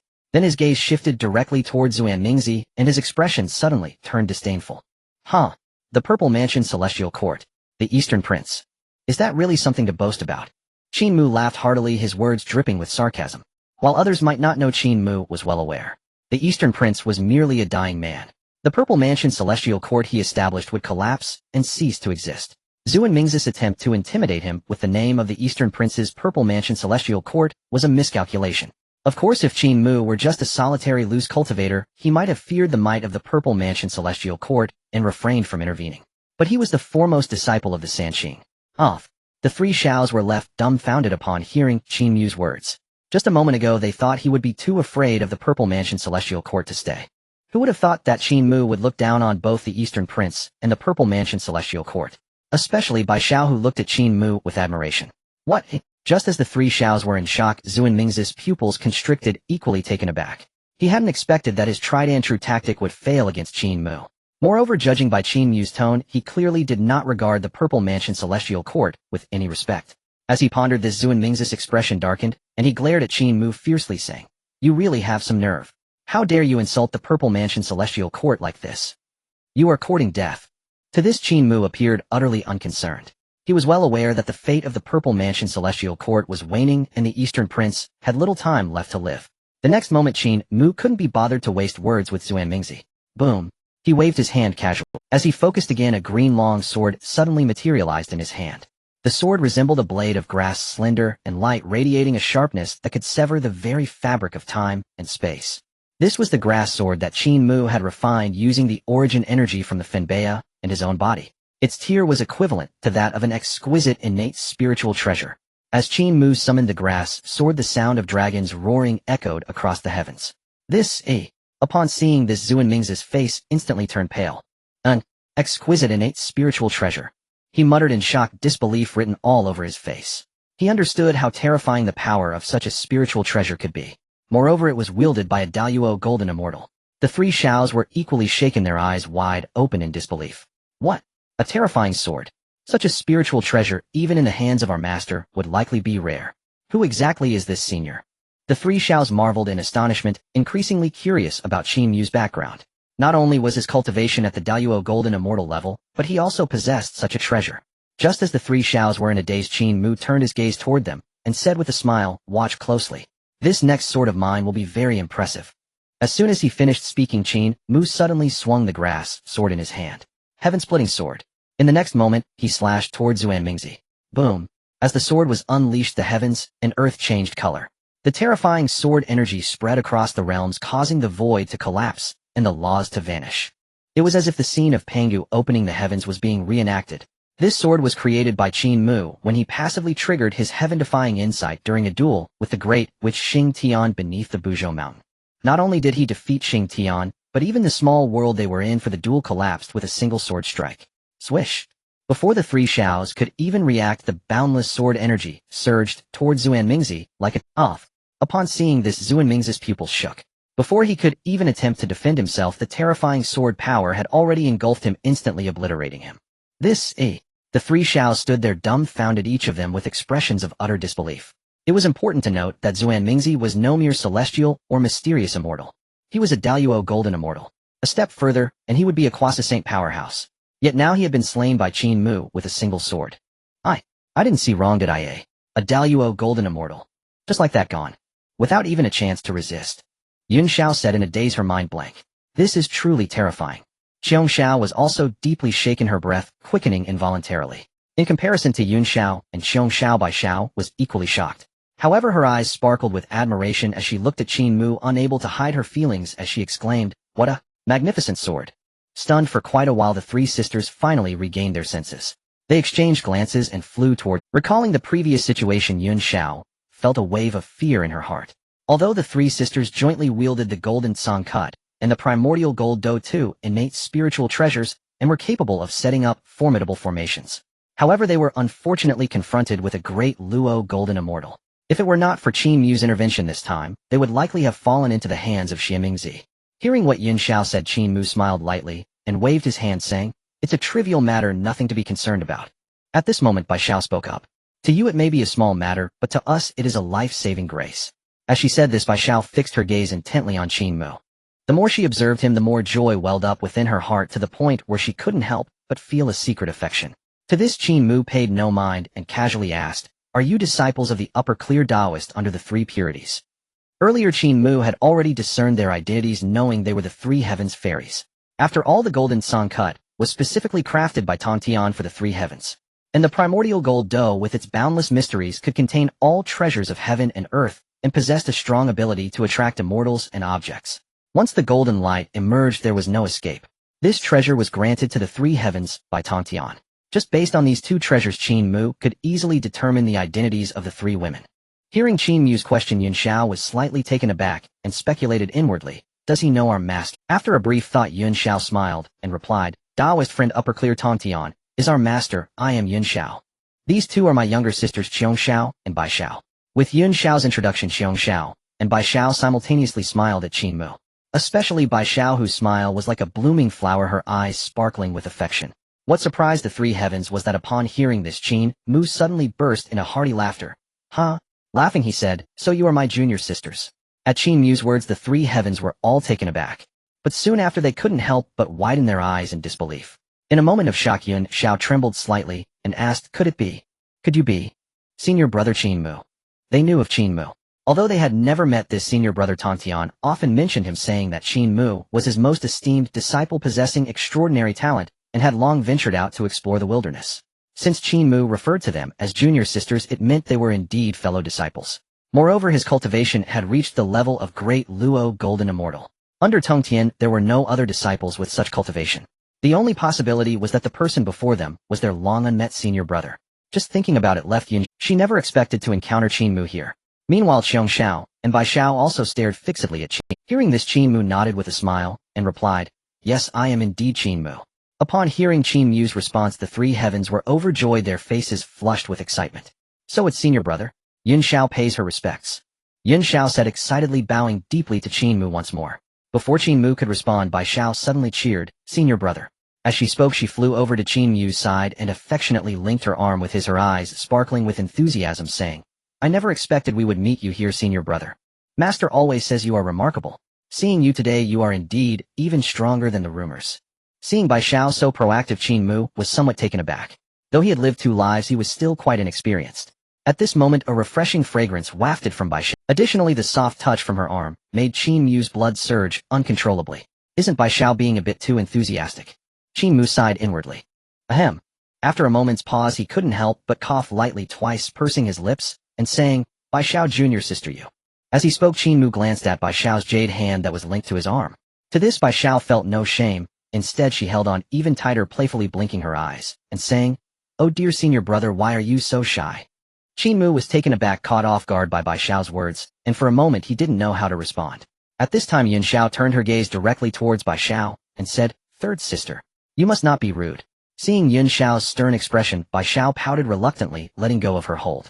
Earlier, having seen that Qin Mu was unafraid of the Purple Mansion Immortal Court, Bai Xiao had developed a great fondness for him.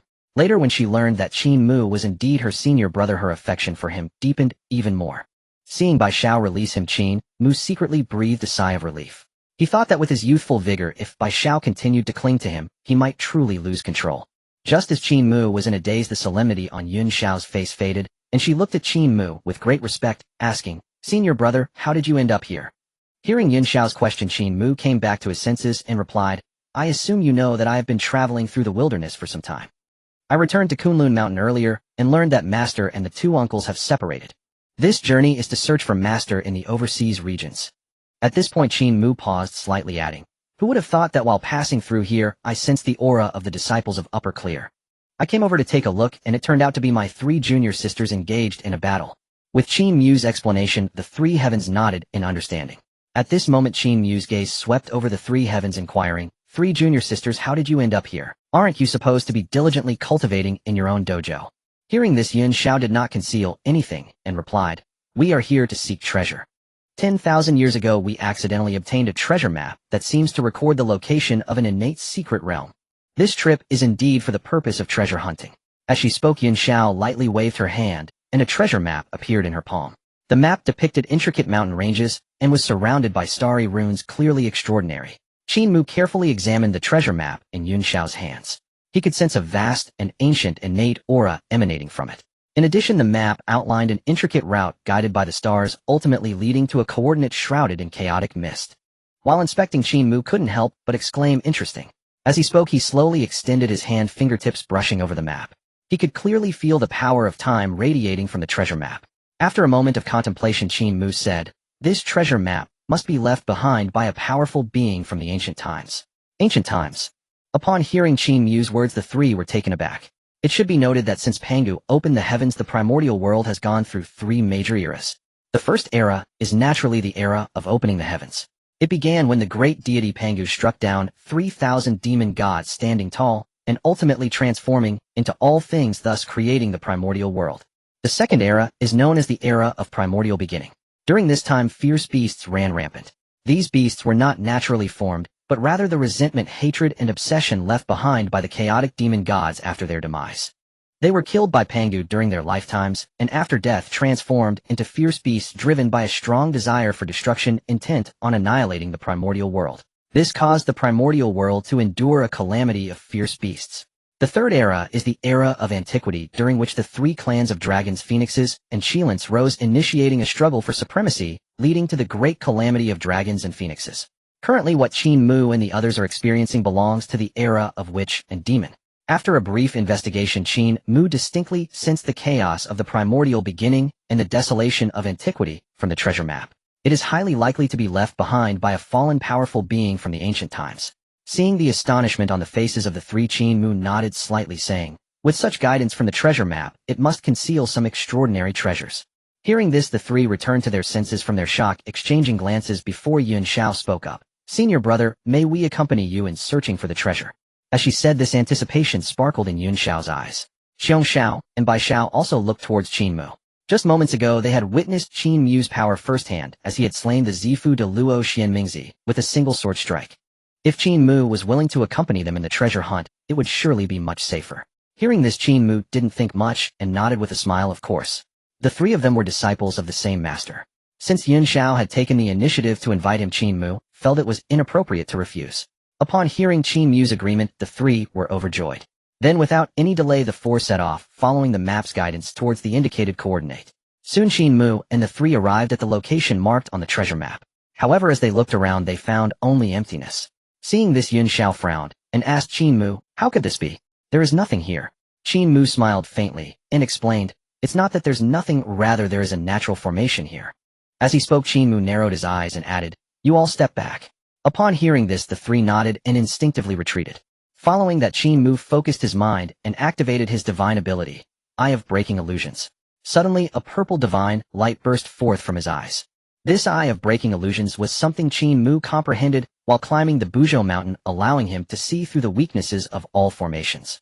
Boom!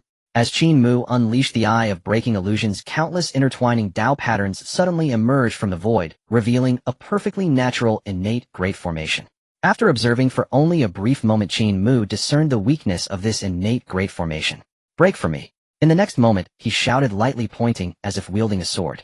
Whoosh! Immediately, a brilliant sword light slashed towards the core of the formation.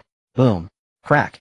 Shortly after, the innate great formation shattered like glass, and the hidden formation collapsed with a thunderous sound. The originally empty space revealed an island enveloped in radiant light. Witnessing this scene, the three who had retreated were all astonished. "Senior brother is amazing. He broke the innate great formation so easily." Bai Shao clapped her hands and her eyes filled with admiration and infatuation for Qin Mu. Seeing this, Xiong Shao couldn't help but exclaim, "Such a marvelous natural formation was effortlessly shattered by senior brother." Qin Mu, unfazed by the praise from Bai Shao, and Xiong Shao smiled lightly and said, "Let's go." As he spoke, he took the lead and stepped. Qin Mu, unfazed by the praise from Bai Shao, and Xiong Shao smiled lightly and said, "Let's go." As he spoke, he took the lead and stepped forward. Seeing this, the three quickly followed Qin Mu. Shortly after, the four had landed on the island, discovering that it was a small world unto itself. As they glanced around, the sky resembled an inverted jade bowl, the ground covered in sparkling innate spirit jade, with distant mountains undulating and spirit springs bubbling, resembling a fairyland. Qin Mu's divine sense swept across the entire island, and he couldn't help but frown. Moi. Noticing Qin Mu's expression, Yuan Shao slightly furrowed her brows and asked with concern, "What's wrong, senior brother?" Xiong Shao and Bai Shao also cast their gazes towards Qin Mu. To them, this small world did not seem unusual. Upon hearing Yuan Shao's question, Qin Mu narrowed his eyes slightly and said solemnly, "It's strange. This place seems peaceful, but I always feel that something is amiss." After Qin Mu's words, Yuan Shao and Xiong Shao's expressions became grave. Just then, Bai Shao suddenly noticed something and hurriedly looked towards the center of this small world. "Senior brother, Big sister. Second sister. You all come look at that. Hearing this, Qin Mu and the others instinctively looked up. They saw a multicolored radiance blooming at the center of this small world. Boom. Just as the group was observing, the void erupted with a loud explosion. Looking again, they saw that where the multicolored radiance was emanating, the void suddenly twisted. Following that, an ancient mirror slowly emerged. The mirror divided yin and yang, one side as black as ink, the other as bright as the moon, its frame carved with ancient divine patterns surrounded by chaotic aura. Supreme innate spiritual treasure. After sensing it, Qin Mu's pupils contracted in shock, unable to contain his exclamation. Hearing Qin Mu's words, the three were both astonished and delighted. This, supreme innate spiritual treasure. I can't believe such a treasure is hidden here. Xiao said excitedly, her face flushed with exhilaration. Bai Xiao gazed intently at the mirror, her breath quickening. Soon Yun Xiao was the first to regain her composure and turned to Qin Mu, saying, "Senior brother, this treasure should belong to you. If you hadn't come to our rescue, we wouldn't even be able to keep our lives, let alone search for treasure." Upon hearing Yun Xiao's words, Bai Xiao also chimed in, "Big sister is right. If it weren't for senior brother, we probably wouldn't have even been able to break that natural great formation. This treasure, while splendid, is not meant for us." Upon hearing this, Qin Mu burst in a hearty laughter. Haha, were it a stranger, he would certainly not decline such an offer. After all, that mirror was a peerless primordial divine treasure. Such a treasure would ignite envy even in a quasi-sage. Yet the three Xiaos were his own kin, his junior sisters, and he could hardly seize their destined opportunity. Moreover, Qin Mu possessed no shortage of treasures himself. At the sight of his laughter, the three Xiaos exchanged bewildered glances, utterly perplexed by his mirth. Just then Qin Mu's smile vanished, replaced by serene composure, as he declared, "Since this treasure is your destined opportunity, how could I possibly covet it?" He paused briefly before adding, "Besides, do you truly believe your senior brother lacks treasures?"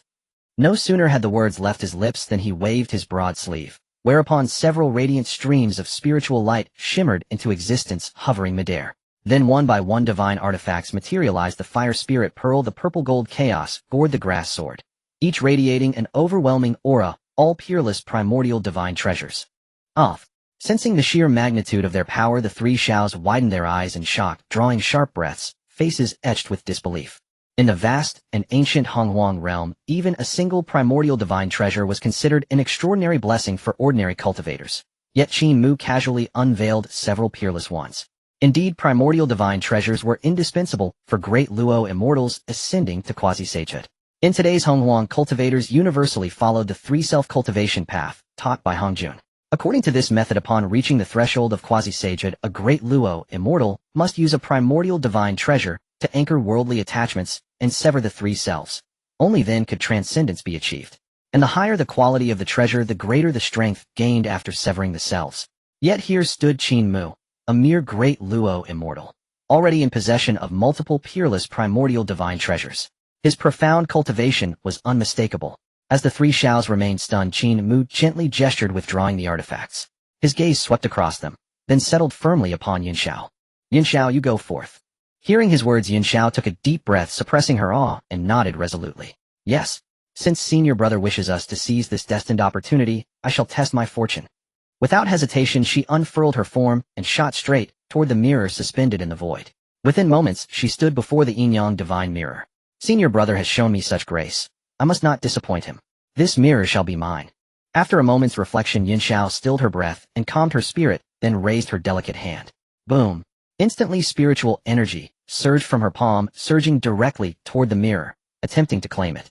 Yet to her astonishment, her spiritual energy sank into the mirror without stirring so much as a ripple. The artifact remained perfectly still, suspended motionless in the void. Why cannot I claim it? My spiritual energy, it seems entirely devoured. Yin Xiao furrowed her brows, her expression stricken with bewilderment and dismay. At that very instant, calamity erupted. Boom! From within the mirror's surface, a terrifying aura exploded forth with sudden violent force. The moment it manifested, its crushing pressure warped heaven and earth itself. Yin Xiao recoiled in terror. Before she could react, twin torrents of black and white divine light surged forth from the mirror like a raging tide. "Danger!" Qin Mu cried out in alarm. But even as he moved to intervene, it was already too late. The conjoined black and white divine light struck Yin Xiao full force. Pooh! Caught utterly unawares, she spat a mouthful of blood and tumbled backward through the air. "Elder sister!" Xiong Xiao and Bi Xiao screamed in unison. Qin Mu's expression darkened. He flashed forward instantly and caught Yin Xiao mid-flight. Xiong Xiao and Bi Xiao rushed to his side, faces pale with confusion. utterly at a loss as to what had transpired. Logically, a peerless primordial divine treasure should never harm its rightful claimant. Before they could gather their wits, Qin Mu entrusted the wounded Yun Xiao to their care. Then his gaze snapped toward the Yin-Yang divine mirror, eyes blazing with fury. Dare you defy me? Emergence, now. His voice thundered with wrath. Yun Xiao was his junior sister, and now lay grievously injured while attempting to claim the treasure at his own urging. Worse still, he had instructed her to approach it. Guilt gnawed at his heart. Yet beyond that, while the three Xiaos remained baffled, Qin Mu had already discerned the truth. Something unnatural lurked within the mirror. The force that struck Yun Xiao did not emanate from the artifact itself, but from a hidden malevolent presence. Seeing no response from within the mirror, Qin Mu's expression hardened into icy severity. Refused to emerge. Without delay, he flicked his wrist. The grasped sword materialized before him. Boom. Clasping the sword, Qin Mu unleashed a single devastating slash. The blade tore through space, cleaving straight toward the mirror's surface. Dang! In less than a heartbeat, the cataclysmic sword force slammed into the mirror. The mirror shuddered violently. Ha ha ha. A chilling sardonic laugh echoed from within its depths. Unexpected. Such a rare life form has been drawn here. Your aura, delicious. If I consume you, this ancient patriarch may yet reclaim rebirth. Truly fortune favors me this day. Hardly had the words faded when thick roiling black mist poured forth from the mirror. From within that swirling darkness emerged a figure, gaunt-faced, wreathed in decaying black, chi radiating power rivaling that of a quasi-sage. Moi. A quasi-sage. Qin Mu's brow furrowed, yet almost immediately his keen perception detected the anomaly. This being's aura differed fundamentally from contemporary quasi-sages. Older, more savage, saturated with slaughter and malice. An ancient entity, perhaps. A lingering fragment of soul. Qin Mu murmured softly, remaining vigilant. Moreover, the creature's own words confirmed his suspicion. The treasure map was a trap. Over countless eons, untold cultivators had been lured here by its promise, only to meet grisly ends and become sustenance for this mirror-dwelling entity. While Qin Mu stood lost in thought, Xiong Xiao and Bi Xiao guided the injured Yun Xiao toward him. Senior brother, what do we do? Xiong Xiao's voice trembled with urgency, her expression grave. She sensed it clearly. The entity cloaked in black mist wielded power far surpassing that of a great Luo immortal, reaching the formidable rank of quasi-sage. Bi Xiao wore equal concern. Though Qin Mu had slain the great Luo Xuanmingxi of the Purple Mansion in a single stroke, the foe before them now was no mere immortal, but a true quasi-sage. Hearing Xiong Xiao's plea, Qin Mu narrowed his eyes slightly, standing firm with sword in hand, shielding the three Xiaos behind him, and spoke calmly. Rest easy. All is under my watch. His tone was quiet, yet carried an unshakable certainty, calm, resolute, and absolute. Upon hearing what Qin Mu said, the three celestial beings finally calmed down a bit. Yet the thought of the being enveloped in black and white yin-yang energy possessing the strength of a quasi-saint left them restless at heart. Though Qin Mu was strong, he was merely at the great Luo golden immortal level. At that moment, amidst the black and white mist, the being's gaze swept over the four of them. 3 golden immortals, and 1 great Luo golden immortal. Oh! Suddenly the being's gaze fixated on Qin Mu, and joy surged within. I didn't expect there to be a primordial demon god among you. Huh. Heaven does not forsake me in yin and yang. Originally he thought Qin Mu and the others were just ordinary primordial beings. However, upon close inspection, he discovered that the aura emanating from Qin Mu was unmistakably that of a primordial demon god. One must understand that even in the ancient times, a primordial demon god was a dominant existence. Their flesh and blood contained the essence of chaos. For a remnant soul like his, it was truly a great tonic. Yin and yang. Upon hearing the being's self-designation, Qin Mu's brows furrowed, and his expression turned grave. Could it be the ancestor of yin and yang? With this thought, Qin Mu's pupils trembled, and a storm surged within his heart. As a time traveler, he naturally knew who the ancestor of yin and yang was. This ancestor of yin and yang was a top primordial demon god from the ancient era, a reincarnation of a chaotic demon god. He had participated in the Dao Magic War. At the invitation of Hongjuan, he joined forces with Yang Mei and Qin Kuan to battle the demon ancestor Lu Hu at the Xumi Mountain in the west. After that battle, the ancestor of yin and yang unfortunately fell. The entire western realm had been shattered under the clash of several great powers, leaving it barren even to this day. I didn't expect this being to be the remnant soul of the ancestor of yin and yang. This could be somewhat troublesome. After a moment's thought, Qin Mu couldn't help but take a deep breath.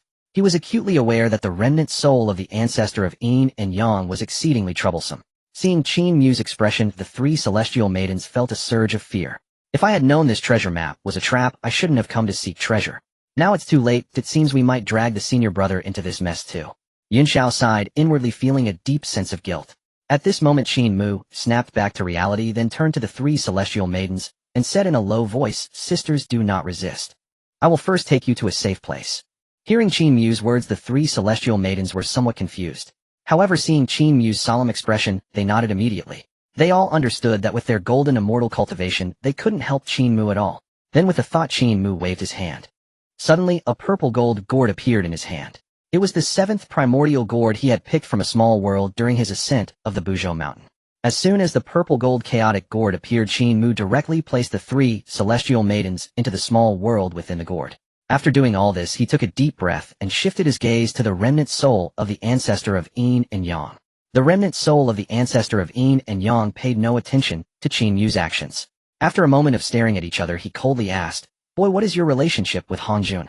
Having noticed the aura of Hongjun from Qin Mu, he inquired directly, to which Qin Mu did not hide anything and replied, "Hongjun is my grandmaster." Upon hearing Qin Mu's response, the ancestor of Yin and Yang was infuriated and laughed coldly. Well, you are indeed from the lineage of that old man Hongjun. Hongjun, you caused my fall back then. Today, I will kill your disciple to vent my anger. As soon as he finished speaking, the ancestor of Yin and Yang chose to strike, without waiting for Qin Mu to say more. Yin Yang Divine Spear. With a casual wave, two laws of black and white intertwined. Within moments, these two forces of law transformed into a divine spear that pierced through the heavens and the earth. Boom. As the Yin Yang Divine Spear manifested, the void collapsed wherever it passed. Even though he was currently just a remnant soul of the ancestor of Yin and Yang, he had regained 30% of his peak strength due to the power accumulated over endless years by devouring beings. Seeing the divine spear descending from the sky, Qin Mu's expression tightened. "All secret, open," he then yelled out, not daring to be the slightest bit careless, directly activating the first of the 9 secrets, the All Secret, to amplify his power. Boom. With the activation of the All Secret, his strength surged wildly. In the next moment, Qin Mu reached out his hand. When he looked again, a grass sword had appeared in his hand. Boom. Whoosh. At this moment, the Yin Yang Divine Spear was hurtling towards Qin Mu with terrifying momentum. Clang. Qin Mu saw that under the amplification of the All Secret, he directly slashed out the mightiest sword against the Yin Yang Divine Spear. Heaven-splitting sword. Boom. As the sword was unleashed, its might resonated throughout the universe. The immense sword energy, as solid as a river, surged like a streak of light towards the Yin Yang Divine Spear. Bang! Within a few breaths, the terrifying sword energy collided with the divine spear. In an instant, a deafening roar echoed endlessly. This small world began to tremble violently, with time and space twisting and distorting as if it were about to collapse at any moment. Moreover, the Yin Yang Divine Spear summoned by the ancestor of Yin and Yang was directly shattered under Qin Mu's sword, and the intertwining laws of Yin and Yang were torn apart by the sword energy. What? Witnessing this scene, the ancestor of Yin and Yang was utterly shocked, his face filled with disbelief. How is this possible? A mere great Luo golden immortal can actually break my laws of power. At the same time, Qin Mu was deeply stunned as well. No wonder he is a primordial demon god from the ancient era. Even with the amplification from the All Secret and my heaven-splitting sword, I merely shattered the Yin Yang Divine Spear he summoned. Just as Qin Mu was in shock, the ancestor of Yin and Yang's brows furrowed, and he shouted, "A mere ant. Today I shall let you witness the power of a primordial golden immortal from the ancient era." Without waiting for Qin Mu to respond, the ancestor of Yin and Yang quickly formed seals with his hands and shouted, "Power of Yin and Yang. Heaven and earth suppression." Boom. As the lost seal of the ancestor of Yin and Yang was unleashed, this small world shook violently. Then boundless Yin and Yang energy transformed into a domain that blocked the sky and covered the sun, with chains of law intertwining like dragons and snakes directly pressing down towards Qin Mu. This power of Yin and Yang was true power of law. Only a primordial golden immortal could wield it. As the suppression of the domain descended, the sword light that had been raised in the sky was instantly crushed. Kid obediently become the nourishment for my rebirth. Die. The ancestor of Yin and Yang sneered, his expression filled with madness and longing. Qin Mu looked at the law domain pressing down on him, narrowed his eyes slightly, and coldly said, "Oh really?" After saying that, he did not hesitate and directly activated the primitive version of the transcendental transformation technique. Boom. In an instant, an ancient aura erupted from Qin Mu. This aura was long-lasting, seemingly originating from the chaotic era. The mere emergence of the aura caused the remnants of the Yin Yang ancestor's soul to tremble all over. What is this aura? The Yin Yang ancestor appeared utterly incredulous, his entire demeanor reflecting panic. This was because the aura emanating from Qin Mu instilled a sense of dread in his very blood. The Yin Yang ancestor understood precisely what was happening. Only the aura of Pangu could suppress him to such an extent. No. Impossible. He is already dead, transformed into the primordial chaos. How could he possibly still exist? The Yin-Yang ancestor was thoroughly astonished. He never imagined that Qin Mu could still exude the aura of Pangu. Moreover, this aura was remarkably pure. The Yin-Yang ancestor was thoroughly astonished. He never imagined that Qin Mu could still exude the aura of Pangu. Moreover, this aura was in a daze he seemed to return to that chaotic era. Pangu swung an axe directly cleaving through chaos and shattering his demonic body. Now this familiar aura reappeared once more. It caused the Yin-Yang ancestor's soul to quiver in terror. Before he could regain his senses from the shock, Qin Mu's figure suspended in the void suddenly changed. Roar! A thunderous roar reverberated throughout this small world. Following that, Qin Mu's transformation into the figure of Xingtian suddenly manifested. Upon closer inspection, a towering figure of 1,000 feet emerged, muscles bulging all over with ancient shamanic battle tattoos appearing on its skin. The entire form of Xingtian looked like a war god who had walked out from ancient times. Is this the body of the shaman clan? Truly immensely powerful. Qin Mu sighed, inwardly feeling the surging power within the body of Xingtian, his heart filled with shock. Such power is far beyond that of a great Luo golden immortal. And this is merely the body of a great shaman. If it were the transformation derived from the blood of an ancestor shaman, how powerful would that be? If given the chance, I must obtain a drop of ancestor shaman's blood. Qin Mu was secretly contemplating. Earlier at the foot of the Buzhou mountain, he had sparred with Xingtian. After defeating Xingtian, he not only acquired a fragment of the Chaos Jade Plate, but also received a drop of... It was that drop of blood from Xingtian that allowed Qin Mu to perform the transformation into the unfettered Great Law, thus evolving into the form of Xingtian. This form possessed strength indistinguishable from his original body. Just then the remnants of the Yin-Yang ancestor's soul settled from its shock, its gaze sharp as it fixed on Qin Mu's Xingtian form. Who exactly are you? Why do you exude the aura of Pangu? The Yin-Yang ancestor asked, gravely, utterly perplexed. After all, in the era he had lived, the shaman clan had not yet emerged in the primordial chaos. Naturally, he was unaware of the secrets behind the transformation of Pangu's blood into the shaman clan. Hearing the Yin-Yang ancestors questioning, Qin Mu smiled coldly and replied, I am the one who will take your life. No sooner had he finished speaking than Qin Mu let out a furious roar. Axe come. With Qin Mu's loud shout, a giant axe appeared in his hand from the void. The axe was entwined with chaotic malevolence. In the next moment, without further ado, Qin Mu unleashed the opening heaven axe technique. Boom! With a swing of the axe light surged like a rainbow. Under the overwhelming force of the axe, it seemed as if the opening of the heavens was being reenacted. Seeing this, the Yin-Yang ancestor's expression turned grave, and with a wave of his hand, threads of Yin-Yang law power spiraled towards the force of the axe like chains. Bang! In less than a moment, the two forces collided. A deafening roar echoed. Time and space seemed to collapse under this violent impact. What shocked the Yin-Yang ancestor even more was that the Yin-Yang law power he had summoned was directly shattered by the axe force. What? Seeing this, the Yin-Yang ancestor's mind surged with disbelief. Without time to think further, he casually summoned forth the Yin-Yang treasure mirror. Yin-Yang mirror, illuminate. As the Yin-Yang ancestor summoned the treasure mirror, the surface of the mirror shimmered with intertwining black and white divine light, the Yin side bringing death, while the Yang side brought life. Boom! In an instant, radiant light erupted from the Yin side of the Yin-Yang treasure mirror, enveloping Qin Mu within. Logically speaking, being illuminated by the Yin side of the Yin-Yang treasure mirror would mean certain death even for a great Luo golden immortal. However, what left the Yin-Yang ancestor utterly astonished was that Qin Mu remained standing motionless after being illuminated by the treasure mirror, completely unharmed. What? The Yin-Yang ancestor was dazed, his face filled with disbelief. How could this be? Why is he completely unscathed? The Yin-Yang ancestor was utterly bewildered, caught off guard by the scene before him. You are merely a great Luo golden immortal, why are you not dead? Stunned, the Yin-Yang ancestor blurted out, his head buzzing. Previously, he had used the Yin-Yang treasure mirror to kill countless beings in the primordial chaos, proving its efficacy time and again. Yet what puzzled the Yin-Yang ancestor was, why had it failed against Qin Mu? Qin Mu was illuminated by the Yin side of the mirror and remained completely unharmed. Of course, what the Yin-Yang ancestor did not know was, the Yin-Yang mirror has a rule: it is only effective against beings native to the primordial chaos. And Qin Mu, as a transmigrator, does not belong to this realm, hence he is immune.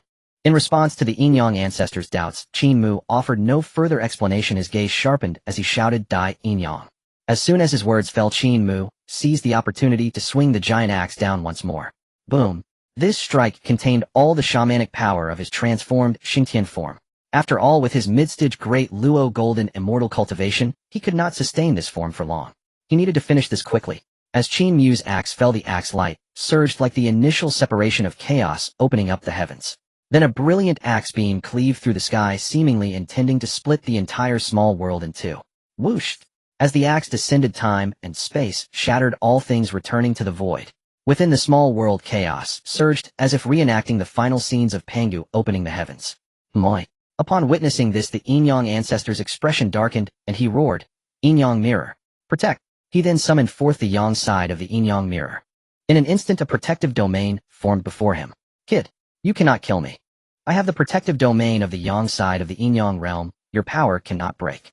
Before the Yin-Yang ancestor could finish his sentence, Qin Mu's axe force had already pierced through, striking directly against the mirror surface. Crack! Immediately, the protective domain activated by the Yang side of the Yin-Yang realm was shattered by the axe force. Had this been at the Yin-Yang ancestor's peak power, such power would definitely not have broken through. But he was merely a remnant of the Yin-Yang ancestor. Before he could react, the overwhelming axe force pierced through his body. Bang! Amidst the piercing cries, the Yin-Yang ancestor's consciousness was utterly obliterated, his unwilling roar echoing through the void. I am not willing.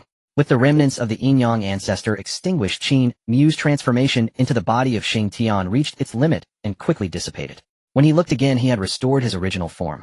Who? Qin Mu gasped for breath, weakly taking out the purple gold chaotic gourd and releasing the three Xiaos. Yet he could no longer hold on and fell from the void. "Senior brother." The three Xiaos cried out in unison upon seeing this, quickly flying forward to support Qin Mu. Such severe exhaustion. Senior brother must have fought fiercely against that remnant of a Quasi Saint. The three Xiaos looked at Qin Mu with worried expressions. It was clear that Qin Mu had dealt with the remnant soul of the Yin-Yang ancestor here. Otherwise he wouldn't have been able. Thinking about it, the three Xiaos felt even more admiration and reverence for their senior brother Qin Mu. If it weren't for him, they wouldn't even be here looking for treasures. They would have likely faced disaster when confronting the Zifu de Luo Xianmingzi. Looking at the three Xiaos surrounding him, all with worried faces, Qin Mu felt a warmth in his heart. In his 2 lifetimes, he had been a recluse in his past life, and was dedicated to cultivation in this life, never having been so close to women. Now being cared for by 3 stunning celestial maidens, his ears couldn't help but feel a bit hot. After all, he was still a fledgling. Pausing for a moment, Qin Mu spoke. "Don't worry. I'm fine. Just need a moment to recover."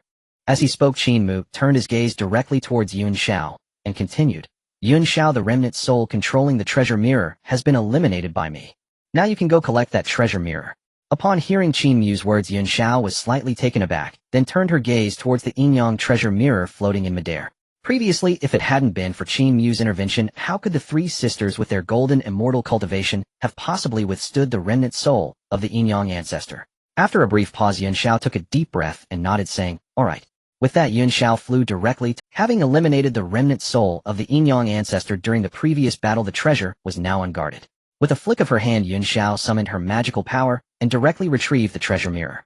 At the same time, she learned that this treasure mirror was called the Taiji Yin-Yang mirror, a top-grade innate spiritual treasure.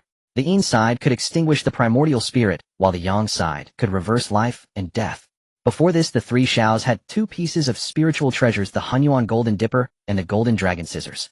Now with the addition of this top-grade innate spiritual treasure, the Taiji Yin-Yang mirror, they could each have 1. Seeing that there were no issues with Yun Xiao retrieving the treasure mirror, Qiong Xiao and Bai Xiao also felt relieved.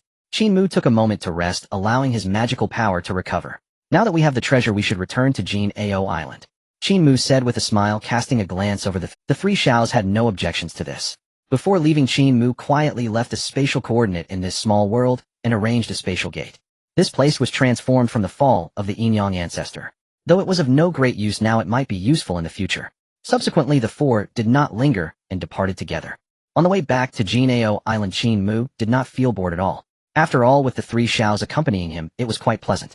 Bai Xiao, the most lively one, often clung to Qin Mu, asking him to recount his adventures in the primordial chaos. Yun Xiao and Qiong Xiao frequently discussed Dao with Qin Mu.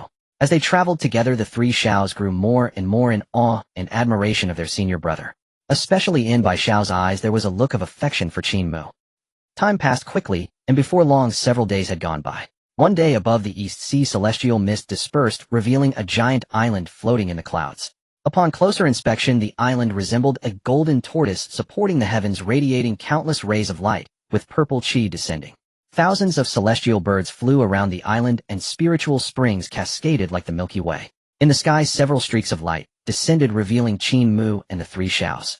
Seeing the celestial island before them, Bai Qiong excitedly exclaimed, "Senior brother, that is Jin Ao Island."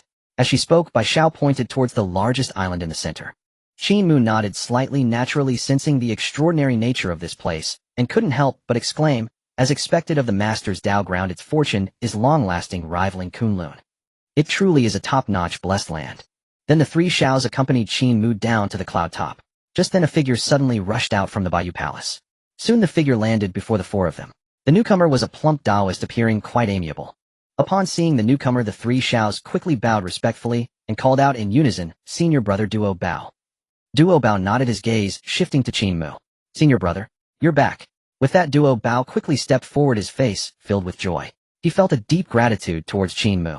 After taking on his form, he had followed Qin Mu on his journeys through the primordial chaos, during which they encountered many opportunities together. Later, when they reached Buzhou Mountain, Duo Bao couldn't enter, as he was no match for the great witch Quafu.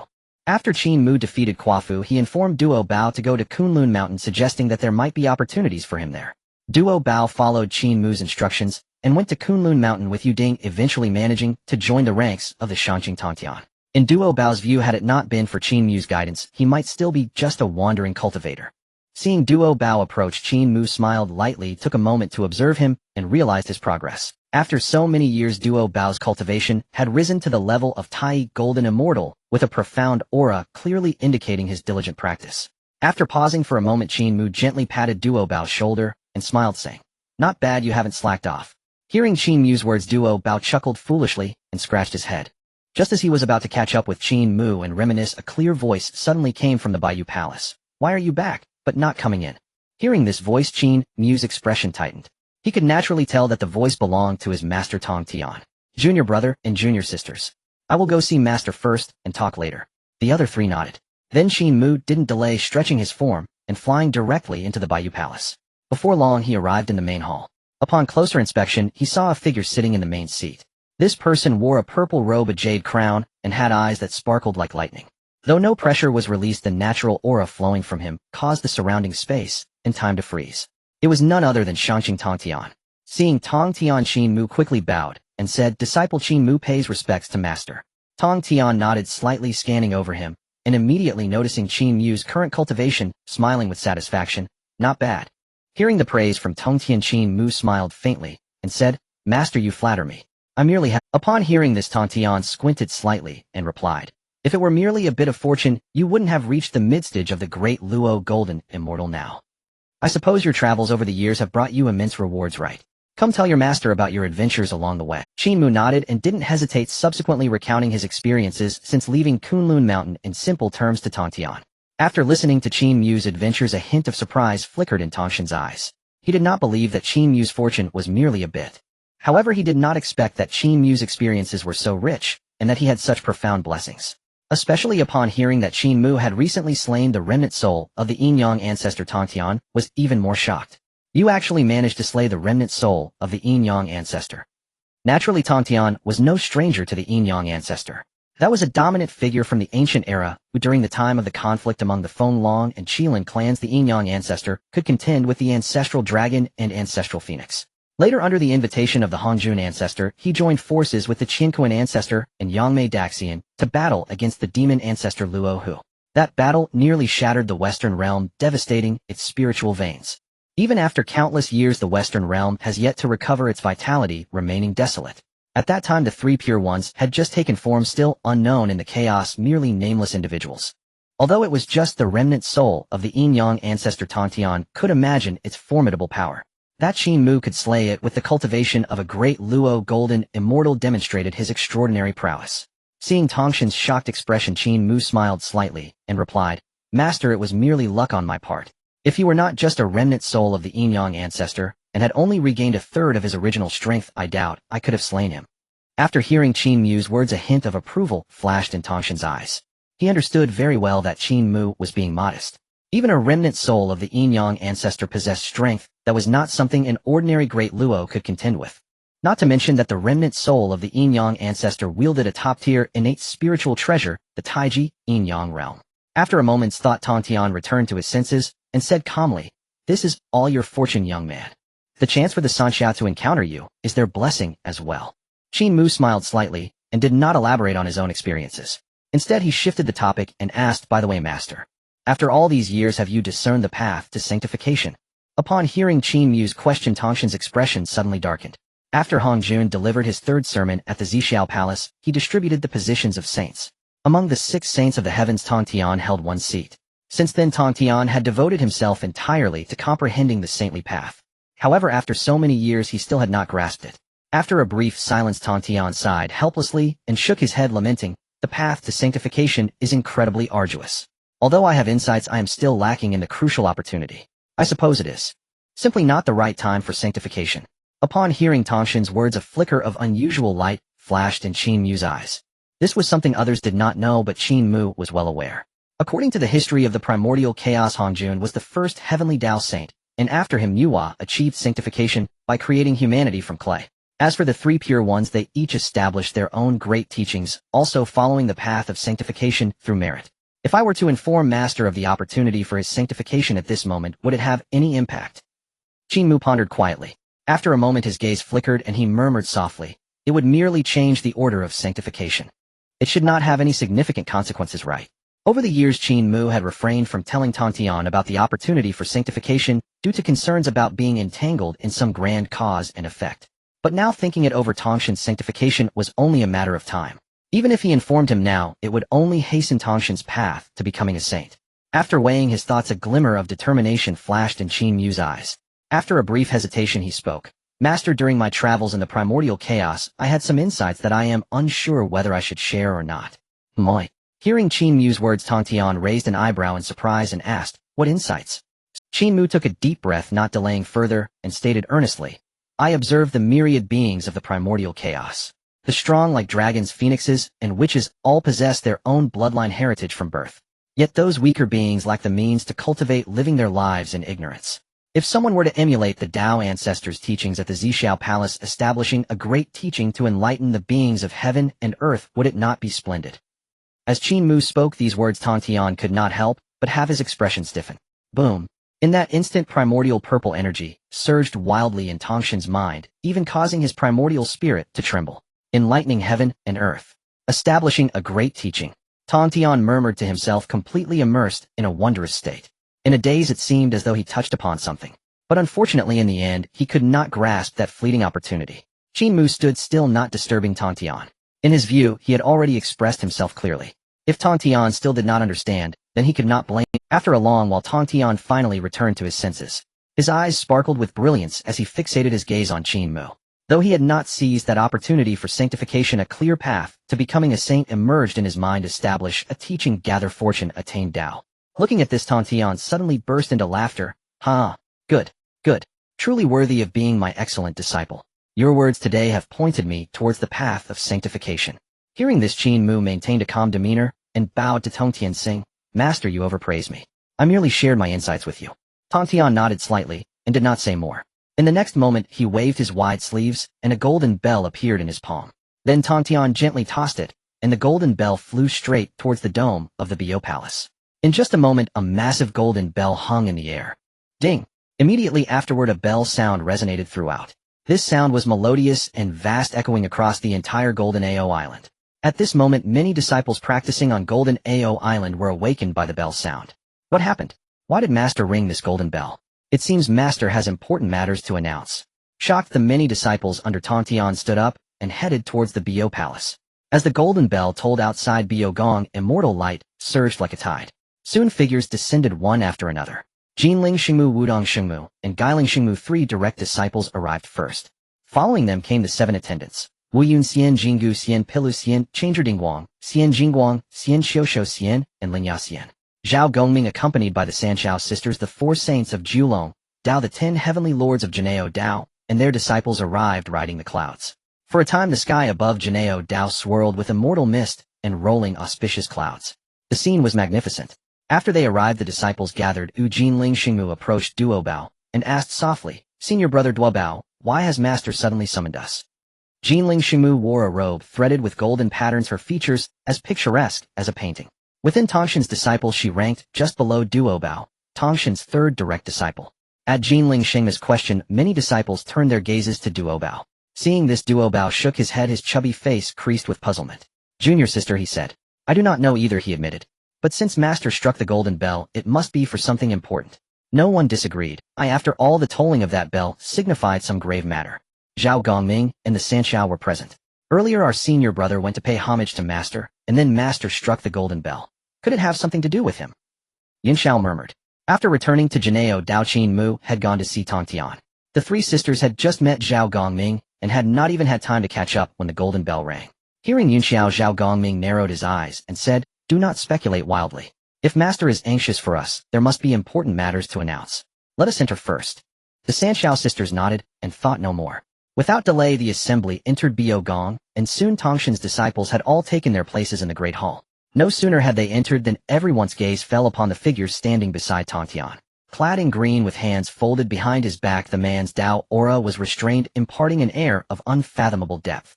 Who else could it be but Qin Mu? Seeing Qin Mu, many disciples whispered in puzzlement. Who is that standing beside Master? He looks extraordinary. Master struck the golden bell and summoned us at this hour. Could it possibly be related? The disciples were filled with bewilderment. The Sanxiao sisters, upon seeing Qin Mu, were each stirred with excitement and wore expressions of admiration and reverence. Especially Bi Xiao, who did not hide her affection for Qin Mu. Zhao Gongming appraised Qin Mu and murmured, Is this the foremost disciple under Master? Our senior brother Qin Mu. Quite a handsome fellow. The Sanxiao naturally told Zhao Gongming of Qin Mu's return. The disciples, not daring to be remiss, all bowed to Tongtian and saluted. Disciples pay respects to Master. Tongtian nodded slightly, raised his hand to signal them to rise, then turned his gaze to Qin Mu. I have called you together to announce two matters. First, he is the foremost disciple of our sect, Qin Mu, and also your senior brother. At Tongshan's words, the disciples were astonished and began to murmur, What? He is our senior brother Qin Mu. I thought it might be someone else, so it's the senior brother who has been traveling abroad. He certainly seems unfathomable. The disciples could not stop exclaiming. Having been disciples of Tongtian for many years, they had heard mention of this great disciple before, but never seen him. Now that they saw him, his noble bearing was clear. At that moment, Duo Bao reacted first and hurried forward to bow to Qin Mu. Greetings, senior brother. Duo Bao felt deep gratitude toward Qin Mu. Were it not for Qin Mu's guidance in the past, he might still have been a mere wandering cultivator. Seeing Duo Bao salute, the other disciples followed suit, bowing together. We pay respects to senior brother. Qin Mu smiled faintly and returned the greeting with clasped hands. No need for such ceremony, my juniors. After rising, the disciples smiled outwardly, though deep within many harbored questions. They thought Master Tongtian would not have rung the golden bell merely to introduce Qin Mu as their senior brother. While they hesitated, Tongtian swept his gaze over his disciples and said, The second matter is that I have had recent revelations and must enter seclusion for a time to break through to the Saint Dao. Coincidentally, your senior brother Qin Mu has returned from his travels. During my seclusion, all affairs of Jineo Dao shall be entrusted to your senior brother Qin Mu. Having said this, Tongtian glanced at Qin Mu. Qin Mu's earlier words had left a deep impression on Tongshan's. In a vague way, Tongtian had touched the threshold of attaining sainthood. Upon hearing Tongshan's words, Qin Mu was taken aback, a swift flicker of something unusual passing through his eyes. Seclusion, as well, he murmured in puzzlement. After all, Qin Mu believed he had already explained clearly the opportunity for Tongtian to attain sainthood. He had originally thought Tongtian had summoned everyone to declare the founding of a sect. Who would have thought it would be to enter seclusion? Perhaps I had been thinking too simply, he reflected. For Master, even contemplating founding a sect requires careful consideration of many things, he thought. For example, what doctrine would the sect uphold? Qin Mu mused inwardly, then returned to his senses. For him, understanding the opportunities that led figures like Sanxin to attain sainthood seemed straightforward. But applied to Tongtian himself, it would indeed require further contemplation. As Qin Mu pondered, Duo Bao and the other disciples stiffened. Especially upon hearing Tongtian would seclude himself to assault the Saint Dao, their eyes burned with fervor. In the vast primordial realms, saints were the supreme beings. If Tongtian truly attained sainthood, they as his disciples would be disciples of a saint. To walk the primordial realms thereafter would be supreme glory. Filled with excitement, the disciples bowed in unison to Tongtian, declaring in one voice, We will faithfully follow Master's orders. Tongtian nodded in satisfaction and swept his broad sleeve. A clear metallic ring sounded as a sword's note echoed. Before them, a green longsword materialized in mid-air. The blade and its scabbard were jet black, wrapped with green lotus motifs. Its edge was restrained, yet carried the might to sever myriad laws. It was none other than Tongshan's sword, the Qingping Jian. Qin Mu, this sword I entrust to you for the time being, Tongtian said calmly. Qin Mu took the Qingping Jian with both hands and bowed. Master, please rest assured. During your seclusion, I shall not fail in your trust. I will look after my junior brothers and sisters. Tong Tian nodded faintly, and said, while I am absent you must watch over them. With that he spoke no more. In a flash of movement, he vanished without a trace. As Tong Tian left in seclusion, the atmosphere within the Bo Palace immediately became lively. Duo Bao cheerfully approached Qin Mu. Senior brother, after so many years apart, I have missed you dearly.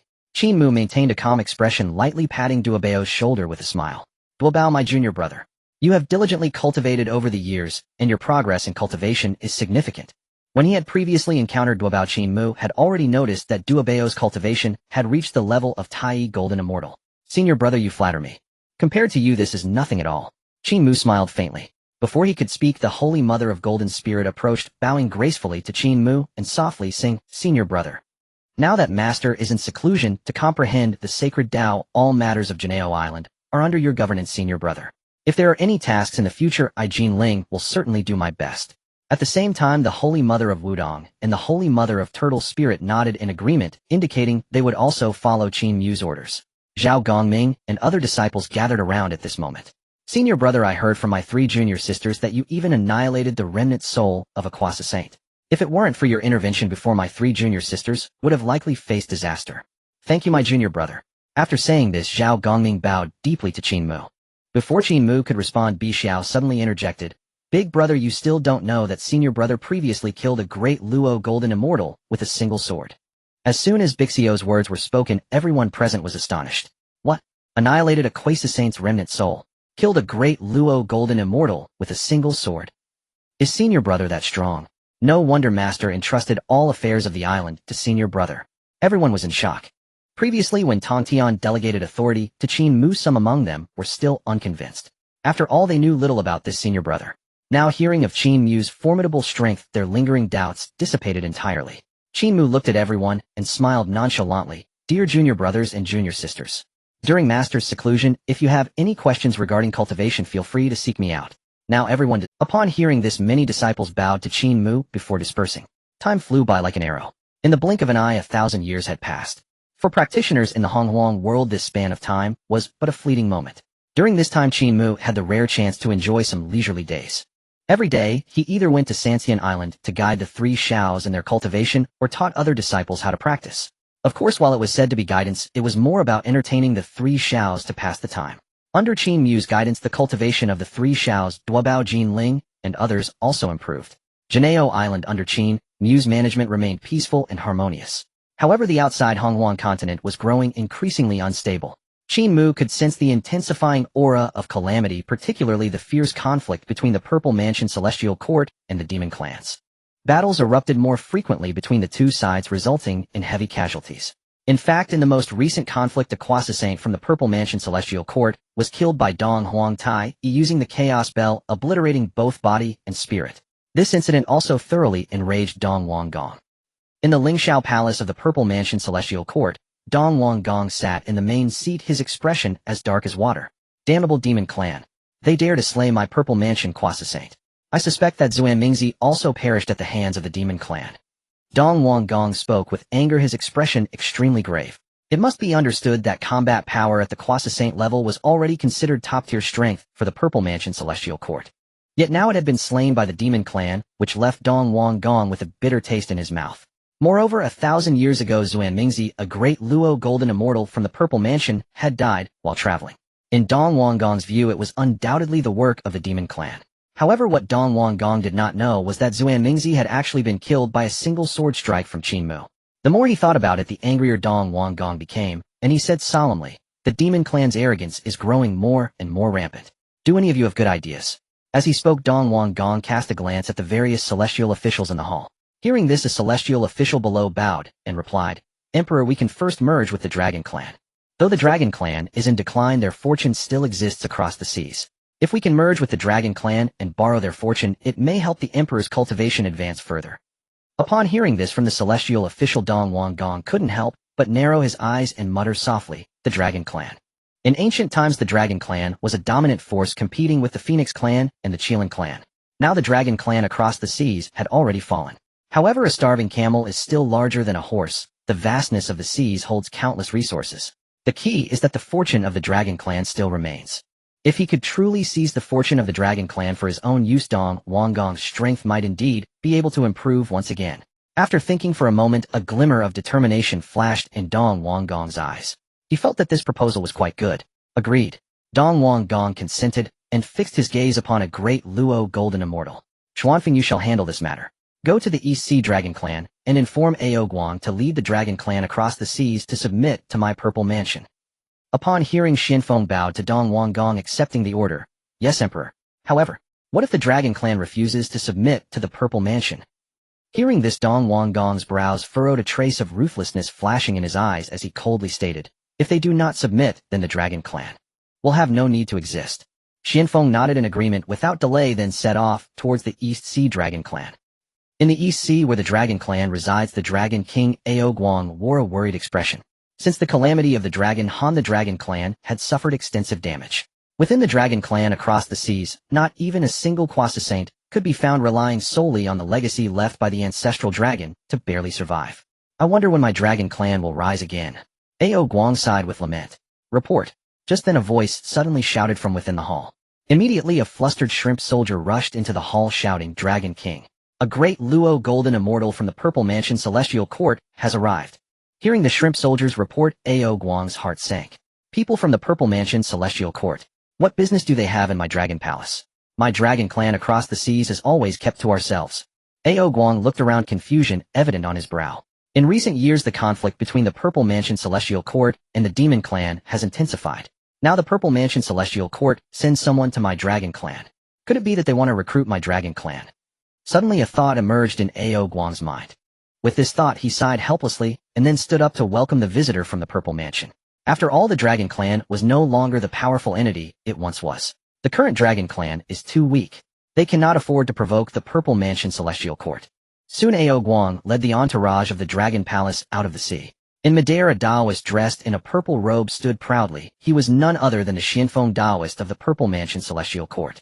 Ao Guang glanced at the Xianfeng Taoist and hurriedly approached, bowing deeply and saying, I was unaware of the esteemed presence of the Celestial from the Purple Mansion. I apologize for my inadequate welcome. The Xianfeng Taoist coldly glanced at Ao Guang, presenting an air of arrogance. The Dragon Clan had long since fallen into decline.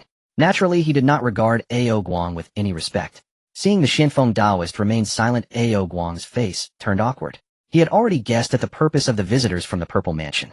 He realized that the Purple Mansion Celestial Court intended to target their Dragon Clan, seeking to draw them into conflict with the Demon Clan.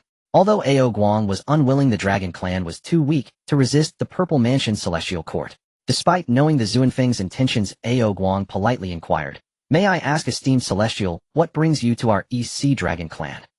The Xianfeng Taoist narrowed his eyes slightly, looking down at Ao Guang, the Dragon King, and then casually waved his hand, producing a scroll of edict. Edict of the Eastern Emperor. The Dragon Clans of the Four Seas must submit to the Purple Mansion Celestial Court and offer their fortunes. Those who disobey shall face extermination. As he spoke, the tone of the Xianfeng was filled with an unyielding authority, leaving no room for Ao Guang to refute. What? Hearing this, Ao Guang's dragon eyes widened in fury, his dragon whiskers trembling. He understood that the visitors from the Purple Mansion were trying to coerce the Dragon Clans of the Four Seas, but the Xianfeng was being excessively arrogant. He didn't even allow the Dragon Clan a moment to catch their breath. If they refused to comply, the Purple Mansion Celestial Court would even consider exterminating his clan. The more he thought about it, the angrier Ao Guang became. He pondered that even if the Purple Mansion Celestial Court sought to recruit the Dragon Clan, they should at least show some sincerity rather than bullying the weak. After a brief silence, Ao Guang furrowed his brow and turned to the Xianfeng Taoist, saying, Esteemed Celestial, though our Dragon Clan may not possess the glory of ancient times, we are still the rightful rulers of the Four Seas. How can we? Before Ao Guang could finish, the Xianfeng Taoist interrupted him with a sharp rebuke. Preposterous. As soon as he spoke, a powerful aura emanated from the Xianfeng Taoist. Boom. The might of the great Luo Golden Immortal erupted instantly, enveloping Ao Guang and the other members of the East Sea Dragon Clan. Under the pressure of this aura, the members of the East Sea Dragon Clan trembled in fear, unable to stop their bodies from shaking. They could feel that with just a thought from the Xuanfeng, they would meet a terrible fate. Moi. Under the pressure of the Xianfeng Taoist's aura, Ao Guang's expression became extremely serious, and he could not help but let out a muffled grunt, eventually kneeling on one knee. He was merely at the level of a Tai Golden Immortal. How could he withstand the pressure of a great Luo Golden Immortal? The Zuanfeng's gaze swept across, and he saw that all the members of the East Sea Dragon clan were cowering, their faces filled with terror. Then he turned his gaze back to Ao Guang and spoke coldly. A mere Tai golden immortal dares to oppose the Emperor of my Purple Mansion Celestial Court. Remember, I am not here to negotiate with you, but to inform you. In 1,000 years, I will lead the soldiers of the Purple Mansion Celestial Court to take over the Dragon Clan of the Four Seas. If the Dragon Clan does not submit. At this point, the Xianfeng Daoist paused. In the next moment, he flipped his palm, and a purple lightning bolt struck down, instantly obliterating 100 miles of ocean. Following that, the Xianfeng added, if the Dragon Clan of the Four Seas does not submit, not a single one will be spared. After saying this, the Xianfeng Daoist did not wait for Ao Guang's response. With a sweep of his wide sleeves, he transformed into a streak of light and vanished. With the departure of the Xuanfeng, the overwhelming pressure that had enveloped Ao Guang and the others immediately dissipated. Grr. Ao Guang looked in the direction where the Xianfeng had left, and a series of gritted teeth sounds escaped his mouth. Despicable. The Purple Mansion Celestial Court is truly bullying us. They take advantage of our Dragon Clan's weakness. Ao Guang seethed with indignation, feeling a deep sense of injustice. He thought that if it were the Dragon Clan of ancient times, how could a mere great Luo golden immortal dare to act so arrogantly before them? But times had changed, and the current Dragon Clan had long lost its former glory. Sigh. Lost in thought, Ao Guang could not help but let out a long sigh. In the next moment, he waved his hand, revealing a piece of jade. Crack. Without further thought, Ao Guang crushed the jade in his hand. This piece of jade was a relic of the Dragon Clan, and each Dragon King of the Four Seas possessed one. In the event of a significant matter, it could be crushed, and the other three clans would sense it and rush to their aid. After crushing the jade, Ao Guang did not linger outside, and returned to the Crystal Palace in the sea to await further developments. Not long after, the Dragon Kings of the other three seas arrived at the East Sea Dragon Palace. The West Sea Dragon King Ao Run, the South Sea Dragon King Ao Qin, and the North Sea Dragon King Ao Shun. In an instant, the four Dragon Kings gathered together. Elder brother, what has happened? You actually crushed the jade of the Dragon Clan's legacy. Ao Shun was the first to ask, looking at Ao Guang with astonishment in his eyes. Ao Guang did not hide anything and quickly recounted the events involving the visitors from the Purple Mansion Celestial Court to the three Dragon Kings. After listening to Ao Guang, the West Sea Dragon King Ao Run was furious, blowing out his beard and glaring, and he slammed the table, saying, the East Sea King is trying to eradicate our Dragon Clan's foundation. They actually dare to covet the fortunes of our Dragon Clan of the Four Seas. At the same time, the South Sea Dragon King Ao Qin also spoke solemnly, saying, Elder brother, the Purple Mansion Celestial Court is truly bullying us. We of the Dragon Clan must unite against this enemy and cannot easily submit to them. Hearing this, Ao Guang sighed helplessly and surveyed the three Dragon Kings before finally speaking. I do not wish to submit to the Purple Mansion Celestial Court either. But the East Sea King is the foremost male immortal appointed by the Tao ancestor, possessing immense strength. His elite soldiers and powerful generals are numerous, and even if we the Dragon Clan of the Four Seas wanted to resist, I fear we would not be their match. After Ao Guang expressed his thoughts, Ao Shun and the other three Dragon Kings all wore solemn expressions. They all understood that even if they combined the strength of the Four Sea Dragon clans, they would still be unable to contend with the Purple Mansion Celestial Court. After a long silence, Ao Guang with a worried expression asked, what shall we do? In 1,000 years, the Purple Mansion army will come to take over our Dragon Clan of the Four Seas. If we do not submit, our fate will be extinction. But if we do not submit to the Purple Mansion Celestial Court, how can we contend with them? After hearing Ao Guang's words, the North Sea Dragon King Ao Shun suddenly thought of something. His eyes brightened, and he said, Elder brother, now that our Dragon Clan is weak, a heating confrontation will lead to defeat. We must seek external help. How about we ask the senior from Janeo Island, the Shangqing Tontian? If we can gain the support of Shangqing, why should we fear this mere East Sea King?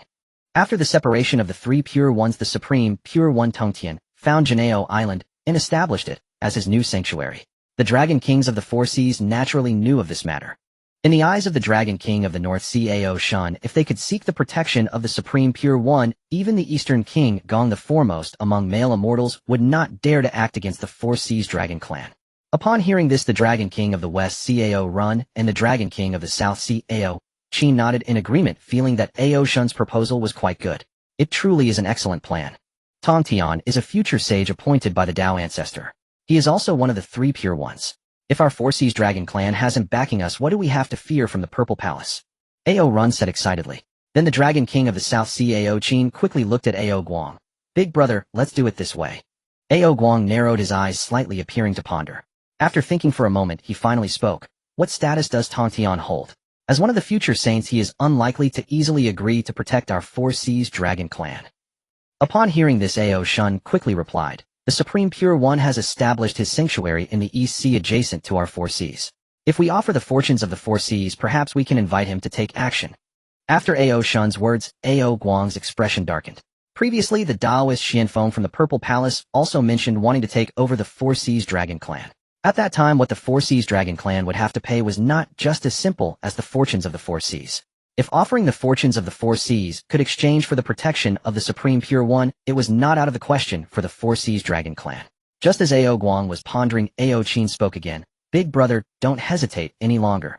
The power of fortune holds great allure for sages. I believe the Supreme Pure One is no exception. Even if we the Four Seas Dragon clan surrender the fortunes of the Four Seas, we will not yield to the coercion of the Purple Palace. With Ao Qin's words, a glimmer of determination flashed in Ao Guang's eyes as he nodded slightly. All right, then it is decided. Let me go to Janeo Island and give it a try. After saying this, Ao Guang did not delay, immediately departing for Janeo Island. At the same time that Ao Guang was heading to Janeo Island, a special guest arrived outside Kunlun Mountain. A rainbow glow descended from the heavens. Amidst that glow there appeared a woman with the head of a human and the body of a serpent. The woman had features as beautiful as a painting surrounded by the rhythms of creation. She was the master of the Huang Palace Nuwa, who traveled the primordial lands. Before long, Nuwa gracefully arrived, landing outside the gates of Kunlun Mountain. After stabilizing her form, she looked down at Kunlun Mountain, a momentary flicker of confusion passing through her beautiful eyes. The path to becoming a saint. Where exactly is it? After leaving the Huang Palace, she wandered through the primordial lands, seeking to comprehend the creation of heaven and earth, hoping to find her own opportunity to become a saint. However, despite the passage of many years, she had yet to grasp that fleeting opportunity for sanctification. Recently, she received guidance from the heavenly Tao. This guidance led Nuwa to Kunlun Mountain. Although she did not understand its meaning, she followed the heavenly Tao's guidance to come here. Could it be that within Kunlun Mountain lies my opportunity to become a saint? Suddenly such a thought arose in Nuwa's mind. Before she could contemplate further, the guidance from the heavenly Tao appeared in her consciousness. 3 light divine water. After sensing it slightly, Nuwa's eyes lit up as she muttered to herself, what the heavenly Tao points to is indeed the 3 light divine water. Could this item be related to my becoming a saint? Thinking this, Nuwa did not delay and quickly released her own aura. Boom. Soon the protective formation of Kunlun Mountain opened up. Following that, a figure stepped through the clouds. The person was none other than the Taoist Randang. Upon seeing Nuwa, Randang bowed respectfully and said, Tao friend Nuwa, it's been a while. When Nuwa saw that it was Randang who had come to greet her, she was slightly taken aback and asked in confusion, Tao friend Randang, how come you are in Kunlun Mountain? It should be noted that previously when Hong Jun was preaching in the Purple Cloud Palace, Randang was one of the mortal guests, and thus was an acquaintance of Nuwa.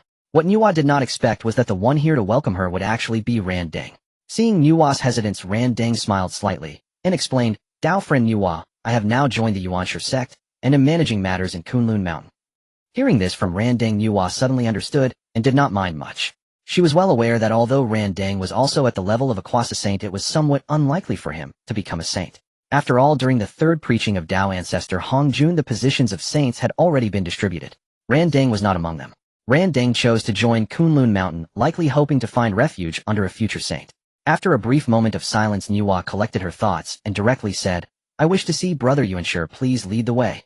Alright, Tao friend Nuwa, please follow me. Randang nodded lightly, fully aware that Nuwa was no ordinary person, one of the future 6 saints of the heavens. She wished to see Yuanshi, so he had to introduce her. Soon Nuwa was led by Randang to the Yushu Palace. At this time, Yuanshi was seated upon a cloud bed, and upon seeing Nuwa's arrival, he was filled with perplexity. It should be noted that he had no deep acquaintance with Nuwa. Why had she suddenly visited Kunlun? After pondering for a moment, Yuanshi quickly rose and smiled at Nuwa, saying, Sister Nuwa, why are you not in the Huang Palace comprehending the way of the saint? How do you have the leisure to come to my Kunlun? When asking this, Yuanshi appeared quite courteous. It should be noted that Nuwa, like him, was also a future saint appointed by Hong Jun. Nuwa smiled faintly, did not beat around the bush, and directly replied, I have come to the mortal realm to comprehend the path to becoming a saint. Recently, I received guidance from the heavenly Tao, which led me to Kunlun Mountain. Oh. After Nuwa's words, Yuanshi's heart trembled slightly, pondering how Nuwa could receive guidance from the heavenly Tao here, while he himself had yet to discern his own opportunity to become a saint. Could it be that Sister Nuwa's opportunity to become a saint is in my Kunlun? After some thought, Yuanshi asked.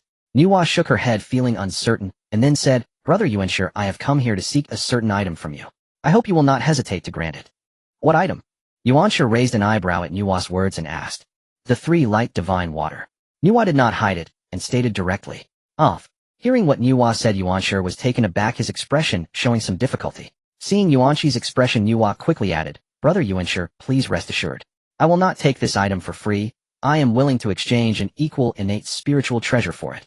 After saying this, Nuwa lightly waved her hand, and an innate spiritual treasure appeared. She was well aware that this 3 light divine water was not an ordinary item. This item was a rare treasure of heaven and earth, with the sunlight, divine water refining blood essence, and flesh, the moonlight, divine water corroding the soul, and the starlight, divine water devouring the true spirit's thoughts. Moreover, even if a quasi-saint's soul was injured, it could restore some of its strength. Seeing Nuwa like this, Yuanshi helplessly shook his head and said, Sister Nuwa, I truly apologize. It is not that I, as your senior brother, do not wish to give you the 3 light divine water. But this item is no longer in my possession. At Yuanshi's words, Nuwa's expression changed. What? She could not help but exclaim, feeling quite anxious. You must know this was a guidance from the heavenly Tao leading her to Kunlun Mountain to seek the 3 light divine water. Although Nuwa did not yet understand the specific connections involved, but she could determine that the 3 light divine water must be related to her becoming a saint. In fact, it might even be the key to her sanctification. Who would have thought that the 3 light divine water was no longer in Yuanshi's hands? Could it be that senior brother Yuanshi is deceiving me? Suddenly a thought arose in Nuwa's mind. She wondered if Yuanshi did not want to see her become a saint, thus deliberately saying this. After a moment of hesitation, Nuwa forced herself to calm down and asked, May I ask senior brother Yuanshi, where is this item now? Yuanshi did not conceal it, and replied nonchalantly, Many years ago, I gifted this item to my disciple Qin Mu as a meeting gift for his initiation into the Fengshen Sect.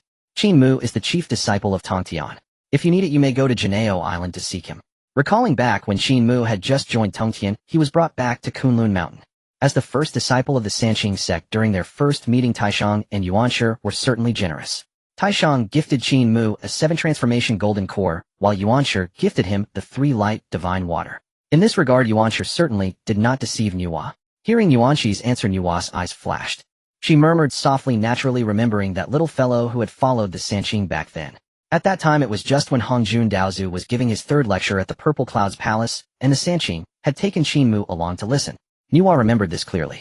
It seems I misunderstood senior brother Yuanshi. I truly feel ashamed. Nuwa secretly sighed. Just a moment ago, she thought that Yuanshi deliberately did not want to give her the 3 light divine water, fabricating a reason. Now it seems that she had overthought it. After a brief pause, Nuwa regained her composure and looked at Yuanshi with gratitude, saying, Thank you for informing me, senior brother Yuanshi. I shall not disturb you further. Farewell. With that, Nuwa performed a respectful bow to Yuanshi, then did not delay any longer, transforming into a streak of light to depart. Moi. Yuanshi watched Nuwa's retreating figure, frowning slightly, muttering to himself, Strange. What does Nuwa need the 3 light divine water for? Earlier she said she was guided by the heavenly Tao. Could it be that this item is of great significance to her becoming a saint? Thinking of this, Yuanshi's mind trembled. After all, he had been searching for his own opportunity to become a saint all these years. Unfortunately, after pondering for so many years, he had made little progress. Now it seemed that Nuwa had received guidance from the heavenly Tao, evidently stepping ahead of them on the path to sanctification. If things are truly as I suspect, then Nuwa may very well become the 2nd saint in this world. As he thought of this, Yuanshi could not help but exclaim in admiration. At the same time, he sighed inwardly, wondering where his own path to sanctification lay. After Nuwa left Kunlun Mountain, she did not delay in the slightest, and directly headed for Jinao Island in the East Sea. She had also heard of the matter regarding the division of the Fengshen. After Tongtian took his disciples away from Kunlun, he established a new dojo on Jinao Island in the East Sea. I did not expect that the 3 light divine water would be in the hands of that little fellow Qin Mu. As long as this item has not been used, if I personally go to request it, he should not refuse. What I fear is that he has already used the 3 light divine water. Thinking of this, Nuwa's face grew even more anxious. After all, the 3 light divine water was crucial to her becoming a saint. She could not afford to be careless or negligent in the slightest. Thus Nuwa quickened her pace toward the overseas destination. At the same time, in the East Sea at the outskirts of Jinao Island, a figure soared through the clouds and mist. The visitor had a dragon's head and a human body, majestic deer antlers, a prominent lion-like nose, golden dragon eyes like torches, flowing whiskers, and glimmering pearls beneath its chin. Draped in indigo dragon scales, with a deep blue brocade robe embroidered with wave patterns, a jade belt around the waist, and cloud-treading boots on its feet. Who else could it be but Ao Guang, the Dragon King of the East Sea? Finally arrived. Ao Guang exclaimed with joy as he looked at the Jinao island in front of him. Earlier the Purple Mansion Celestial Court had sent the Xianfeng Daoist, a great Luo Golden Immortal, to the Dragon Palace. To make the Four Seas Dragon Clan completely submit to the Purple Mansion Celestial Court, and to offer up the fortune of the Four Seas. If the Four Seas Dragon Clan did not comply, within 1,000 years destruction awaited them. For this reason Ao Guang gathered the other 3 Dragon Kings to discuss matters. The final decision was to seek refuge on Jinao Island from Tongtian. After all, Tongtian is one of the future 6 saints of the heavens. Even the Purple Mansion Celestial Court would not dare to provoke him lightly. If the Four Seas Dragon Clan could receive Tongshan's protection, they might survive this calamity. After thinking for a moment, Ao Guang took a deep breath, looking up at Jinao Island, which was shrouded in countless rays of light, feeling somewhat anxious. I wonder if Senior Tongtian will agree. Then Ao Guang did not delay, rising to fly toward Jinao Island. Not long after he took off, a light shadow flew out from within Jinao Island. The newcomer was plump and amiable. It was none other than Duo Bao. Moi. Seeing Ao Guang, Duo Bao was slightly surprised, muttering to himself, "The Dragon King of the East Sea, Ao Guang. What is he doing on my Jinao Island?" Duo Bao naturally recognized Ao Guang, as Jinao Island was in the East Sea, and Ao Guang was the leader of the East Sea Dragon Clan. Just as Duo Bao hesitated, Ao Guang beamed and bowed deeply to him. "I have come to pay my respects to you, Taoist Duo Bao." Upon hearing this, Duo Bao came back to his senses and looked at the East Sea Dragon King Ao Guang, inquiring, "Taoist Ao Guang, what brings you to my Jinao Island?" Ao Guang cupped his hands in greeting, lowering his posture, and replied, "I have come today to seek an audience with Senior Tongtian. I hope you can convey my message." As he spoke, Ao Guang wore a pleading expression.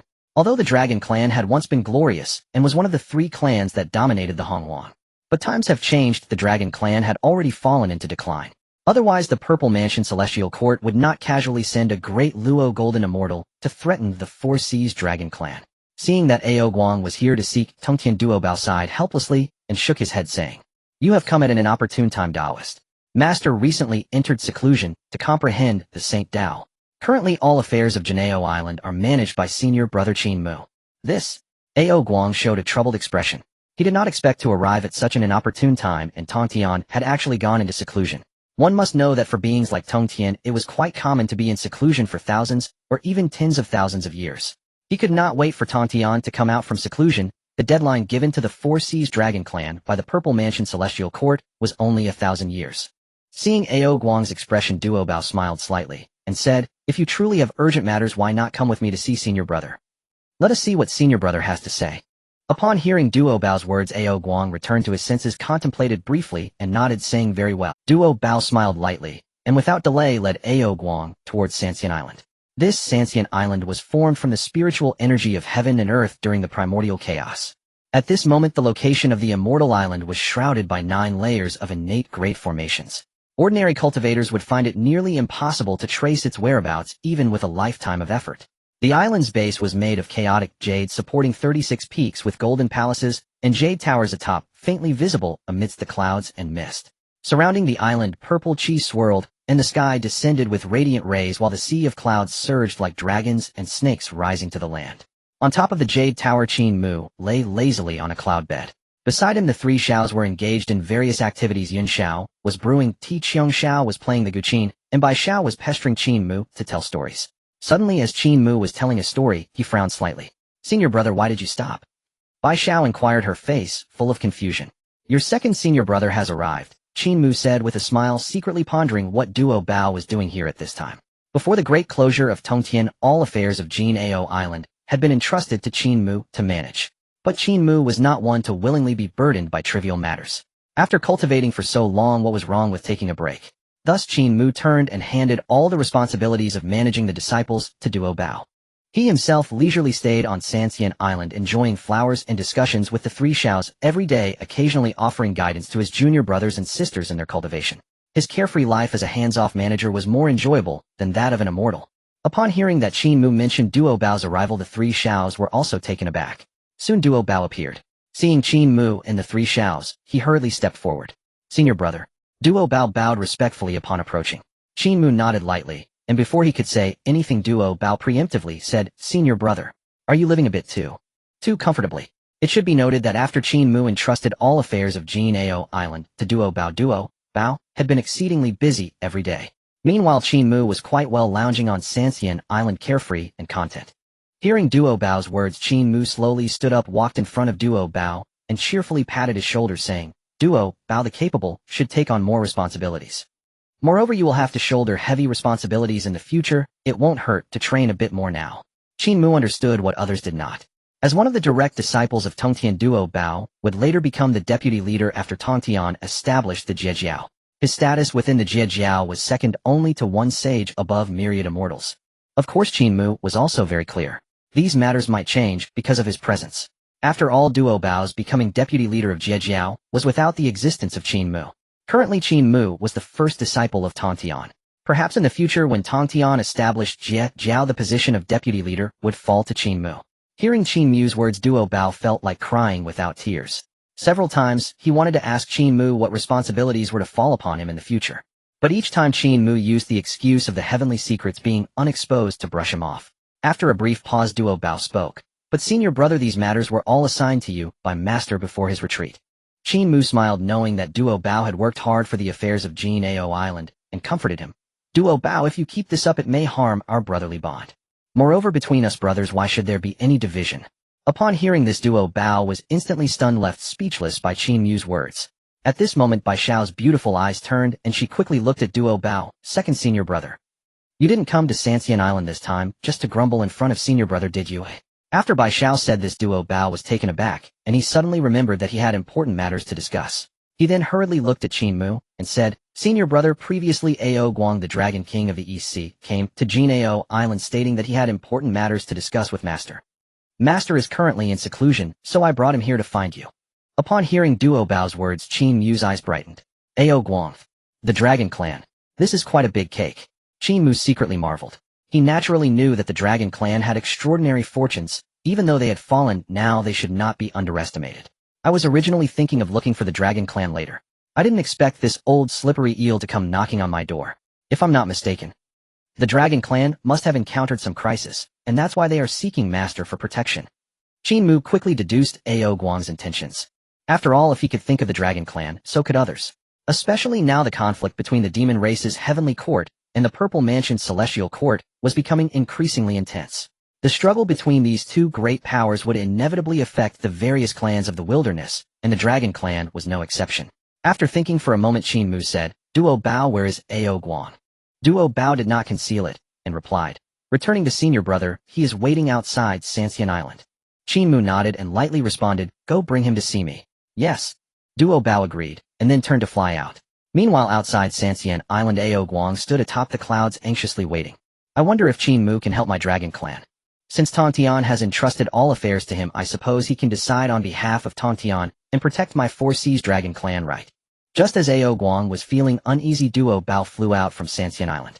Friend Ao Guang, come with me. Upon hearing this, Ao Guang nodded repeatedly, and without delay followed Duo Bao into Sanxian Island. Before long, Duo Bao brought Ao Guang to Qin Mu. Friend Ao Guang, this is my senior brother Qin Mu. After Master entered seclusion, all affairs are decided by senior brother. Duo Bao introduced, glancing. Ao Guang slightly nodded, his gaze falling upon Qin Mu. He had heard of Qin Mu's reputation and knew that he was the first disciple of the Three Purities, but had never met him before. After a brief assessment, Ao Guang hurriedly bowed to Qin Mu, saying, Old Dragon Ao Guang, greetings to Dao friend Qin Mu. Qin Mu smiled faintly, and exchanged pleasantries, saying, Ao Guang, no need for such formalities. The reputation of the Dragon Clan is something I have heard of as well. Upon hearing Qin Mu's words, Ao Guang's face showed a bitter helplessness. After all, what reputation did the Four Seas Dragon Clan have now? They had long since fallen. After a brief pause, Ao Guang forced a smile, and replied, Dao friend is joking, nowadays the Dragon Clan. With that, Ao Guang let out a long sigh. In ancient times, the Dragon Clan was one of the three great rulers of the wild world. Under the leadership of the ancestral dragon, the Dragon Clan thrived immensely. However, nowadays a mere de Luo Jin Xian dispatched by the Zifu Xian Ting can easily suppress the Dragon Clan across the Four Seas. Just thinking about it, Ao Guang felt an overwhelming sense of frustration. Seeing this, Qin Mu slightly squinted his eyes. He had already guessed Ao Guang's intentions, but still asked, Old Dragon King, what brings you here this time? Upon hearing Qin Mu's question, Ao Guang did not conceal anything, and replied, Dao friend Qin Mu, not long ago the Zifu Xian Ting sent someone to our East Sea Dragon Clan. They claim that we must submit the Four Seas Dragon Clan to the Zifu Xian Ting, and also offer the fortune of the Four Seas Dragon Clan. As you know, our dragon clan has remained hidden in the four seas since ancient times, no longer involved in the matters of the wild world. Yet now the Zifu Xianting is being so aggressive, it is truly intolerable. Ao Guang spoke these words with great anger. After a brief pause he continued, moreover the Zifu Xianting has also given us a 1,000-year deadline. They said that if the Four Seas Dragon Clan does not submit, and does not hand over the fortune of the Four Seas Dragon Clan, they will annihilate us. The reason I came here is to implore Elder Tong Tian, hoping he can intervene to defuse this situation. Of course our Dragon Clan will not let Elder Tong Tian act for free. This item can serve as a token of gratitude. As soon as he finished speaking, Ao Guang waved his hand. Then from the palm of his hand a flag suddenly appeared. This flag is the Xian Yuan controlling water flag, one of the few treasures left in our Dragon Clan. I wish to offer it to Elder Tong Tian, pleading for his protection of the Four Seas Dragon Clan. Qin Mu's gaze flickered as he stared intently at the Xian Yuan controlling water flag that Ao Guang had produced. Upon closer inspection, he saw that the flag had a dark black surface adorned with the true form of the Xuan Wu, and the flagpole was like the cold iron of the northern sea, emanating a chilling aura. While others might not know, Qin Mu was acutely aware. The Xian Yuan controlling water flag is one of the 5-element flags and is a top-grade innate spirit treasure. The 5-element flags are manifestations of the innate energies of the 5 elements, each belonging to a different direction and possessing supreme power. They are not only defensive treasures, but also contain the principles of the Tao. The Xian Yuan controlling water flag that Ao Guang produced can control all waters, causing rivers to reverse seas, to overturn, and even summon corrosive waters to erode the primordial spirit. Moreover, this flag also possesses the ability to freeze the world. When unfurled, it can freeze 1,000 miles, even slowing the flow of time itself. This Xian Yuan controlling water flag is indeed a remarkable item. However, for the Four Seas Dragon Clan to merely wish to exchange such an innate spirit treasure for Elder Tong Tian's protection is a bit too petty. Qin Mu muttered to himself, knowing full well that the Xian Yuan controlling water flag was extraordinary. But if they wanted to persuade Tong Tian to provide protection for the Four Seas Dragon Clan, with just this, it was somewhat lacking.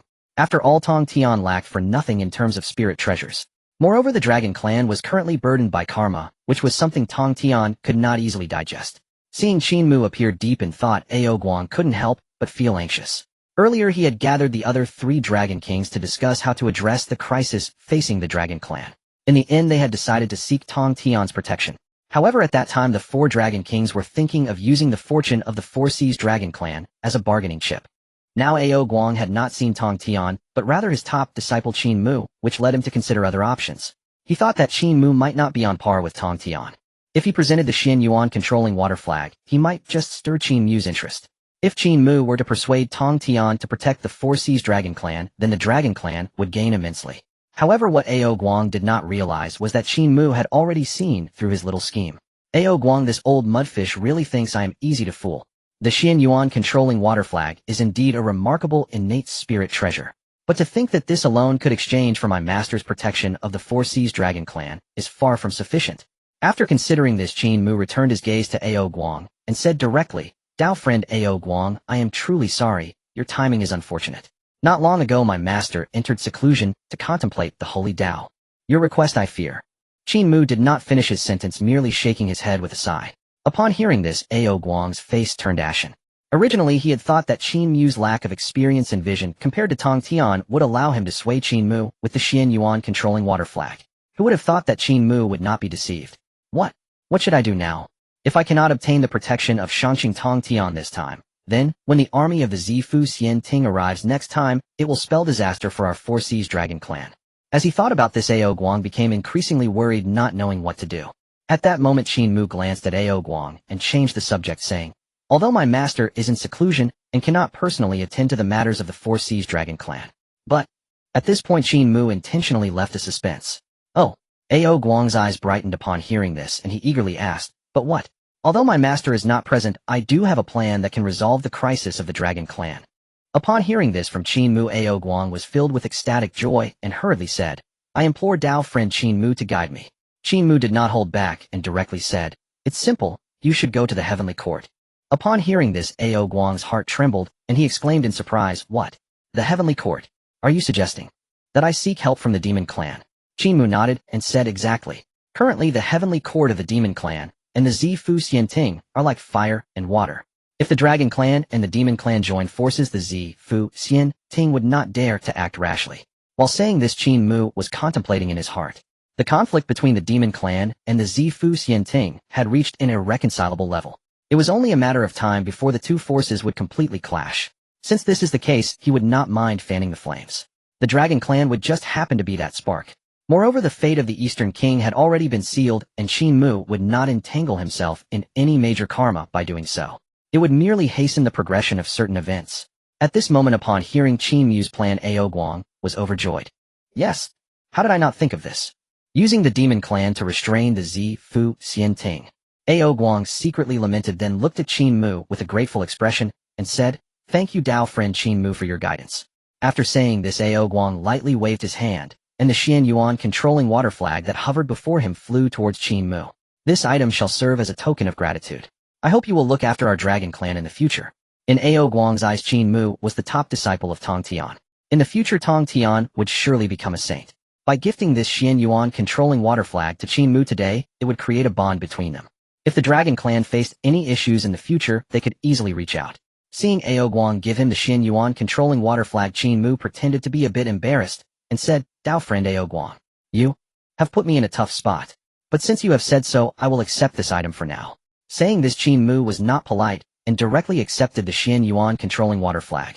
Although the Dragon Clan was burdened by karma, Qin Mu had ways to help them alleviate it. Moreover, the fortune of the Dragon Clan was indeed very tempting. Seeing Qin Mu accept this innate spirit treasure, Ao Guang was overjoyed and did not linger. He bid farewell and left. Not long after Ao Guang departed, Zhao Gongming rushed to Sanxian Island.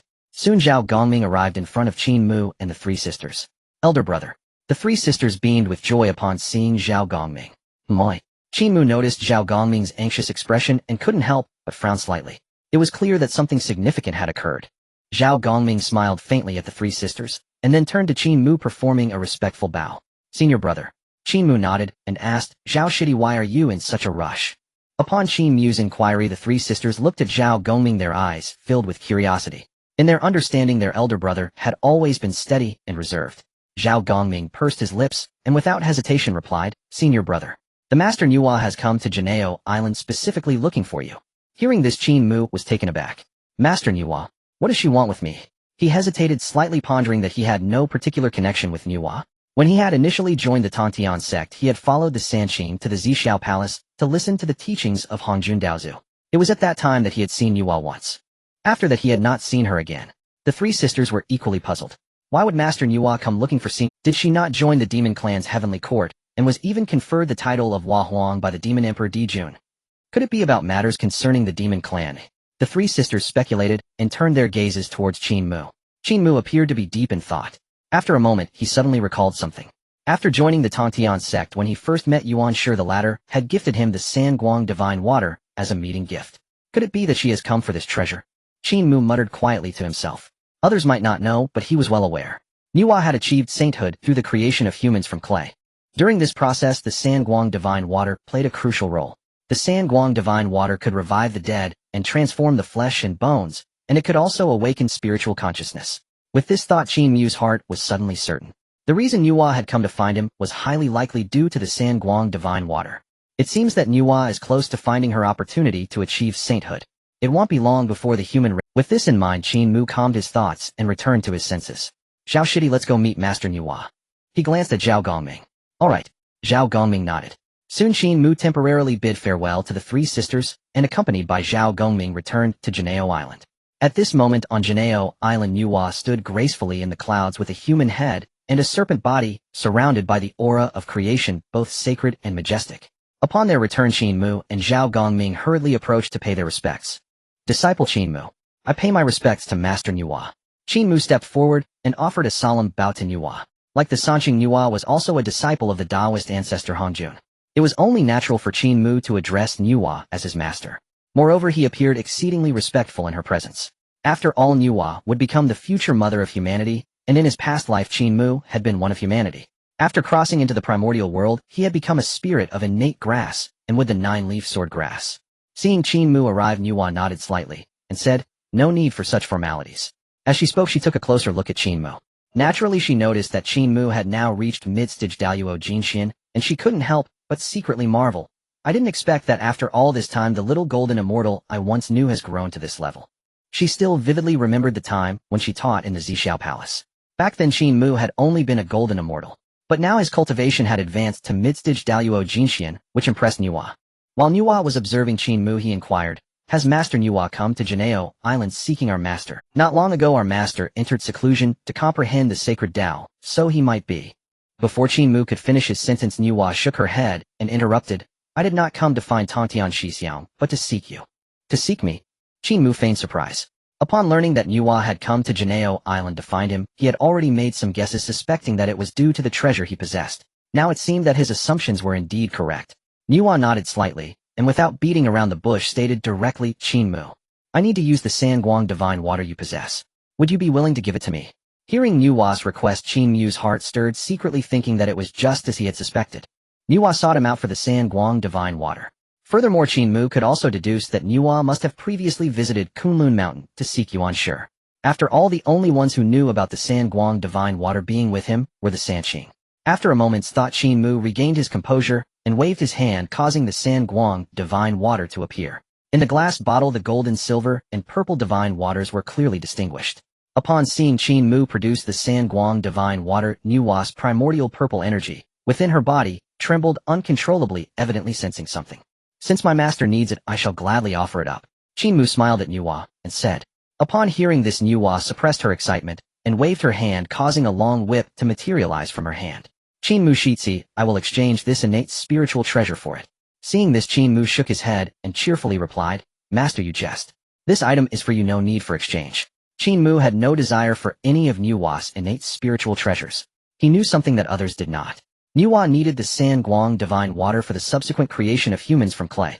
If he accepted Nuwa's exchange, the causal connection would be severed. But if he did not take Nuwa's spiritual treasure, he could still be involved in the causality of Nuwa's ascent to sainthood. Moi.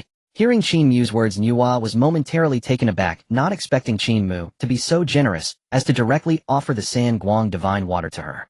"Are you truly not going to take it?" After a brief hesitation, Nuwa asked again. Qin Mu smiled slightly and jokingly replied, "If Master insists on giving me an innate spiritual treasure, it would actually make me a bit upset. We are both part of the Xianmen lineage. If we talk about transactions, it would create distance between us." Hearing this, a glimmer of appreciation flashed in Nuwa's eyes, and she no longer declined, responding, "All right, I shall remember this causality." With that, Nuwa did not think much further and directly accepted the Sanguang divine water, then changed the topic. "Qin Mu Shitsi, I wish to comprehend the Tao here for a period of time, may I?" Qin Mu's heart stirred. Was Nuwa planning to use the transformative powers of Jineo Island to comprehend her own path to sainthood? After pondering for a moment, he hurriedly nodded and said, "It would be a blessing for Jineo Island to have Master stay. I shall arrange a secluded place for you right away." Then Qin Mu personally led the way, arranging a place for Nuwa to meditate. This location faced the sea and was backed by green mountains abundant in spiritual energy and naturally flowing Tao rhythms. Nuwa was very satisfied with this. "This place is excellent." Qin Mu, having the sense not to linger, took his leave. On the other side, Ao Guang transformed into a towering azure dragon after leaving the three immortals' islands, soaring straight towards the 9 heavens. Soon Ao Guang passed through layers of clouds and arrived at the southern heaven gate of the heavenly court. Upon closer inspection, the heavenly gate stood tall, shining with golden light. Dozens of armored demon warriors stood on either side, their powerful auras indicating they were all at the Tai Golden Immortal level. At the forefront stood a demon general with the aura of a great Luo Golden Immortal. Seeing this, Ao Guang's heart trembled. A great Luo Golden Immortal guarding the southern heaven gate. The foundation of this demon tribe is truly formidable. Ao Guang sighed inwardly. Once upon a time, during the heyday of the Dragon Clan, the gates of the 4 seas were equally impressive, with shrimp soldiers and crab generals all at the Tai and Great Luo levels. But now the Dragon Clan has greatly weakened. As the Dragon King of the East, his cultivation was merely at the Tai Golden Immortal level. The more he thought about it, the more sorrowful he felt. In shock, he composed himself, and with a flick of his form transformed into a dragon-head human figure, landing at the southern heaven gate.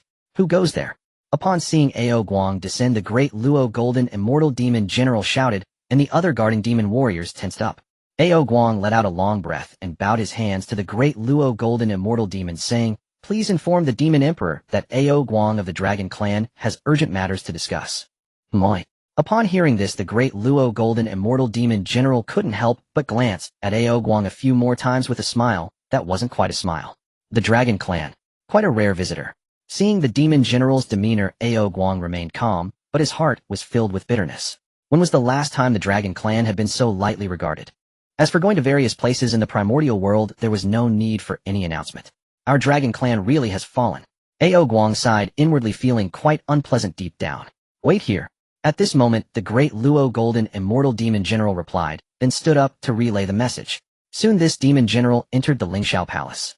At this time inside the Grand Hall, Emperor Jun was discussing strategies against the Purple Palace Celestial Court with Tai Yi and other powerful demon beings as the conflict between the demon tribe and the Purple Palace Celestial Court grew increasingly intense. Recently, a Quasi Saint from the Purple Palace Celestial Court had perished at the hands of the demon tribe. Demon Emperor. The Purple Palace Celestial Court won't rest easy after losing a Quasi Saint. We must not let our guard down, said the demon master Kuanpeng with a solemn expression.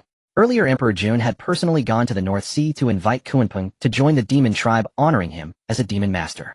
Of course, as compensation, Emperor Jun promised Kuanpeng that he would help avenge Hong Yun and seize the seventh strand of primordial purple energy from him. Hearing Kunpeng's words, Emperor Jun nodded, just about to say something, when the demon general guarding the southern heaven gate stepped into the hall. Seeing this, the eyes of the demon tribe members focused intently on the demon general. Approaching, the demon general bowed to Emperor Jun, reporting, Demon Emperor. Ao Guang of the East Sea Dragon Clan seeks an audience. Upon hearing this, Emperor Jun raised an eyebrow, whispering in doubt, Ao Guang. What does he want in our demon tribe's heavenly court? Emperor Jun hesitated, having considered the possibility of recruiting the Dragon Clan before, but it wasn't the right time. Who would have thought that the Dragon Clan would come seeking them out now? Just as Emperor Jun was pondering, Dong Huang Tai Yi laughed heartily. Big brother, could it be that the Dragon Clan has been driven to desperation by the Purple Palace Celestial Court and seeks our demon tribe's protection? Emperor Jun glanced at him, pretending to ponder deeply. After a moment, he waved his hand, saying, Bring him in. Yes. The demon general bowed and left. Before long, Ao Guang was led into the Lingxiao Palace by the demon general. As soon as he entered the hall, the gazes of the demon tribe members were all fixed on Ao Guang. Under so many scrutinizing eyes, Ao Guang couldn't help but shiver, feeling uneasy all over. Especially those within the hall. Each demon was powerful, and just a slight perception made Ao Guang feel as if he was struggling to breathe. Approaching, Ao Guang faced Emperor Jun, took a deep breath, and quickly bowed, saying, I, Ao Guang of the Dragon Clan, greet the Demon Emperor and Dong Huang. Emperor Jun looked indifferent, saying lightly, There is no need for excessive formalities, Dragon King. What brings you to heaven this time? Ao Guang did not hide his intentions, stating directly to report to the Demon Emperor. My Dragon Clan wishes to fully ally with the Demon Tribe to jointly resist the Purple Palace Celestial Court. As soon as Ao Guang spoke these words, the Demon Tribe members in the hall were taken aback. Dong Huang Tai Yi looked at Ao Guang with great interest, having already suspected that Ao Guang was here to seek refuge with the Demon Tribe, and it turned out to be just as he had guessed. After a brief silence, a glimmer of light flashed in Emperor Jun's eyes. Is the Dragon King's statement true? Ao Guang nodded without hesitation, forcing a smile as he said, Demon Emperor, to speak candidly, earlier the Purple Palace Celestial Court sent people to force my Dragon Clan into submission. If the 4 Dragon Clans do not comply within a millennium, the Celestial Court will send a great army to annihilate my Dragon Clan. Even though the Dragon Clan has declined, we do not wish to bow to the likes of Dong Wang Gong. Hearing Ao Guang's words, Emperor Jun was overjoyed. After all, he had intended to recruit the 4 Dragon Clans to strengthen the Demon Tribe's power. He had been contemplating how to accomplish this task. Unexpectedly, Ao Guang had come knocking on his door. Although the Dragon Clan had now declined, they still controlled the waters of the 4 seas, which held great fortune. If the Dragon Clan were to join the Demon Tribe, it would certainly benefit them greatly. After a moment of thought, Emperor Jun feigned anger, shouting, What a Dong Wang Gong! Truly unscrupulous.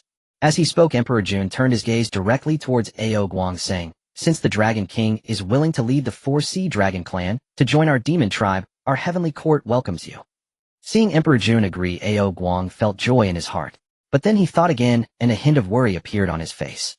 This visit to the Demon Tribe's heavenly court was indeed to seek refuge.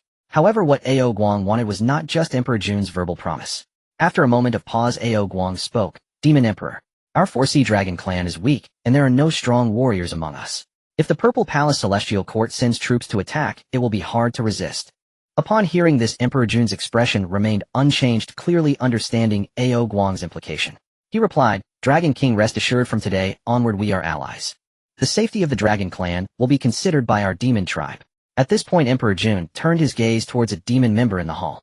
This demon member, like Ao Guang, also had a human body and a dragon head, looking mighty. He was Ji Meng, one of the 10 great demon saints. With a dragon's head, a human's body, and bird's claws, he had feathers growing from his arms, and when he waved, he could summon mist and rain. In fact, the Jimeng clan had originally been under the leadership of the Dragon clan. After the Dragon clan's demise, they followed Emperor Jun and others to establish the Demon tribe's heavenly court. Now they could be considered as having turned the tables and become masters. Jimeng, you will accompany the Dragon King to the East Sea to oversee the situation. If any beings from the Purple Palace appear, kill them without mercy. Ao Guang felt a surge of joy upon seeing Di Jun dispatch Jimeng to accompany him to the Donghai Dragon clan. For one thing, Jimeng was counted among the Yao clan's 10 great Yao sages, a quasi-saint of formidable power. If the Zifu Xianting still expected to rely on the Luo Golden Immortals to overpower the Four Seas Dragon clans, they would be assured of never returning. Moreover, Jimeng had originally been of dragon lineage, and deep within he retained a certain sense of belonging to the Dragon clan. Having him accompany Ao Guang to garrison would spare many suspicions. Ao Guang bowed deeply to Di Jun and expressed his gratitude to the Yao Emperor. Reflecting on the plan Qin Mu had devised, Ao Guang admitted it was indeed effective. With the Yao clan's protection, they no longer feared the Zifu Xianting so acutely. Ao Guang did not linger, and accompanied by Jimeng, he returned to the Donghai Dragon clan. Time slipped by quietly, and in the blink of an eye 500 years passed. For the beings of the primordial world, such a span was but a flicker. Yet during that interval the aura of the cosmic tribulation grew ever thicker. Even some quasi-saint powerhouses felt their hearts shudder and chose to retreat into seclusion, hoping to avoid the calamity. Donghai on Sanxian Island. At that moment, Bai Xiao was dutifully massaging Qin Mu's legs, while Qin Mu closed his eyes to rest utterly at ease. Suddenly a chime from the system sounded, announcing a notification. The system announced that Qin Mu had received a small red packet, and explained that accumulating 100 small red packets would allow synthesis into one large red packet, asking whether to synthesize now. Startled by the system prompt, Qin Mu hesitated for a moment before choosing to merge. Every 1,000 years the system granted him a small red packet. After many years of accumulation, the small red packets had reached the amount needed to synthesize a large red packet. As Qin Mu willed it, the system chimed again to report the synthesis. The system confirmed the large red packet had been successfully synthesized and detected that Qin Mu already possessed 10 large red packets, asking whether to combine them into an extra large red packet. Qin Mu was stunned at the notion of an extra large red packet. His heart trembled, and he opened his eyes. During his previous return to Janeo Island and his first visit to Sanxian Island, he had acquired dropped large red packets. 10 large red packets could indeed combine into an extra large red packet. Qin Mu could not help but feel a private exultation that after so long he had finally synthesized a new extra large red packet. Since acquiring the system, Qin Mu had only once before obtained an extra large red packet back when Sanxing took him to Zixiao Palace to listen to the Dao. Opening that extra large red packet had once granted him an exclusive Dao-level technique. The method was simple. With each breakthrough, a sword leaf of condensed essence would form within his body. When 9 such sword leaves had formed, he could transcend the Grand Dao. Furthermore, each completed sword leaf could spawn myriad divine arts and special effects. This exclusive Dao-level technique was therefore vitally important to Qin Mu. After Hongjun's 3 lectures at Zixiao Palace, the sanctified seed and the primordial violet qi that formed the foundation of the Dao had already been distributed. Without this exclusive Dao-level technique, Qin Mu's path to attaining the Dao and becoming a saint would have been exceedingly difficult. He issued a crisp command to the system to synthesize the packet. After a moment's thought, Qin Mu sent the order, his heart full of eager expectation, wondering what rewards this extra-large red packet might yield. The system soon replied within his mind, confirming successful synthesis of 1 extra-large red packet and asking whether to open it immediately. Qin Mu chose not to open the packet at once. Bai Xiao, who had been massaging his legs, was surprised to see him sit up. Bai Xiao asked with some astonishment what had happened.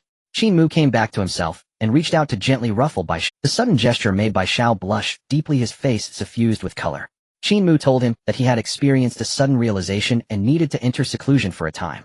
Bai Xiao nodded and wished his senior brother a smooth retreat. Qin Mu smiled faintly, unfolded his form, and shot up into the sky above Sanxian Island. Before long he reached the deep firmament. With a thought and a wave of his hand, his magic surged, and a spatial gate formed in the void not far ahead of him. After leaving Buzhou Mountain, Qin Mu had involuntarily triggered a defiant insight on the return to Kunlun Mountain, comprehending the heaven-defying divine art of the spatial gate. By constructing precise geographic coordinates within the gate, he could traverse the void and arrive directly. He told himself that opening an extra-large red packet was no trivial matter. Better to choose a safe place, he murmured, and without further hesitation stepped into the spatial gate. The void coordinates flashed, and Qin Mu vanished. When he rematerialized, he found himself inside a small pocket world. This was the small world where the Yinyang Laozu had fallen. Earlier, Qin Mu had accompanied the Sanxiao and encountered the remnant soul of that ancestor here. Qin Mu had destroyed that remnant soul and gained the supreme innate spirit treasure, the Taiji Yin-Yang Mirror. Before leaving, he had left a void coordinate within this pocket world. Now the coordinate proved useful. He instructed the system to open the extra-large red packet, his mind brimming with anticipation for the rewards to come. The system responded announcing that the extra-large red packet had been opened, and that Qin Mu had received the Sankai. The system explained that when deployed, the Sankai array could suppress quasi-saints, and when perfected, could even briefly restrain a Hun Yuan de Luo Golden Immortal. It required 3 beings acting as one to cast. The system then announced Qin Mu had received the Renhuang technique, a cultivation method of the human imperial path that contains the way of the human race, and when brought to maturity grants authority over the human way. Next, the system awarded a water spirit pearl, one of the innate 5-element spirit pearls that governs all waters, and a chaos origin fruit. The system clarified that the chaos origin fruit is born of chaotic spiritual roots, and when consumed by those below quasi-saint, enables a breakthrough in realm without any side effects. Qin Mu's mind trembled at the revelation. He could hardly contain his excitement, marveling that the extra-large red packet had truly lived up to its name, and that each reward was extraordinary. He had not expected a quadruple bounty from a single packet. Qin Mu was astonished that the Sankai array could even briefly suppress a Hun Yuan de Luo Golden Immortal. He pondered that the formation required 3 unknown to deploy, and began evaluating the significance of his gains. Suddenly, he thought of the Xiao Sisters. The Xiao shared the same root and origin, which suited the 3 unknown requirement perfectly. He resolved to teach them the Sankai array once he returned. After extracting the Sankai array reward, Qin Mu retrieved the Renhuang technique and reflected that it was no ordinary method, truly designed for human emperors and tailored to the human race. He mused that when perfected, the technique could even seize authority over the human way and could not help but sigh. Soon a glimmer of determination flashed in Qin Mu's eyes. It is important to note that the cultivation technique he practiced was a unique level art. Its essence, the innate chaos green lotus sword leaf, when solidified within his body, could awaken his innate divine abilities. Previously, after Qin Mu solidified the second sword leaf, he gained an innate divine ability. This ability allowed him to form 3 avatars. These 3 avatars existed independently from the main body, cultivating on their own, while also providing feedback to the main body. Unlike the avatars created through the technique of slaying the 3 corpses, these avatars could not enhance their cultivation. Moreover, if the main body were to perish, he could rely on the 3 avatars to resurrect. Now that he had acquired a top-tier cultivation method like the human sovereign technique, it naturally sparked thoughts in Qin Mu's mind. The human sovereign technique might just be the key for the future cultivation of his human avatars. After all, he was human in his past life. Now, having obtained this human sovereign technique, it felt tailor-made for him. Following that, Qin Mu extracted the water spirit pearl. Along with the fire spirit pearl from before, he currently possessed 2 of the 5-element spirit pearls. If he could gather all 5 innate 5-element spirit pearls, what kind of power would emerge from their fusion? Qin Mu felt a sense of anticipation.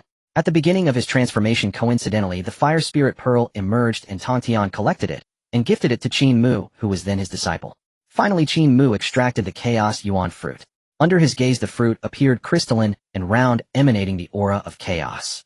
This item can elevate my realm.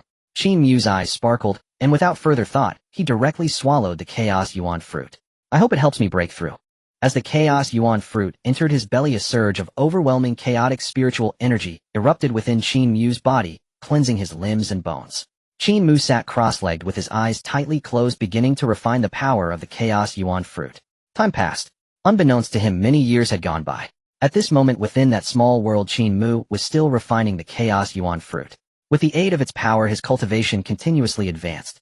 There came a moment when a powerful aura emanated from Qin Mu. Simultaneously, 3 flowers of heaven, earth, and humanity blossomed above his head. Each flower was condensed into the 9th grade. This also symbolized the ultimate foundation of a great Luo Golden Immortal. At this point, Qin Mu's cultivation stepped into the late stage of the great Luo Golden Immortal. I only managed to break through to the late stage of the great Luo Golden Immortal. Qin Mu slowly opened his eyes. After consuming the chaos yuan fruit, he had thought he could leap to the quasi-saint realm. To his surprise, refining the chaos yuan fruit only elevated his cultivation to the late stage of the great Luo Golden Immortal. It seems I still need to focus on cultivating my exclusive Dao level technique. The 3rd sword leaf within my body is also about to solidify. Perhaps by then I can advance to the quasi. This time the special great red envelope yielded quite a good harvest. Not only did my cultivation break through to the late stage of the great Luo Golden Immortal, but I also obtained the 3 talents great formation, the human sovereign technique, and the top-tier innate spirit treasure, the water spirit pearl. Next, Qin Mu stabilized his cultivation within the small world. It's time to return.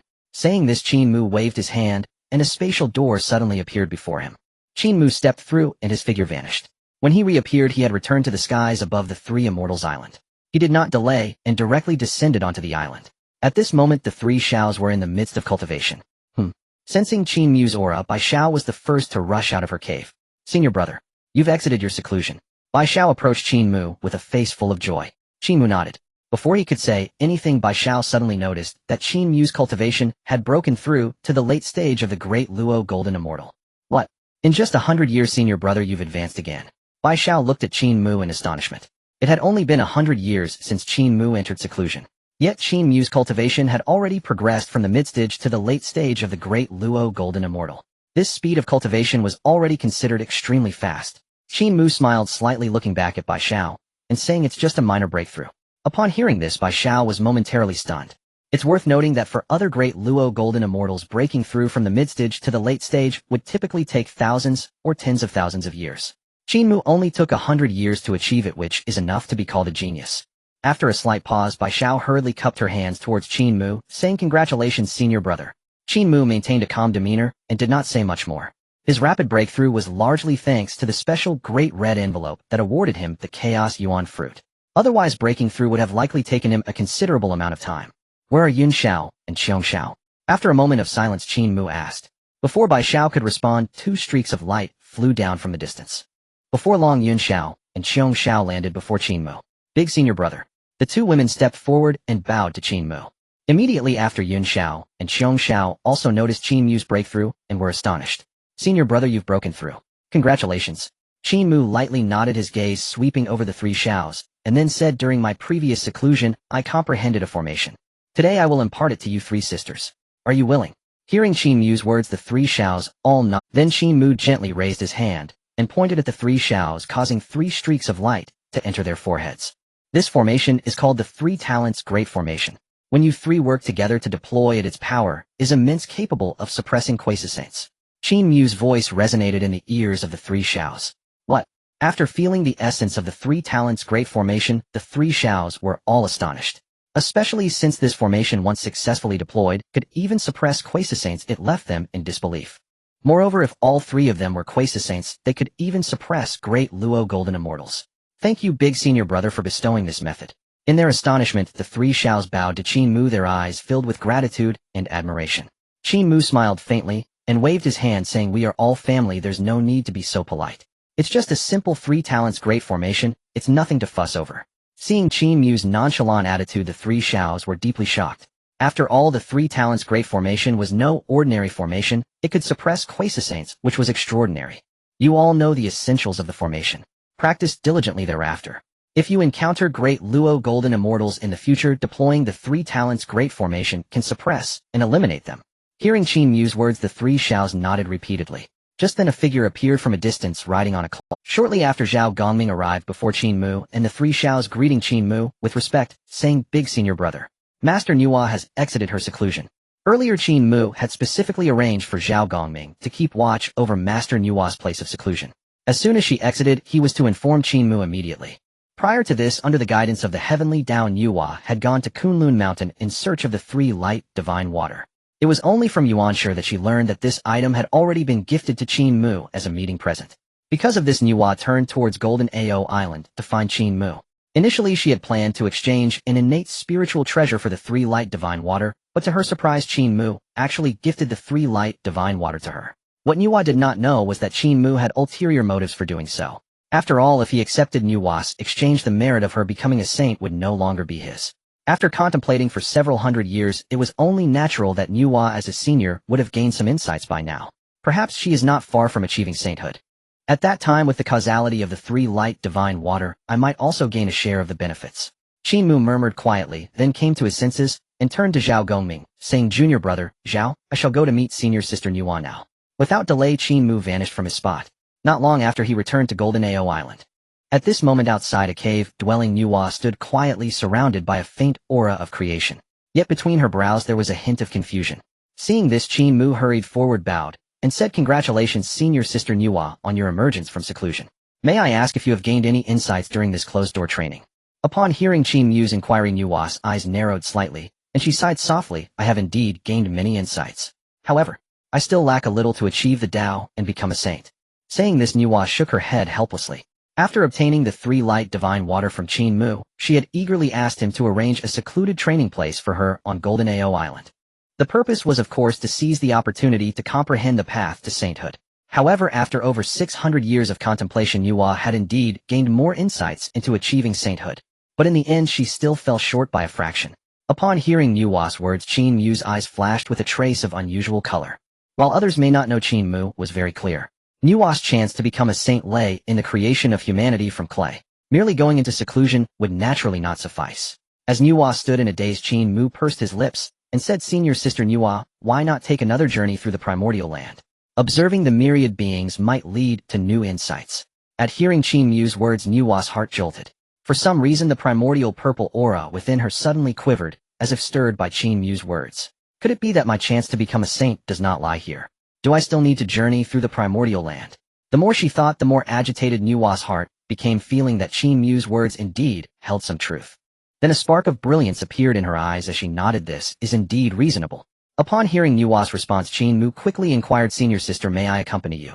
It would also be an opportunity for me to learn from you about the way of creation." Without much thought, Nuwa slightly nodded of course.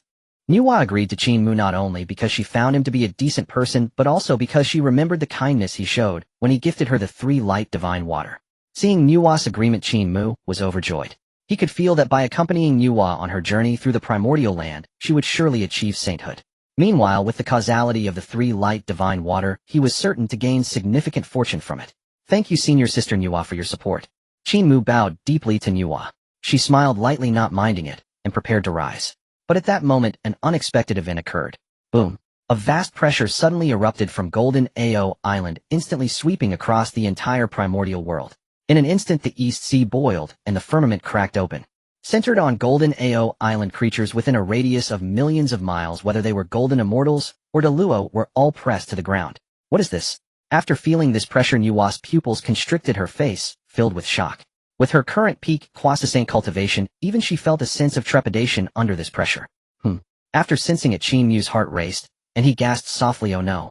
Could it be that my master is about to achieve sainthood ahead of time?" Earlier, Qin Mu had hinted at the opportunity for his master Tongtian to become a saint. Initially, Qin Mu thought Tongtian would comprehend it at that moment. Who would have thought that Tongtian chose to enter seclusion afterward? Now, with Golden Ao Island suddenly erupting with such terrifying pressure, it was highly likely that Tongtian was on the verge of achieving sainthood.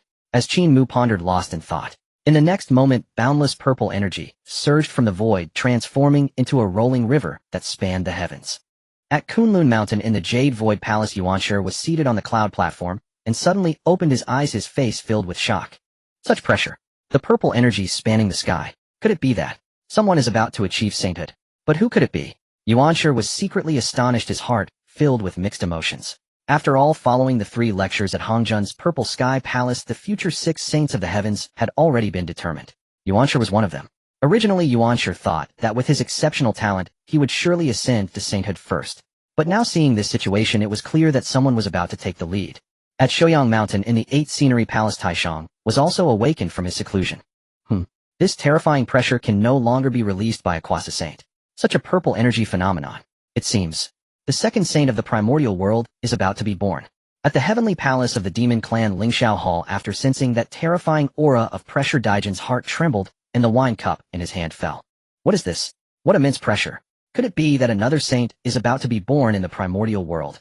Upon thinking this, Daijin's heart raced, and he couldn't help but mutter, who could it possibly be? Could it be the Empress Nuwa? Hearing this, Tai was also thrilled and excitedly said, "Big brother, if Empress Nuwa can achieve sainthood first, wouldn't our demon clan have a saint to oversee us in the future? At that time, annihilating the Purple Palace Immortal Court would not be an easy task." At the Purple Palace Immortal Court, Odong Wanggong also felt a great shock. What is going on? This level of pressure and phenomenon indicates that a new saint of the world is about to emerge. Dong Wanggong was utterly shocked, his breath becoming erratic. On the other side, the 2 who had joined the Purple Palace Immortal Court, Ajin and Zhunti, also sensed this anomaly. "Senior brother, it seems someone is about to ascend to sainthood before us." Indeed, Zhunti sighed. Jane nodded slightly and replied, "Yes.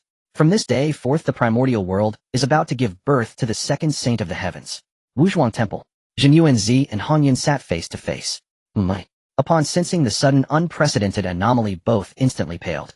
"Elder brother, Could this aura and celestial omen herald the emergence of a celestial sage? Hongyun asked in astonishment. Jinin as he narrowed his eyes slightly and replied, most likely. But who among the 6 ordained by the Tao ancestor shall first ascend to sainthood? Yoming Bloodsea. Mingi Patriarch slowly rose from the crimson waves. Feeling that overwhelming soul-shaking pressure, and gazing upon the boundless violet chi spanning the primordial heavens, Mingi Patriarch's spirit trembled violently. Someone is ascending to sainthood. Yet who shall attain the sacred seat? Mingi Patriarch exclaimed in awe, his heart filled with profound reverie, as the great cultivators of the primordial chaos marveled and speculated. Off the eastern sea atop Mount Janeo Island, a figure shot skyward like a bolt of lightning. In the next instant he stood suspended between heaven and earth, his form projected across all races' vision. Clad in a billowing azure robe, his black hair streaming like ink in the wind, chaotic primordial energy surged around him.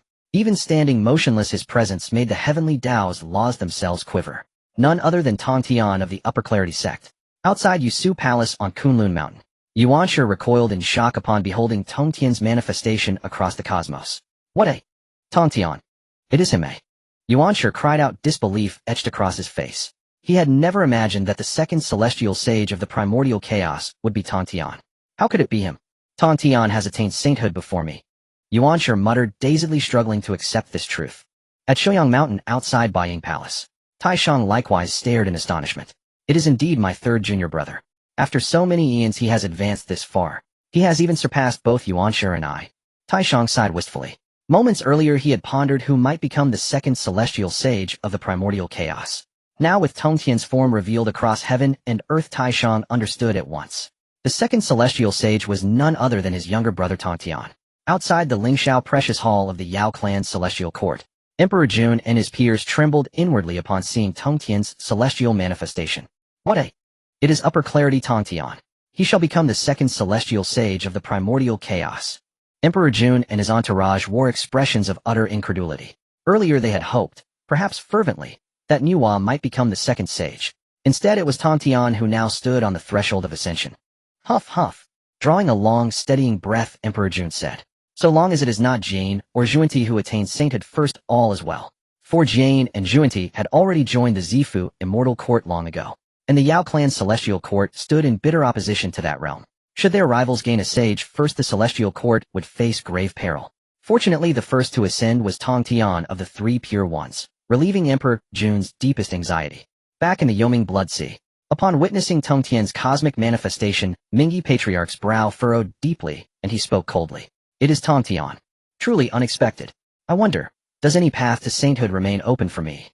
At the thought of attaining sainthood, Mingi Patriarch's heart filled with poignant yearning.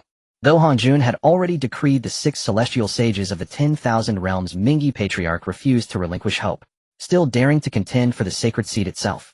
Inside Wuzhuang Temple, Jin Yuanzi and Hong Yun also recoiled upon seeing Tong Tian's form. Elder brother, it is truly Upper Clarity Tong Tian. Hong Yun exclaimed in wonder. Jin Yuanzi nodded lightly and murmured. The 3 Pure Ones are the authentic lineage of Pangu. Their attaining sainthood in whichever order comes as no surprise. Pausing briefly, he then sighed. It seems the age of sages has dawned upon the primordial chaos. Zifu Immortal Court. Dong Wanggong and his peers were stunned when they recognized Tong Tian. By the heavens! It is Upper Clarity Tong Tian. Who would have thought the second celestial sage of the primordial chaos would be him? Clearly Tong Tian must have encountered extraordinary destiny. Only thus could he transcend first. A chorus of awe rippled through the assembly. Dong Wanggong, observing silently, felt his tension ease. Earlier he had feared, deeply, that Nuwa of the Yao clan might become the second sage. Such an outcome would have spelled dire trouble for the Zifu Immortal Court. Fortunately, the one ascending was Tong Tian of the 3 Pure Ones, Upper Clarity himself. Elsewhere, Jane and Zhunti exchanged a glance. Senior brother, Upper Clarity Tong Tian truly possesses unparalleled destiny. Among our 6 he alone has broken through first. Zhunti murmured in reverence. Jane glanced sideways then nodded slowly. Indeed. Yet when shall our opportunity to attain sainthood beyond the 33 heavens within the chaotic void Xiao Palace? My Tao ancestor Hong Jun opened his eyes upon sensing the celestial shift. His gaze pierced through the formless chaos, locking directly upon Upper Clarity Tong Tian. Strange. Why is Tong Tian the first among the 6 to ascend? Hong Jun murmured softly, his brow furrowed in deep perplexity. Having begun merging with the heavenly Tao, he knew, intimately, the ordained sequence of the 6 celestial sages. By all celestial decree, Nuwa should have been the second sage. Yet now upper clarity Tongtian stood first, leaving Hongjun profoundly unsettled. A divergence. After brief contemplation, Hongjun sighed quietly. Still he did not dwell upon it. For even the heavenly Tao had issued no response, signifying its tacit acceptance of this deviation. Thus let matters unfold as they will. Mount Janeo Island. Tongtian stood poised beneath the vault of heaven. After prolonged seclusion and profound insight, he had finally pierced through the veil of his own path to sainthood. His gaze sharp as lightning swept across the vast mist-shrouded expanse of the primordial chaos, and his voice thunderous and sovereign proclaimed to heaven and earth. I am the authentic heir of Pangu, Tongtian of the upper clarity. Witnessing sentient beings wander without guidance and myriad lifeforms struggle for survival, I perceived the Tao's timely resonance, and hereby found a sect, the Jia sect. Jia. To seize a sliver of vital breath from heaven and earth. Today I anchor the Jia sect's fortune with the four swords of annihilation. All who harbor the aspiration toward the Tao may enter my cultivation lineage. The Jia sect is founded. At Tongtian's proclamation, the entire primordial chaos convulsed violently. Boom, boom. His voice echoed across every land. Countless beings lifted their heads to behold violet chi churning across the heavens and boundless merit cascading like the Milky Way merging with Tongtian's primordial merit of creation. As merit flooded his being, Tongtian's aura surged ever higher, until with a final cataclysmic burst a perfect Tao fruit rose above his crown, illuminating all realms. A celestial canopy bloomed beneath him. Thus the sage was born. Thus the Jia sect was founded. Thus Tongtian ascended as the second celestial sage of the primordial chaos. Janeo Island. Disciples of Tongtian's sect, Duobao Jinling Wudong Gailing and others, trembled with overwhelming excitement. Our master has ascended to sainthood. How splendid. From this day forth we are all disciples of the Jia sect. A sage has emerged. The Jia sect shall flourish. Countless disciples erupted in ecstatic jubilation. After all, their master, the supreme Qin Tongtian, was the second sage to arise in the primordial world of Honghuang. Duobao gazed fixedly at Tongtian suspended in the void, his plump face radiant with rapturous awe. Henceforth our Jia sect shall be the orthodox Taoist lineage of a sage. On Sanxian Island, Zhao Gongming and the three Xiao sisters watched the celestial spectacle unable to contain their exhilaration. Elder brother, we now have a sage's authority behind us. Bi Xiao declared, eyes alight with fervent triumph. Zhao Gongming nodded vigorously, his face flushed with elation. With our master's ascension, the Jia sect's fortune shall surge dramatically. Meanwhile, across the vast expanse of Honghuang, countless recluses and sentient beings prostrated themselves toward Janeo Island. A sage has manifested. I must join the Jia sect to seize even a sliver of salvation. At the abode of Qin Mu and Nuwa, Nuwa sighed inwardly upon witnessing Tongtian's ascension. Senior brother Tongtian has attained sainthood first. He did not tread the path of severing the three souls, but chose instead the way of meritorious ascension. Nuwa murmured softly, her quiet reflection kindling a deeper insight into her own Tao. Long ago, Tao ancestor Hongjun had delivered 3 profound lectures in Xiao Palace, clearly expounding 3 paths to sagehood. The first was the path of might, like Pangu the primordial deity, yet it remained prohibitively arduous. The second was the path of severing the 3 souls, by which Hongjun himself achieved sagehood, thus becoming the dominant path pursued by later cultivators of Honghuang. The third path was the way of meritorious ascension. Tongtian now stood as a sage, having established the Jia sect, and thereby earned immense celestial virtue from the heavenly Tao. Unconsciously, this revelation stirred Nuwa deeply. Compared to Nuwa's astonishment, Qin Mu remained remarkably composed. After all, he had foreseen Tongtian's ascension long before it occurred. Even before Tongtian entered seclusion, Qin Mu had offered subtle guidance, elevating Tongtian's comprehension of the sage's Tao. Our master is now a sage. Yet the aura of the great calamity grows ever more palpable. It will not be long before the cosmic cataclysm begins. Qin Mu reflected inwardly, fully aware of the apocalyptic tribulations awaiting Honghuang in ages to come. Yet one grave deficiency remained: the Jia sect possessed no artifact capable of stabilizing its celestial fortune.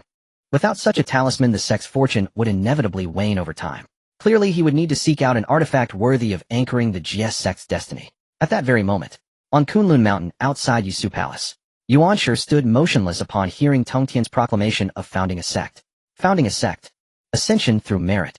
As the thought arose, Yuanshi grasped its profundity, whereupon the primordial violet chi within him surged violently, drawn by an invisible resonance. The 3 pure ones shared a single origin, a Tongtian's attainment, through establishing a sect and accruing vast merit, naturally ignited Yuanshi's own epiphany.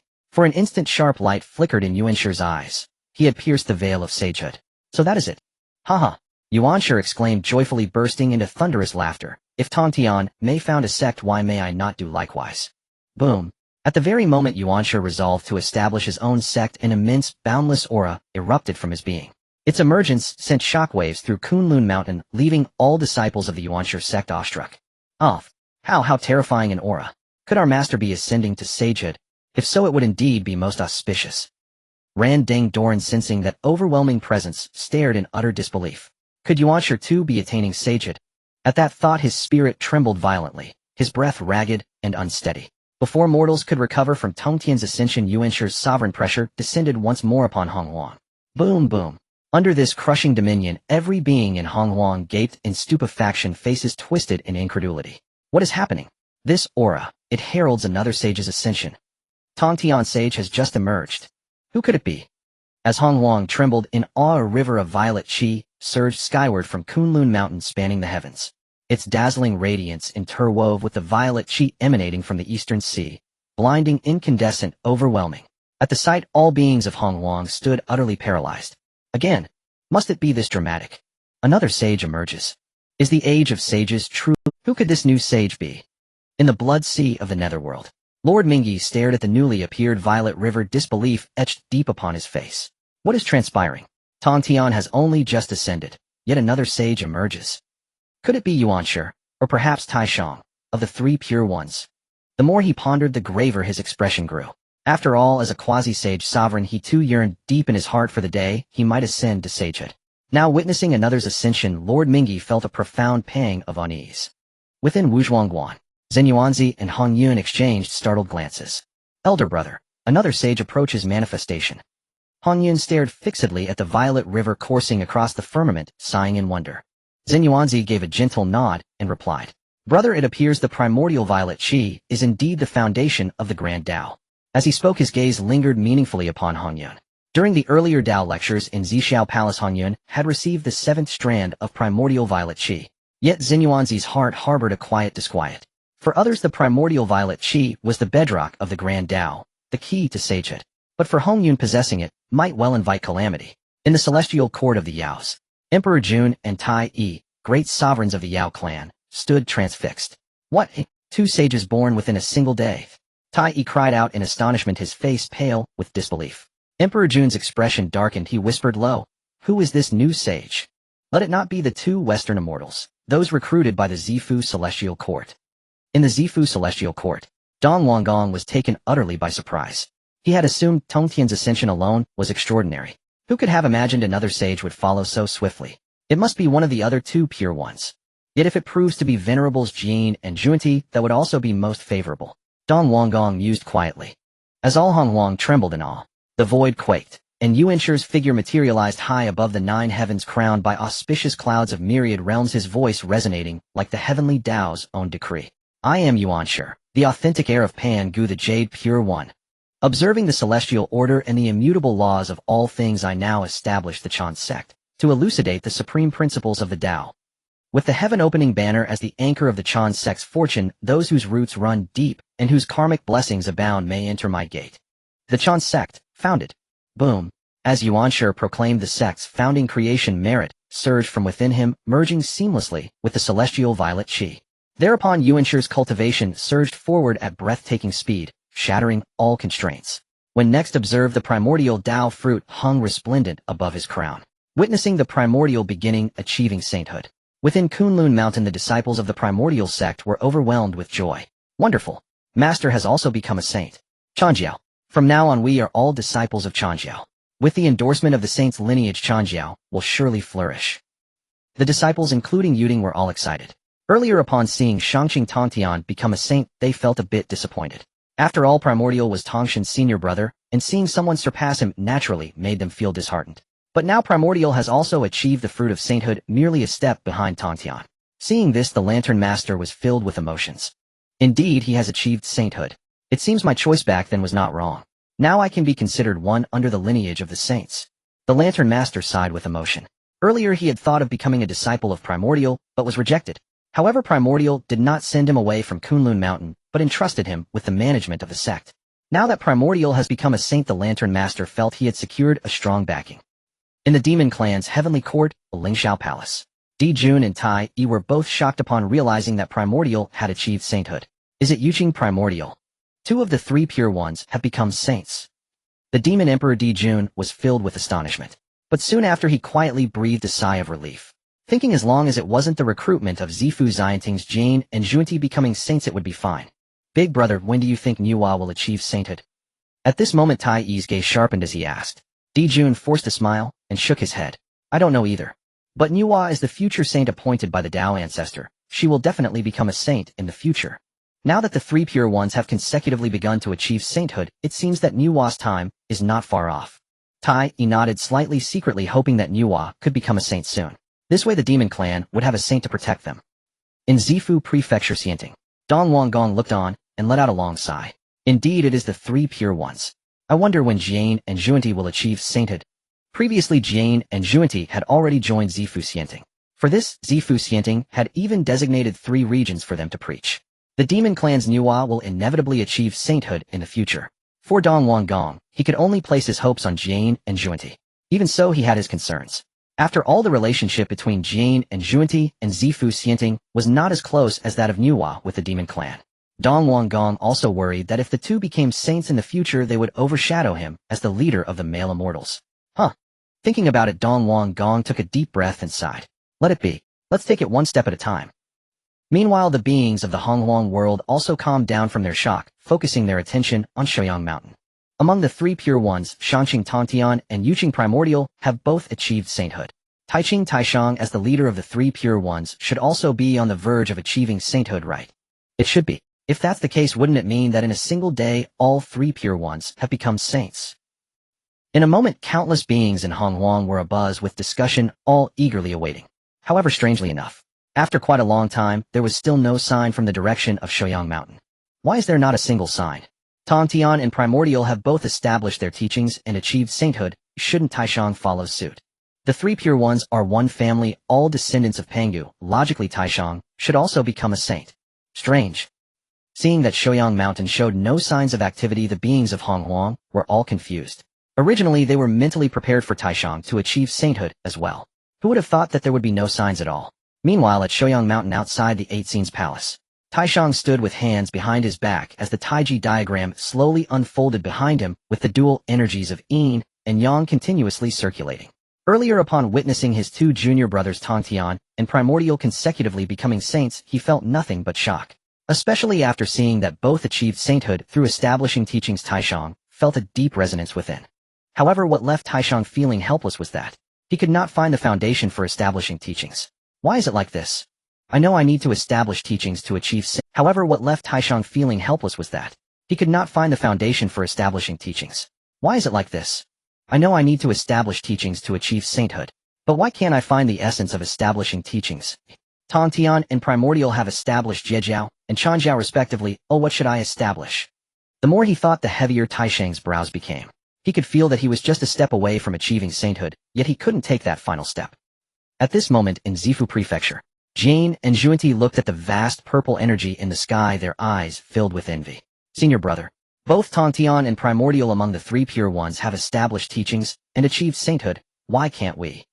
Junior brother, Jane said with a worried expression, shaking his head. Our western region is barren, and we lack the merits of opening the heavens. Even if we establish teachings, the heavenly Tao will not bestow enough merits for us to achieve sainthood. Hearing this, Zhunti's face darkened as he anxiously said, Are we just going to watch as others become saints? Jane glanced at him and replied, Junior brother, there is no need to rush. Both of us are the future saints appointed by the Tao ancestor.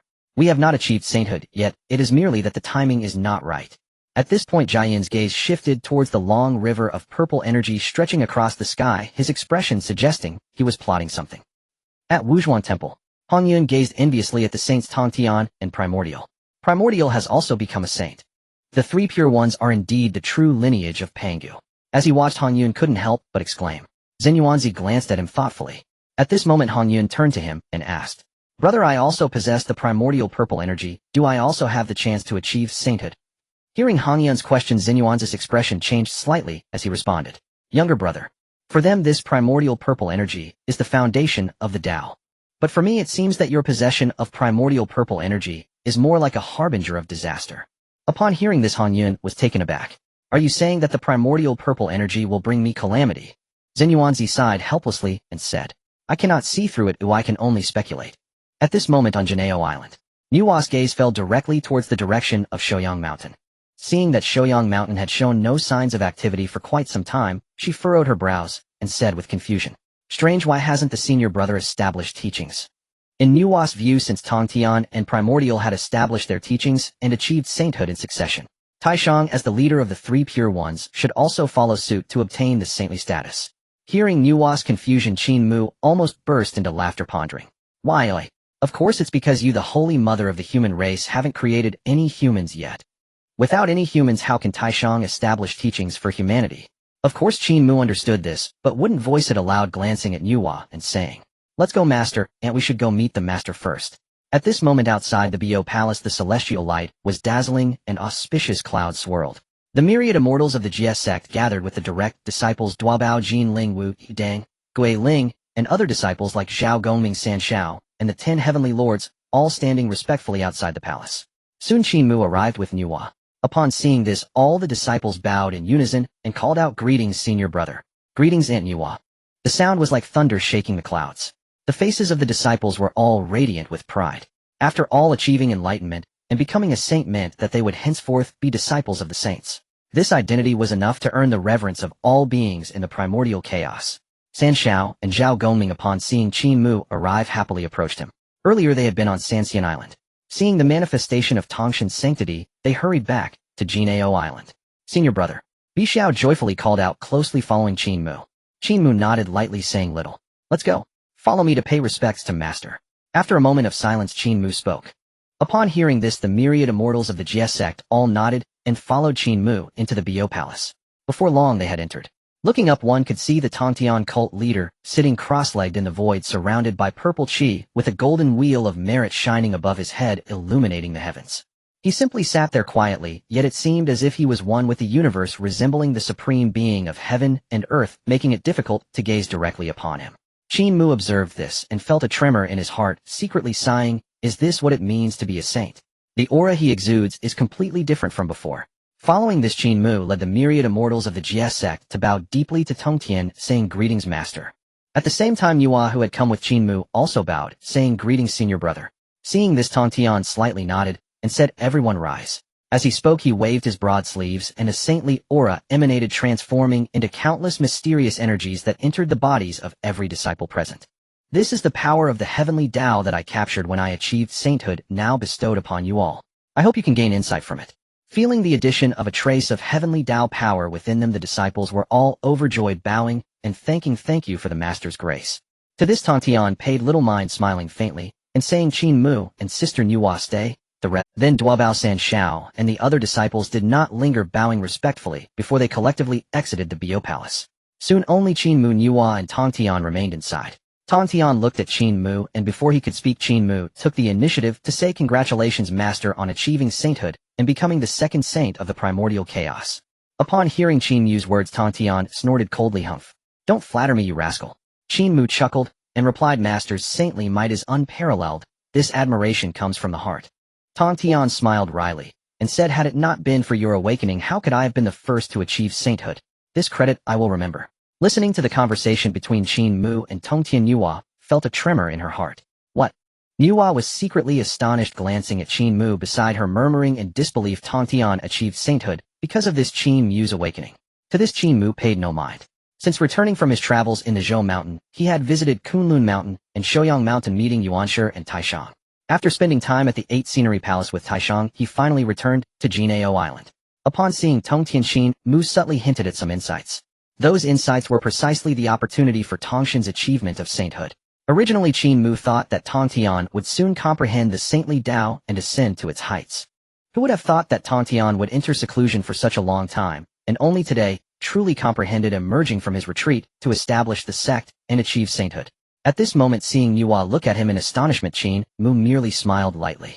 He understood that Nuwa certainly did not expect that Tongtian could achieve sainthood so quickly because of his guide. Just as Nuwa was astonished, Tongshan's gaze shifted to her, asking, Sister Nuwa, why are you here on my Jinao? Upon being asked by Tongtian, Nuwa suppressed her shock and replied, Senior brother Tongtian, I was previously guided by the heavenly Tao to go to Kunlun Mountain to seek the 3 radiants divine water. Later, upon being informed by senior brother Yuanshi that this item is in the hands of junior nephew Qin Mu, I came to Jinao Island. After obtaining the 3 radiants divine water, I felt something and stayed here to comprehend the path to sainthood. Upon saying this, Nuwa paused for a moment and continued, I did not expect senior brother Tontian to achieve sainthood before us. It is indeed a cause for celebration. Upon hearing this, Tontian nodded lightly and said, I see. Did sister have any gains? Nuwa frowned slightly and replied, I have gained some insight, but I always feel that I am still a bit short of achieving sainthood. Junior nephew Qin Mu suggested that I travel through the primordial chaos once more. Oh, perhaps the opportunity for sainthood lies within this journey. Upon hearing this, Tontian was secretly astonished and couldn't help but glance at Qin Mu again.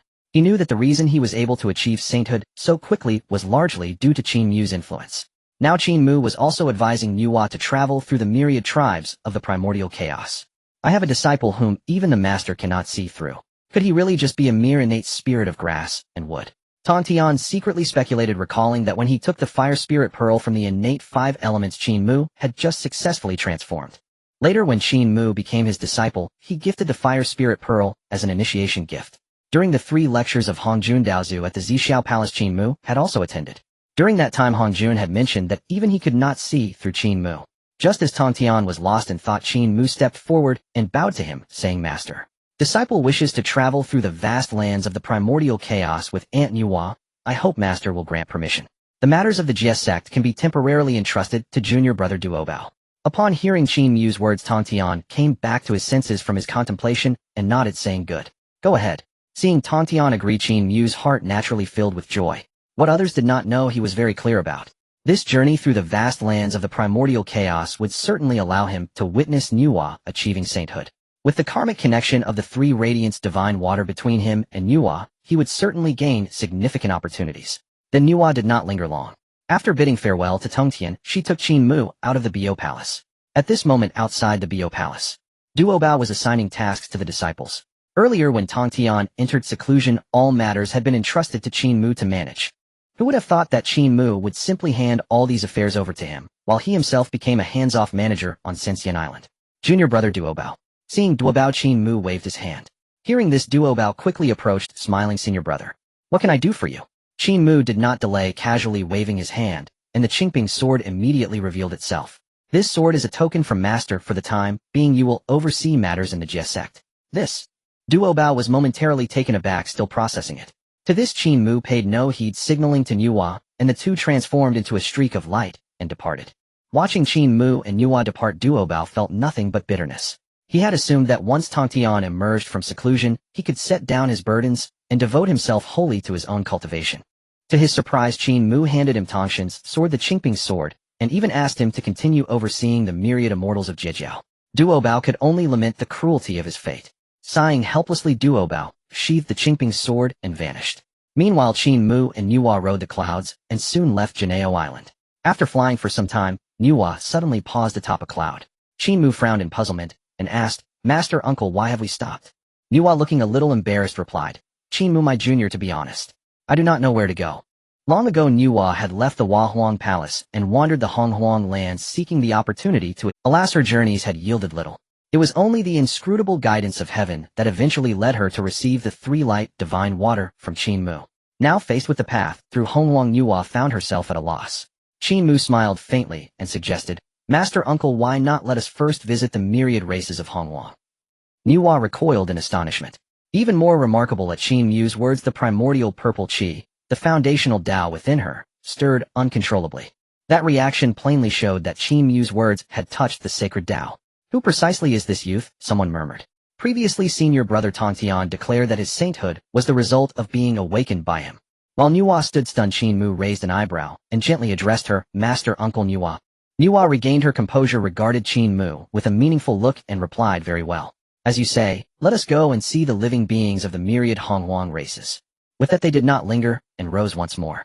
In the days that followed, Qin Mu accompanied Nuwa as they traversed the lands of Honghuang's myriad peoples.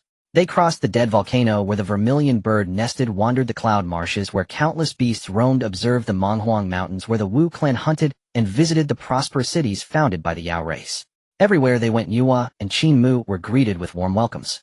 After all, Nuwa was fated to become one of the 6 sages of the heavens, and no one wished to offend a future saint. Time flowed on. Centuries passed without notice. At last the scene shifts to the eastern sea, the domain of the Dragon Clan. The prior calm was shattered as banners snapped in the wind and war drums sounded across the heavens. As far as the eye could see, the dark mass of Zifu celestial soldiers stretched without end. At their head stood Xianfeng Daoist, a Deluo golden immortal of the Zifu celestial court. 1,000 years earlier, Xianfeng had come to the Eastern Sea and delivered a final ultimatum to Ao Guang that he must lead the Four Seas dragon clans to submit to the Zifu celestial court and hand over the Four Seas fortunes. Now the deadline had arrived, and Xianfeng led 100,000 celestial troops in a grand march intent on seizing control of the Four Seas dragon clan. Standing proudly on the clouds, Xianfeng thought to himself, by subjugating the Four Seas dragon clan, the emperor will surely reward me richly. Perhaps then I might even have a chance to ascend to Quasi Saint, he mused, full of expectation. He composed himself and called out, Ao Guang, come out and submit at once. His voice thundered, shaking the eastern sea. The waters below parted and surged as the message echoed. Ao Guang strode upon the waves and emerged with a calm expression. Xianfeng frowned, struck by how composed the dragon lord appeared. Before long, Ao Guang rose into the sky and looked at Xianfeng with indifference. To Zhuanfeng's surprise, Ao Guang did not bow nor even address him as revered immortal. Suspicion darkened Zhuanfeng's face. He said in a grave tone, Ao Guang, the 1,000-year deadline has come. Have the Four Seas dragon clans made their decision? Will you submit to the Zifu celestial court, or choose annihilation? Xianfeng demanded coldly. Ao Guang replied with a faint cold laugh. I have already made my choice. Thinking Ao Guang had chosen submission, Xianfeng rejoiced and declared, very well. Then hand over the Four Seas fortunes. From this day forth, the Four Seas dragon clans will be under the complete control of my Zifu celestial court. To Zhuanfeng's astonishment, Ao Guang burst into a cold sneer. He said. You are mistaken. When I said I had considered it, I meant you can leave. Our Four Seas dragon clans will never bow to the Zifu celestial court. Xianfeng was thunderstruck. He flew into a rage and glared at Ao Guang, hurling threats. Ao Guang, you court death. Do you wish your clan's annihilation? With those words, a surging Deluo aura exploded from Xuanfeng, the pressure rolling out like thunder. The sea below boiled and churned. A cold snort answered, what arrogance! I think the one seeking death is you, retorted a voice. Yao God Ji Ming materialized out of thin air. The Quasi Saint's pressure unleashed, instantly crushing Zhuanfeng's Deluo aura into nothing. Xianfeng was caught off guard and spat a mouthful of blood from the shock of Ji Ming's power. This? Why Yao God Ji Ming? Xianfeng went pale, his eyes filled with terror. He had never imagined that this Quasi Saint of the Yao race would appear among the Eastern Sea Dragon clan. Before he could react, Ji Ming's brow darkened, and he said coldly, go back and tell the East Duke that the Dragon clan now falls under the Yao banner. From this day forth, any of the Zifu celestial court who dare set foot in the Four Seas shall be slain without mercy. Hearing this, Xianfeng trembled. He was only a Deluo golden immortal, whereas Ji Ming was a Quasi Saint. If Ji Ming truly acted, Xianfeng would surely perish. Fortunately, Ji Ming showed no intention to kill him. Stammering, Xianfeng hurriedly replied, Yais. He dared not linger further and retreated in disgrace with the Zifu army. Soon Xianfeng had returned to the Zifu celestial court. Inside the great hall, the East Duke and his subordinates were discussing plans to confront the Yao race and the heavenly court. Xianfeng rushed in and reported the events that had transpired in the Eastern Sea. What? How dare the Yao race act this way? The East Duke fumed, a mortal light flaring around him. This Yao race has truly overstepped the bounds. Very well, then we will tear off the veil. Issue my imperial edict, assemble all celestial troops. After 1,000 years we will wage a mortal combat with the Yao race. Swiftly the Zifu immortal court's declaration of war soared directly toward the Yao tribe celestial palace. The final confrontation between the Yao tribe and the Zifu immortal court was thus irrevocably sealed. At that moment, having received their mandates, the celestial immortals dispersed one by one to prepare. Once the immortals had departed, Dong Wanggong sat alone upon the imperial throne, his expression lost in deep contemplation. It seems the time has come to pay him a visit. With those words, his figure flickered and vanished entirely from sight. Within the territory of Zifu Prefecture, a secluded realm shrouded beneath layer upon layer of arcane prohibitions. Light shimmered, then Dong Wanggong materialized within.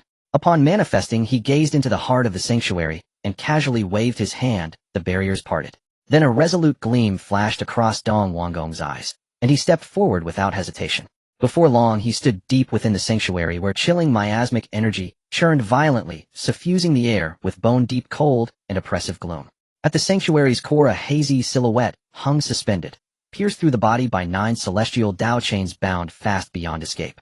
Around it coiled monstrous black miasma, dense and tangible, swirling ceaselessly, obscuring every feature, rendering its countenance utterly indiscernible. Dong Wanggong soon approached the figure. "HM." A faint questioning murmur emanated from the roiling black miasma. Then slowly the bound form lifted its head, revealing a pair of crimson blood-red eyes. "Well, have you reached your decision?" A low, resonant voice emerged from the swirling miasma. Dong Wanggong remained motionless before it, silent, unmoving, offering no immediate reply. The figure spoke again. "Grant me liberation, and I shall crown you sovereign over the entire Honghuang realm, making you its undisputed overlord." The words rang with irresistible allure, striking straight at Dong Wanggong's soul. Hearing them, a flicker of intrigue shimmered across his gaze. Clearly he was stirred. 10,000 years ago he had chanced upon this sanctuary. He had assumed it concealed some primordial divine treasure. Yet instead, upon entering to investigate, he discovered an ancient entity imprisoned by the celestial Tao itself. Judging by the faint traces of aura it occasionally exuded, this being's strength rivaled his own. Now the Zifu Immortal Court had formally declared war upon the Yao Tribe Celestial Palace. In 1,000 years' time the two powers would clash in mortal combat. The Yao Tribe Celestial Palace was formidable, and Dong Wanggong harbored no certainty of victory. To tip the scales in Zifu's favor he had no choice but to take a perilous gamble, seeking aid from this primordial prisoner. As Dong Wanggong lingered in thought, the miasma-shrouded entity spoke once more, still undecided. "Then depart." At those words Dong Wanggong snapped from his reverie. His gaze sharpened with resolve, his will hardened. "Very well. I, the sovereign lord of Zifu, shall free you. But remember your vow. Upon your liberation, you shall aid me in unifying the entire Honghuang realm." Upon hearing Dong Wanggong's pledge, the ancient entity burst into thunderous laughter. "Ha ha ha. Very well, I swear it. Begin." Dong Wanggong paused, then drew a slow, steadying breath. With a sharp clench of his jaw, a golden dragon, the auspicious Qi dragon of the Zifu Immortal Court, materialized above his palm. Without delay he unleashed the dragon in a sweeping arc. Boom. In less than a breath the auspicious dragon coiled tightly around the celestial Tao chains. Crack. Under the surge of Zifu's auspicious Qi, hairline fractures spiderwebbed across the chains. Witnessing this, the ancient entity, bound by 9 celestial Tao chains, could not suppress a surge of ecstatic triumph. "Excellent. Magnificent. When this demon breaks free, the heavens themselves shall be overturned." Meanwhile, in the Lingshao Precious Hall atop the Yaya tribe's 33 heavens, Emperor Yaojun and Dong Huangtai received the Zifu Immortal Court's declaration of war. Ha ha ha. So Dong Wanggong can no longer contain himself. He seeks total annihilation against our Yao tribe. Emperor Yaojun's voice fell cool and measured, his eyes glinting with wry amusement. That the Zifu Immortal Court had declared war came as a slight surprise. Tai, standing nearby, interjected, "Elder brother, the Zifu Immortal Court truly overestimates itself. Yet, this is fortuitous. This time we shall eradicate them justly and irrevocably." Yaojun gave a quiet nod. For countless eons the Yao tribe had prepared, awaiting precisely this day of decisive confrontation with the Zifu. Yaojun gave a quiet nod. For countless eons the Yao tribe had prepared, awaiting precisely this day of decisive confrontation with the Zifu Immortal Court. At that moment the Yaya tribe's grand sage Kunping interjected, "Your Majesty, that Dong Wanggong dares declare war upon us now. Surely he leans upon some hidden advantage. We must not underestimate him, nor grow complacent." Yaojun murmured assent. "The grand sage speaks wisely. Issue my imperial edict. All Yao gods and Yao generals shall muster their legions immediately to march under my banner against Zifu." With Yaojun's decree, the entire Yao tribe celestial palace surged into full wartime readiness. Meanwhile, at Wuzhuang Monastery, Xinyuanzi and Hongyun sat beneath the ginseng fruit tree, engaged in profound Taoist discourse. Suddenly both Xinyuanzi and Hongyun stiffened, alarmed. After a silent pause, Xinyuanzi sighed, "Brother, the war between Zifu and the Yao tribe may well herald the onset of the great calamity." Hongyun nodded gravely. "This mortal duel between two great powers seeks nothing less than dominion over the Honghuang continent. Fortunately, it bears no consequence for us." Yet something struck Hongyun as strange. Upon hearing these words, Xinyuanzi's expression darkened with sudden concern. "Brother, what weighs upon your thoughts?" Xinyuanzi roused himself and replied, voice layered with quiet gravity, "Brother, should you find yourself unoccupied, henceforth remain here at Wuzhuang Monastery, cultivating alongside me. Deep within the Netherblood Sea, the Patriarch Mingi learned of Zifu's open declaration of war against the Yao tribe, and let out a cold, mirthless laugh. Fight on. The fiercer the slaughter, the richer the harvest of souls, for this Patriarch." Meanwhile, atop Kunlun Mountain in the Jade Void Palace, Yuanshi, who had already attained sainthood, raised a subtle eyebrow. "Zifu dares declare war upon the Yao tribe." After a fleeting moment of surprise, Yuanshi resumed his usual composure, speaking with detached calm, mere ant battles. Meanwhile, on Janeo Island, Tontian glanced sideways, neither alarmed nor intrigued. He was now a saint. The conflict between Zifu and the Yao tribe held no significance for him. Meanwhile, at Shouyang Mountain within the 8th Scenic Palace, Daoxing slowly opened his eyes, murmuring softly to himself, Zifu and the Yao tribe draw near to war. The great calamity of Honghuang approaches. His tone carried a sigh, not of dread but of weary resignation. He paid little heed to their impending clash. What truly occupied his mind was his own path to sainthood. Not long ago, Tontian and Yuanshi had each established their sects and ascended to sainthood. As the eldest of the 3 pure ones, he, though revered, had yet to transcend to that supreme state. Where then lies the key to my own enlightenment. Meanwhile, in Zifu Prefecture, Jane and Zhunti likewise learned of Dong Wangong's declaration of war against the Yao tribe. Senior brother, what reasoning guides Dong Wangong? Why choose this moment to challenge the Yao tribe? Zhunti wore a look of genuine bewilderment. Jane narrowed his eyes, deep in thought, before replying, junior brother Tontian and Yuanshi have already achieved sainthood. Dong Wangong's timing suggests he intends to settle matters with the Yao tribe before either of us attain sainthood. For once we ascend, even as supreme lord of male immortals, he could never command saints, nor compel their obedience. Upon hearing the words of the guide, Zhunti suddenly comprehended and nodded, saying, I see now. What, are we truly to follow the command of the Eastern King and battle against the demon race? The guide smiled slightly and replied, after all, we are now members of the Purple Mansion Celestial Court. Moreover, in times of chaos, it is indeed an opportunity for the rise of our Western faction. At this moment, in an unnamed valley within the primordial lands, Qin Mu and Nuwa were traveling together. Before this, under Qin Mu's suggestion, Nuwa had visited various tribal clans, gaining much insight along the way. Suddenly Nuwa came to a halt. The primordial purple chi within her body began to vibrate, intensely, evidently attracted by something. Master Uncle, what is it? Qin Mu asked with confusion. Nuwa's eyes sparkled with excitement as she exclaimed, this place seems to have something that is drawing me in. Without waiting for Qin Mu's response, Nuwa followed the guidance and rushed forward. Seeing this, Qin Mu hurriedly followed after her. Before long, the two arrived deep within the valley. Upon closer inspection, they saw a patch of yellow earth shimmering with 9-colored radiance under the sunlight. Upon seeing this, a hint of astonishment flashed in Qin Mu's eyes as he secretly marveled. Could it be the 9 heavens restoring soil? It is known that this soil is essential for Nuwa to create humans. The primordial source of earth, a sacred object of humanity. Before Qin Mu could ponder further, Nuwa had already dashed towards the 9 heavens restoring soil. Upon getting closer, Nuwa was filled with excitement, looking down at the golden yellow soil. It is this yellow earth that is calling to me. Saying this, she wasted no time and waved her hand, causing a purple gold gourd to float into the air. Qin Mu, upon seeing this, was secretly startled. He recognized that this purple gold gourd was one of the 7 treasures produced by the innate gourd vine. Earlier, when Qin Mu ventured into the Buzhou mountain and broke through a primordial formation, he entered a small world where the innate gourd vine was growing.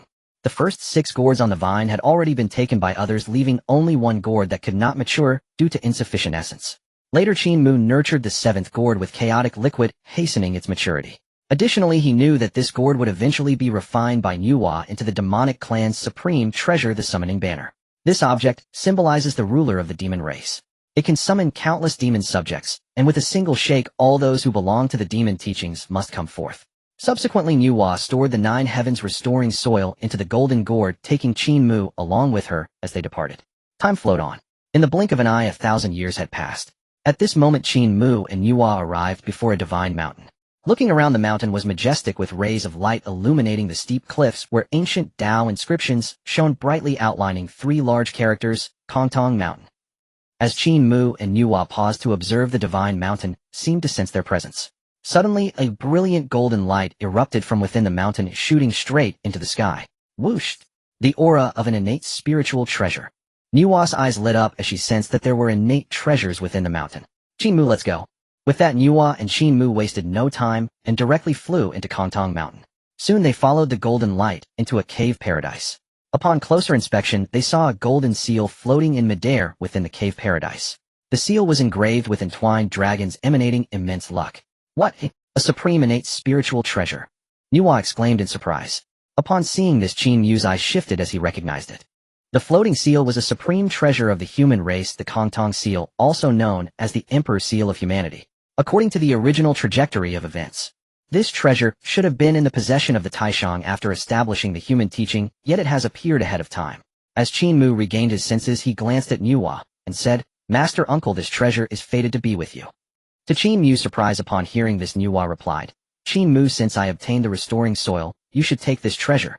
Hearing Nuwa's words, Qin Mu's eyes brightened, and he was overjoyed. Thank you, Master Uncle.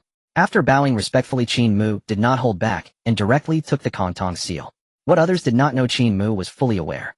This seal was indeed a supreme treasure of humanity, capable of suppressing luck and commanding the ways of humanity, making it a symbol of power for the human race. In contrast, Nuwa did not seem to care. She possessed many treasures, and even a supreme innate spiritual treasure was not of great significance to her. After securing the Kongtong seal, Qin Mu looked at Nuwa and asked, Master Uncle, after observing the myriad living beings, have you gained any insights? Upon hearing this, Nuwa shook her head and sighed softly. Earlier, having witnessed Tong Tian and Yuanshi consecutively attain sainthood, she had been filled with aspirations. Subsequently, she traveled the primordial lands with Qin Mu, hoping to find an opportunity for her own ascension. Seeing Nuwa shake her head, Qin Mu narrowed his eyes, slightly contemplating whether he should offer some guidance to Nuwa. After all, it was he who suggested that she travel through the primordial lands. If Nuwa gained nothing from this, Qin Mu would feel somewhat guilty. Moreover, since Tong Tian and Yuanshi had already attained sainthood, even if he pointed it out, it would likely not pose a significant problem for Nuwa to attain sainthood as well. After a moment of thought, a glimmer of determination flashed in Qin Mu's eyes, and he said, Master Uncle, over the years we have traversed the primordial lands, and although these beings are all born of the innate, they lack a certain spiritual essence. Upon hearing Qin Mu's words, Nuwa's heart trembled, as if she were vaguely touched, and she nodded, saying, You are right. Those beings are born as innate spirits, but they lack intelligence. Qin Mu smiled faintly, and continued to guide her, Master Uncle, why don't you create a race to fill the void in this world? Create a race. As soon as Qin Mu's words left his mouth, Nuwa's heart shook violently, feeling as though Qin Mu's words were like thunder reverberating in her mind. At the same time, the primordial purple qi within her body began to surge wildly. In the next moment, Nuwa fell into a state of contemplation. 3 light, divine water. 9 heavens, restoring soil. The myriad races I have encountered. In an instant, Nuwa's thoughts surged rapidly, connecting everything she had seen and learned along the way. Seeing that Nuwa had gained some insights, a faint smile appeared on Qin Mu's lips, revealing a knowing expression. He then quietly exited the cave. After leaving the cave, Qin Mu set up a great formation outside for protection. He understood clearly that with his guidance, Nuwa would surely discover the opportunity for her own ascension. When Nuwa emerged from her seclusion, it would mark the day of the saint's emergence and the arrival of the human race. Meanwhile, a sudden commotion erupted in the skies above. Boom! The deafening sound of war drums echoed throughout the heavens and earth. Following the sound, they saw millions of demon soldiers gathering, a vast and boundless sight. Immediately afterward, the drum beats grew ever more rapid and thunderous. Boom! Boom boom! Boom boom boom! The war drums reverberated across the primordial chaos. Demonic clouds churned violently, blotting out sun and sky. All sentient races of the primordial chaos trembled in dread at the sight. The Demon Clan and the Zifu Immortal Court are about to wage war. This battle shall surely drown the primordial chaos in bloodshed once more. Will our minor tribes even survive? A collective sigh rose among the myriad races, melancholy resigned. All knew full well a cataclysmic clash between the Demon Clan and the Zifu Immortal Court would inevitably engulf the entire primordial chaos. Tribes like theirs could only cling to existence in the narrow fissures between warring titans. At that moment, Qin Mu stood vigilant outside the valley where Nuwa cultivated in seclusion. Though others remained ignorant, he alone understood the inevitable outcome of this conflict. The grand destiny of the primordial chaos is immutable. I shall remain steadfast here.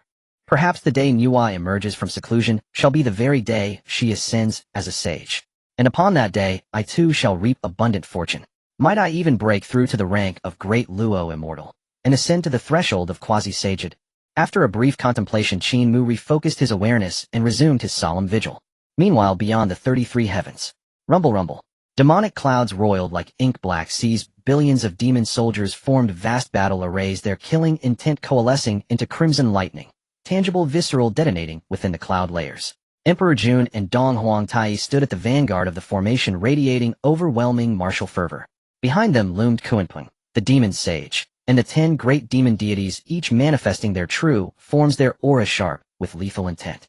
Ji Ming, dragon-head and human-bodied, trod upon torrents of black water. Ing Zhao, horse-bodied, with tiger-striped fur, stirred hurricanes with his twin wings. Gui Che shrieked with 9 heads, spewing venomous fire that corroded heaven and earth. All generals, heed my command. Join me in eradicating the Zifu Daoist lineage. Silence hung heavy. Then Emperor Jun's decree crashed forth like thunder, echoing across the heavens and earth of the primordial chaos. Victory is certain. Victory is certain. At his words, the demon generals roared in unison.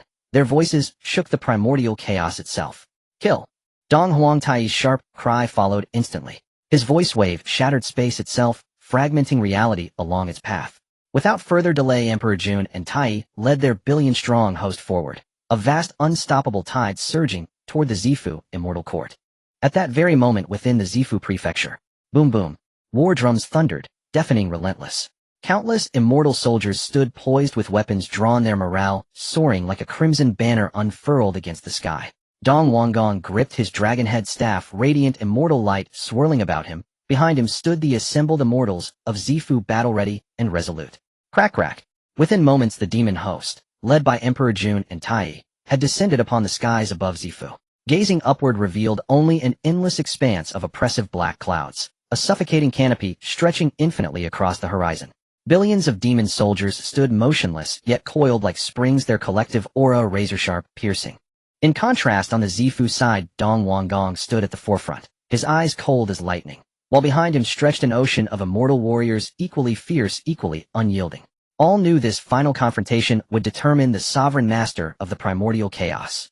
There could be no retreat, only triumph. Instantly, the two colossal armies faced each other across the void, their combined pressure crushing heaven and earth beneath its weight. Simultaneously, countless ancient sages throughout the primordial chaos fixed their divine senses upon this decisive clash. At Wuzhuangguan, Zhen Yuanzi and Hongyun Laozu stood shoulder to shoulder, hands clasped behind their backs. Brother, what odds do you give Zifu in this battle? A moment's silence passed before Hongyun Laozu broke it. Zhen Yuanzi narrowed his eyes, slightly sighing softly. Zifu's victory seems all but impossible. Moi. Hongyun's brows lowered sharply, his voice turned grave. If memory serves, was it not Zifu itself that declared war a century ago? Logically, they should have prepared thoroughly. Then why do you deem their chances so slim? A faint, enigmatic smile flickered across Zhen Yuanzi's lips before he replied. Brother, no matter how meticulously Zifu prepares, sometimes even the most meticulous preparation cannot withstand the grand destiny of the primordial chaos. Hearing this, Hongyun shuddered inwardly and cried out in astonishment. Do you mean the demon's triumph is ordained by the grand destiny itself? Zhen Yuanzi offered no further reply, only a knowing, deeply inscrutable smile.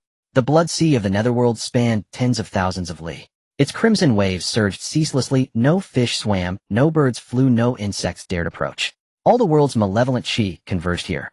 Amidst those churning blood tides, Mingi Laozu stood atop the highest crest of the waves. At last, the war begins. Hurry and fight. Let your slaughter nourish my blood sea.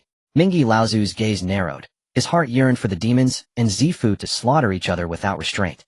Such carnage would inevitably yield incalculable casualties.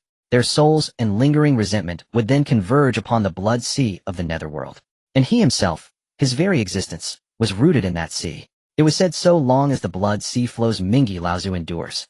To him, this war between demons and immortals was nothing short of auspicious fortune. Elsewhere at Buzhou Mountain, the 12 ancestral Wu and legions of Great Wu gathered in solemn assembly. The great war between the demon clan and Zifu has begun. Xingtian the Great Wu spoke with exhilaration, battle lust blazing across his entire being. Though this war did not involve the Wu directly, his spirit burned with fierce anticipation. For the Wu were born warriors. Who will prevail? A voice of uncertainty broke the air. Its speaker bore a serpent's head and human body clad in black scales, treading a black dragon, arms coiled with azure serpents. He was Gonggong, the ancestral Wu of Northern Water. It matters not who wins. So long as both sides bleed heavily in this war, it bodes well for our Wu clan. Elder brother speaks truly, replied Di Jiang, the ancestral Wu of space and speed, with 6 limbs and 4 wings. Indeed, if the demons lose more elite warriors, that would be even better. Xiangliang, the ancestral Wu of thunder, tiger-headed and human-bodied, added his voice. The Wu and demon clans had long been estranged, their conflicts frequent and bitter. Driven by deep-seated animosity, the Wu naturally hoped for heavier losses among the demons. At Kunlun Mountain, within the Jade Void Palace, Yuanshi, who had already attained sagehood, felt the standoff between demons and immortals, yet his expression remained utterly placid. Having ascended, Yuanshi had long foreseen the outcome. Zifu would fall, utterly, and Dong Wanggong, the supreme patriarch of male immortals personally appointed by the Tao ancestor, would perish. The grand destiny cannot be reversed. Yuanshi murmured softly, then gently closed his eyes. At Janeo Island, the 10,000 immortals of the GS sect stood awestruck. The great war between demons and Zifu is imminent. This battle shall shake the very foundations of the primordial chaos. Fortunate are we to stand under the protection of a sage whose presence guards Janeo Island. Neither demons nor immortals dare transgress.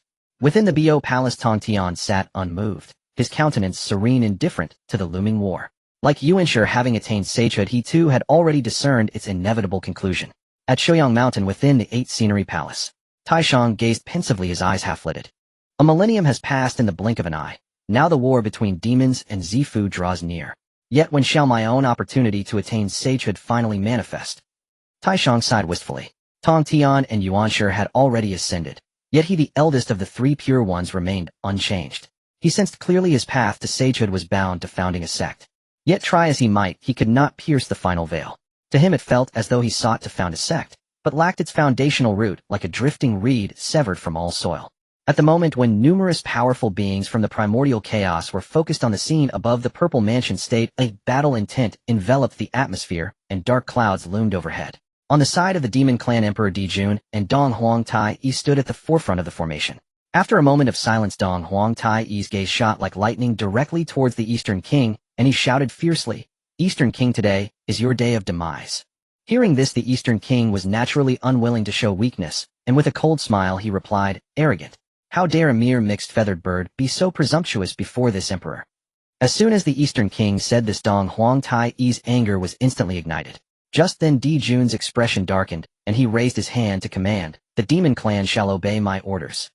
Follow me to slaughter." With Dijun's command, countless demon soldiers were invigorated, and the war drums sounded. Kill! Kill! When looking again, countless demon soldiers had already surged out from the heavenly curtain. Oomph! Seeing this, the Eastern King's expression tightened, and he roared, "Celestials of the Purple Mansion, come forth to eliminate the treasonous demons." Immediately the Celestials of the Purple Mansion all rushed out. Boom! Whoosh whoosh whoosh! Bang bang! After a brief moment, both armies collided like 2 torrents.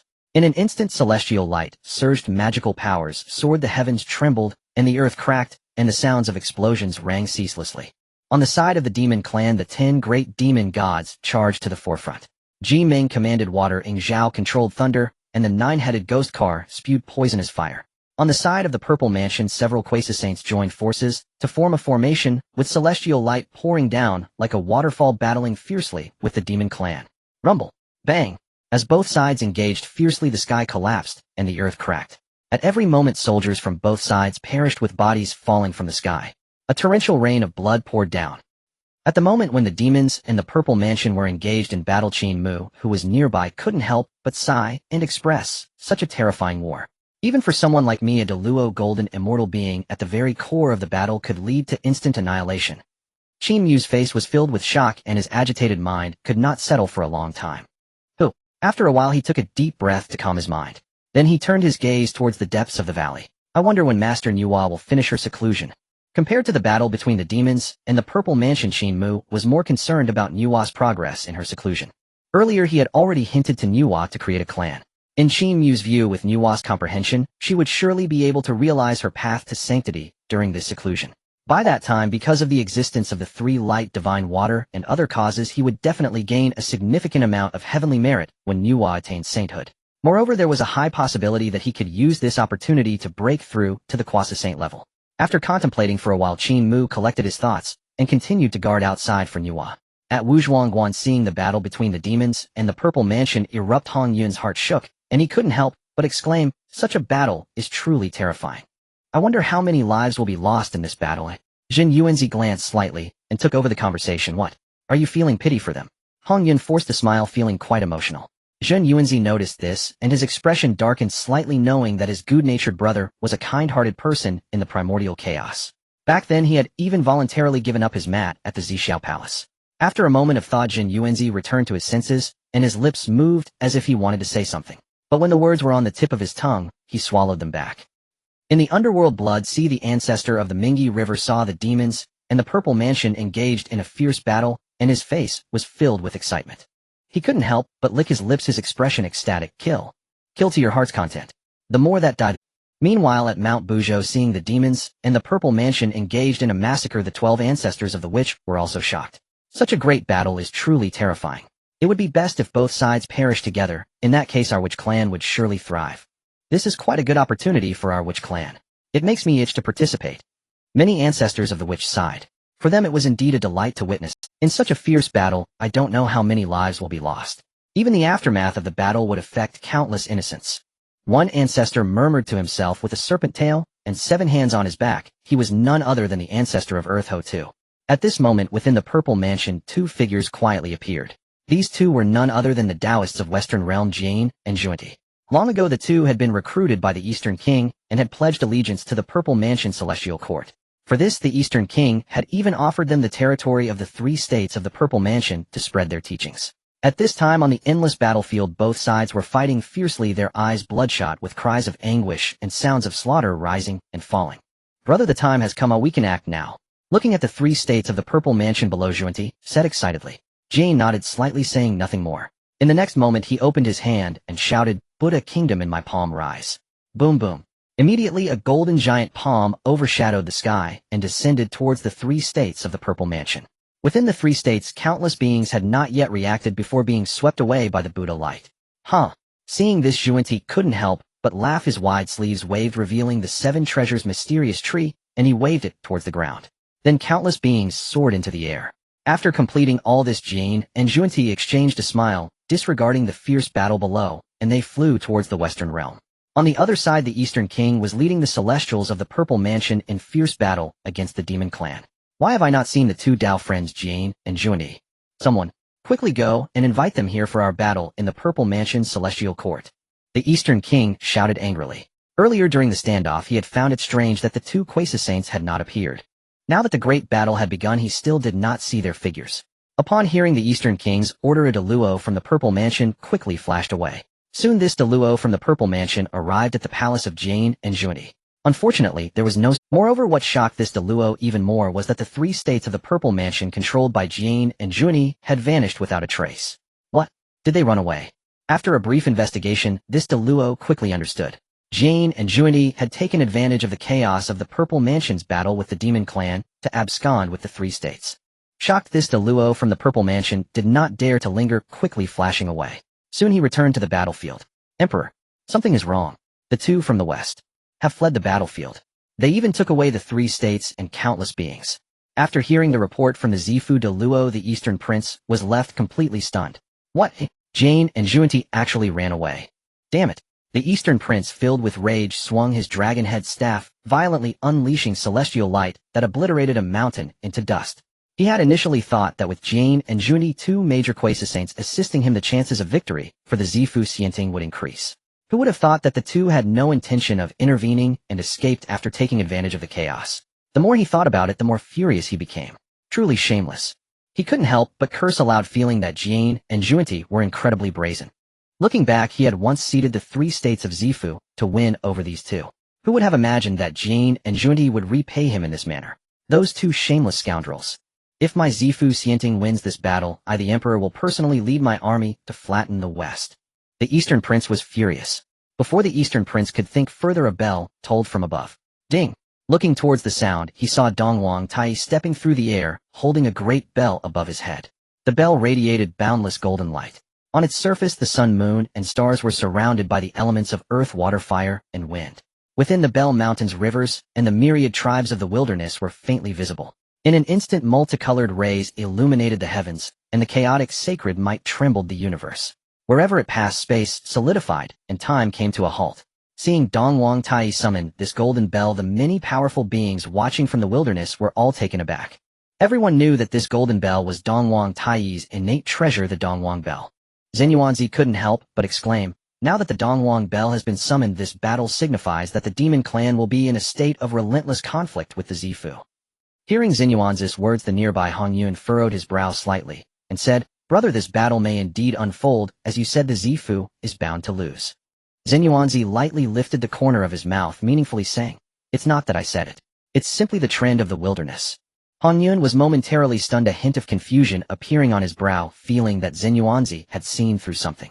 After a brief pause, he suddenly thought of something, and asked with suspicion, By the way, brother, why have Jane and Zhunti from the Western Realm not appeared in this great battle? Weren't they supposed to have joined the Zifu Xianting? And also Nuwa of the Demon Clan hasn't shown up on the battlefield either. Hongyun remembered clearly that when Nuwa and Fushi joined the Demon Clan's heavenly court, they were conferred as the Hua Emperor and Shi Emperor by Dijuan. Meanwhile, after Jin and Zhunti joined the Zifu, the Eastern Prince had proclaimed it to the wilderness, making it known to all. Now that both sides were in a fierce battle, the absence of Nuwa Jin and Zhunti from the battlefield raised suspicions. When he heard Hong Yun's inquiry, Xinyuanzi shook his head, signaling that he was also unsure. In the blood sea of the underworld, the ancestor of the Ming River became even more excited upon seeing this. Great! Dongwang Tai has even summoned his innate treasure, the Dongwang Bell. The power of this bell is extraordinary. Under its might, more beings will surely perish. With this thought, the ancestor of the Ming River felt his spirit surge. Naturally, he wished for as many beings from both sides to die as possible. In the vicinity of the Buzhou Mountain, the 12 ancestral witches and the likes of Xingtian were also shocked to witness this. They knew very well the power of Dongwang Tai's Dongwang Bell. At this moment, above the battlefield of the Zifu, Dongwang Tai arrived with the Dongwang Bell atop his head, his cold gaze fixated directly on the Eastern Prince. Eastern Prince, today marks your death. Before the Eastern Prince could respond, the Zifu Xianting's formation surged, pressing directly towards Dongwang Tai. Seeing this, Dongwang Tai let out a cold snort, a bunch of ants. You seek death. As soon as he finished speaking, Dongwang Tai raised a hand and directly summoned the Dongwang Bell. Ding! Accompanied by the sound of the bell, the Dongwang Bell instantly burst forth with boundless golden light. In the next moment, the patterns of the sun, moon, and stars etched on the bell's body suddenly illuminated, as if recreating the scene of the universe's creation. Boom! Where the bell waves passed, space shattered and time stagnated. The power of the formation urged by the Zifu was instantly torn apart under this bell's sound like thin paper. The celestial soldiers controlling the formation were instantly reduced to dust. Even the great Luo golden immortals were obliterated under the onslaught of the bell waves, their physical bodies collapsing and their primordial spirits extinguished. Upon witnessing this scene, the Eastern Prince's expression changed drastically. Just then a stern voice rang out from nearby, Dongwang Tai. Do not be arrogant. As soon as the words fell, a purple-robed figure shot up into the sky. On this person's head, 3 flowers blossomed, and 5 energies radiated from his chest, clearly a Quasi-Saint who had slain a body. Boom! Terrifying Quasi-Saint aura erupted. The figure, upon leaping out, immediately summoned a thunder seal treasure. Rumble! Following that, in the sky, 9 heavenly thunder tribulations surged towards Dongwang Tai. Seeing this, Dongwang Tai wore a face of scorn and mockery, saying, An ant dares to bark at the sun. Die, Emperor! With that, Dongwang Tai's eyes gleamed like lightning, his golden robe rustling. Then with one hand holding the bell, he formed a seal with the other. Upon closer inspection, the Dongwang Bell rapidly expanded. In less than a moment, it had turned into the size of a mountain, its mouth aimed at the real person, chaotic energy swirling within. Ding! In the next moment, the sound of the bell rang out again. The 9 heavens thunderbolts crashing down towards Dongwang Tai were instantly obliterated. What? Seeing this, the Quasi-Saint from the Zifu felt a tremor in his heart, his face filled with disbelief. Before he could react, the sound waves of the Dongwang Bell swept over, instantly shattering the thunder seal he held. His body began to disintegrate inch by inch under the sound of the bell. Then the innate, indestructible light of the Quasi-Saint wanted to escape, but was ensnared by the following chaotic energy, completely obliterated. This sudden turn of events left everyone in shock. No one expected that with just one strike, Dongwang Tai would slay a Quasi-Saint of the Zifu. At this moment, Dongwang Tai stood proudly in the center of the battlefield, the Dongwang Bell hovering above his head, pouring out countless chaotic energies. His golden hair flew in the wind, and his gaze was like lightning, exuding an aura that made heaven and earth tremble. Is there anyone else? After a moment of silence, Dongwang Tai shouted angrily. Upon hearing this, all the immortals from the Zifu trembled, their expressions filled with fear. Even a Quasi-Saint was killed by a single strike from Dongwang Tai's Dongwang Bell, demonstrating just how terrifying its power was. All the powerful beings observing were equally astonished. What a Dongwang Tai, what a Dongwang Bell. With the Dongwang Bell in hand, as long as one is not a saint, once it is summoned, it is invincible in defense, standing firm in the face of defeat. He is truly the strongest beneath the saints. Meanwhile, Qin Mu, stationed outside the valley, witnessed this scene. Even from across endless distances, he could feel the chaotic might emanating from the Eastern Emperor Bell. This Eastern Emperor Bell is also known as the Chaos Bell. It can suppress the primordial fortune and enact the operation of the heavenly Tao. It possesses both offensive and defensive capabilities. Beneath the saint level, as long as it is atop one's head, one will remain undefeated. Indeed, it is unmatched among those below the saint level. Qin Mu sighed in admiration. He was well aware of the strength of Dongwang Tai, especially since he also possessed the companion treasure, the Eastern Emperor Bell. With a deep breath, Qin Mu, amidst the shock, felt a surge of determination in his eyes. Dongwang Tai is strong, but one day I will surpass him. As he spoke, Qin Mu could not help but clench his fists. Although his current cultivation was only at the late stage of the Great Luo Golden Immortal, he practiced a unique Dao-level technique. For other beings in the primordial world, it is exceedingly difficult to attain the rank of saint. After all, there are only so many saint positions, and the primordial purple energy at the foundation of the Tao is similarly limited. But Qin Mu faced no such restrictions. The path he walked was beyond the jurisdiction of the heavenly Tao. After a moment of contemplation, Qin Mu returned to his senses, continuing to guard this place, patiently awaiting Yua's emergence. Meanwhile, above the Purple Mansion Prefecture, Dongwang Tai stood with the Chaos Bell atop his head, brimming with confidence, intimidating the heavens and the earth. Many Purple Mansion celestial soldiers witnessing this were filled with dread. In an instant, no one dared to step forward to engage him. After all, just moments ago, a Purple Mansion quasi-saint had been struck down by the Chaos Bell, who advancing would be like seeking death. Seeing no one willing to fight, Dongwang Tai grew even more pleased. A bunch of cowardly rats. Today I shall send you all to the afterlife. As soon as he finished speaking, Dongwang Tai summoned the Chaos Bell once more. Dong! The sound of the bell resonated, causing the universe to tremble and the heavens and earth to lose their color. Then a dazzling golden light erupted from the Chaos Bell, sweeping across the battlefield. Bang bang bang. The Purple Mansion celestial soldiers fell in waves like fields of wheat. A great Luo Golden Immortal would perish upon contact. Even a quasi-saint would find it hard to withstand its brilliance. Countless corpses plummeted from the sky, and blood flowed like rain. In an instant, at the center of the battlefield, the Purple Mansion army was in retreat. Gagaga. Seeing this scene, the Eastern King was gritting his teeth in anger. Dongwang Tai, do not be so arrogant. In the next moment, the Eastern King could no longer remain calm. If he allowed Dongwang Tai to continue slaughtering the Purple Mansion celestial soldiers, this battle would be lost. Then with an enraged roar, the Eastern King stepped into the air. Upon seeing the Eastern King charging toward him, Dongwang Tai's eyes brightened and battle intent surged within him. Just in time. Today I shall destroy you, the foremost among male immortals. As he spoke, Dongwang Tai waved his hand lightly, and the immense bell descended toward the Eastern King. Seeing this, the Eastern King's face darkened. With a sweeping motion of his wide sleeves, a dragon-head staff appeared ready to counter the descending Chaos Bell. Bang! The two treasures collided, unleashing a boundless explosion. The terrifying sound reverberated throughout the universe, and then they both fell back. On the other side, the Eastern King retrieved his dragon-head staff and shouted, "Mongrel bird, today is your day of death." As he spoke, endless fortune from the Purple Mansion celestial court gathered around him. In just a few breaths, the immense fortune transformed into a purple gold divine dragon that coiled around him. Boom boom. At the same time, the Eastern King's aura surged higher with the assistance of the Purple Mansion's fortune. Eventually, he felt as if he were touching the threshold of the primordial realm. Moi. Dongwang Tai noticed this, his expression tightening, and murmured, "This Eastern King has some skill. But he must die today." As he spoke, Dongwang Tai's gaze sharpened, fixing directly on the Eastern King. The Eastern King was also staring at Dongwang Tai, his face full of ferocity. "The Tao ancestor granted me power back then. Oh, today, let me show you what it means to be the foremost among male immortals." Saying this, the Eastern King did not wait for Dongwang Tai to respond. The dragon-head staff in his hand suddenly erupted with brilliant celestial light.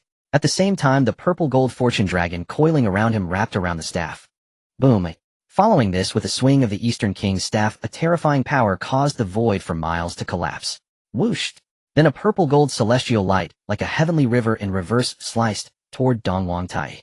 Seeing this scene, Dongwang Tai's expression became slightly grave. Without time to ponder further, he hurriedly summoned the Chaos Bell to defend against it. Clang! Bang! In less than a moment, the purple gold celestial light struck the Chaos Bell. A deafening roar echoed through the heavens and earth, and the terrifying shockwave swept across all directions, turning countless beings into blood mist. After a long while, the turbulence finally subsided. Looking closely, the Chaos Bell was now in Dongwang Tai's grasp. He could clearly feel. From their recent confrontation, the Eastern King's strength had risen to a new level. Coupled with the supreme innate spiritual treasure, the dragon-head staff, he could actually contend with the Chaos Bell. Interesting. But that's all there is to it. After a brief pause, Dongwang Tai spoke coldly. Boom. Following that, he wasted no time lifting the Chaos Bell and stepping forward into the void. Dong! As soon as he landed, the Chaos Bell rang out again. Boom! This time the sound waves of the bell transformed into tangible golden ripples. Once unleashed, they surged toward the Eastern King like a furious sea. Oomph! The Eastern King saw this and let out a cold snort, enveloping himself in the Purple Mansion fortune, positioning his dragon-head staff horizontally against the void. Bang! In less than a moment, the tangible sound waves struck the Eastern King's dragon-head staff. This blow erupted with endless celestial light. The surrounding space-time twisted and collapsed rapidly under this collision. While defending, the Eastern King's expression changed, and he let out a muffled grunt, being pushed back 1,000 miles by the terrifying sound waves. Damn it! After stabilizing his form, the Eastern King's face was grim. He had not expected that even with the backing of the Purple Mansion fortune and the Dragonhead staff, he still struggled against Dong Wangtai. Dong Wangtai's background was extraordinary, and with the companion treasure, the Chaos Bell, his combat power was exceptional. Just as the Eastern King was in a daze, a shout suddenly rang out from the not-far-away void. "Second brother, I come to assist you." As soon as the words fell, the Demon Emperor Dijuan swiftly approached, unfolding the river map and Luo book from his hands, instantly summoning the power of the celestial bodies to lock onto the Eastern King. Previously, Fushi had borrowed Daijin's river map and Luo book to comprehend a grand formation. Before the battle between the Demon Clan and the Purple Mansion Celestial Court, Dijuan had returned to retrieve the river map and Luo book. In just a brief moment, the Demon Emperor Dijuan joined forces with Dong Wangtai. At this sight, Dong Wanggong's expression hardened with grave concern. He had already struggled to match Dong Wangtai in strength. Now, with the arrival of the Celestial Emperor, Yu Jun, resistance seemed all but impossible. Glancing around, he saw that the immortals of Zifu were each locked in fierce contention with mighty Yaoclan cultivators. None could spare a moment to aid him. Just as Dong Wanggong faltered in panic, Yu Jun and Dong Wangtai simultaneously turned their gaze upon him. "Dong Wanggong, today no wings shall save you. Meet your end." As their eyes locked, Emperor Yu Jun roared in fury and struck first. Boom, boom, shush. In an instant, the power of countless stars coalesced into endless chains, surging toward Dong Wanggong with terrifying speed. Meanwhile, Dong Wangtai wasted no time, once more summoning the Chaos Bell. Dong, boom. Its resonant chime shook heaven and earth. The bell's mouth swung round, locking directly onto Dong Wanggong as primordial chaos surged forth in turbulent waves. At this sight, Dong Wanggong's face paled drastically. Though fortified by Zifu's celestial mandate and armed with the Dragonhead cane, a gift bestowed by the primordial Dao ancestor, facing the combined might of two sovereign Yao emperors proved utterly overwhelming. Could it be? Heaven itself seeks my demise. His spirit trembled inwardly. A faint, chilling realization stirred within him, but before he could dwell further, two apocalyptic assaults descended upon him. Jaw clenched, his features twisted in grim resolve. Swiftly, he channeled Zifu's celestial mandate, pouring every ounce of his cultivation energy into the Dragonhead cane. As the twin attacks bore down, he swung the cane with desperate force. Boom! Roar! Roar! Blinding golden radiance erupted. The thunderous cry of a celestial dragon echoed across the void. A golden chain wreathed in Zifu's celestial mandate surged forth to intercept Yu Jun's and Dong Wangtai's onslaughts. Crack! Crack! A cataclysmic detonation reverberated through existence. The violent shockwave shattered heaven and sundered earth. Nearby beings, both Yao and immortal, were reduced to nothingness by mere aftershocks, their blood vaporized in an instant. The concussive force slammed into Dong Wanggong's chest, hurling him backward like a fallen star. Ugh! Mid-flight, he spat a torrent of crimson blood. His soul quaked violently, nearly fracturing under the assault. In contrast, Dong Wangtai and Emperor Yu Jun stood unscathed. Accursed! Soon after, Dong Wanggong stabilized his form, disheveled, drenched in blood, eyes burning with bitter defiance. He never imagined that Dong Wanggong, the sovereign of Zifu, the foremost male immortal of the Honghuang realm, would be driven to such utter desperation. Still alive, Dong Wangtai uttered in disbelief. He had assumed their joint strike would have annihilated Dong Wanggong outright, yet somehow he had endured. Elder brother, this Dong Wanggong truly is resilient. Dong Wangtai glanced sideways at Yu Jun, who narrowed his eyes and replied, voice low and resolute. Resilient. One more blow, and he will perish without question. With that, Yu Jun's gaze sharpened, and he prepared to unleash another devastating strike. You wish for my fall? Not so easily. Dong Wanggong gritted his teeth, determination blazing in his eyes. Then in a flash he whirled about and shot away as a streak of golden light. Watching Dong Wanggong tear through the fabric of space toward the heart of Zifu province, both Dong Wangtai and Yu Jun recoiled in surprise. They had not anticipated his retreat. Simultaneously, numerous supreme cultivators across the Honghuang realm, who had been observing the battle, were caught entirely off guard by this sudden turn. What just happened? Dong Wanggong fled. Something feels deeply amiss. Where could he possibly escape? This battle has sealed Zifu's defeat. As the realm's great cultivators murmured in astonishment, Dong Wangtai thundered, think you can flee? Have you asked for our consent? With that, he exchanged a sharp glance with Yu Jun. Then without hesitation, the two brothers transformed into twin beams of radiant gold and gave chase. Before long, deep within Zifu province, inside a secluded realm shrouded by ancient prohibitions, Dong Wanggong's battered figure materialized. Staggering to his feet, he limped toward the realm's center, where a figure pierced by 9 celestial Dao chains slowly raised its head, crimson eyes gleaming with mocking amusement. An ocean of malevolent aura swirled about it. Even the faintest perception sent chills racing down the spine. So, you've run into trouble. The enigmatic being spoke, its voice emerging from the silence. Gasping raggedly, Dong Wanggong demanded urgently, "Does our pact still hold?" "Of course." The being chuckled hoarsely. Long ago Dong Wanggong had sought him out, offering Zifu's celestial mandate to loosen several of the celestial Dao chains binding him. Hearing this affirmation, Dong Wanggong steeled his resolve, sealed his hands into a complex mudra, and the last vestige of Zifu's celestial mandate embodied as a golden dragon of immortal sovereignty roared forth. Boom, boom. Instantly the golden dragon coiled around the celestial Dao chains. Snap. One by one the chains began to slacken. Boom. At that very moment a distant explosion rent the air. Turning, they witnessed the sky tearing open, the prohibitions shattered, as Yu Jun and Dong Huangtai arrived in pursuit. The moment they appeared, their eyes locked onto the mysterious entity bound by celestial Dao chains. Sensing their arrival, the entity slowly rose, its body still encased in shackles yet wreathed in chaotic primordial malevolence. Rumble, rumble. Merely a sliver of its oppressive aura warped and ruptured space itself. What is this? Yu Jun's pupils contracted in sheer disbelief. Dong Huangtai too recoiled in shock, crying out, "The aura of the celestial Dao. What manner of being is this? To be sealed by celestial Dao chains?" Stunned, Yu Jun and Dong Huangtai suddenly understood they had assumed Dong Wanggong was fleeing, but now realized he had deliberately lured them here. Clank, clank. As Zifu's celestial mandate continued its assault, the celestial Dao chains binding the entity grew ever looser. A triumphant grin spread across Dong Wanggong's face as he laughed wildly. "Ha ha ha. Yu Jun, Dong Huangtai, today marks your final hour." At his words, Yu Jun's and Dong Huangtai's faces darkened with dread. They could sense the sheer, incomprehensible terror emanating from the sealed entity. Even united, the two brothers doubted they could withstand it. As hesitation gripped them, calamity erupted. From the roiling chaos malevolence, a jet-black claw shot forth, blazing with lethal intent straight toward Dong Wanggong. "Oh, what are you doing?" Dong Wanggong's mind reeled, eyes wide with horrified disbelief. Then came the entity's icy, venomous voice. "I neglected to mention, one cannot break this celestial Dao seal with Zifu's mandate alone.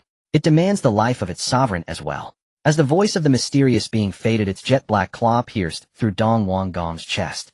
Faced with the sudden attack of this enigmatic entity, he had no chance to resist. I am unwilling." The wretched scream of Dong Wanggong echoed in this small realm. Throughout his life he had schemed, ruled over the Purple Mansion, and commanded countless immortals. Yet in the end he had fallen to such a fate. He had originally thought that by luring Dong Huangtai and the Demon Emperor Di Jun here, he could use the power of the mysterious being to annihilate both. Who would have thought that he would be the first to suffer the deadly hands of that mysterious existence? Boom. Immediately after, Dong Wang's quiescent body began to shatter inch by inch, then wrapped in waves of black malevolent energy, it flew towards the mysterious being. The mysterious being did not hold back, directly devouring all the essence of Dong Wanggong's flesh and blood. Soon after, Dong Wanggong's primordial spirit burst forth, trying to escape. But before his primordial spirit could flee, a terrifying malevolent energy surged out, directly obliterating Dong Wanggong's primordial spirit. In but a brief moment, the once great Dong Wanggong, the foremost male immortal, had his soul dissipated. Not far away, Di Jun and Dong Huangtai were stunned upon witnessing this. Their pupils shook violently, their faces filled with terror. Having previously clashed with Dong Wanggong, they naturally understood the extent of his power. Yet facing this mysterious being, Dong Wanggong had fallen without a trace of resistance. What? Dong Wanggong was just subdued like that? What exactly is this existence? Dong Huangtai exclaimed, feeling goosebumps all over. Hearing this, Di Jun's expression also grew grim as he said solemnly, "This fellow is likely not a being of our era. The chaotic, malevolent energy surrounding him, along with the chains of the heavenly Dao, are binding him." Upon hearing Di Jun's words, Dong Huangtai's heart trembled, and he involuntarily exclaimed, "Elder brother, do you mean that he is a demon god from the ancient era?" Just as Di Jun and Tai were shocked, a sound of cracking suddenly rang out. Crack. Following that, the chains of the heavenly Dao that bound the mysterious being began to break apart. Boom. When the 9 chains of the heavenly Dao completely shattered, an unparalleled aura erupted from the figure, surrounded by malevolent energy. Haha. The figure laughed heartily. This demon lord has finally regained his freedom. As soon as the words fell, 2 arms extended from the malevolent energy, and behind the blurred figure a pair of jet-black wings unfurled. Rumble. A more intense aura of malevolence emanated. In the next moment, a pair of crimson eyes suddenly turned, fixating directly on Di Jun and Dong Huang Tai. Just by meeting the gaze of this demon lord, Di Jun and Dong Huang Tai felt a tightening in their bodies as an invisible chill enveloped them. Elder brother, the situation seems quite dire. Dong Huang Tai's expression was solemn, his heartbeat quickening. Di Jun's face had turned extremely grim, fully alert. At this moment, the demon lord coldly chuckled to himself, Dong Huang Gong. Although you have become my nourishment, do not worry. This demon lord will fulfill the promises made to you. Having spoken, the demon lord did not wait for Di Jun and Dong Huang Tai to react, casually waving his hand, and the chaotic, malevolent energy surged forth towards the two. Be careful. Seeing this, Di Jun shouted urgently. Oomph. Dong Huang Tai, noticing the situation, snorted coldly and quickly summoned the Eastern Emperor bell. Dong! As the bell rang, golden light burst forth and sound waves surged like a river directly facing the terrifying, malevolent energy. The terrifying, malevolent energy surged forward. At the same time, Di Jun wasted no time summoning the river map and Luo Shu to invoke the power of the stars to block it.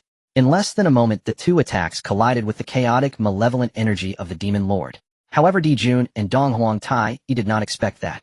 The moment they made contact, the sound waves and star power crumbled into dust. The residual power of the malevolence continued unabated, heading straight for Di Jun and Dong Huang Tai. Seeing this, the two had no time to hesitate, quickly dodging away. The terrifying might shook the void. As the turbulence subsided, the demon lord's gaze fixed firmly on the Eastern Emperor bell, floating above Dong Huang Tai. A congenital supreme treasure. In shock, the demon lord laughed loudly. Haha, I never expected such a treasure to be in the hands of a mere quasi-saint. As he spoke, a greedy glint appeared in the demon lord's crimson eyes. It should be known that in his era, only the supreme beings were worthy of wielding congenital supreme treasures. And each of these supreme beings had cultivated a law to its extreme, comparable to today's Hunyuan de Luo Jinxian, or even stronger. Overcome with excitement, the demon lord retracted his laughter, coldly stating, "This item belongs to this demon lord now." Having said that, he wasted no time and swiped at Dong Huang Tai. Boom! As the claw descended, chaos surged and the void collapsed. In less than a moment, the terrifying giant claw directly struck the Eastern Emperor bell of Dong Huang Tai. Clang! In an instant, the Eastern Emperor bell shook violently, being sent flying away. What? Upon seeing this, Tai was utterly shocked, his face filled with disbelief. He never expected that his companion's supreme treasure would be swatted away by the demon lord with a single claw. Just as Tai was in shock, Di Jun roared angrily, once again summoning the river map and Luo Shu. Boom boom. Millions of starlights fell like swords. Ant tricks. The demon lord sneered, opening his mouth as chaotic, demonic fire erupted, directly incinerating the power of the millions of stars. Di Jun suffered a backlash, unable to hold back a mouthful of blood, as he was sent flying, the river map and Luo Shu in his hand, dimming. Elder brother. Seeing this, Tai's eyes widened, and he quickly summoned the Eastern Emperor bell back. However, before Tai could counterattack, the demon lord swiped at him again. Witnessing this scene, Tai's mind trembled, and without time to think, he hastily used the Eastern Emperor bell to defend. Bang! A deafening roar echoed. Looking again, the Eastern Emperor bell was sent flying hard by the demon lord's claw, piercing through this small world and crashing into the ocean. Rumble! Immediately after, this small realm could not withstand the terrifying waves of might and directly shattered. Dong Huang Tai and Di Jun exchanged glances and quickly retreated. Trying to escape. The demon lord sneered, chasing them directly. In no time, three figures appeared in the outside world. As soon as they emerged, the divine senses of numerous powerful beings of the primordial chaos locked onto them. Originally, everyone thought it was Dong Huang Gong, Di Jun, and Tai. But upon further investigation, they realized that the aura of the being clashing with Di Jun and Tai was not that of Dong Huang Gong. Meanwhile, the demon clan and the immortals of the Purple Mansion who were engaged in battle were also drawn to this sudden situation. Looking up, they saw that at the place where the void had shattered, Dong Huang Tai was stained with blood in his golden robe, and Di Jun's aura was even more wilted. Moreover, the Eastern Emperor bell, Tai's companion's supreme treasure, had fallen into the Purple Mansion's ocean, stirring up towering waves. The demon lord stood tall, his Hunyuan level pressure causing all beings to tremble. At this moment in the Wuzhuang Temple, Jin Yuanzi and Han Yuan stood up in unison. What is this? Han Yuan exclaimed, disbelief etched on his face as he hurriedly glanced at Jin Yuanzi beside him. Brother, who is this person? Jin Yuanzi's expression grew serious as he shook his head and replied, I do not know either. However, judging from the oppressive aura, their strength is not beneath that of a saint. In the blood sea of the underworld, the ancestor of the underworld river was equally bewildered by this sudden turn of events. What is happening? Wasn't the demon emperor Di Jun fighting with Dong Huang Gong? Why has such a being suddenly appeared? He pondered. The aura they exude is somewhat outrageous. In Buzhou Mountain, the 12 ancestors of Wu also sensed this anomaly. Strange, where did this being come from? Such a terrifying aura. In Kunlun Mountain within the Yushu Palace, Yuan Shi suddenly opened his eyes. What is happening? He questioned. Why has such a powerful being suddenly emerged? Their imposing presence is not beneath that of a saint. Originally, Yuan Shi had been indifferent to the battle between the demon race and the Zifu. But now with the emergence of such a formidable being, he couldn't help but focus his attention. On Jinao Island in the Bayou Palace, Tong Tian felt the same. Strange, where did such an entity come from? Is it a saint? In Shouyang Mountain within the Bajing Palace, Taishan was also shaken. How can there be another saint? There had been no signs of such a manifestation before. No, this being seems not to belong to our era. Upon this realization, Taishan's spirit was greatly shaken. Meanwhile, the demons and the immortals of the Zifu were all taken aback, filled with horror. The terrifying pressure emanating from the demon commander was simply overwhelming, compelling them to submit. What is this? Is that a saint? Impossible. Didn't Daozu say there were only a few saints? There's even such a terrifying entity in the Zifu. Both demon emperors are gravely wounded. Just as the beings of Honghuang were stunned, the entity claiming to be the demon commander sensed the scrutiny of numerous powerful beings. Get lost. In the next moment, he let out a cold huff, chaos and malevolence erupting around him, twisting the void. Instantly, the divine senses of all the scrutinizing beings were crushed. Even the thoughts of powerful beings like Yuan Shi and Tong Tian were repelled. Across Honghuang, countless mighty beings were left in shock.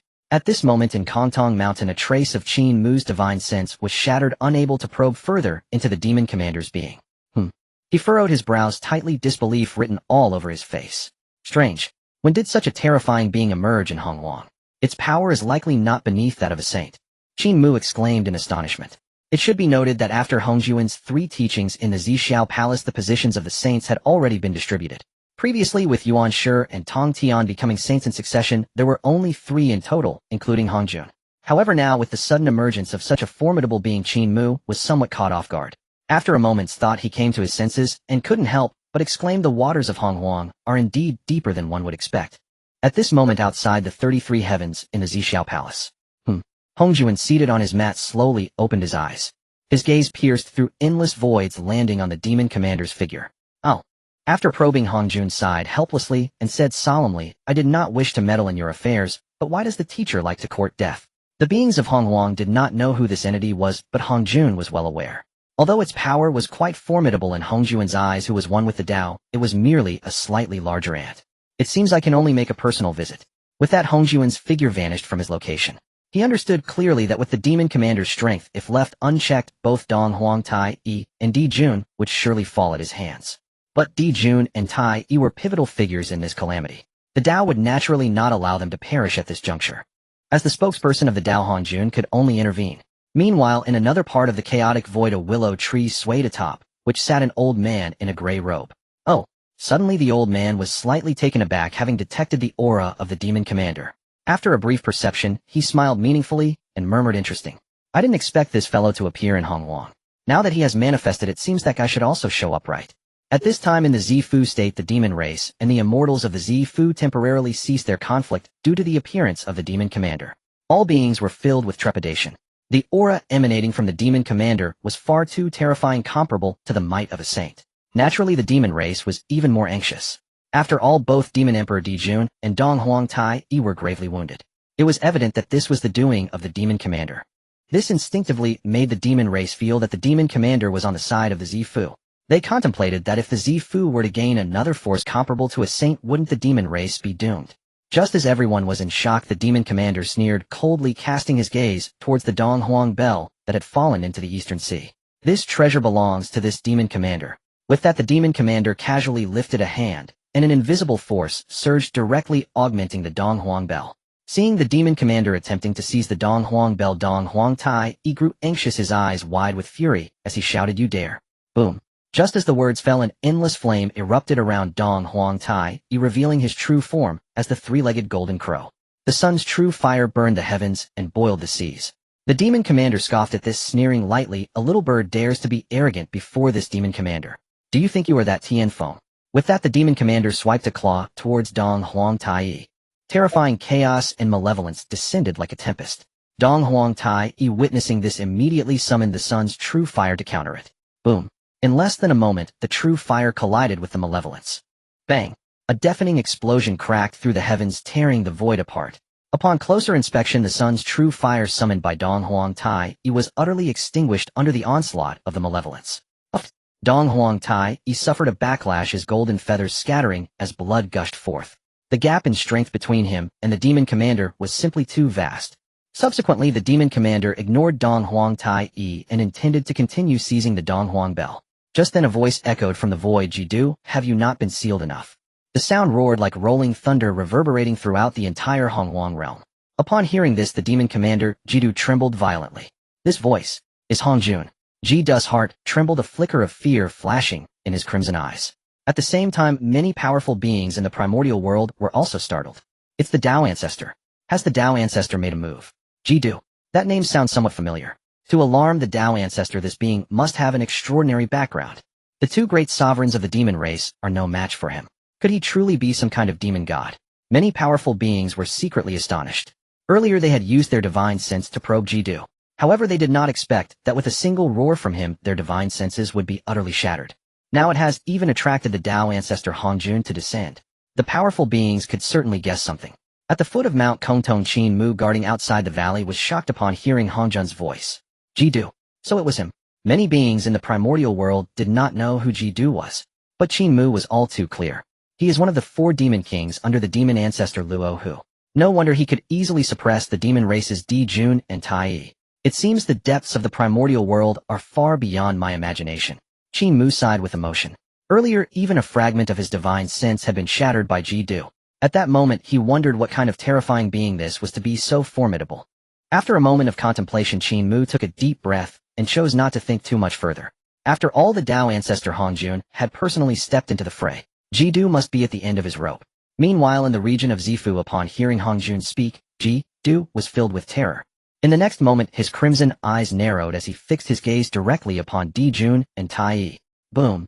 Immediately after, Jidu wasted no time waving his hand to unleash a torrent of black malevolence towards the two. What?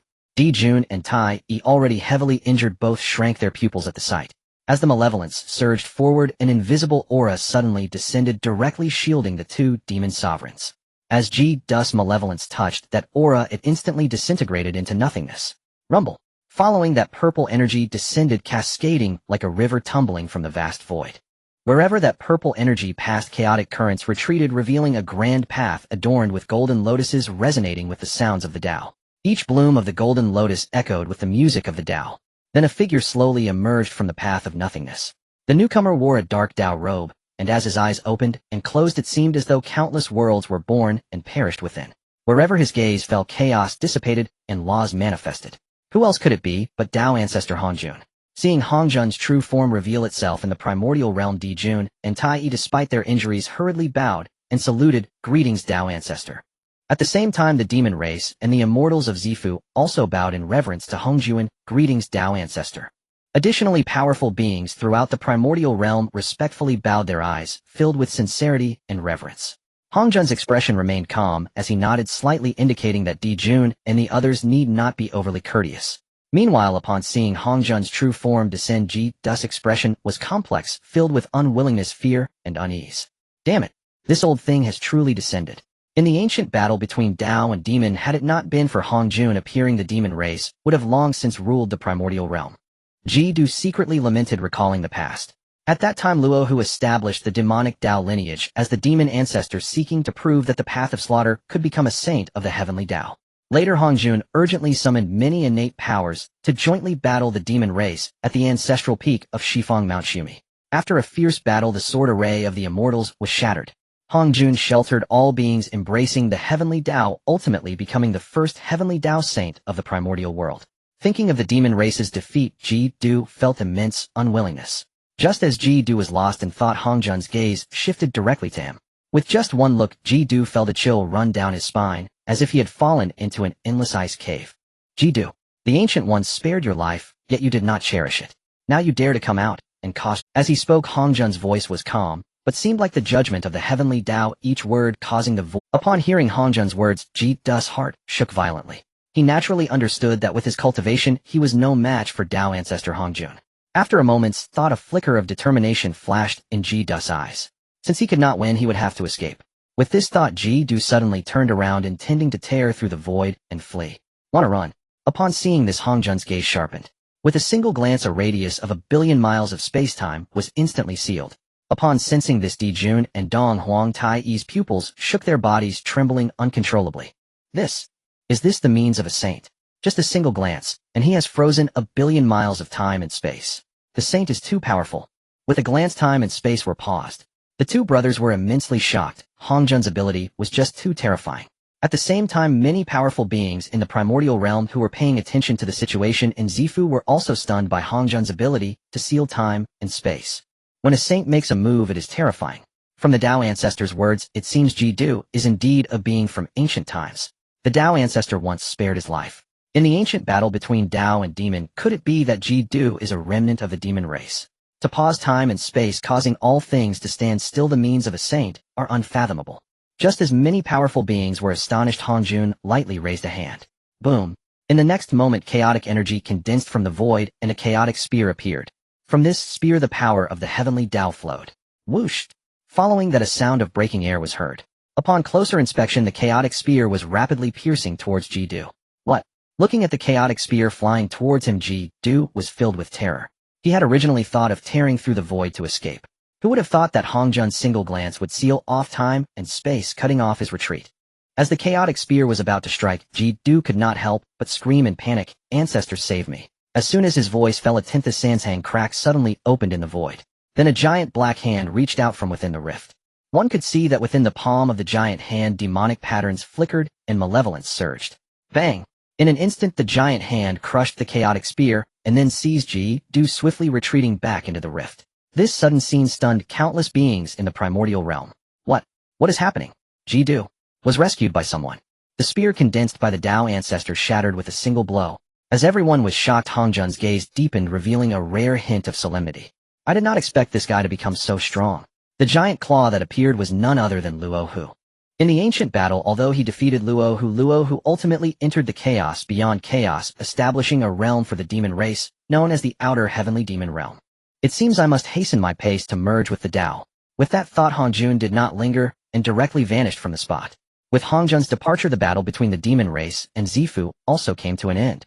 Under the watchful gaze, the region of Zifu Prefecture lay in ruins with remnants of clouds drifting in the sky. Di Jun and Dong Huang Tai exchanged a glance, both witnessing the shock reflected in each other's eyes. "Elder brother, that giant hand!" Dong Huang Tai exclaimed in astonishment. Before he could finish his sentence, Di Jun interrupted him with a grave tone, "Do not say more." As he spoke, the demon emperor Di Jun cast a sweeping glance at the celestial beings of Zifu and continued, "Dong Huang Gong has been eliminated. Are you all still not surrendering? Those who resist will be killed without mercy. Those who swear loyalty to our demon clan's heavenly court may keep their lives." As Di Jun's words echoed, the celestial beings of Zifu were shaken to their core, disbelief etched on their faces. "What? The emperor is dead. This battle we of Zifu Xianting have lost. With Dong Huang Gong gone, we have no reason to continue the bloodshed against the demon clan." In the wake of this shock, the remaining celestial beings of Zifu either chose to submit to the demon clan or to abandon Zifu, returning to their identities as loose cultivators. At this moment, many powerful beings of the primordial world witnessed the scene and expressed their sentiments. At Wuzhuang Temple, Hong Yun Laozu looked astonished and turned to Zhun Yuanzi, saying, "Brother, it truly is as you said earlier, this battle was a defeat for Zifu." Zhun Yuanzi squinted slightly, his expression becoming serious as he pondered the giant hand that had emerged from the rift in the void. Did it come from beyond the realm? Only an ancestor of the demon clan could shatter even the Tao ancestors' methods. Zhun Yuanzi lamented. In the Western realm, the Taoist of guidance and the Taoist of proposals felt relieved as the fierce battle came to an end and Zifu was annihilated. "Indeed, it was wise of you, senior brother, not choosing to aid Zifu Xianting, otherwise we wouldn't know what kind of tragic outcome we would face." The Taoist of proposals spoke. Earlier, he had contemplated helping Zifu Xianting resist the demon clan. After all, both of them were employed by Zifu Xianting, and Dong Huang Gong had granted them the 3 states of Zifu.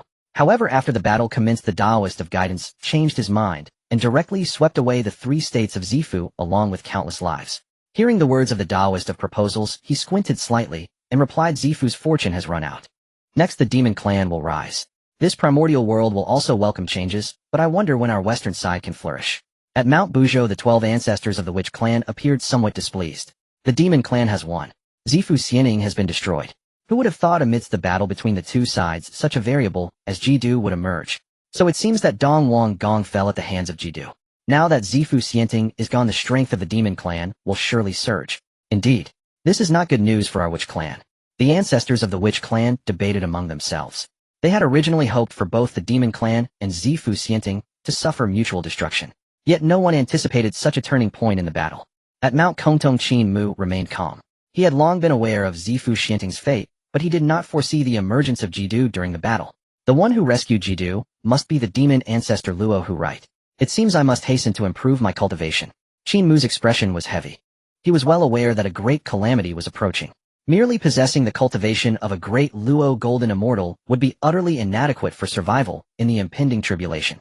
Time passed quietly. Since the Battle of Zifu Prefecture, the Primordial World had welcomed a rare millennia of peace. One day within Mount Kongtong, Qin Mu was still on guard. Has Master Nuwa been in closed-door meditation for 10,000 years and still not come out? Qin Mu muttered to himself, glancing towards the depths of Mount Kongtong. Qin Mu was still on guard. Has Master Nuwa been in closed-door meditation for 10,000 years and still not come out? Qin Mu muttered to himself, glancing towards the depths. Qin Mu sensed it, his spirit excited, and his gaze became fervent. Is my master about to emerge from meditation? She must be on the verge of attaining sainthood, right? At this moment, as Qin Mu pondered, Nuwa slowly walked out from within Mount Kongtong, the Tao rhythm circulating around her resonating with the heavens and earth. Seeing this, Qin Mu felt a surge of joy and hurried to greet Nuwa. As he approached, he bowed deeply to her, saying, "Congratulations on your emergence from meditation, master.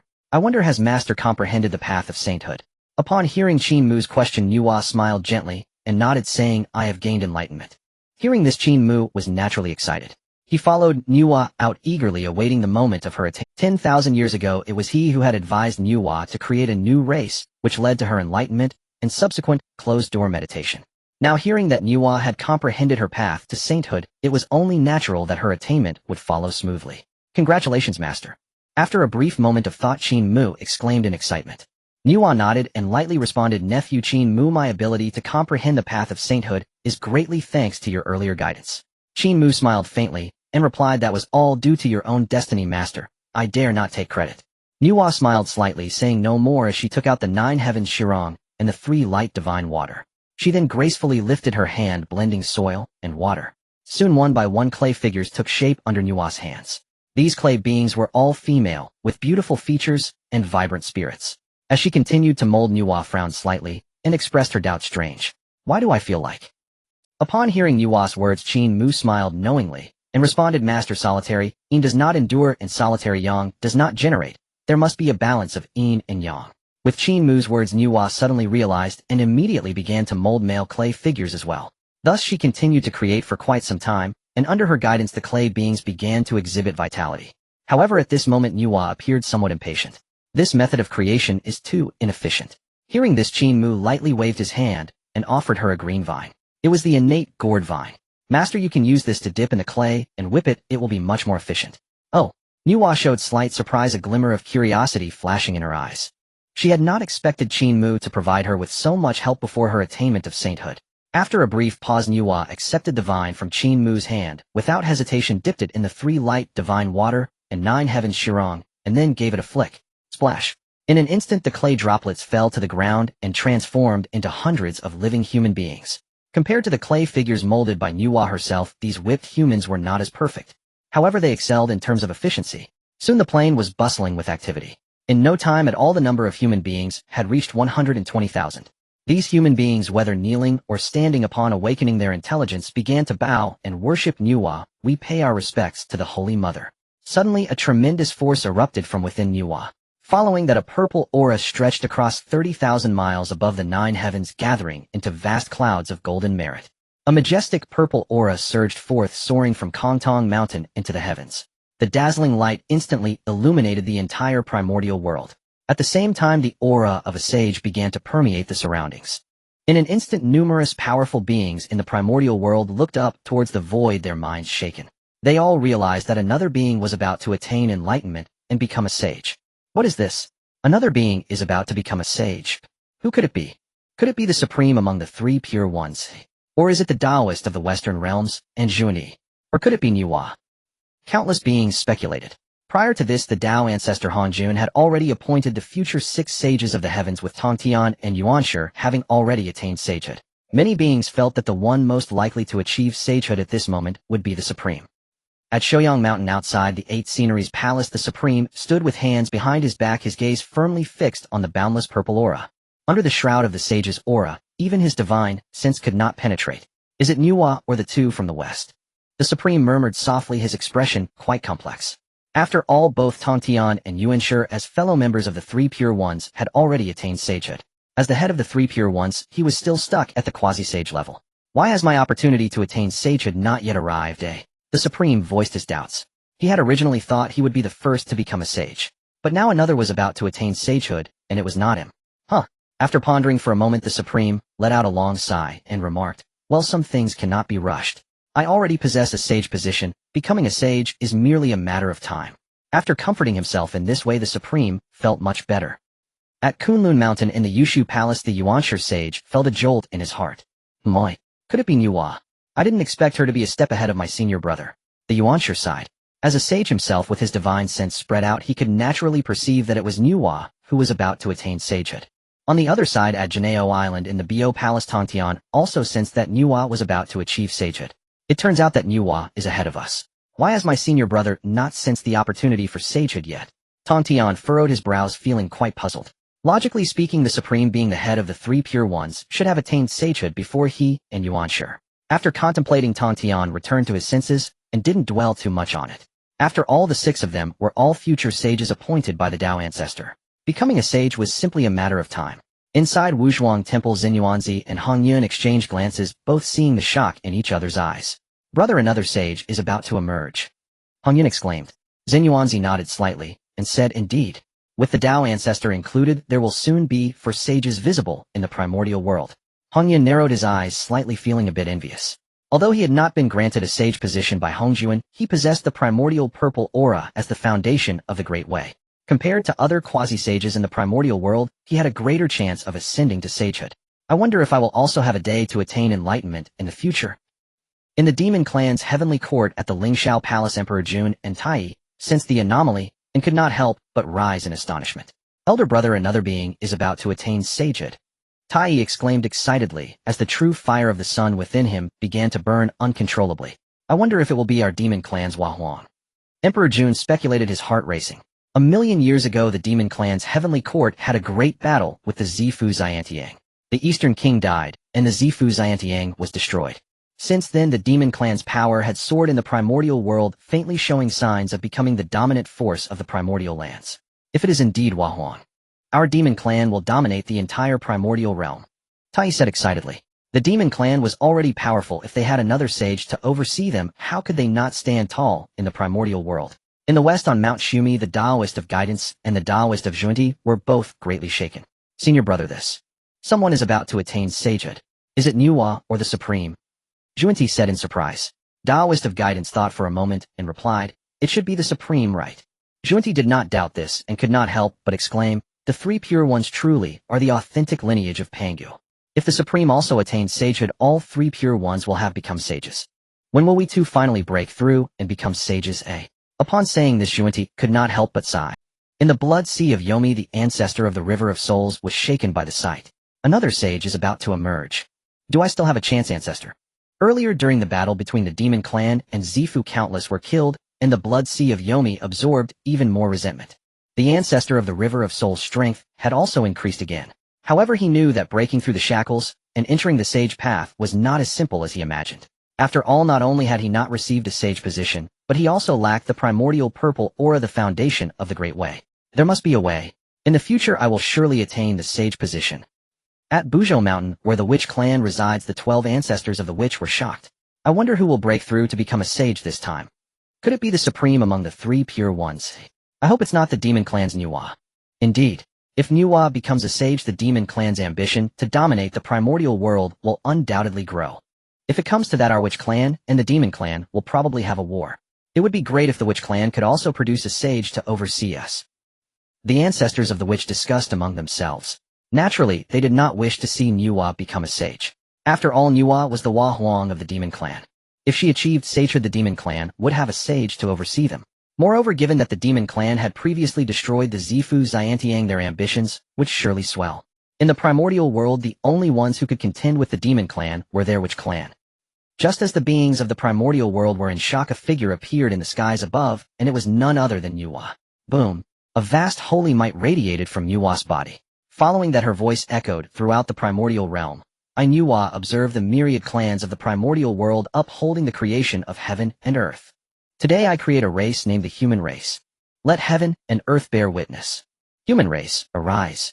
As soon as her voice fell, a vast cloud of merit descended from the heavens, instantly enveloping Nuwa. As the cloud of merit spread forth, 2/3 flowed into Nuwa's body, aiding her in condensing the Tao fruit of primordial unity. Boom! Nuwa's aura rapidly ascended, and her cultivation swiftly broke through to the level of a sage. The remaining 1/3 of the merit, half of it flew towards Qin Mu, while the other half surged into the innate gourd vine. Under the influence of this merit, that segment of the innate gourd vine transformed into the merit spirit treasure, the creation whip. The remaining 1/3 of the merit, half of it flew towards Qin Mu, while the other half surged into the innate gourd vine. Under the influence of this merit, that segment of then Qin Mu shifted his gaze and casually took away an unfinished clay figure. This clay figure was entirely purple gold, crafted by Nuwa's own hands at the beginning. Earlier, when he had cultivated his exclusive Tao-level technique to the second layer, Qin Mu awakened his innate divine abilities, allowing him to manifest 3 separate bodies. These 3 avatars exist independently of the main body, yet they can nurture the main body in return. Furthermore, should the main body perish, he can resurrect through the 3 avatars. Qin Mu had long since planned for this. As humanity emerged into the world, he would manifest an avatar of the human race. Now that humanity has indeed come into being, Qin Mu would not miss such a great opportunity. Meanwhile, the beings of the primordial chaos were astonished. Could it be that Nuwa has attained sainthood? The human race. Nuwa has actually achieved sainthood through the merit of creating a race. What kind of race is this? Simply establishing a race, and the heavenly Tao bestows such merit. It seems that the human race created by Nuwa is not simple at all. In the underworld, Blood Sea ancestor Mingi was greatly shaken. What? Is that actually Nuwa? I thought the one attaining sainthood would be the supreme leader of the 3 pure ones. Ancestor Mingi was astonished. He had previously thought it would be the supreme who attained sainthood. Who would have imagined that after Tongtian and Yuanshi it would be Nuwa who achieved it? In addition, Ancestor Mingi had a vague realization in his heart. If Nuwa can attain sainthood through the merit of creating a race, why can't I? The more he thought about it, the more excited Ancestor Mingi became, as if he had grasped a glimmer of insight. In the western realm, Mount Shumi. Upon witnessing Nuwa attain sainthood, Jane and Zhunti were both taken aback. Is that really Nuwa of the demon race?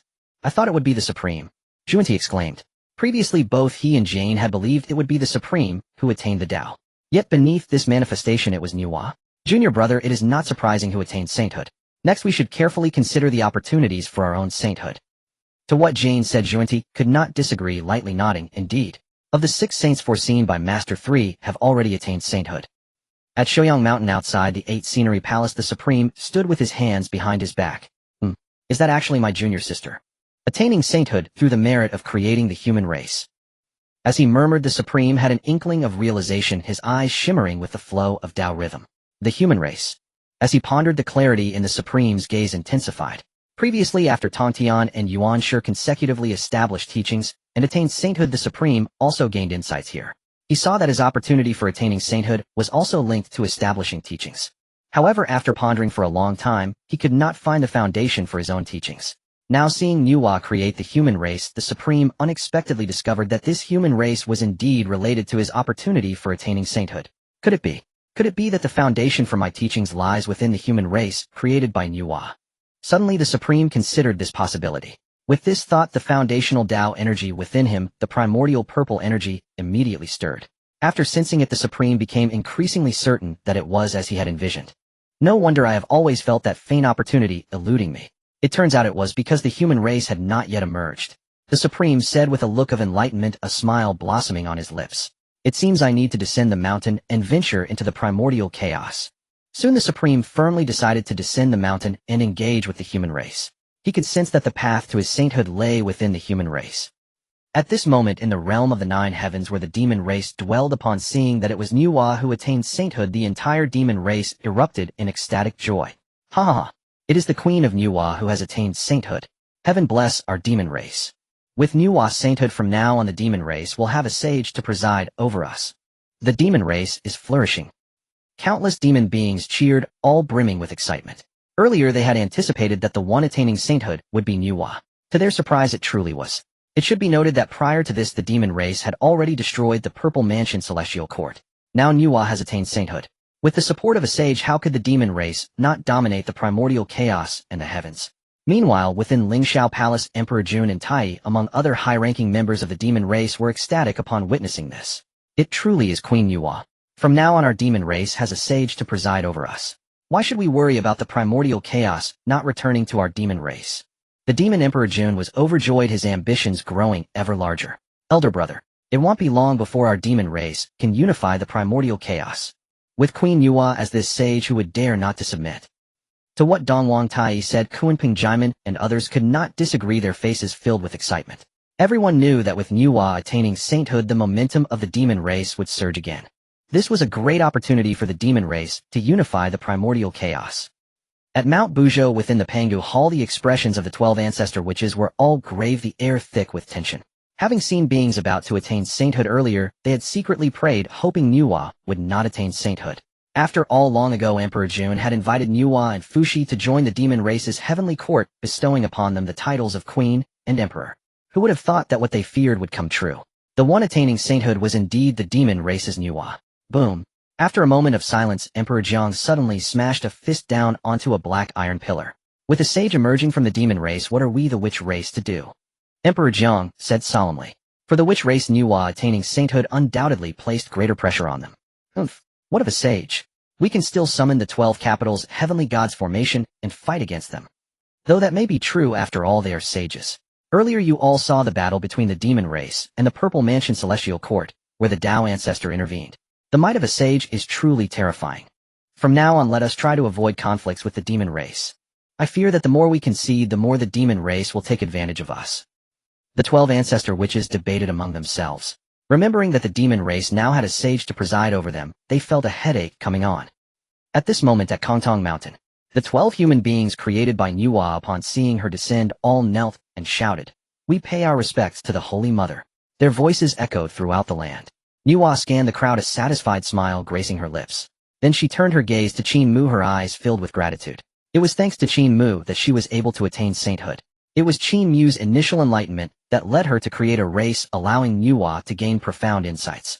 During her process of crafting humanity, Qin Mu also offered suggestions on harmonizing yin and yang and provided her with the innate gourd vine for her use. Looking at Qin Mu, Nuwa spoke.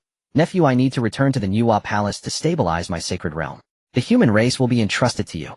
With that, Nuwa gracefully lifted her hand, and the innate gourd vine, which had absorbed the merits of creating humanity, transformed into a golden whip that fell into Qin Mu's hands. "This item is for you." Qin Mu did not stand on ceremony and accepted the innate gourd vine.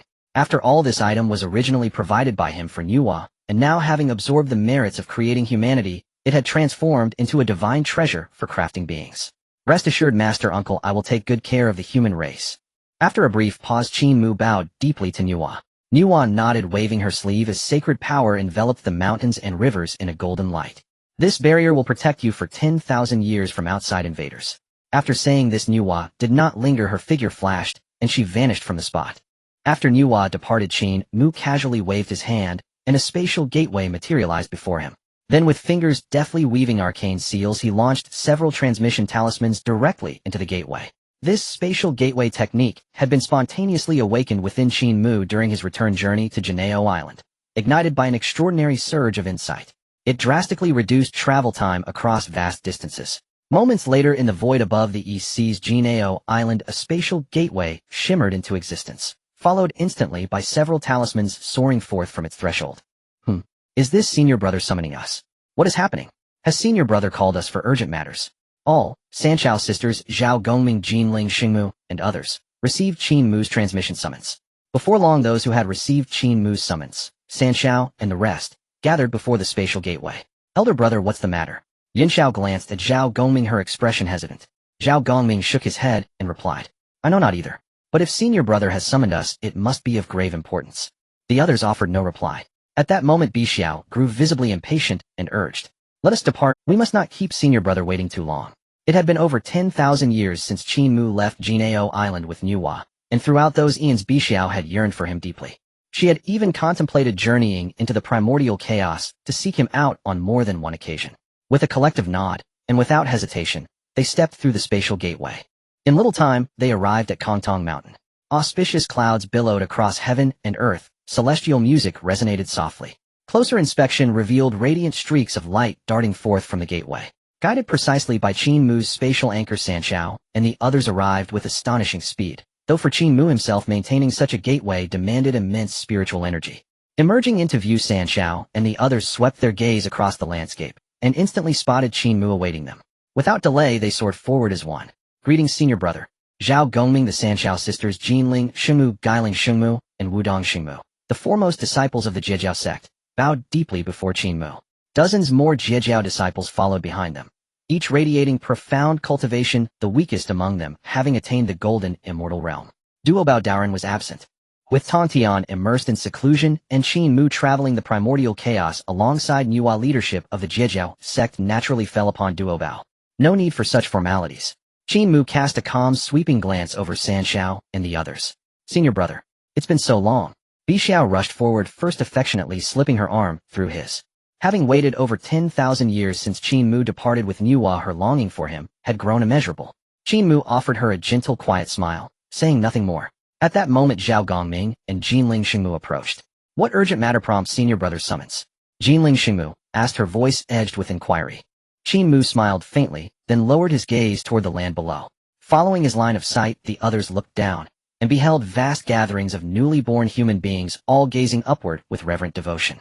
Before departing, Nuwa had entrusted humanity to Qin Mu's care, and sealed their lands with a sacred boundary drawn from her own saintly power, ensuring 10,000 years of immunity from external invasion. The more they observed, the deeper their curiosity grew. These humans appeared physically frail, lacking scales, or armor, claws, or fangs. Yet their eyes gleamed with vivid, intelligent light. Senior brother, is this the race personally created by Saint Nuwa? Bixiao gently smoothed her flowing sleeves, eyes alight with wonder. Qin Mu nodded quietly. Yes, this is indeed the new race forged by Elder Aunt Nuwa. Yunxiao murmured softly, they do seem rather fragile. Zhao Gongming interjected, since Saint Nuwa crafted them through the Tao of creation, humanity cannot possibly be ordinary. At Zhao Gongming's words, a fleeting glint of something unusual flashed across Qin Mu's eyes. Others might remain unaware, but he knew well, though frail in form, every human possessed the primordial Tao body, a vessel of boundless potential. When their murmurs subsided, all turned their attention back to Qin Mu, eager to learn why he had summoned them here. Qin Mu surveyed them calmly and declared, I have gathered you here to safeguard humanity for 10,000 years, and to teach them the ways of survival. His words struck the Jiejiao disciples with surprise, yet none questioned his command. In their eyes, their senior brother's actions were always rooted in profound foresight. If he entrusted them once more with nurturing this nascent race, it surely carried deep significance. After a brief pause, Sanxiao and the others bowed low in unison. We shall obey senior brother's decree without fail. As the Jiejiao disciples surmised, Qin Mu's true intent lay in binding their destinies to humanity's right. Though humanity had just emerged as successive cosmic tribulations unfolded and the primordial chaos gradually evolved toward balance and perfection, humanity would inevitably ascend onto the grand stage of the primordial world. Beyond this, Qin Mu harbored further plans. He had already taken into custody a nascent human figure painstakingly shaped by Nuwa's own hands from the 9 heavens resting soil and threefold radiant water. He now intended to enter seclusion and refine a human avatar from this form. Though he had pledged to protect humanity at Nuwa's request, his impending retreat necessitated summoning Sanxiao and the others to assume guardianship in his stead. Amid the silence, Jinling Shengmu turned her gaze gently toward Qin Mu and asked, Senior brother, what Tao art shall we impart to humanity? Qin Mu smiled faintly and replied, there is no need to teach them profound or esoteric arts. Merely guide them to master self-preservation. For their mortal constitution rendered cultivation techniques utterly incompatible with human physiology. Jinling Shengmu nodded in understanding. Bixiao, still clinging to Qin Mu's arm, gazed up at him with sparkling curiosity and asked, Senior brother, surely you aren't planning to enter seclusion? Qin Mu gave a soft hum and smiled. Yes, I shall seclude myself for a time. Elder Aunt Nuwa recently achieved sainthood, and I have gleaned insights of my own. Now is the perfect moment to deepen them. Hearing this, Bixiao pouted slightly. She had hoped for more time with him. Yet barely moments after arriving, Qin Mu was already preparing to withdraw. Now go forth, Qin Mu said, breaking the stillness. Zhao Gongming and the others accepted the command and descended swiftly toward the human settlements below. Bi Xiao cast one lingering reluctant glance at Qin Mu before following Zhao Gongming and the others. Once all arrangements were complete, Qin Mu wasted no time. He soared directly into the heart of Kongtong Mountain. Boom! With a wave of his hand, Qin Mu erected layered divine wards, then withdrew the small clay figure and the Kongtong seal he had previously secured. It is time to forge my human avatar, he murmured to himself. This clay figure had been sculpted by Nuwa herself using the 9 heavens resting soil and threefold radiant water, yet remained unfinished, still suspended between form and spirit. Within the Kongtong seal rested the immense virtuous merit bestowed earlier by the celestial Tao. Just as Qin Mu was handling matters concerning the human race, the Saint Nuwa had already returned to her palace in the heavenly court of the demon race, sensing Nuwa's aura. The demon emperor Dijuan and Dongwang Tai did not delay either, immediately summoning the great powers of the demon race to pay their respects. The likes of Shihuang Fushi, Yao Master Kunping Jamong, Ing Zhao Beis, and Fei Dan. Soon the demon race had gathered in Nuwa's palace. Seated on the cloud platform, Nuwa emanated a saintly aura. Congratulations to Empress Nuwa for attaining sainthood. Dijuan was the first to speak, bowing deeply to Nuwa. Though he was the demon emperor, Nuwa was now a saint, and he had to treat her with utmost respect. Upon hearing Dijuan's congratulations, Tai and the others also bowed to Nuwa in unison, saying, "Congratulations to Empress Nuwa for attaining sainthood." Their voices echoed through the skies. Hearing the praises from the crowd, Nuwa slowly rose, her steps graceful, and her saintly majesty naturally radiated. "Everyone please rise." Upon hearing this, the crowd stood up. Fushi stood at the forefront, his eyes filled with happiness and pride. After all, he and Nuwa were siblings. With his sister now a saint, his status in the primordial world undoubtedly elevated. With a saint backing them, who would dare to provoke the primordial world?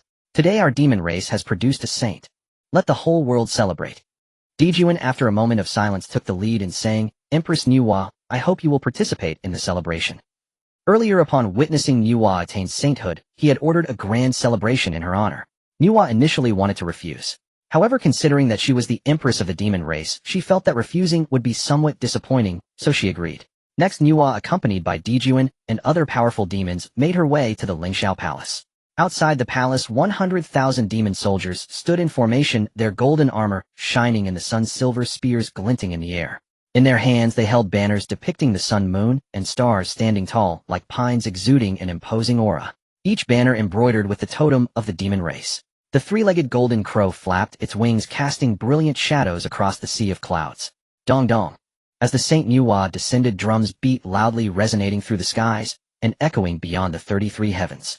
Countless demon beings gathered. The Qinghuan spread its wings, the colorful phoenix sang in harmony, and the Qilin trod upon the clouds. Nuwa, as the protagonist of this celebration, naturally took her seat at the main position. After a grand celebration, Nuwa waved the demon crowd away, leaving only Dijuan and Fushi inside the hall. Moi. Fushi observed the scene, frowning, slightly unsure of Nuwa's intentions. Meanwhile, Dijuan also looked puzzled, staring at Nuwa. After a brief moment of silence, he spoke first. "Empress Nuwa, now that you have attained sainthood, our demon race should flourish." As he said this, Dijuan appeared excited and invigorated. It was known that upon learning of Nuwa's sainthood, the entire demon race rejoiced. Earlier in the battle against the Zifu Xianting, the demon race emerged victorious, annihilating the Zifu Xianting. Now, with a saint arising from the demon race, they were undoubtedly dominant in the entire primordial world. As the demon emperor Dijuan's ambitions swelled, thinking to unify the primordial world, taking advantage of Nuwa's ascension to sainthood. However, what he did not expect was, before he could finish his thought, Nuwa spoke. "Dijuan, once I attain sainthood, I am bound by the heavenly Tao and cannot interfere in the affairs of the demon race. This is a warning given by the heavenly Tao after attaining sainthood. Saints cannot intervene in the affairs of the primordial world." Hearing this, Dijuan was stunned, his expression instantly stiffening. What? Originally, he had planned to use Nuwa's saintly power to sweep through the primordial world, allowing the demon race to become the rulers of the primordial realm. Who would have thought that Nuwa would say she could no longer interfere in the affairs of the demon race? The key point was that this was a warning from the heavenly Tao. How could this be? Dijuan mumbled in shock, his shaken mind unable to calm down for a long time.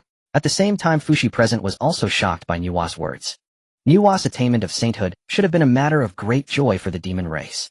But if Nuwa could not intervene in the affairs of the demon race in the future, then her attaining sainthood would be a significant loss for them. Seeing Dijuan's astonished expression, Nuwa sighed helplessly and then said, "Although I can no longer interfere in the affairs of the demon race." However, Nuwa paused slightly before adding, "If the demon race faces the danger of extermination in the future, I may intervene once." To Nuwa, she had a great karmic connection with the demon race. If they truly faced the danger of extinction, she could not stand by idly. After Nua's explanation, Dijuan let out a long sigh. Though he felt very unwilling, there was nothing he could do. After all, Nua not interfering in the affairs of the primordial world was a warning from the heavenly Tao. Even saints could not resist it. How could he? Nua did not mind Dijuan's disappointment. She had clearly stated that she could intervene once when the demon race faced life and death danger, which was already awaited. Then Nua's gaze lingered over Dijuan and Fushi before she shifted the topic, saying, "By the way, in 1,000 years I will head to the chaos to establish a new teaching. This palace in the heavenly court of the demon race can no longer serve as my place of teaching." Hearing this, Dijuan frowned slightly. He pondered that while it was fine for Nua not to intervene in the affairs of the demon race, why did she need to leave the heavenly court to establish a new teaching? Confused, Dijuan asked, "Empress Nua, why must you leave the heavenly court to establish a new teaching? Even if you do not interfere in the affairs of the demon race, staying in the heavenly court should be fine, right?" In Dijuan's view, as long as Nua remained in the heavenly court, she need not intervene, or her title as a saint would be enough to intimidate all who would scheme. However, if Nua left the heavenly court to establish a new teaching, wouldn't that mean she was distancing herself from the demon race? Meanwhile, Fushi also looked at Nua in confusion. Nua maintained a calm demeanor and explained leisurely, "A saint's place of teaching must be entrusted to the heavenly Tao. The karmic ties of the heavenly court are too heavy. It is not suitable to remain here for long." After hearing Nua's words, Dijuan felt a pang of bitterness and helplessness in his heart. But soon he adjusted his mindset and responded, "Empress Nua, please rest assured this matter we of the demon race will surely handle well. At that time we will organize a grand ceremony for the opening of your new teaching. May I ask, what are your thoughts on this, Empress?" Upon hearing this, Nua narrowed her eyes slightly, sensing Dijuan's intentions. He intended to use her saintly power to bolster the prestige of the demon race.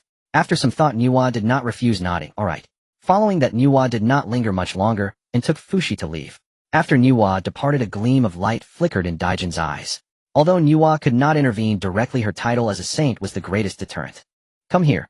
Then Dijuan summoned his demon generals, commanding, "Immediately prepare invitations inviting the great powers of the primordial world to witness Empress Nua's opening of a new teaching in 1,000 years." Soon many powerful beings of the primordial era received invitations from the demon clan. "What's going on? Is the sage Nua going to establish a new dojo? Isn't she supposed to be in the demon clan's heavenly court? Why do I feel something is off? Sage Nua is a member of the demon clan. Logically, she should remain in the demon clan's heavenly court, right? It's just establishing a dojo. Why invite others to witness?" The many powerful beings speculated, feeling that the demon clan's actions were quite unusual. Despite their suspicions, everyone decided to attend. After all, with the Zifu Xianting being destroyed by the demon clan's heavenly court had gained immense prestige, and the demon emperor Dijun, along with Dong, Huang Tai, ruled over all demons. Moreover, now that Nua has become a saint, the fortunes of the demon clan are soaring. Who would dare to disrespect the saint? At Wuzhuang, Guanjin Yuanzi and Hongyuan Laozu received invitations from the demon clan. Moi. What scheme is the demon clan up to? Sage Nua is establishing a dojo, and even inviting us to witness. Jin Yuanzi's expression turned grave, and his face slightly darkened. Observing this, Hongyuan said, "Brother, the demon clan's actions are merely to showcase the aura of the saint. Is it a form of intimidation towards the many powerful beings of the primordial era? Moreover, witnessing the saint establish a dojo would also benefit our cultivation. Putting all that aside, it also allows us to observe the saint's methods up close." Hongyuan appeared somewhat expectant as, hearing this, Jun Yuanzi furrowed his brows deeper, opening his mouth as if to say something. But for some reason he swallowed the words back down. He did not tell Hongyuan that the demon master Kunpeng harbored resentment towards Hongyuan. When Hongjun distributed the futons at the Zixiao Palace, it was due to Hongyun's yielding of his seat that caused Kunpeng to lose his place on the futon. Later, everyone discovered that those 6 futons represented 6 saint positions. Thus, Kunpeng's hatred towards Hongyun intensified. Additionally, during Hongjun's 3 lectures, Hongyun unexpectedly received the 7th strand of Hongmeng purple energy. And this Hongmeng purple energy is the foundation of the Tao, the key to becoming a saint. In Jun Yuanzi's eyes, if Hongyun truly went to the demon clan to witness Nua establishing a new dojo, the danger would be significant. In the western realm at Mount Xiumi, the Taoist Jin and Taoist Juni also received invitations from the demon clan. The demon clan really enjoys flaunting their power. Back then, when Nua and Fushi joined the demon clan, Dijun and Tai proclaimed it to the primordial era. Now, with Nua becoming a saint and establishing a dojo, they even invited all the powerful beings of the primordial era to witness. Taoist Zhunti said unkindly. Hearing this, Taoist Jane smiled slightly and said, "Junior brother, don't be angry. After all, it's a saint establishing their own dojo. For you and me, witnessing it in person will certainly bring benefits. After Jiayin's remarks, Zhunti heaved a sigh of relief, feeling that his words held some truth. In the underworld blood, see the ancestor of the Nether River also received the demon clan's invitation. Oh, they actually invite me to witness. What calculations does the demon clan have? Are they trying to use the authority of the saint to pressure us? The ancestor of the Nether River pondered silently. After thinking for a moment, he did not pay much attention, as it was a matter concerning the saint he would naturally attend. Time passed quietly. Unbeknownst to them, hundreds of years had gone by. For the beings of the primordial era, this period of time was merely a blink of the eye. However, for the human race, just a few hundred years brought about earth-shattering changes. Initially, when Nuwa created humanity, there were only around 120,000 humans, weak as ants. Yet in just a few hundred years, the human race had proliferated to millions. What was even more astonishing was that among the humans, countless merits were descending, attracting the attention of many powerful beings. It is known that these merits are bestowed by the heavenly Tao, and ordinary cultivators may not even attain a trace in their lifetimes. Yet among the humans there were continually those who triggered the heavenly Tao's response, bringing down golden light of merit. At this moment in the ancestral land of the human race, the three Xiaos stood side by side. In front of them stood a man of the human race. This man wore animal skins and held a fire seed. After a moment of silence, Yun Xiao spoke. Sueren, from now on, this lineage of humanity will be under your leadership. This man is none other than Sueren, the first among humans to create fire by drilling wood. He ignited flame, with wisdom dispelling darkness and cold, allowing humanity to no longer fear the assault of ferocious beasts nor consume raw flesh. The heavenly Tao felt this and granted merit. Not only did Sueren's own cultivation rise significantly, but even the three Xiaos who guided him also benefited, all advancing to the Tai Golden Immortal stage. Especially Yun Xiao, who, seizing this opportunity, faintly touched the threshold of the Deluo Golden Immortal. Meanwhile, in another human tribe, in front of the Holy Mother of Golden Spirit, stood a tall man known as Yu Chao. This Yu Chao learned from observing birds building nests and understood the method of constructing thatched huts. This allowed humanity to no longer sleep in the wild, free from the ravages of wind and rain. The heavenly Tao naturally bestowed merit. Not only did Yu Chao's cultivation increase significantly, but the Holy Mother of Golden Spirit also received gifts from the heavenly Tao, enhancing her cultivation. Seeing this, Qin Mu did not mind. He naturally understood that Huang Tian was returning to the human race. I wonder how as you command. Yu Chao bowed deeply, his face filled with joy. At this critical moment in the tribe of humanity where the Holy Mother of Turtle Spirit resided, a woman emerged. The woman was named Zi, who wove clothing from animal skins, allowing humanity to escape their naked state and shield against the cold. The heavenly Tao felt this and granted further merit. Not only did Zi's strength increase significantly, but the disciples of the Jia sect, including the Holy Mother of Turtle Spirit, also received bountiful rewards from the heavenly Tao. Zi also came to lead a tribe of humanity. In just a few hundred years, the three ancestral figures of humanity were born: Sueren, Yu Chao, and Zi. Each of them pioneered ways for humanity to survive, causing the fortunes of humanity to soar, and the disciples of the Jia sect also benefited from this. On this day, the three Xiaos, Zhao Gongming Golden Spirit, Wudong Turtle Spirit, and other Jia sect disciples gathered together. Due to their care for humanity, they all received considerable heavenly merits, significantly enhancing their cultivation.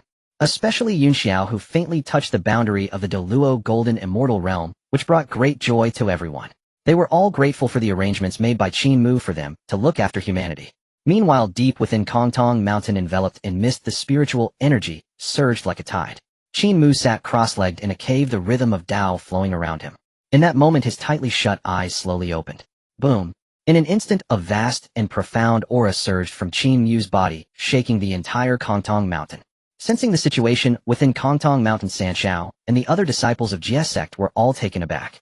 What a terrifying aura! It's the senior brother. He is about to break through to the Quasi Saint level. After hundreds of years in seclusion, did senior brother actually break through? It seems that senior brother gained significant rewards from his travels with the Saint Nuwa in the primordial chaos. San Shao and the others expressed their feelings. That's great. It seems senior brother will be emerging from seclusion soon. Bai Xiao looked delighted, staring intently at the source of the aura. Soon Qin Mu's aura reached a terrifying level, successfully breaking through to the Quasi Saint realm. Qin Mu took a deep breath. After hundreds of years of seclusion, he finally shattered the shackles of the great Luo Golden Immortal and attained the Tao fruit of the Honghuang Golden Immortal. Honghuang Golden Immortal. It was worth all those years of wandering and striving. Qin Mu sighed inwardly. After awakening Nuwa, he decided to travel through the primordial chaos with her. Later, he provided guidance, just as Nuwa was about to attain sainthood. Because of this, he was able to reap a great deal of heavenly merit when Nuwa achieved sainthood. Now after absorbing and refining his cultivation successfully broke through the Great Luo Golden Immortal and stepped into the level of Honghuang Golden Immortal. The method he practiced was not the path taught by Hongjun. Amidst his reflections, Qin Mu's gaze sharpened as he looked towards a figure not far away. This figure was the human avatar he had condensed. Just as Qin Mu was observing, his avatar slowly opened its eyes and a mysterious Tao rhythm emanated from its body. Upon closer inspection, one could see that the features of this human being resembled Qin Mu by 7 or 8 parts. Do you have a name? After a moment of silence, Qin Mu took the initiative to ask. The avatar pondered for a moment, its deep gaze meeting Qin Mu's eyes, and then it replied, Huang Tian.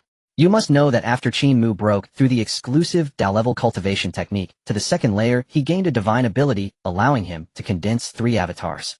These 3 avatars were not ordinary avatars. They were independent from the main body. They could cultivate freely without restrictions. Moreover, if Qin Mu's main body were to perish, he could still be revived using the avatars.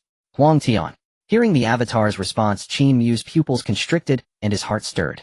One must understand that the name Huang Tian is far from ordinary. Under the heavenly Tao of the primordial chaos, Huang Tian stands as the supreme title bearing immense cause and effect. The mere utterance of this name implies that this being has significant connections with the heavenly and human ways. Amidst his astonishment, Qin Mu quickly regained his composure, a hint of an intriguing smile gracing his lips. Good. In admiration, Qin Mu casually waved his hand, and a treasure seal floated in front of Huang Tian. This item is for you, Qin Mu said lightly. When he had arrived at Kongtong Mountain with Nuwa, he discovered an innate treasure seal within known as the Kongtong Seal. Nuwa did not take this item, instead she gave it to Qin Mu. Naturally, Qin Mu was overjoyed, fully aware that this Kongtong Seal, also known as the Human Emperor Seal, was closely related to the fate of the human race. Now that his human avatar Huang Tian had successfully condensed, this seal should naturally be entrusted to him. Huang Tian did not stand on ceremony with Qin Mu and directly accepted the Kongtong Seal. He could sense that this seal had a profound connection with himself. Seeing Huang Tian accept the Kongtong Seal, Qin Mu smiled slightly, lightly tapping his hand. A beam of golden light surged forth and directly entered Huang Tian's forehead. This is the Human Emperor technique. From now on you shall practice this technique. Earlier, Qin Mu had combined to form an immense red envelope. Upon opening it, he obtained the 3 talents formation, Human Emperor technique, Water Spirit Pearl, and a Chaos Yuan. He taught the 3 talents formation to Sanxiao, kept the Wind Spirit Pearl, planning to gather all 5 innate elemental pearls in the future. The Chaos Yuan fruit was consumed by Qin Mu, raising his cultivation to the late stage of the Great Luo Golden Immortal. As for the remaining Human Emperor technique, Qin Mu had long intended to reserve it for his future human avatar. At this moment, as the golden light entered Huang Tian's mind, the essence of the Human Emperor technique was imprinted in his memory. After a brief perception, Huang Tian's heart trembled, realizing that this Human Emperor technique was simply tailor-made for him. Have you always been preparing for the condensation of my avatar? After a moment of silence, Huang Tian asked. Qin Mu nodded softly, replying, Indeed. All of this was prepared in advance. At this point, Qin Mu paused slightly, and then added, The path ahead will require you to walk it yourself. Huang Tian took a deep breath and smiled calmly, saying, Rest assured. I know what I should do. After saying this, Huang Tian did not wait for Qin Mu to say more. His figure gradually became ethereal and ultimately transformed into a wisp of mysterious light, dissipating before Qin Mu's eyes. Seeing this, Qin Mu did not mind. He naturally understood that Huang Tian was returning to the human race. I wonder how the human race has developed over these past few hundred years. Then Qin Mu's figure flashed, and he transformed into a streak of flowing light, soaring away. Before long, he appeared outside of Kongtong Mountain. Upon seeing Qin Mu's appearance, Sanxiao, Zhao Gongming, and the other GS sect members rushed forward. Senior brother, congratulations on your promotion to Quasi Saint. After approaching, everyone displayed joyful expressions, continuously congratulating Qin Mu. Qin Mu nodded slightly, his gaze sweeping over the crowd. With his current Quasi Saint cultivation, he could easily discern that Sanxiao, Jinling, and others had all made significant progress, especially Yunxiao, who was just a step away from the Great Luo Golden Immortal. It seems that over the years their care for the human race has led to considerable opportunities for them. Qin Mu quietly sighed, reflecting that Sanxiao and the others had not wasted his efforts. After pondering for a moment, he regained his focus and smiled at everyone, saying, All right, this matter is settled. We should return to Janeo Island. Suddenly hearing Qin Mu's words, everyone was taken aback. Return. Senior brother, what about the human race? Didn't you say before that we should support the human race for countless years? Yin Xiao asked with slight doubt. The other GS sect members also looked surprised. Over the years they had been supporting the human race, and had already formed deep ties with them. Now that Qin Mu suddenly said he wanted to leave, they could not help but feel reluctant. Qin Mu's expression remained unchanged as he turned his gaze towards the direction of the human ancestral land, saying lightly, "The future path of the human race will be determined by themselves." In Qin Mu's view, he had already done everything he could. Moreover, the human race had now ignited the fire of civilization, built nests, woven clothing. With the area blessed by the Saint Nua's power, developing and thriving would not be a difficult task. Thereafter, Qin Mu led the Jie sect disciples, including the three Xiao and Zhao Gongming, into the skies aboard auspicious clouds, returning toward Janeo Island. As they passed over the South Sea, a chime resonated suddenly within Qin Mu's mind. Ding! A red envelope has fallen within the South Sea. Would you like to retrieve it? Oh. Hearing the system's prompt, Qin Mu arched an eyebrow, his heart stirring faintly. A red envelope has fallen. My fortune seems quite favorable. Having just emerged from seclusion, he encountered this auspicious omen en route back to Janeo Island. Such a fortuitous occurrence was naturally not to be declined. At once he halted atop the cloud. Seeing this, the three Xiao and the other Jie sect disciples likewise paused, all turning curiously toward him. Qin Mu regained his composure and swept his gaze across the assembled disciples. You may proceed to Janeo Island first. I must attend to some matters in the South Sea. Upon hearing this, Bai Xiao furrowed her brow slightly and asked, puzzled, Senior brother, what business brings you to the South Sea? Qin Mu smiled faintly and replied, a personal matter requires my attention. I shall join you later. Though perplexed, none dared press further. They each bowed respectfully. Bai Xiao pressed her vermilion lips together and quickly said, shall I accompany senior brother? It would be safer with someone at your side. Qin Mu shook his head. No need. I shall go alone. Seeing his refusal, Bai Xiao pouted slightly, her expression tinged with mild displeasure. She well knew that Qin Mu had already ascended to the quasi-sage realm. His power rendered any escort utterly unnecessary. Her desire to accompany him stemmed not from concern for safety, but simply from a wish to spend more time in his presence. At that moment, Yin Xiao turned toward Qin Mu and bowed deeply. Then, senior brother, please take care. Without delay, Yin Xiao exchanged a subtle glance with Bai Xiao and led the others away. Qin Mu, observing their departure, wasted no time. He shimmered into existence and shot forth as a streak of immortal light toward the South Sea. Before long, guided by the system, Qin Mu arrived at the heart of the South Sea. Is it inside the Dragon Palace? He murmured softly, sensing faintly around him. I wonder, what rank of red envelope has fallen this time? With that thought, he descended directly into the South Sea's depths. Deep within the South Sea stood the Crystal Palace. Majestic and resplendent, its aura suffused with rosy radiance. Coral forests flourished, and luminous pearls scattered like stars, manifesting the Dragon Clan's opulent grandeur. The moment Qin Mu materialized, a squad of shrimp soldiers and crab guards blocked his path. Their leader, perceiving Qin Mu's extraordinary aura, ventured cautiously, esteemed immortal, what brings you to our South Sea? Qin Mu remained serene and replied, go swiftly and inform your Dragon King that Qin Mu, the eldest disciple of the Jie sect, pays a visit. Eldest disciple of the Jie sect. The shrimp soldier trembled violently. The spear in his grasp nearly slipped from his hands. After all, an ordinary Jie sect disciple might warrant little notice, but Qin Mu was the foremost disciple of Lord Tongtian himself. Such status was virtually equivalent to the arrival of a sage. Please wait a moment, esteemed immortal. I shall report immediately. The shrimp soldier dared not hesitate. Bowing deeply, he hurried off without delay. Qin Mu paid no heed, standing calmly where he was. Soon the shrimp soldier burst into the Dragon Palace's great hall, sprinting wildly and shouting, Dragon King! Dragon King! A grave matter has arisen. At that moment, within the Dragon Palace's grand hall, a woman adorned in magnificent dragon robes reclined gracefully upon a jade throne, resting lightly. Startled by the clamor, she instantly sat upright. Her beauty was peerless, her features exquisitely refined, and a pair of crystalline dragon horns gracing her brow, lending her an air of sovereign majesty. She was Ao Run, the Dragon King of the South Sea. Moi. Frowning slightly at the shrimp soldier's frantic intrusion, she demanded coolly, what urgent matter compels such panic? The shrimp soldier prostrated himself and trembling confessed, Your Majesty. An immortal has appeared outside the palace gate, declaring himself Qin Mu, the senior brother of the Jie sect, and requesting an audience. Hearing this, Ao Run recoiled inwardly. She sprang to her feet, eyes flashing with shock. The Jie sect's foremost disciple, Qin Mu. Were it anyone else, Ao Run might have dismissed the matter lightly. Yet this was no ordinary visitor. It was the chief disciple of the Jie sect, the very first disciple under Sage Tongtian.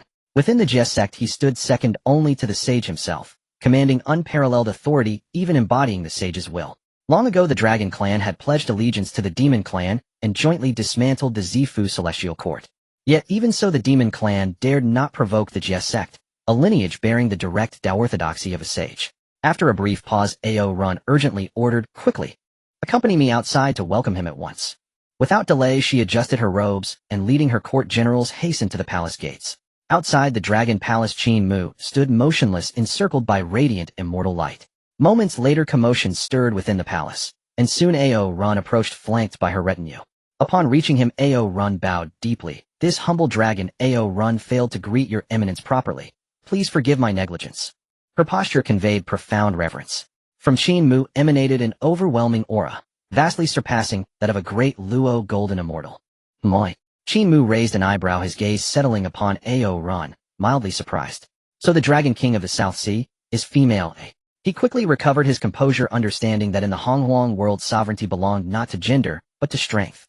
A truth both natural and unremarkable. Then Qin Mu gave a slight nod and said, "Dragon King, there is no need for such formalities. I happened to pass through the South Sea and thought to pay you a visit."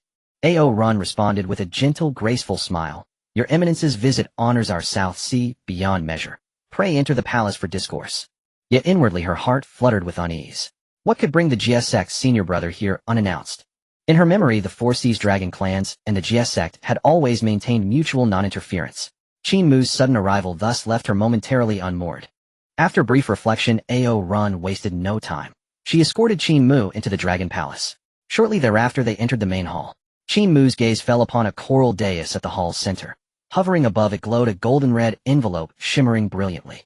Though his heart leapt with quiet joy, his expression remained perfectly composed. Moi. Noticing Qin Mu's fixed gaze upon the dais, Ao Run frowned faintly. After a brief pause, she hurriedly added, "Does your eminence admire this coral dais? This humble dragon offers it gladly." Hearing her words, Qin Mu gently withdrew his gaze and smiled.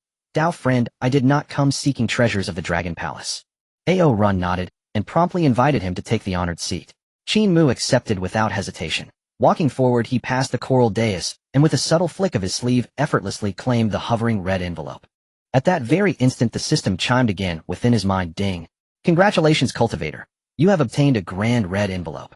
Would you like to open it?" Qin Mu did not choose to open the big red envelope immediately. After all, he was unsure of what rewards it might. In the past, whenever he opened a red envelope, Qin Mu would always find a safe place and set up a formation booth. At this moment, Ao Run sent someone to present the unique spiritual fruit wine of the South Sea to entertain Qin Mu. The wine, infused with spiritual energy, emitted a fragrant aroma. "Please enjoy, esteemed immortal." Ao Run welcomed him. "Thank you, Dragon King." Qin Mu smiled faintly, not being polite, and picked up a spiritual fruit to consume. Seeing this, Ao Run smiled gently and inquired softly, "By the way, may I ask what brings you to visit our South Sea today?" Although Qin Mu had already mentioned that he was just here for a visit, Ao Run thought it was merely a casual remark. Qin Mu coming to her South Sea at this time must have some purpose. Hearing Ao Run's inquiry, Qin Mu smiled calmly and said, "There is no need for such courtesy, fellow Taoist Ao Run. Just call me Qin Mu. Today I happened to pass through the South Sea and felt some interest, so I came to pay a visit." Seeing Qin Mu stick to this line, a subtle change flickered in Ao Run's eyes. Qin Mu's expression remained unchanged, and he knew well what Ao Run was thinking. After all, he had rarely come to the South Sea, and his sudden visit was naturally suspicious. After a moment of silence, Qin Mu spoke. "By the way, Dragon King, I suddenly remembered something." Upon hearing this, Ao Run was slightly surprised and quickly responded, "Please speak, fellow Taoist Qin." Qin Mu did not hesitate and slowly said, "Since the great calamity of the past, the luck of the Dragon clan has greatly diminished. Although the Four Seas of the Dragon clan still govern the waters, they no longer possess the glory of ancient times. I wonder if the Dragon King has any ambitions to revitalize the Dragon clan." As soon as Qin Mu finished speaking, Ao Run's eyes lit up. But soon a hint of bitterness flashed in her eyes as she sighed. "Fellow Taoist Qin, you know that our Four Seas Dragon clan is currently weak. Although the little dragon has the heart to revitalize it, unfortunately." As she reached this point, Ao Run abruptly stopped. As the Dragon King of the South Sea, how could she not wish for the Dragon clan to regain its former glory? Qin Mu smiled slightly and said, "If there is an opportunity, I might be able to lend a hand to the Dragon clan." Upon hearing this, Ao Run trembled with excitement, her eyes sparkling with joy. "Fellow Taoist Qin, are you serious?" Qin Mu nodded and replied, "Of course. However, the timing is not right at the moment. Let's see what the future holds." Ao Run nodded, maintaining her composure. Just then an unexpected change occurred. Boom. A violent rumble resonated, causing the entire Dragon Palace to shake violently. At the same time, the sea churned and corals collapsed. Moi. This sudden situation startled Qin Mu, and frowning, he waved his sleeve. Boom. Following that, a vast surge of magical power enveloped the surroundings, stabilizing the turbulent Dragon Palace. "What is happening?" Qin Mu looked directly at Ao Run and asked in a deep voice. Hearing Qin Mu's question, Ao Run's face was filled with bitterness and helplessness, as she explained, "Fellow Taoist Qin, this matter is quite strange. The little dragon only knows that every 10,000 years such fluctuations occurred deep in the South Sea. I also sent people to investigate and discover the source." However, as she reached this point, Ao Run paused, looking embarrassed, and then added, "But that place is covered by a formation, and with my cultivation, I simply cannot enter." Oh. After hearing Ao Run's explanation, Qin Mu's eyes flashed with surprise as he exclaimed, "Is that so?" While saying this, Qin Mu pondered. Thinking that the source of the disturbance might be hidden behind the formation, he wondered if there were any opportunities inside. After a moment of thought, Qin Mu returned his attention to Ao Run and asked, "Fellow Taoist Ao Run, would you be able to take me there for a look?" Ao Run pondered for a moment before nodding and saying, "All right, please follow me, fellow Taoist Qin." Without delay, Ao Run led Qin Mu directly out of the Dragon Palace. Soon the two arrived at the darkest depths of the South Sea. "Fellow Taoist Qin, the source of the disturbance," Ao Run pointed casually. Qin Mu looked over and saw a massive whirlpool barrier in the depths of the sea with water swirling around, making it difficult to approach. It felt as if that place was isolated by some invisible force. In the center of the whirlpool, an ancient stone door could be vaguely seen. The face of that stone door was engraved with obscure and difficult to understand runes exuding an aura of ancient and profound history. As Qin Mu was studying it, Ao Run continued, "Before this we had tried many methods to enter and explore. Unfortunately, we were always unable to break through this barrier." Qin Mu nodded slightly and murmured, "A congenital formation is enveloping it. Could it be that there are treasures or opportunities inside?" With this thought, Qin Mu looked at Ao Run and said, "Fellow Taoist Ao Run, please step back and allow me to give it a try." Ao Run nodded and quickly stepped back. Once Ao Run retreated, Qin Mu's gaze sharpened as he activated his Eye of Reality. At that moment, while Qin Mu was probing the mysteries of the congenital formation at Kongtong Mountain, the ancestral land of the human race, a towering figure stood suspended in the air, surrounded by an overwhelming aura of imperial majesty. This person was none other than the avatar of the human race that Qin Mu had condensed, Huang Tian. At this moment, Huang Tian's gaze was like lightning scanning the countless human beings below. "Su'er and Wachao and Ziyu are the pioneers of our human race, and have made great contributions. But now the human race needs to unite in order to thrive," Huang Tian said lightly, his voice like thunder resounding through the heavens and the earth. After returning to the human race, Huang Tian rose unexpectedly. Hearing Huang Tian's words, Su'er stepped forward and asked solemnly, "Huang Tian, what do you intend to do?" Huang Tian smiled indifferently, not beating around the bush, and directly said, "It's simple, the victor will reign supreme. If I can defeat the three of you, I will be the ruler of the human race." As soon as his voice fell, Huang Tian stepped forward, his fist striking like a dragon, aiming directly at Su'er and the other three human ancestors. Boom, boom, boom. Seeing this, the three of Su'er did not hesitate and quickly retaliated. Boom, boom. Su'er wielded fire to counter the attack. Wachao used the terrain to defend, and Z transformed his clothing into armor. The three joined forces and attacked Huang Tian together. However, after a fierce battle, they still fell to Huang Tian. Huang Tian stood at the highest point of the ancestral land of the human race, raising his arm in a loud declaration. "From this day forth, I am the human emperor." With Huang Tian's proclamation, endless luck surged upon him. His momentum soared and his cultivation directly reached the level of the great Luo Golden Immortal. Having become the human emperor, Huang Tian also understood that the human race was different from the myriad spirits of the primal chaos. They were born weak and could not directly practice the methods of the demon or witch tribes. If the human race is to truly rise, a unique cultivation method must be created for them. Fortunately, he possessed the human emperor technique, which contained suitable methods for the human race, though he needed to organize them. At this moment on Shouyang Mountain in the 8th Scenery Palace, a figure sat quietly on a futon, gazing intently at the land of humanity. This person was none other than Taishang, the leader of the Three Pure Ones. Long ago, when Nuwa shaped humanity from clay and achieved sainthood through her merits, Taishang had sensed something. His chance to attain sainthood was closely tied to the humans created by Nuwa. Over the years, Taishang had been observing humanity from the shadows. "It seems I must pay a visit to humanity," Taishang thought, feeling a stirring in his heart as the stars seemed to rotate in his gaze. He could sense that his opportunity for sainthood was intricately linked to this newly born race of humans. Previously, Tongtian and Yuanshi had established their teachings and achieved sainthood in succession. From this, Taishang had also glimpsed the direction toward his own path to sainthood. It seemed that achieving sainthood by slaying 3 corpses was no longer feasible. He could only establish a teaching and attain sainthood through merits. However, what troubled Taishang was that he contemplated establishing a teaching like Tongtian and Yuanshi, yet he lacked the foundational support to do so. Hundreds of years ago, when Nuwa successfully created humanity, the heavenly Tao showed favor, bestowing great merits that enabled her to ascend directly to sainthood. It was at that moment that Taishang sensed a causal connection between himself and humanity. This allowed him to realize that his opportunity for attaining sainthood lay within humanity. After a moment's contemplation, a flicker of resolve flashed in Taishang's eyes. Suddenly he rose and took a step forward, covering distances as if they were mere inches. Soon he arrived at the edge of the human territory at an unnamed mountain gorge. Taishang's figure materialized. After revealing himself, he focused his thoughts and transformed into an old man in a coarse robe. Then Taishang casually broke a branch to use as a staff and took leaves for shelter, settling down to live in the wilderness. In the days that followed, the old man that Taishang had transformed into settled peacefully within a human tribe. Each day he observed the humans as they fished, hunted, and farmed, watching children frolic and play. As time passed, the Tao rhythm in Taishang's eyes deepened. One day in the human tribe where Taishang resided, a torrential rain fell, relentless and unending, eventually leading to a flash flood. Boom, boom. The surging flood roared and surged, engulfing numerous villages. The mountain gorge where Taishang lived was also affected by the flood. Although Taishang's dwelling appeared quite humble, it remained unscathed against the fierce winds and torrential rains. At this moment, Taishang stood with his hands clasped behind him in front of his courtyard. Moi. Suddenly his gaze fell upon the raging waters. Focusing, he noticed that amidst the tumultuous waves a young boy was being swept away. Seeing this, Taishang did not allow the boy to be carried away by the flood. With a flick of his sleeve, the flood parted, revealing a clear path. The boy, who had been submerged by the flood, felt the water recede around him. What? He looked around, astonished to see the floodwaters flowing away from him. He paused for a moment, then followed the path, his gaze landing on Taishang. Is this old man the one who saved me, eh? After a moment of hesitation, the boy did not ponder further and hurriedly made his way to Taishang's courtyard. Once close, the frightened boy knelt before Taishang and bowed deeply, saying, "Thank you, old man, for saving me. My name is Xuandu, and I wish to serve by your side."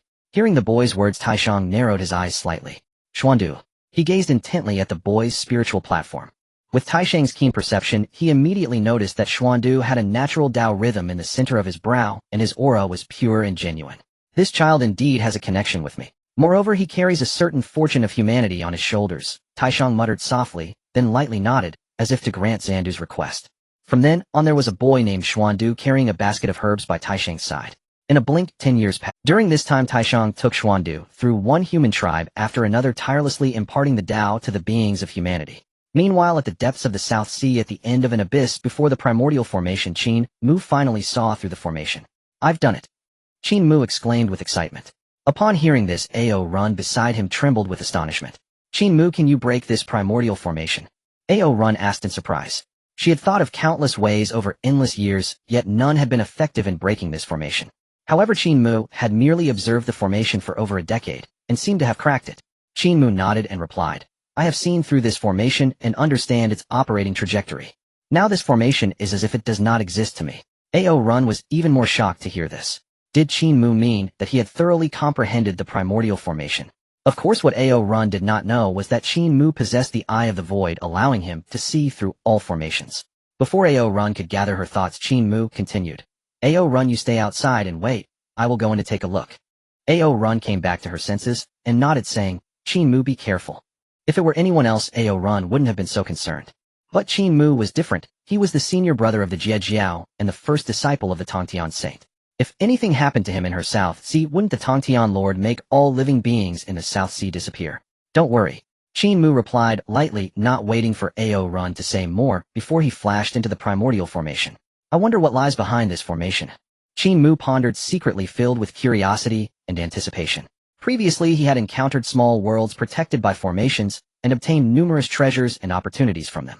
Just as Qin Mu was lost in thought, he had broken through the formation and arrived in a hazy space. "Moi." Qin Mu frowned slightly and quickly adjusted his gaze. Suddenly his gaze fixed on a giant tortoise comparable to a mountain. The tortoise lay quietly, its shell naturally engraved with the constellations of the universe, and its 4 limbs resembled heavenly pillars suppressing the 4 directions. What a massive turtle! Could it be? Could this great tortoise be the support of the heavens? While observing, a thought suddenly sprang to Qin Mu's mind. While others might be unaware, Qin Mu was fully aware. After the ancestral witch Gong Gong crashed into the unbreakable mountain, it triggered a landslide, creating a hole in the heavens. Aside from the floodwaters of the Tianhe River, the heavens and earth began to trend towards merging. Such a significant event naturally attracted the 6 saints from all heavens. The 6 saints used divine powers to block the breach, but could only hold it temporarily. After all saints can merge with the heavenly Tao, mobilizing the powers of heaven and earth with boundless magical abilities. However, over time, they also risked losing themselves, easily being assimilated by the heavenly Tao. Fortunately, later Nuwa refined the stones to mend the heavens, thus repairing the sky. But the celestial pillar had already broken with nothing to support the heavens. If no remedy was found, the heavens and earth would ultimately merge. At that time, chaos would reoccur, and the heavens and earth would cease to exist.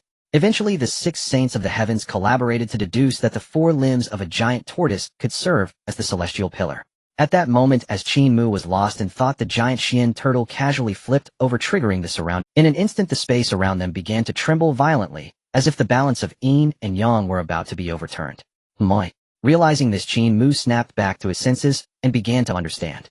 Every 10,000 years, the South Sea would experience severe upheaval caused by the very Xian turtle before him. Just then, the massive Xian turtle slowly opened its eyes, focusing its gaze on Qin Mu. Little one, what brings you here?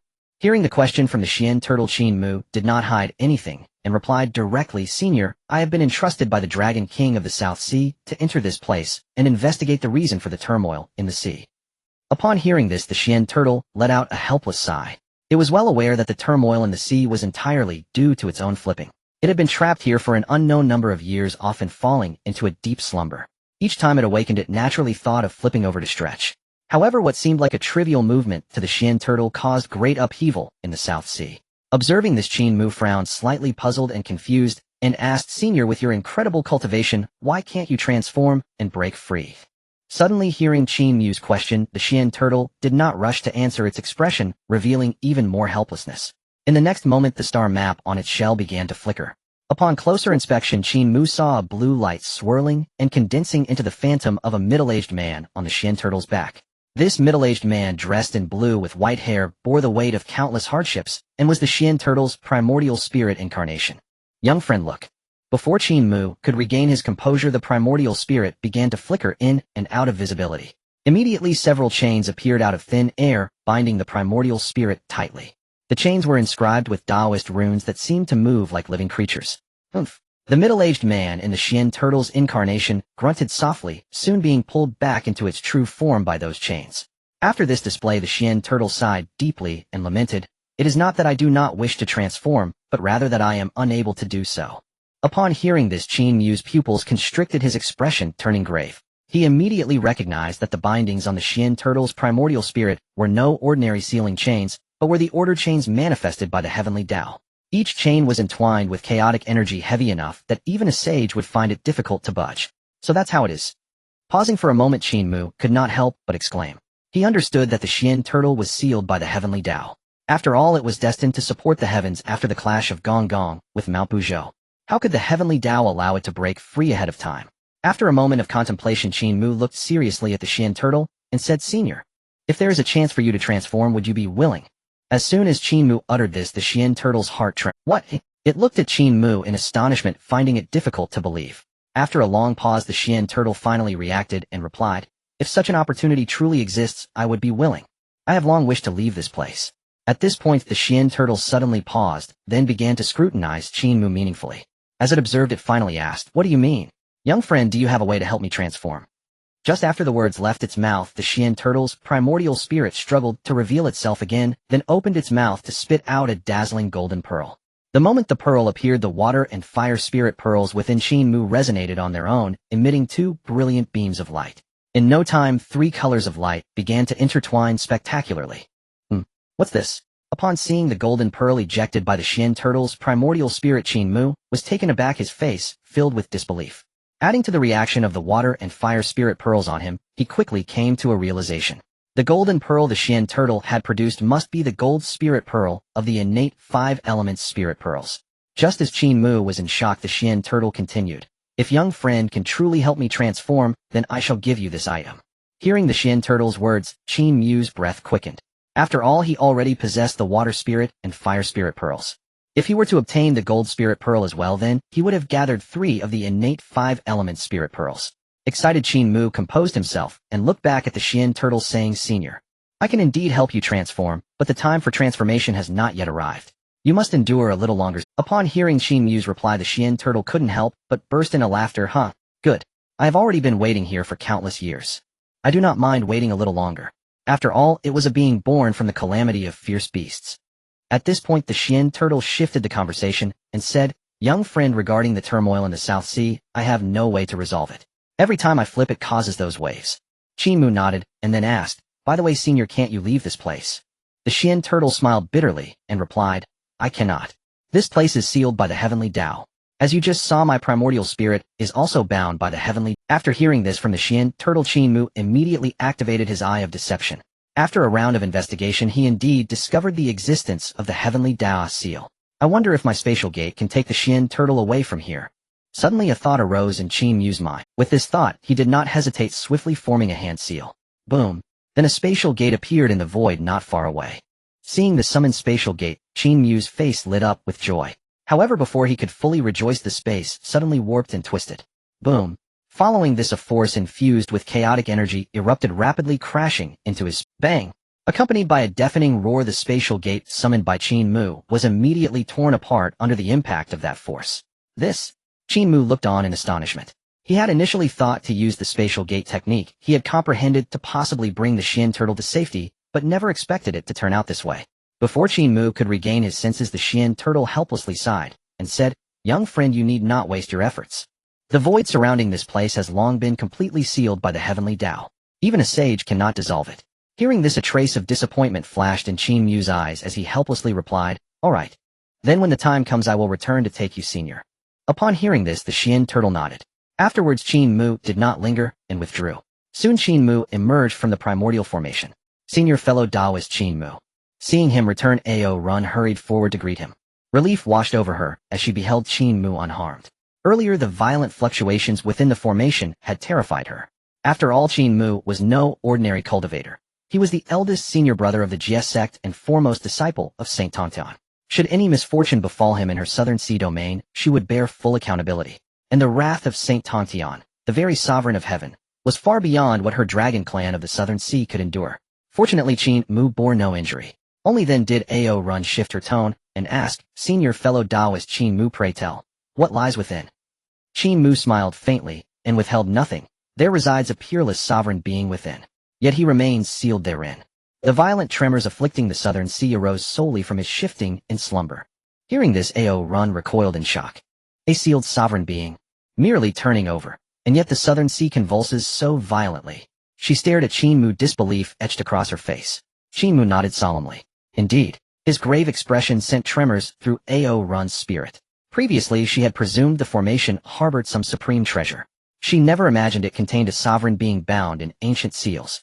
Stunned, Ao Run ventured cautiously, senior fellow Taoist Qin Mu, do you possess any means to resolve this? Qin Mu narrowed his eyes slightly and gazed back at Ao Run, senior fellow Taoist Ao Run. When you speak of means, to which aspect do you refer? Is it to suppress the southern sea's turbulence, or the sovereign being sealed within I? At this question, Ao Run's heart lurched. Hastily she replied, forgive my presumptuousness, senior fellow Taoist. My humble inquiry concerns only the sea's unrest. She dared not probe further regarding the sealed. After all, Qin Mu himself cultivated at the quasi-saint level, and even he referred to that entity as a sovereign being. Its terrifying power was thus self-evident. Such an existence, Ao Run knew well, was best left untouched. So long as Qin Mu could still the southern sea's turmoil, she would offer thanks to heaven itself. As for anything beyond that, it lay far beyond Ao Run's purview or authority. Hearing her reply, Qin Mu offered a gentle smile and nodded. Alleviating the southern sea's turbulence poses no difficulty. Without awaiting Ao Run's response, he flicked his sleeve and instantly reinforced the primordial formation with an additional array. This formation, empowered by me, shall dampen the sea's unrest. Yet to eradicate its root cause entirely requires patience and the right moment. As he spoke, Qin Mu cast Ao Run a glance rich with implication. Ao Run met his gaze and instantly grasped his meaning. The root cause indeed was none other than the sovereign being imprisoned within the formation. Many thanks, senior fellow Taoist Qin Mu. After a brief pause, Ao Run bowed deeply before him, her eyes shimmering with profound gratitude. For now, this matter concludes here. Senior fellow Taoist Ao Run, we shall meet again another day. With that, Qin Mu turned without delay to depart. Seeing this, Ao Run urgently called out, senior fellow Taoist, please wait. Qin Mu paused and glanced back. Senior fellow Taoist Qin Mu, you seldom grace our southern sea with your presence. Pray remain a while, so this humble dragon may honor you as host. Qin Mu smiled, faintly perceiving clearly Ao Run's intent to cultivate deeper rapport with him. Senior fellow Taoist Ao Run, I am burdened with urgent sect affairs and must return promptly to attend to pressing matters. I regret I cannot tarry longer. Seeing Qin Mu's resolve, a fleeting shadow crossed Ao Run's eyes before she said, Then when next you find leisure, do remember to visit our southern sea. Very well. Qin Mu gave a light nod, then vanished, his figure dissolving into a streak of light speeding into the distance. Watching him recede, Ao Run sighed inwardly, her thoughts swirling with quiet awe. Can he truly aid our southern sea? She murmured softly, then drew a deep breath, letting the question fade, casting one last glance toward the vortex of the formation before departing. Soon Qin Mu soared forth from the southern sea, riding clouds and mist toward Janeo Island. Within moments he had already traversed 10,000 li beyond its shores. Suddenly Qin Mu halted midair, his gaze sharpening as he fixed upon a distant direction. There a white-robed immortal maiden fled desperately, pursued by several figures. A disciple of the GS sect. Noticing their robes, those of the GS sect's outer sect, Qin Mu frowned slightly. By now the maiden's hairpins were dislodged, her sleeves slashed by sword chi, her bearing utterly harried. Before Qin Mu could deliberate further, the white-robed maiden veered toward him. Elder, save me. Spotting him, she cried out like one clutching salvation itself. Simultaneously, the pursuing disciples of the GS sect bared fierce expressions. Qin Mu hesitated only a heartbeat, then flashed forward, stepping squarely before the maiden. Seeing this, the pursuers halted, glaring down at Qin Mu with arrogant disdain. Who is this vagrant cultivator daring to interfere in GS sect affairs? The lead disciple, a gaunt-faced Taoist, shouted fiercely and instantly summoned a bone sword wreathed in chilling Yin energy. Clearly he stood ready to strike at the slightest provocation. Oh! Qin Mu feigned surprise, but his eyes blazed with frost-laced fury. He had not expected such audacity from outer sect disciples whose cultivation barely surpassed mediocrity. Even if they failed to recognize his identity, showing no reverence before a quasi-saint sovereign was unforgivable. Step aside, now, or be cast aside forever. Receiving no reply, the gaunt-faced Taoist roared anew, utterly dismissive of Qin Mu. After all, they were disciples of the GS sect, backed by a saint. They feared not even Qin Mu's quasi-saint aura. At these words, Qin Mu's countenance darkened further, a low contemptuous snort escaped him. Humph. You have disgraced the very name of the GS sect. Instantly, a crushing quasi-saint pressure erupted from his being, like heaven collapsing upon earth. Boom. Before the disciples could comprehend what transpired, they collapsed to their knees, overwhelmed beneath that sovereign might. What?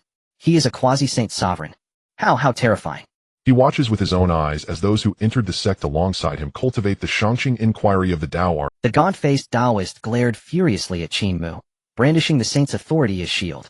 As mere outer sect disciples, they had never laid eyes upon Qin Mu. Slap. At those words, Qin Mu struck, not with hand, but with will. A thunderous, invisible slap sent the gaunt-faced Taoist sprawling, every tooth shattered from his jaw. The man with the horse face spat out a mouthful of broken teeth, glaring fiercely at Qin Mu. Little did he expect that despite presenting himself as a saint of the GS sect, Qin Mu would still dare to strike him. You scoundrel! He shouted, how dare you disregard, even me, a saint of the GS sect? What the man with the horse face did not expect was that, just as his words fell, Qin Mu struck him again with the back of his hand. Slap. Unrepentant. The invisible slap sent the man with the horse face flying, his cheek rapidly swelling, resembling a pig's. The other GS sect disciples looked on, trembling in fear. Qin Mu's gaze swept across them, his expression grave. Others may not know, but he was all too aware. The GS sect would eventually be destroyed, not only due to their failure to suppress the fate, but also because of the doctrine of their leader, the Heavenly Saint. What he advocated was inclusivity, accepting all beings. It was precisely because of this that during the impending calamity the GS sect, once visited by myriad immortals, ended up in utter defeat. It seems it's time for a change. As he contemplated, a glimmer of resolve flashed in Qin Mu's eyes. He surveyed the crowd and asked in a deep voice, do you know who I am? Upon Qin Mu's question, the GS sect disciples, oppressed by his quasi-saint aura, were all left dumbfounded. They could sense Qin Mu's strength, yet they were unaware of his identity and origins. After a brief hesitation, the man with the horse face, sporting a swollen cheek, angrily shouted, what does it matter who you are? We are the disciples of the saint. That alone is everything. The man with the horse face was in a fit of rage, still intending to use the GS sect saint to threaten Qin Mu. Enough, Qin Mu said lightly with a wave of his hand. Boom. An invisible force instantly bore down upon the man with the horse face. Under the assault of this power, the man with the horse face was sent flying again. After stabilizing himself, he was already gasping for breath. At this moment, Qin Mu calmly said, my name is Qin Mu. As soon as Qin Mu spoke, the GS sect outer disciples were stunned. Buzz. They knelt down on the spot, their minds buzzing as if the sky had fallen. Qin Mu. Could it be? The Qin Mu who is our GS Sect's senior brother. Is it really him? This? The group murmured in astonishment as if struck by lightning. They never expected to encounter the GS Sect's senior brother Qin Mu at such a moment. It is known that Qin Mu is the first disciple of the Heavenly Saint. Moreover, one could say that Qin Mu is the de facto vice leader. After all, since the Heavenly Saint became a saint, he rarely managed the affairs of the GS Sect. As the GS Sect's senior brother, many matters naturally fell upon him. In their shock, the GS Sect disciples quickly regained their senses and repeatedly bowed to Qin Mu, saying, "Senior brother, spare us. We were blind and failed to recognize you, senior brother. Senior brother, we hope for your forgiveness." In a moment, they all began to plead for mercy. The man with the horse face who had been struck away by Qin Mu was now pale with fear. Initially, he had not taken Qin Mu seriously. Who would have thought that Qin Mu was actually their senior brother? Simultaneously, the white-clothed fairy who was protected by Qin Mu also felt a shock in her heart upon hearing Qin Mu's identity. "I greet the GS Sect's senior brother Qin Mu." Upon hearing this, Qin Mu turned to the white-clothed fairy and asked fellow Taoist what exactly happened. The white-clothed fairy paused slightly, but did not hide anything, responding, "Reporting to you, senior. This is all the fault of the GS Sect, disciple Chang, heir Dingguangxian. This person specifically sent someone to capture fairy cultivators. I hope Senior Qin Mu can stand up for us, these weak, scattered cultivator fairies."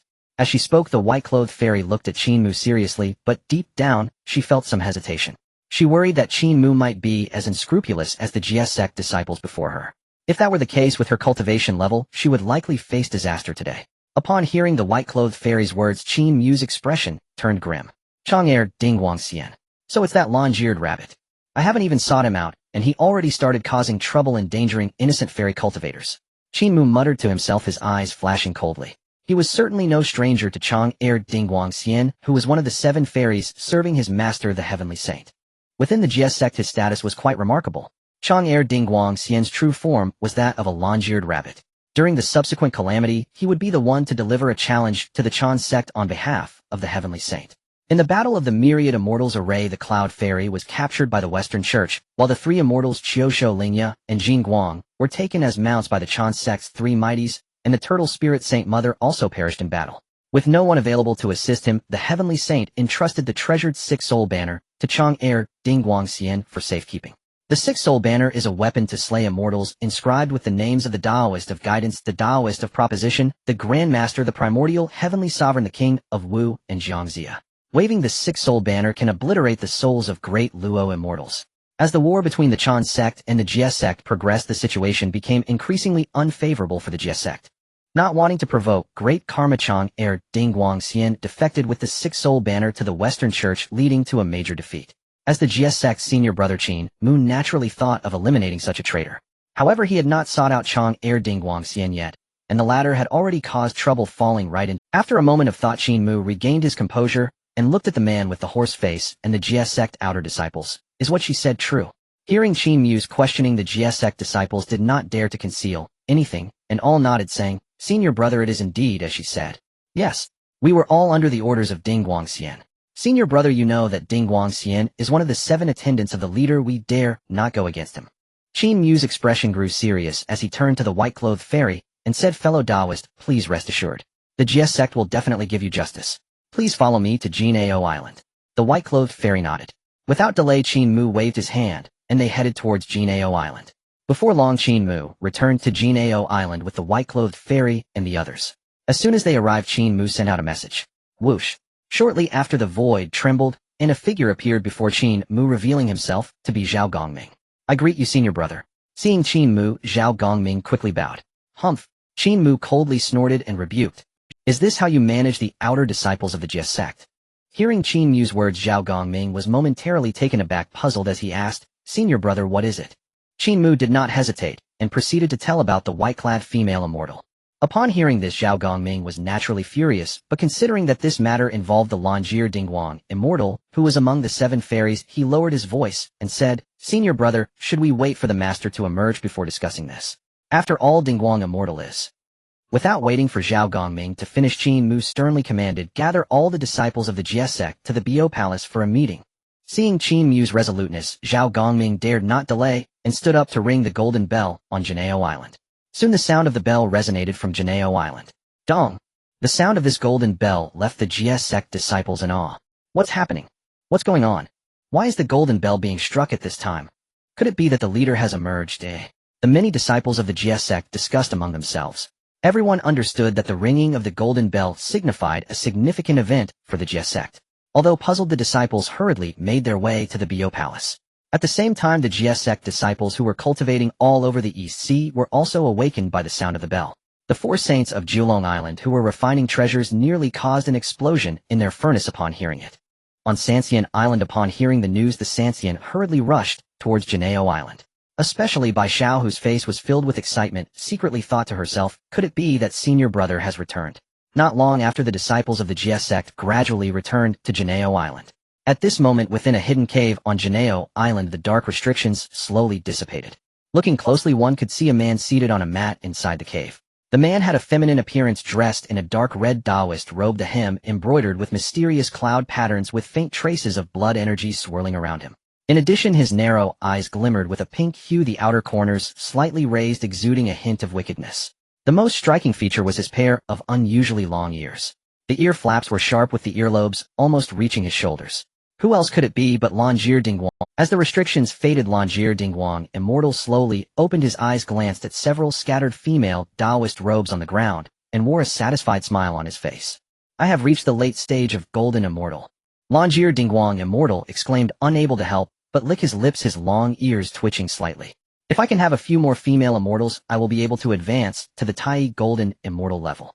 As he spoke, Longjir Dingguang, immortal, slowly stood up. This was something he had unexpectedly obtained, a technique named Joyful Method thousands of years ago. At that time, he was cultivating in the East Sea when 2 powerful beings fought fiercely over this method, ultimately leading to their mutual destruction. Thus, the Joyful Method naturally fell into the hands of Longjir Dingguang, immortal. In the following years, he managed to capture 5 or 6 female immortals for dual cultivation. In the midst of supreme pleasure, he devoured their essence rapidly, enhancing his own cultivation. Suddenly, a sound of the golden bell entered Longjir Dingguang, immortal's ears. Upon hearing it, Longjir Dingguang, immortal, was taken aback. What's going on? Why would the bell on the island ring at this time? Could it be that the master has emerged? Thinking of this, Longjir Dingguang, immortal, hurriedly adjusted his Taoist robe, intending to head to the Bio Palace. However, he was caught off guard. As soon as he stepped out of the cave, he encountered a formidable Taoist riding a black tiger. The visitor was none other than Zhao Gongming, the one in charge of the outer gate. Moi.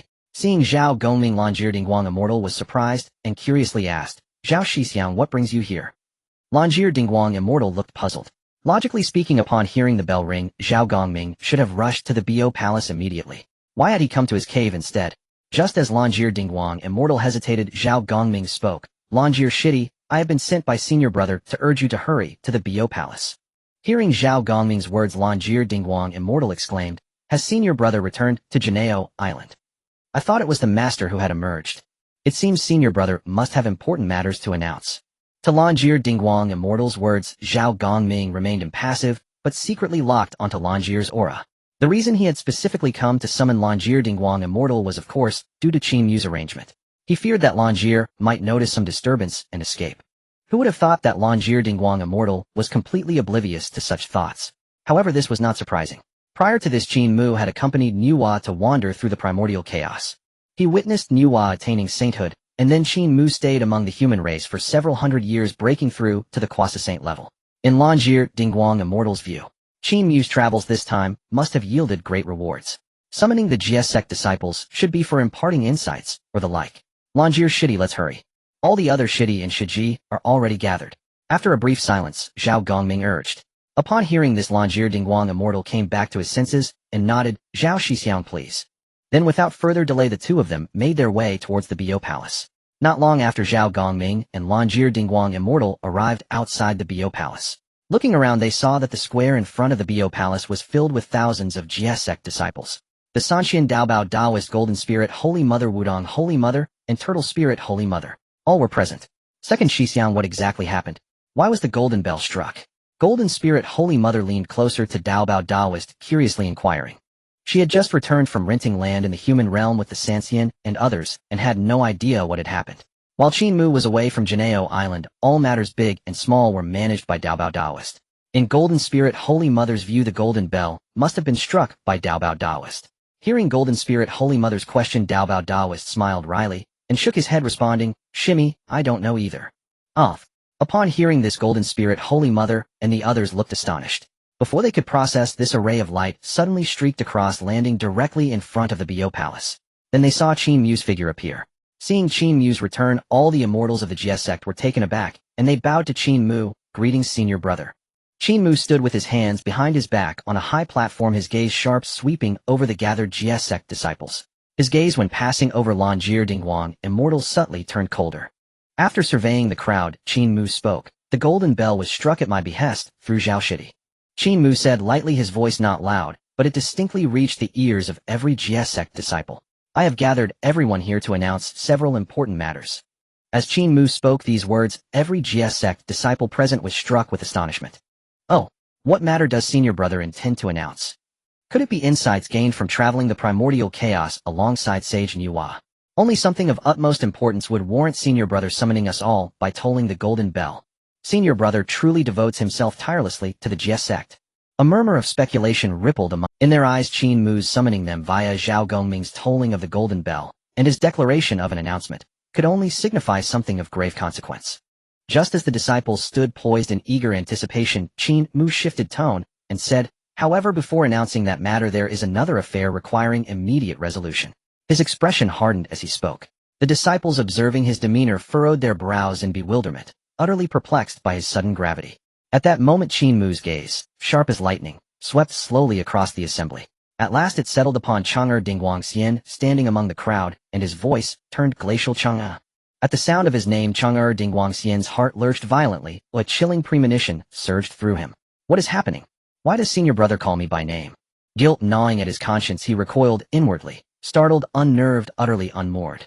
After a brief pause, he steeled himself, stepped forward, and bowed deeply before Qin Mu. What command does senior brother wish to impart? Seeing Chang'er feign composure, Qin Mu narrowed his eyes slightly, and spoke in icy tones. Cha, do you know what transgression you have committed? At those words, Chang'er's pupils contracted sharply. Dread deepened within him. What is this?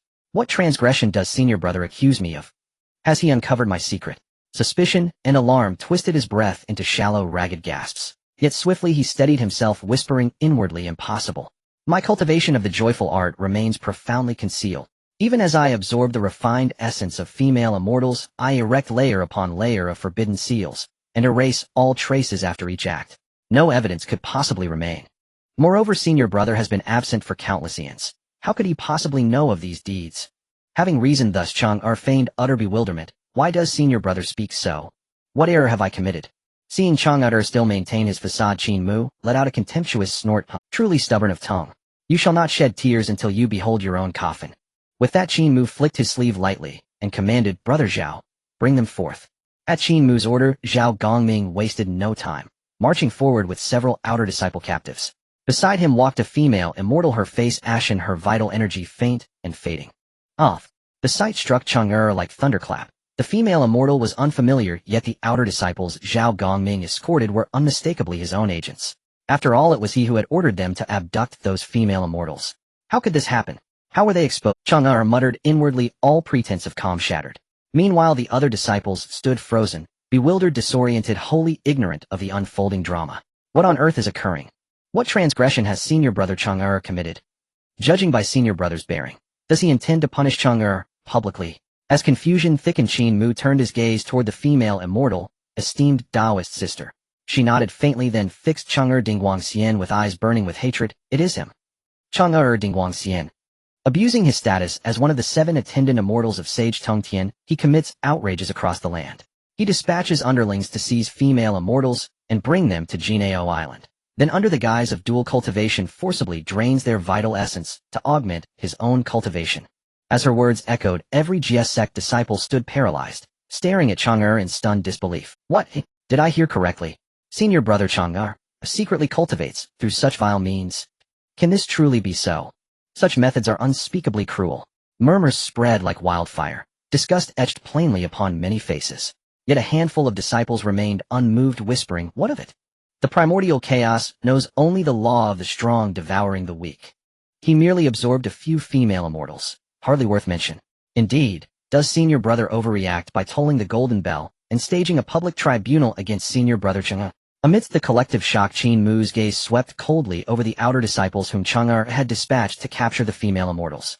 Speak, each of you. At Qin Mu's command, the disciples dared not conceal anything. They poured forth every detail Chang'e had entrusted to them. Hearing their testimony, the assembled disciples confirmed the truth. Chang'e Dingguangxian had indeed committed these abhorrent acts. Never imagined Chang'e capable of such depravity. To cultivate at any cost, even this. I am ashamed to call him brother. At that moment Qin Mu locked eyes with Chang'e, his gaze frigid, his voice glacial. Cha, do you confess? Chang'e's brow glistened with cold sweat. Yet after a fleeting calculation he regained his composure. After all, he served as an attendant immortal to Lord Tontian, his status unparalleled. Though Qin Mu held seniority, he was no Lord Tontian, or perhaps he dared not impose severe punishment. With that thought, Chang'e clenched his teeth and declared, Senior brother, I acknowledge my fault. But, before he could utter another word, Qin Mu cut him off with a thunderous decree. Since you confess, your 3 flowers shall be eradicated and you shall be sealed beneath the southern sea abyss for 10,000 years. Oh. The pronouncement froze Chang'e in place, panic contorting his features. To lose the 3 flowers meant annihilation of his 10th ascendier cultivation, and imprisonment beneath the southern sea for 10 millennia, worse than death itself. After a stunned silence, Chang'e's face darkened. Senior brother, though you are the GSX's foremost disciple, I serve directly beneath Lord Tontian. Even should I err, only Lord Tontian may judge and punish me. By what authority do you usurp that right? Qin Mu frowned faintly. By what authority? Boom. Without further word, he raised his hand, and a blinding golden light pierced Chang'e's body. F. Chang'e screamed in agony as his 3 flowers shattered, and his divine power drained away like floodwaters. 10,000 years of cultivation reduced to ash. Take him down, Qin Mu commanded coldly. Yes, senior brother. Zhao Gongming saluted, then seized the limp, broken form of Chang'e and shot skyward, a streak of light vanishing toward the southern sea.